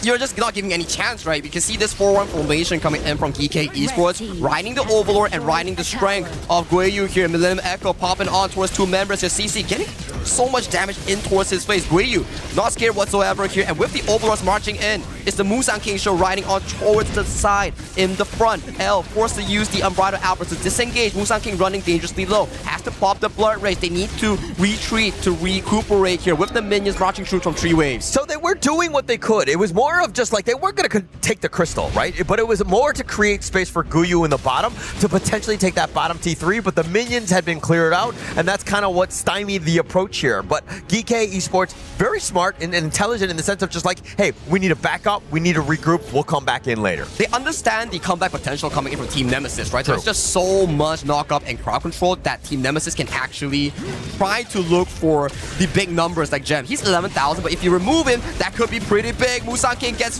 crowd control for days and he gets taken down. That's going to be a big target down. Gem towards the backline gets assassinated by CC with the infinite fastness here. So pretty good Splendor, dodges the triple flames. But what comes next? Guoyu, he's still healthy, he's still coming in. He's looking for CC, but CC's running for the hills. Guoyu, 1v3, where does he go? He's still continuing, he's still latching on towards LL, gets taken down, killing spree for the side of Guoyu. Guoyu 1v2, CC has damage, CC pushes him back, CC, he missed times! His flaming palms on towards the walls, and he gives Guoyu a triple kill to potentially end this game 1. Why is he the finals MVP? Because it plays like that. He's all by himself, and Guoyu says, I got this game. I'm taking all of the T3s, taking 3 members with me. Guoyu with a highlight reel. 8-1 and 6 on the Davara, baby. You know it, and he was traded away back to Geekay Esports, and I know for a fact that NMSS,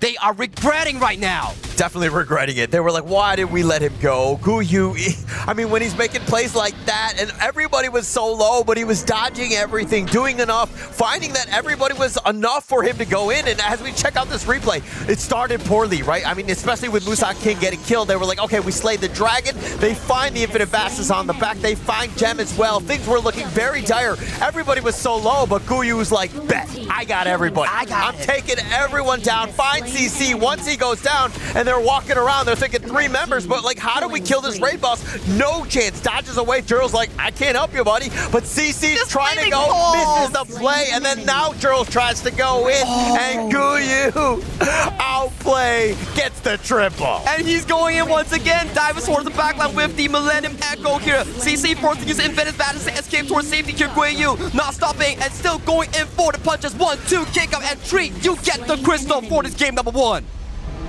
Geekay Esports, just too much Guyu. I mean, the rest of the guys put them in a great spot, but man, Guyu with that play to just cement the MVP in this game for sure, as well as that game. Just, oh my gosh, Guyu is so much fun to watch. I think that was probably the best Davara performance that we have seen in a while. That was insane coming in from this young prodigy, which is Guyu in that Clash lane. And it is not only the fact that Guyu is just him, right? Like, it's just that the hero that he's playing in at that specific moment in time, this is just gigantic. There's no way that you can actually fight against that Davara in a 1v1. And he took a 1v3. 1v3, like that was crazy. He was at full life. Everybody was running at him and they were like, okay, we just kite him. But he was too fast to go in. He had enough damage to take them all down and he was dodging everything. It was like the Matrix for him where he was literally the one. The one and only 9-1 and 8 on that Davara. Bootless has the frigid charge, goes in with that 4-core attack speed build. He was just going in at it every single time. If CC comes close even towards the Davara, he has to pop the Infinite Bastards run. And then we're always talking about how you not only need to be really good, you need to be very lucky as well. Because as CC wants to go straight up just to send over there the damage, just the damage is just divided in between the Davara and the jungle. Yeah, and look at this gold graph. Everything, I mean, just completely in favor of Geekay Esports. Little bit of dips, but in the end, I think the Guyu mark was just like, I got you, fam. And they were able to close that game out. I think if they didn't misplay there and they managed to get Guyu during that dip, that could be the comeback potential for the side of Team NMSS in this game one. But nonetheless, Guyu on that Davara, 35% damage though on this particular pick. Crazy. I mean, 135,000 damage. He was just like, you were thinking, oh, Musang King or Gem would be the guy, but Guyu was like, no. Actually, I'm the guy. I'm the one that needs all the space and the farm, and I'm going to carry games like this and just take over here. I think that even if they would have lost that fight, Geekay Esports had already played such a strong game that losing that fight over there, losing those 2,000, 3,000 gold advantage, I don't think that it would have given Team NMSS enough to turn the game. It wouldn't have, but at the very least, it gives them signs of hope because these moments... A little bit more time at least. Yeah, knockups galore coming in from Jural and Tough Z. It was looking good. But at this point, Musang King was too fed and they were just too tanky for them to handle.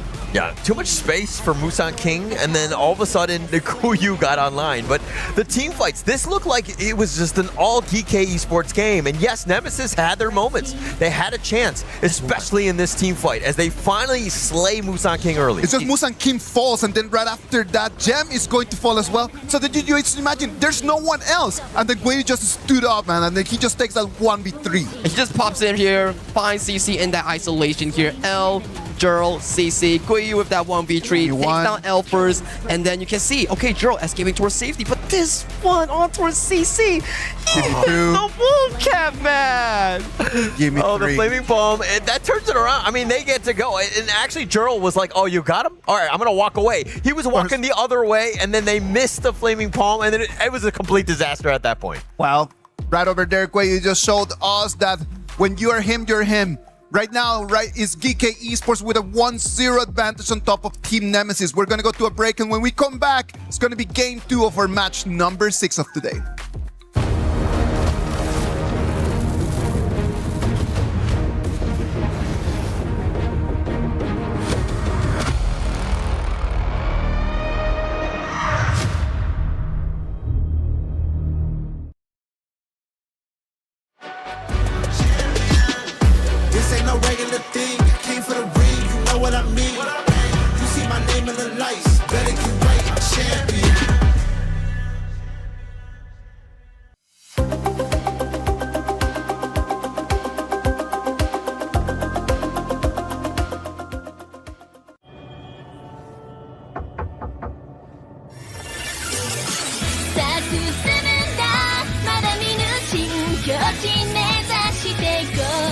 キドキしようよ準備快適早まだまだないこの世界を楽しんでみたすんだ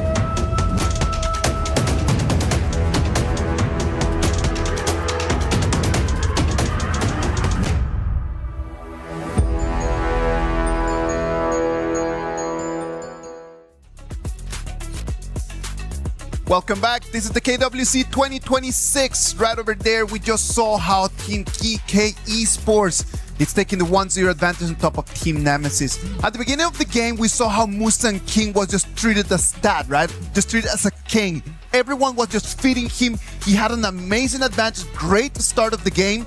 But then when he fell over there in the last fight, it was Guiyu the one that had to stand up. Yeah, Guiyu was like just like a catch, buddy. They were doing like trust falls, right?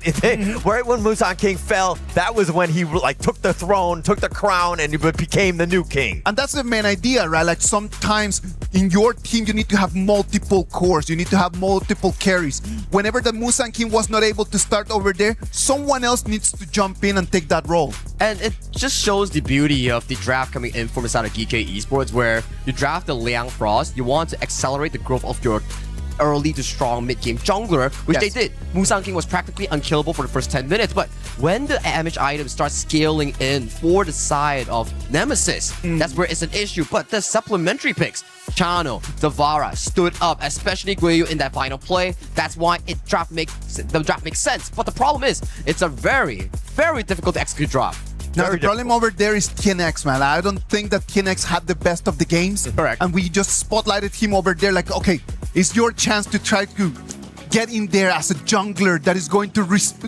have people respect him internationally.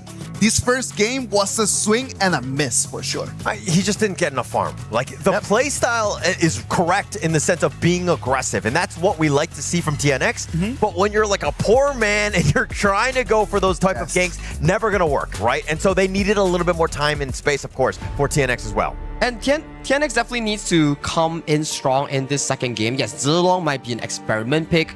It's still not revamping on this server because we're basing it off the season 16 August, I think July 16 patch. So for this specific Zilong pick, it works, but you have to tread with cautious. Oh, for sure, for sure. And I think that it was like the last pick for them. I think that this is something like a pocket pick of like, hey, let's bring this one out. They were trying to surprise, but Geekay Esports are like, actually nothing surprises us. We've got all the power picks with like the Davara here. It reminds me of the KC 2024 Dominator lineup, where they like to play Mai, Zhangfei, Dharma, and go for the hard engage style because they know for a fact if they try to out-rotate Geekay, it's not going to work. Because Geekay, in terms of power ranking, I know a power ranking is just like something to rate teams and it's not actual gameplay, but that discrepancy in experience and team environment is just lacking for the side of the Nemesis. So they need to find a way that breaks the equilibrium through team fighting. Through team fighting, so are you saying that like come early game, they need to take more fights, more like gank attempts? Like walk me through that process. Like, just now the composition is built around team fighting. CC galore, layering crowd control after crowd control, giving them more edge. Even if they're losing 2,000-3,000 gold, it still allows them to team fight, like we saw in the last fight. If Guiyu didn't pop off, that could have been Nemesis win in that team fight. Actually, you're right. You're right. I do agree with that. I think that if they, again, if they were to slay the demon that was Guiyu on that, I think that they would have had a chance. But I think, you know, it is what it is in the sense that Guiyu just outclassed them, right? Outplayed them. It's like, hey, you know, it doesn't really matter. I'm able to do my thing. But going into this draft now, okay, the Zilong pick didn't really pay off. Are you looking for early, late? Like, what is the thought process here for Nemesis? I think the idea points out really simple, right? Geekay Esports batting out the Luna, where TNX had an amazing game just now against Boom Esports. And right out the get-go here, those picks that you mentioned all locked away. They lock in the Byron, wanting to play an aggressive Clash jungle synergy, giving more room for TNX to aggressively invade the jungle. Because in that previous game, what did we see? Azure Golem stolen away, the first one by Musang King. And that's just a heartbreak if you're on a Zilong. You're like a tempo jungler, wanting to gank, wanting to make plays, but all of a sudden, guys, where did my Azure Golem go? Oh, Musang King took it. Yeah, you can't give up anything. And I think that was a huge issue. Like, there were just too many times where they just like left the door open into their jungle, but now it looks like NMSS, they're going to go back to the tried and true, the Byron and the Lapu Lapu, like team fight galore. Plus now it's about this Mai Shiranui from Jurl. I do expect a much better performance here. But that's the interesting part. Annette is known to be something of a similar to Zhuangzi, where you can get CC immunity with your ultimate here. And you have so much knockup. How do you work against an Annette that can actually dodge crowd control for the team? While true, it's also those things where you have to just bait it out. Like, it's already been picked. I mean, if you don't pick any CCs, then you might be open for a potential assassin-style jungler that needs that lockdown, right? You need that CC. So it's like, damned if you do, damned if you don't, if you will. Exactly, right? So it really depends on how they structure their team fights. They can't go all in the get-go. Bait it out, start kiting, and then when the perfect moment arrives, but Annette doesn't have the whirlwind, then you jump in. Best case scenario, assuming you're able to find that. Not easy, very difficult to do in terms of these team fights, but if we're going to this one where like the Agudo is going to be picked here to kind of counter some of that, they're looking for like one big team fight, maybe a pick-off, and then start taking towers down. Yep, one by one, right? And this is shaping to be a very, very aggressive early to making composition coming in from the side of Geekay Esports here. And you pan over to the side of NMSS.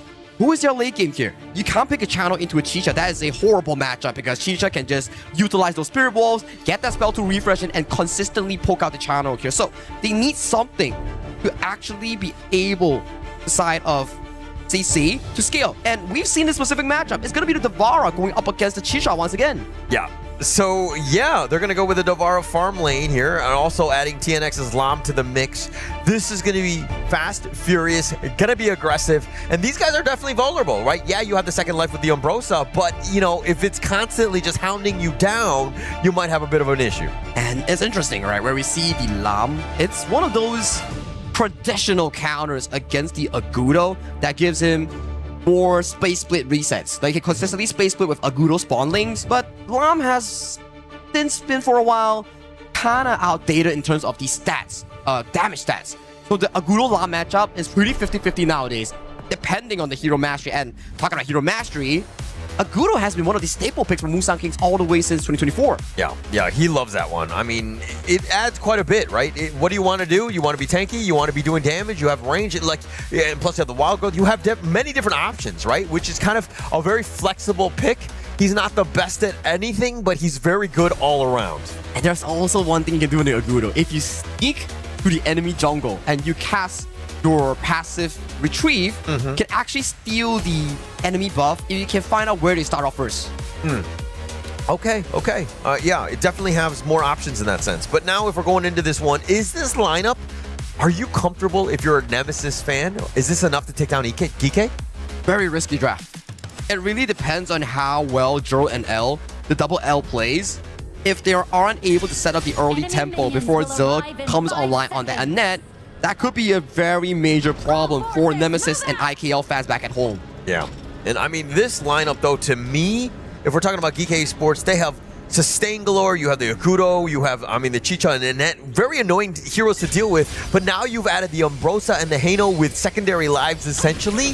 This is a lot of sustain, and those team fights are going to be long and winded and kind of annoying to deal with. I like that point, right? Where you have Guiyu and also Shirsang on those double ultimates. It gives them more leeway to survive CC's ultimate. Once you drop down the Millennium Echo coming in the bar and you sustain through the first initial damage phase, he becomes sort of not that high DPS centric. Agreed. And you're just extending it, right? I mean, CC is looking to just burst you down in a way, but if you've got that, again, just more ways to out-heal it and just to kind of stick around, it's going to be much more annoying for them. So for Geekay Esports, I think the draft gives them a slight edge here. Hell, stealing away that little camp here from the side of Gem. But talking about draft, I like what you mentioned in terms of edge. If you were to dive deep in towards this, it really depends on TNX, right? Yeah. TNX, Juro, and L. They need to find an engage, and bottom side here, L misses the spell to flash on towards Gem. Gem has the CC immunity here, dodges away the death from below. Death from below gets tagged on here. TNX almost getting tagged on by the tower here, managed to limp away. I mean, they're gonna survive, which is one thing, but again, L just barely not able to hit with that stun, that charge, if you will. And I think Gem, I count as blessings. I mean, he was very lucky to survive. And back-to-back games, Gem has been the main guy to be targeted by the side of Nemesis. In Game 1, the Zhangfei ultimate on the channel, and in Game 2, L still trying to use the skill 2 flash to pop Gem in that bottom lane. But unfortunately, it was a bit too short. Would you feel comfortable knowing that, hey, if you lose this game, you're out, but you're going to go with the Devara farm lane? Well, you're not essentially out, right? You're going to the lower bracket to meet potentially Boom or DCG. And Devara farm lane, he did have a pretty good performance in making that comeback against Boom Esports just now. So I would say it's much more of a trial and test the pick coming in from Nemesis and CC. Okay, all right. So I think that, again, it's more of like, for me, I think that he's willing to take the risk. We know that he can be a bit of a late game monster as well. So life, like number 2 or not, I'm going to eventually outdamage you. And so far, Navarra has been an interesting pick in this group stage. In play-ins, it was like picked like what? Twice with I think 50% win rate if I'm not mistaken, and then coming in towards the day 1 of this specific group stage, there's more and more Devara shining light, and meta is, I would say, slightly different for group stage compared to play-ins. I wonder if it's because it's been picked more because CC's been picking it more, right? Well, is that 2 series today? I mean, global big ban pick, is throughout, but if the same team is going to look to pick it, and they've had success, right? Even against Boom, as you rightly pointed out, but now a little bit of action. Oh, Gerald doesn't get the Flash Blue Engine off. That's going to be a big cooldown expended coming in for the side of Gerald prior to that Tyrant pick. Yeah, very smart there. Shisan, he goes 88 miles an hour. He rewinds. He gets on out of this one. But again, TNX, I like that aggression, right? I think that in the last game, he was really not able to get going because Busan King was outclassing him on the Ogren. But now a little bit of action, even in the bottom lane. Oh, Jam here. Tags on the fatal arrows onto the side of L. He's going to be really low. Can take the recall here. He will make it back on time for that play. In towards the top side here. TNX finds the engage on towards the side of Musan King. Musan King gets later down with CC. Uses the furball to escape towards safety here. Beautifully played coming in from Geekay. A perfect disengage by Musan King. Just being able to survive. Things did not look good. Any other hero might have had a bit of a problem, but he's tanky enough and mobile enough to get on out. But Nemesis are shooting their shot. They're trying to go for ganks. I mean, we talked about how they need to be aggressive. They have definitely upped that level.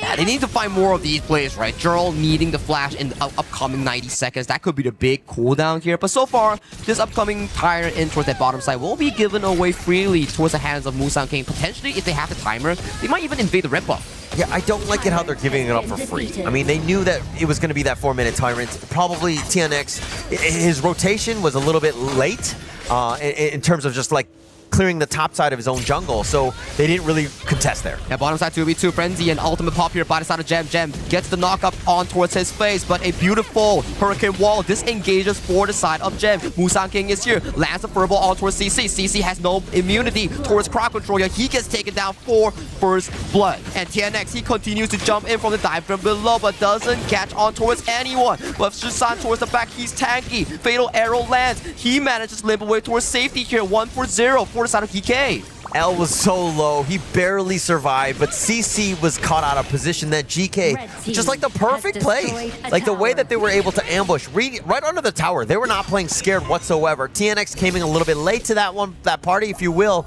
not able to find any sort of cleanup as well. It's a worrying factor. It goes back to what we discussed. How does the Maestro Nui and Lapu Lapu heavy combination go against the Hurricane Wall of the Anet here? And so far, Anet has been a very crucial hero in disengaging from these heavy knockup compositions. Just been on point. Yeah, rightly pointed out in the sense that he's been able to keep them alive. And the value that you're getting from the roam, anytime you save one of your cores, you're going to call that a huge win. Oh, just a bit of a wave clear here coming in from Gerald, but you do have the Wild Growth here to just clear up the waves, push out the towers. Shisan here just being a bit of a nuisance in towards that mid-river. Yeah, and he'll poke and prod, right? L is tanky, but he's going to keep taking those scepters to the face. He's not going to really like that too much. He definitely wants to be topped off before any sort of team fight happens here as we hit the 6-minute mark. And something special about Anet, right? As long as you're moving and walking, you will get cooldown refunded as long as you're walking. Yeah. But I don't like to get my steps in when I play Anet. Hey. I just like, you know what? Just get on that couch. Get on my couch, and Shisan's getting the hell out of there. Yeah, and Shisan, though, will get on out of there, just staying alive again. It's about that vision, using that maximum value, but at the same time, Nemesis, they don't really have the burst to deal with the Shisan Heino.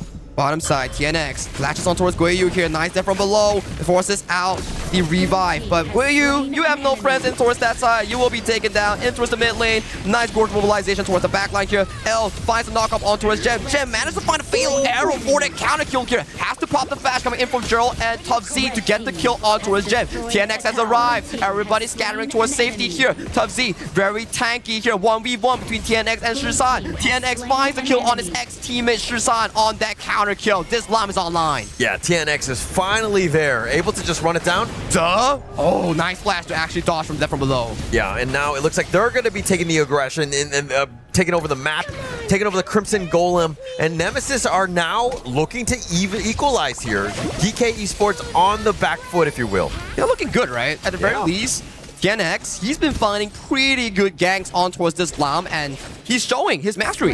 Yeah, checking out this replay. This is the moment where Guiyu was already solo killed, but then that team fight, the nice little play by Gerald to push him onto the tower, and while Gem did salvage this by getting L, he trades his life away because, again, he's not able to get away from the Nemesis team that's just literally running right at him. The double flash coming in from Tough Z and Gerald means that they really want to set Gem in towards the stones here.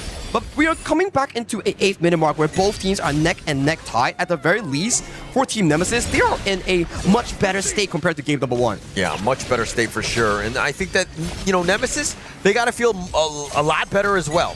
But keeping this mid T1 gonna be key. Look at how Geekay Esports are like, actually, we're gonna be fine. We still have the Heino if we need to Fate Rewind on top of that tower to heal it right back up. And we are, again, they find a pick off, they're gonna start munching on towers because they also have this Agudo. They are really munching towards that tower that you speak of here. Gem jumping in for that specific play.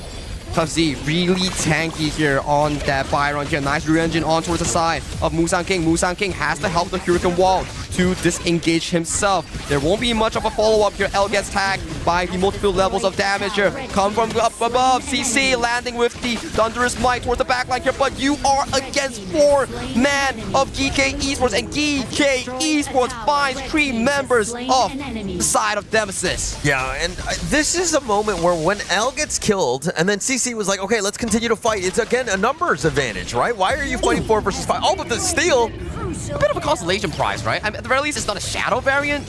Yeah. So I guess that there's a silver lining in that sense. But letting that happen, I don't think they expected Gerald to be in that spot. But going back to that last team fight, CC had no business to continue on. Yeah, I mean, your main CC is L. He had been taken out. Why are we continuing to fight? 1v1 between the side of Guiyu here. Has to pop the spike mail. He doesn't have the ultimate on this Umbrosa here. The teleport coming in from the side of Gem, trying to save Gerald. Has the ultimate in the final few seconds. This is a disaster for the side of Team Nemesis. It was on cooldown and Guiyu managed to get it back. This is heartbreaking because it's 10 minutes now. Oh, the play. I mean, the fact that he got it, the secondary life right at the right moment, plus you have the teleport here, but now Gem is also going to look to clean up CC. It's a bit of a muscle memory, I would say, for the Valor players here. Every time that you actually play for these specific games, you will be wondering, like, oh, am I strong enough? Am I tanky enough? Is this muscle memory from last game? Yeah, I think so. It's continuing on.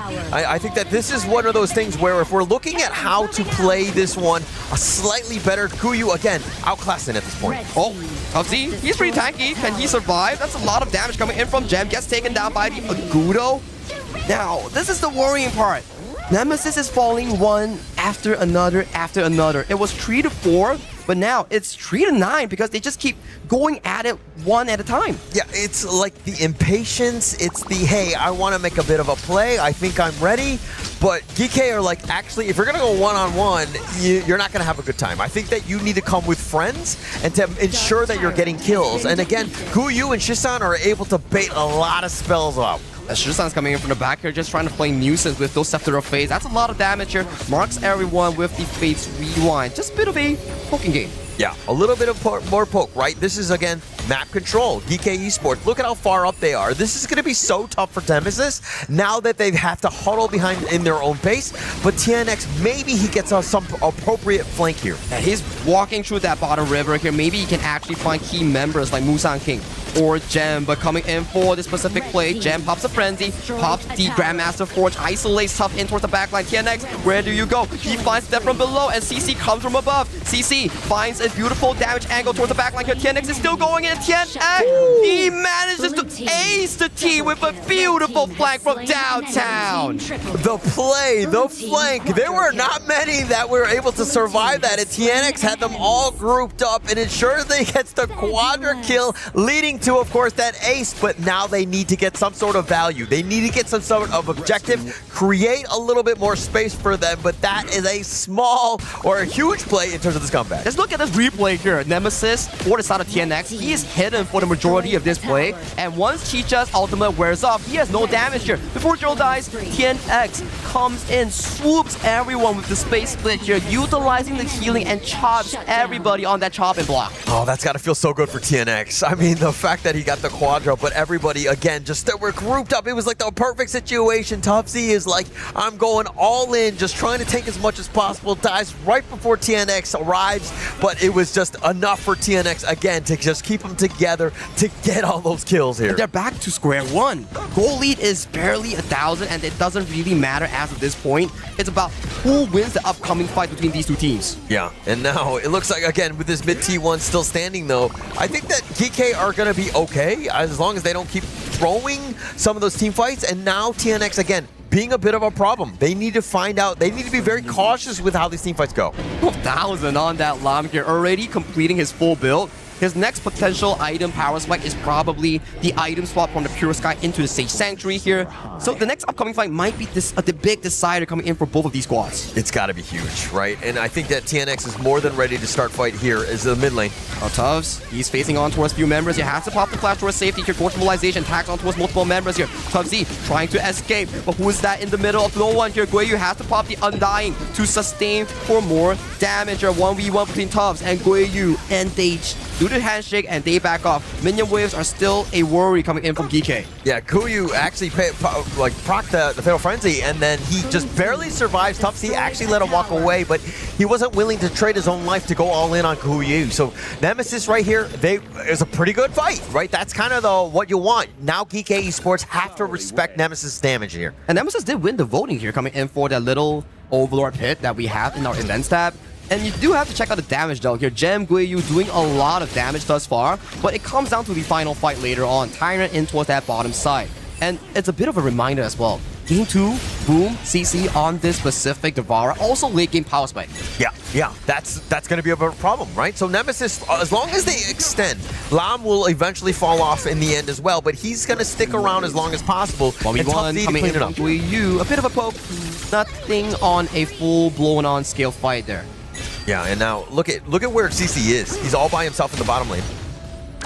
To the tap towards the mid lane. Tufzy walking up for vision. We do see L coming in towards the mid lane here. Finds a two-man knockup, but there's just no follow-up. CC pops the frenzy, and then we do see Gem trying to put on damage on towards CC. CC pops the Millennium Echo here towards the backline. Here, Shisan managed to tag on towards Joe. That will be the first victim coming in for the side of NMSS here. And CC has already fallen in that exchange. 2-for-1 in favor for the side of Geekay. What's next? Yeah, not really much. They have to run. I think at this point, it was funny because it seemed like L was a little out of position. He was starting things off with that Raging Sea, but there was nobody there to follow up with the damage. And so that's why, when they did arrive, CC and Jurl, they're too squishy at this point. There was no control because the Raging Sea had already been popped. They get taken down. That's still decent, right? You wanted to go in together so they can CC chain on this Annette. Okay, the difference between Annette and also Zhuangzi. Zhuangzi has self-cleanse, but Annette, you need to click it. You need to click it before you get crowd control. And this fight is really scattered between two teams. CC is minding his own business, L is stuck in the pit, and CC gets mauled down by Gem on that Shicha. So it's really messy for the side team NMSS. And coming towards live, we do see Shisan getting taken down by TNX in that exchange. So TNX getting that gank, right? Again, using now the space to push. You got to get some sort of towers. But going back to that last fight, Guiyu and Shisan were doing some serious work. They were able to find some of the weaker members like Jurl and to kind of equalize in that sense, because that secondary life is very difficult for Nemesis to deal with. And it's a bit shaky coming in from both teams, right? Mistakes left and right. Goal lead as of this point doesn't even matter anymore between 2,000-3,000. You give over the Overlord at the 60-minute mark, so this is going to be a lot of pressure for the side of Geekay to digest for the upcoming few minutes. Yeah, but TNX doing everything in his power to get back into this game, taking the Shadow Overlord at this one, and it's about that space, right? And TNX, you know, he's 8-1-1. What else can you do, man? He's carrying the team on his back. All the potential assumptions, he has the potential, and he's showing off right now against Musang King. One of the best junglers coming in from the side of MKL, and he is showing off well on this loud. Yeah, but also Musang King's 4-1 and 7. He hasn't died too many times. He's definitely gotten his farm, but the net worth lead towards the mid lane here. Gerald gets tagged on towards a bad engage. Gem almost taken down with the fatal arrow. He's in the midst of every single one. Guiyu coming in from the back. Gem still has the secondary life coming back to Safe Sanctuary here. We do see TNX escaping towards safety here. CC left untouched. CC gets assassinated by the boy Wonder Guiyu here. Tough Z, nowhere to go. Can only sustain, can only look for potential pickoffs here, and he gets taken down eventually as well. That's a 1-for-2 in favor of Geekay. Yeah, TNX was nowhere there. They were, again, it seemed a little disjointed, but CC going down that early with the Sage of Sanctuary, that's huge at this stage, right? And the Geekay, the target prioritization, yeah, you lost Gem, but they got everything else. I feel like we're getting a Tempest Dragon here, Hauler. Yeah. Both teams, neck and neck, trade-offs left and right. You won't be getting a full-on blown team fight where you actually get an ace. Yeah, but looking at this replay, I mean, checking this one out, I mean, Gem, he gets stun locked a little bit. He gets controlled. He gets pushed back in a spot that he doesn't want to be in. Sage of Sanctuary was popped. Look at how TNX, he's like, gotta get on out of here. Everybody has to retreat. CC is not as fast. And Tough Z's like, okay, I got nothing else. Let's turn it around. I do have a little bit of life as well as that Blood Rage, but it's just not enough against 4 members. That's the worrying part of Nemesis draft, right? Your damage output is really ultimate reliant. Once your ultimate wears off on CC, no one can take down Guiyu if you don't pop his Undying first. True. But finding him in a bad spot, like isolated, TNX, gonna throw everything in the kitchen sink. Yeah, when we went towards the top side here, CC, he's in a particular position here. I don't think Geekay Esports will like to go in with Guiyu's help as of this low. Yeah, and Geekay Esports just, again, it's about this Tempest Dragon. The 1v1 coming in for the side of Guiyu. Guiyu popped the ultimate passively here. He gets isolated by TNX flank from a hidden vision standpoint. This is good for Nemesis fans. This is a very good moment. They can push for more towers. Very good moments, right? TNX and CC, that is enough damage to ensure that they took down Guiyu. Secondary life or not, they had enough. That's what they need to do. And now, again, they're going to go for the Shadow Tyrant, which will open the door for that Tempest Dragon later. They've been getting back-to-back objectives so far, and they are climbing neck and neck in terms of goal. We are looking at a breakoff fight. Tempest Dragon is on the plate for both teams later on in a minute's time. Yeah, it's very close, but if anything, flash towards the backline. Musang King, that was really dangerous, and it wasn't even a flash coming from Gerald. Look at CC, he's going for the flank. Going for the flank, towers gets taken down, but their target here is only for the tier 2 here. Shisan is still available, he has to face Rewind, so they can't really overcommit for the tower. And look at how all the lanes have pushed, right? And Geekay Esports now on the defensive have to somehow create space so that they can get out. Oh, TNX, dangerously low. We do see a 1v1 between Guiyu and CC, trading back and forth. Guiyu hasn't popped the Undying yet, but HP is really low for L. Has to commit the flash. L might be the one that's being picked up before the crucial timer of 20 minutes. This is Geekay's chance to get that Tempest Dragon. Oh, he's down for 40 seconds. An absolute disaster, if you will. I don't know how they can take this Tempest Dragon, trying to do it 4 versus 5. This is a world of hurt. If they're able to steal it, they got a chance. Girl is flanking from the back. He's not shown yet on towards the map. Tough Z, he goes in, finds the Storm Strike. Gerald has arrived. Gerald finds on towards 2, but there's no follow-up coming towards the backline here. Space Blade coming in from the side of TNX. TNX is in the backline. He slices and dices, and Shisan Musang King has been removed from the team fight. TNX still has a 6 Sanctuary 1v1 versus Gem. He gets taken down, coming back for the second life, has the Destiny.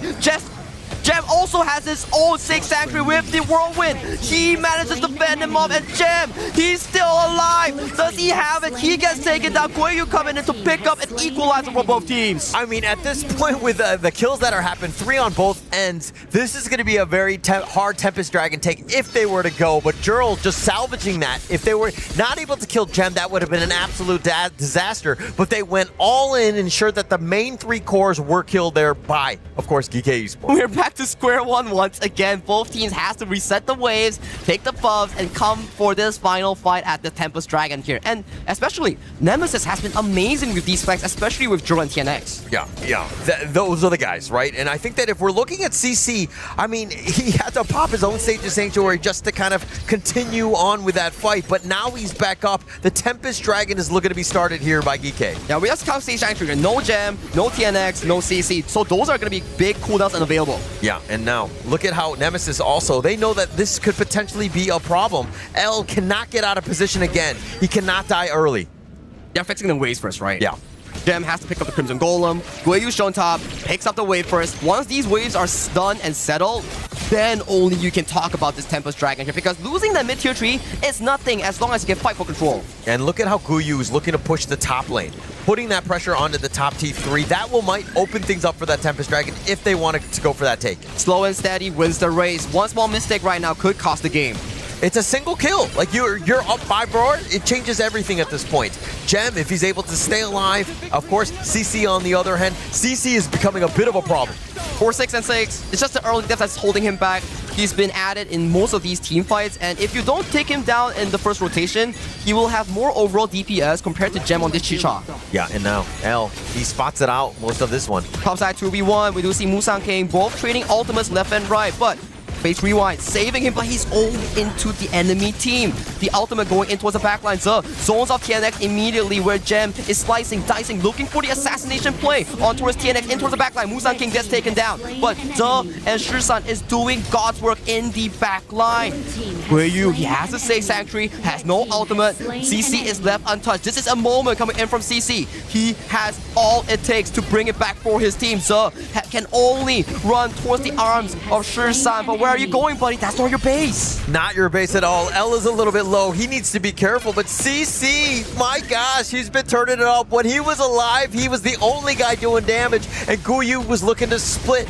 They're not out of the woods yet. Neither of these teams have won, but it is so close at this moment. Pacing into a 23-minute game. Minions will get progressively stronger as time goes. One bad minion wave management will set a very bad pacing on towards the cross map here. So these minion waves across the map of the Tempest Dragon must be fixed prior to this play. Yeah, and checking out this replay, I mean, we're seeing exactly what happened. I mean, it looked in the bottom lane. Look at how much damage they were able to do. They find TNX, who traded away with Musang King just a split second earlier.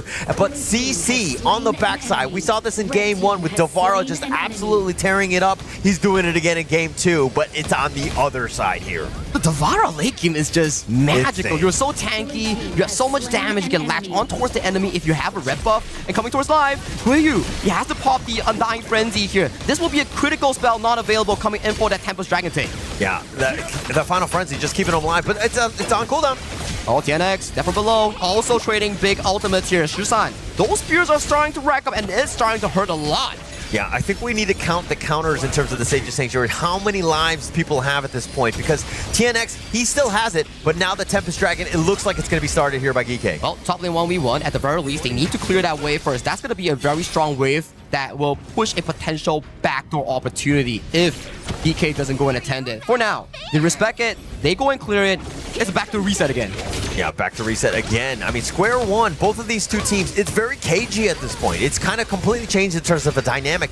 Geekay Esports, though, understanding that, hey, if we get some sort of pick or some sort of space, we got to be super careful in terms of how we proceed because, you know, we could be, vulnerable to a split push.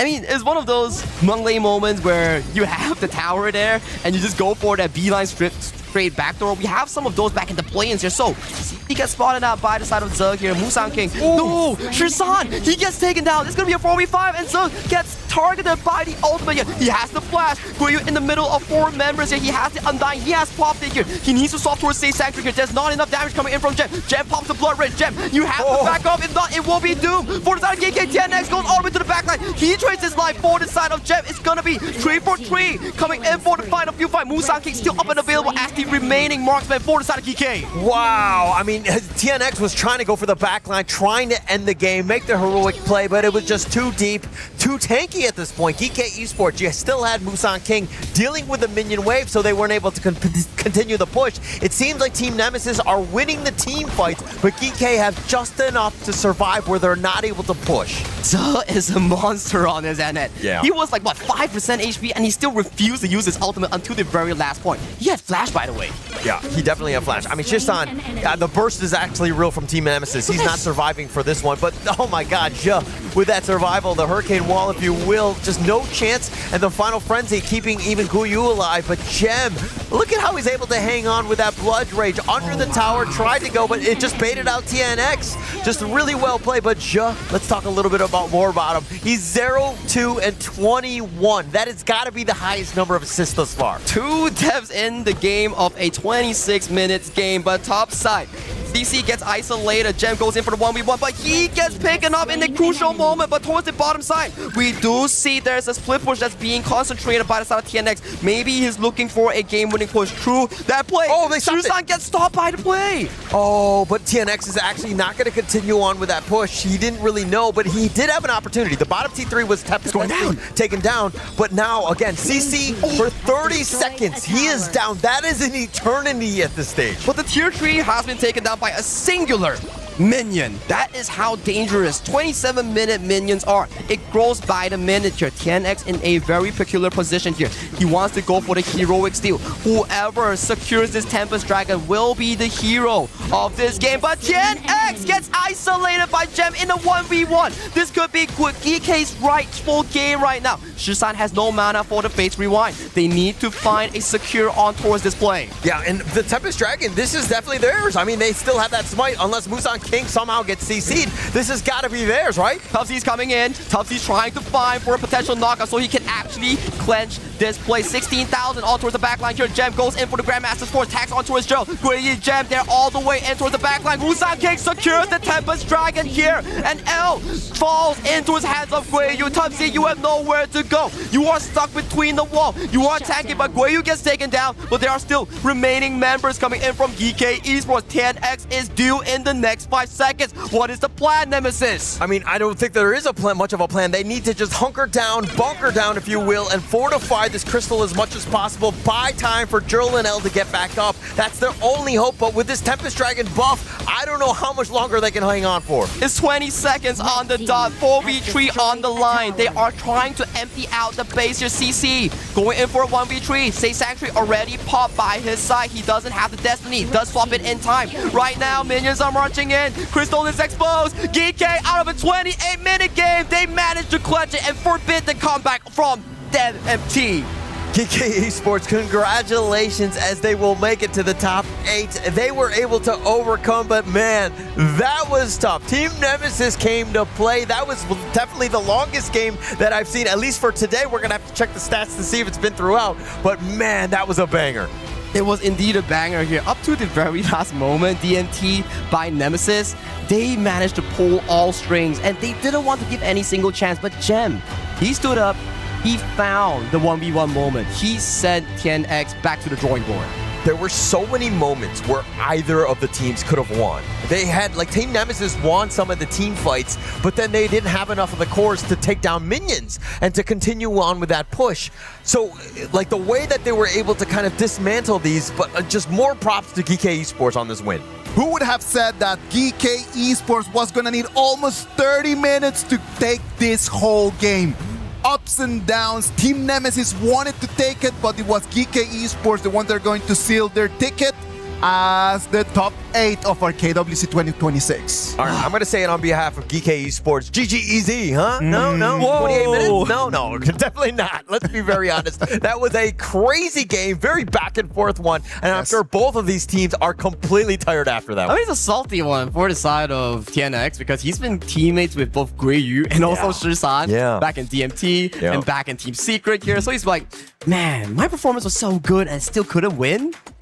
He was like 9-1 and like 5. Well, 9-1. Right? Yeah. Call it, please. Right? But he ended up being 11-6-6. There was that one moment, that very end, where he gets picked off. That changed the entire dynamic of the fight. Well, let's talk KDA, right? Like we're gonna just focus on the numbers. Look at the 0-28 coming in from Trua. That was a moment later on in the replay where he was 5% health. He held on to his ultimate. Yeah. Still didn't want to use the flash. Yeah, wow. Yeah. He's gonna save it maybe for the next game. I don't know. That's my thought process. But going into this gold graph, I mean, it was completely in favor of Geekay Esports. Let's be honest. But man, like in the very, very end, like Team Nemesis did everything they could to kind of come back in this one. Wow, it was just such an amazing and very interesting game, right? Like the Team Nemesis showed us that they were really close just to make it over there. They're gonna move into the lower bracket. They're still not disqualified, right? They're still part of our tournament, and it's gonna be so hard in a couple days when they're back on stage. And you just look at the damage output coming in from Shirsan, 348,000 damage, and then CC 317,000 damage. If you were to do a little bit of math, overall damage coming from Geekay, I think it broke 1 million. Yeah. Well, I don't have my abacus to confirm or deny that. Yeah. But I do think it's close to that. But I mean, look, for as long as that game, 28 minutes and 35 seconds, like everybody's like 200,000 damage and up. I mean, this was a crazy game because some games don't even get one person with 200,000 damage. Wow, it's just insane, right? It's just insane. It's just the best way how to finish this day one of the group stages, right? It's just the way that you want it to come. Like, come in. Everybody thought there was going to be a short game, and it went all the way till 30 minutes. Now, if we talk a little bit about Team Nemesis, when I was looking at the composition, I was not really sold yet. In terms of like, all right, there's so many different heroes that you're trying to use to jump into the backlane, but into which backlane are you trying to jump? I mean, like for me, it's about TNX, right? He's always looking to jump for the back line. He's always playing aggressively. That's the style that he likes. Give him a hero like Lam, and you're going to see a performance like that. He's feast or famine. Sometimes he's amazing, like you just saw in that game. Sometimes it's a bit of a dud, but this one was insane by TNX here. Early game was mostly in control by the side of Geekay Esports here. They were trailing. They were finding so many pickoffs here, like CC. He was going in like this, and poof, you're gone. Yeah. And this is a little bit early. He was not online. Yeah. He was forcing it back. And then, it did, like, struggle at that point. But he gets to that moment where, again, all we need to do is just buy time. We get our space. We will be fine in the end. Like, give him gold, right? As long as you give him gold, he can actually flourish into a very, very strong pick. And these are the few early game moments. It's like, oh, it's going to be a fast game. Geekay is in total control. And then moments comes in where TNX finds the perfect flank, and we start coming into a tussle for the next upcoming 10 minutes where no one gets a decisive win. Yeah, there was just team fight after team fight on this one. They were so close, and they would just cripple each other where they couldn't proceed to end the game. That was the craziest part where, again, like they win this one, and Geekay, you're like, oh, they're going to win this, but they actually could not. They had to go the distance. This one right over here was insane. Just Drug comes in, and then Guayu taking extremely low, and then he just proc his ulti. The trick of discipline coming in from Geekay players is just wild, man. If that was me, maybe I put up like most of the spells here, but this is why they are pro players. And this is the final fight where Gem, the crucial pickoff on towards TNX, he bought the Frigid Charge and he caught TNX by surprise. TNX was just trying to find the flank, right, to jump in and to contest that Tempest Dragon, but it was impossible for him. Well, what about if we go on stage to Guayu and Mara that are going to talk to us a little bit about this last game. Mara? We're here with Guayu. Oh my goodness, that was such an intense game. 28 minutes and 35 seconds. And we also noticed your two opponents, TNX and CC, they constantly kept giving you guys pressure. Lam, direct counter to Agudo, Devara constantly doing 1v3. How were you able to stay so composed in such a high pressure 28-minute game? 28 minutes is very long, and we just always wait the right moment. Like if Agudo counter by Lam, we just wait that we have moment to 2v1 like this. So you were really just picking the right moment, being patient, and waiting for the perfect time to attack. Now, We saw the game earlier. Match 1, it was a 2-0. This second match, another 2-0 for GK Esports. Is this the peak form of GK, or is there something, another level that you're waiting to show us?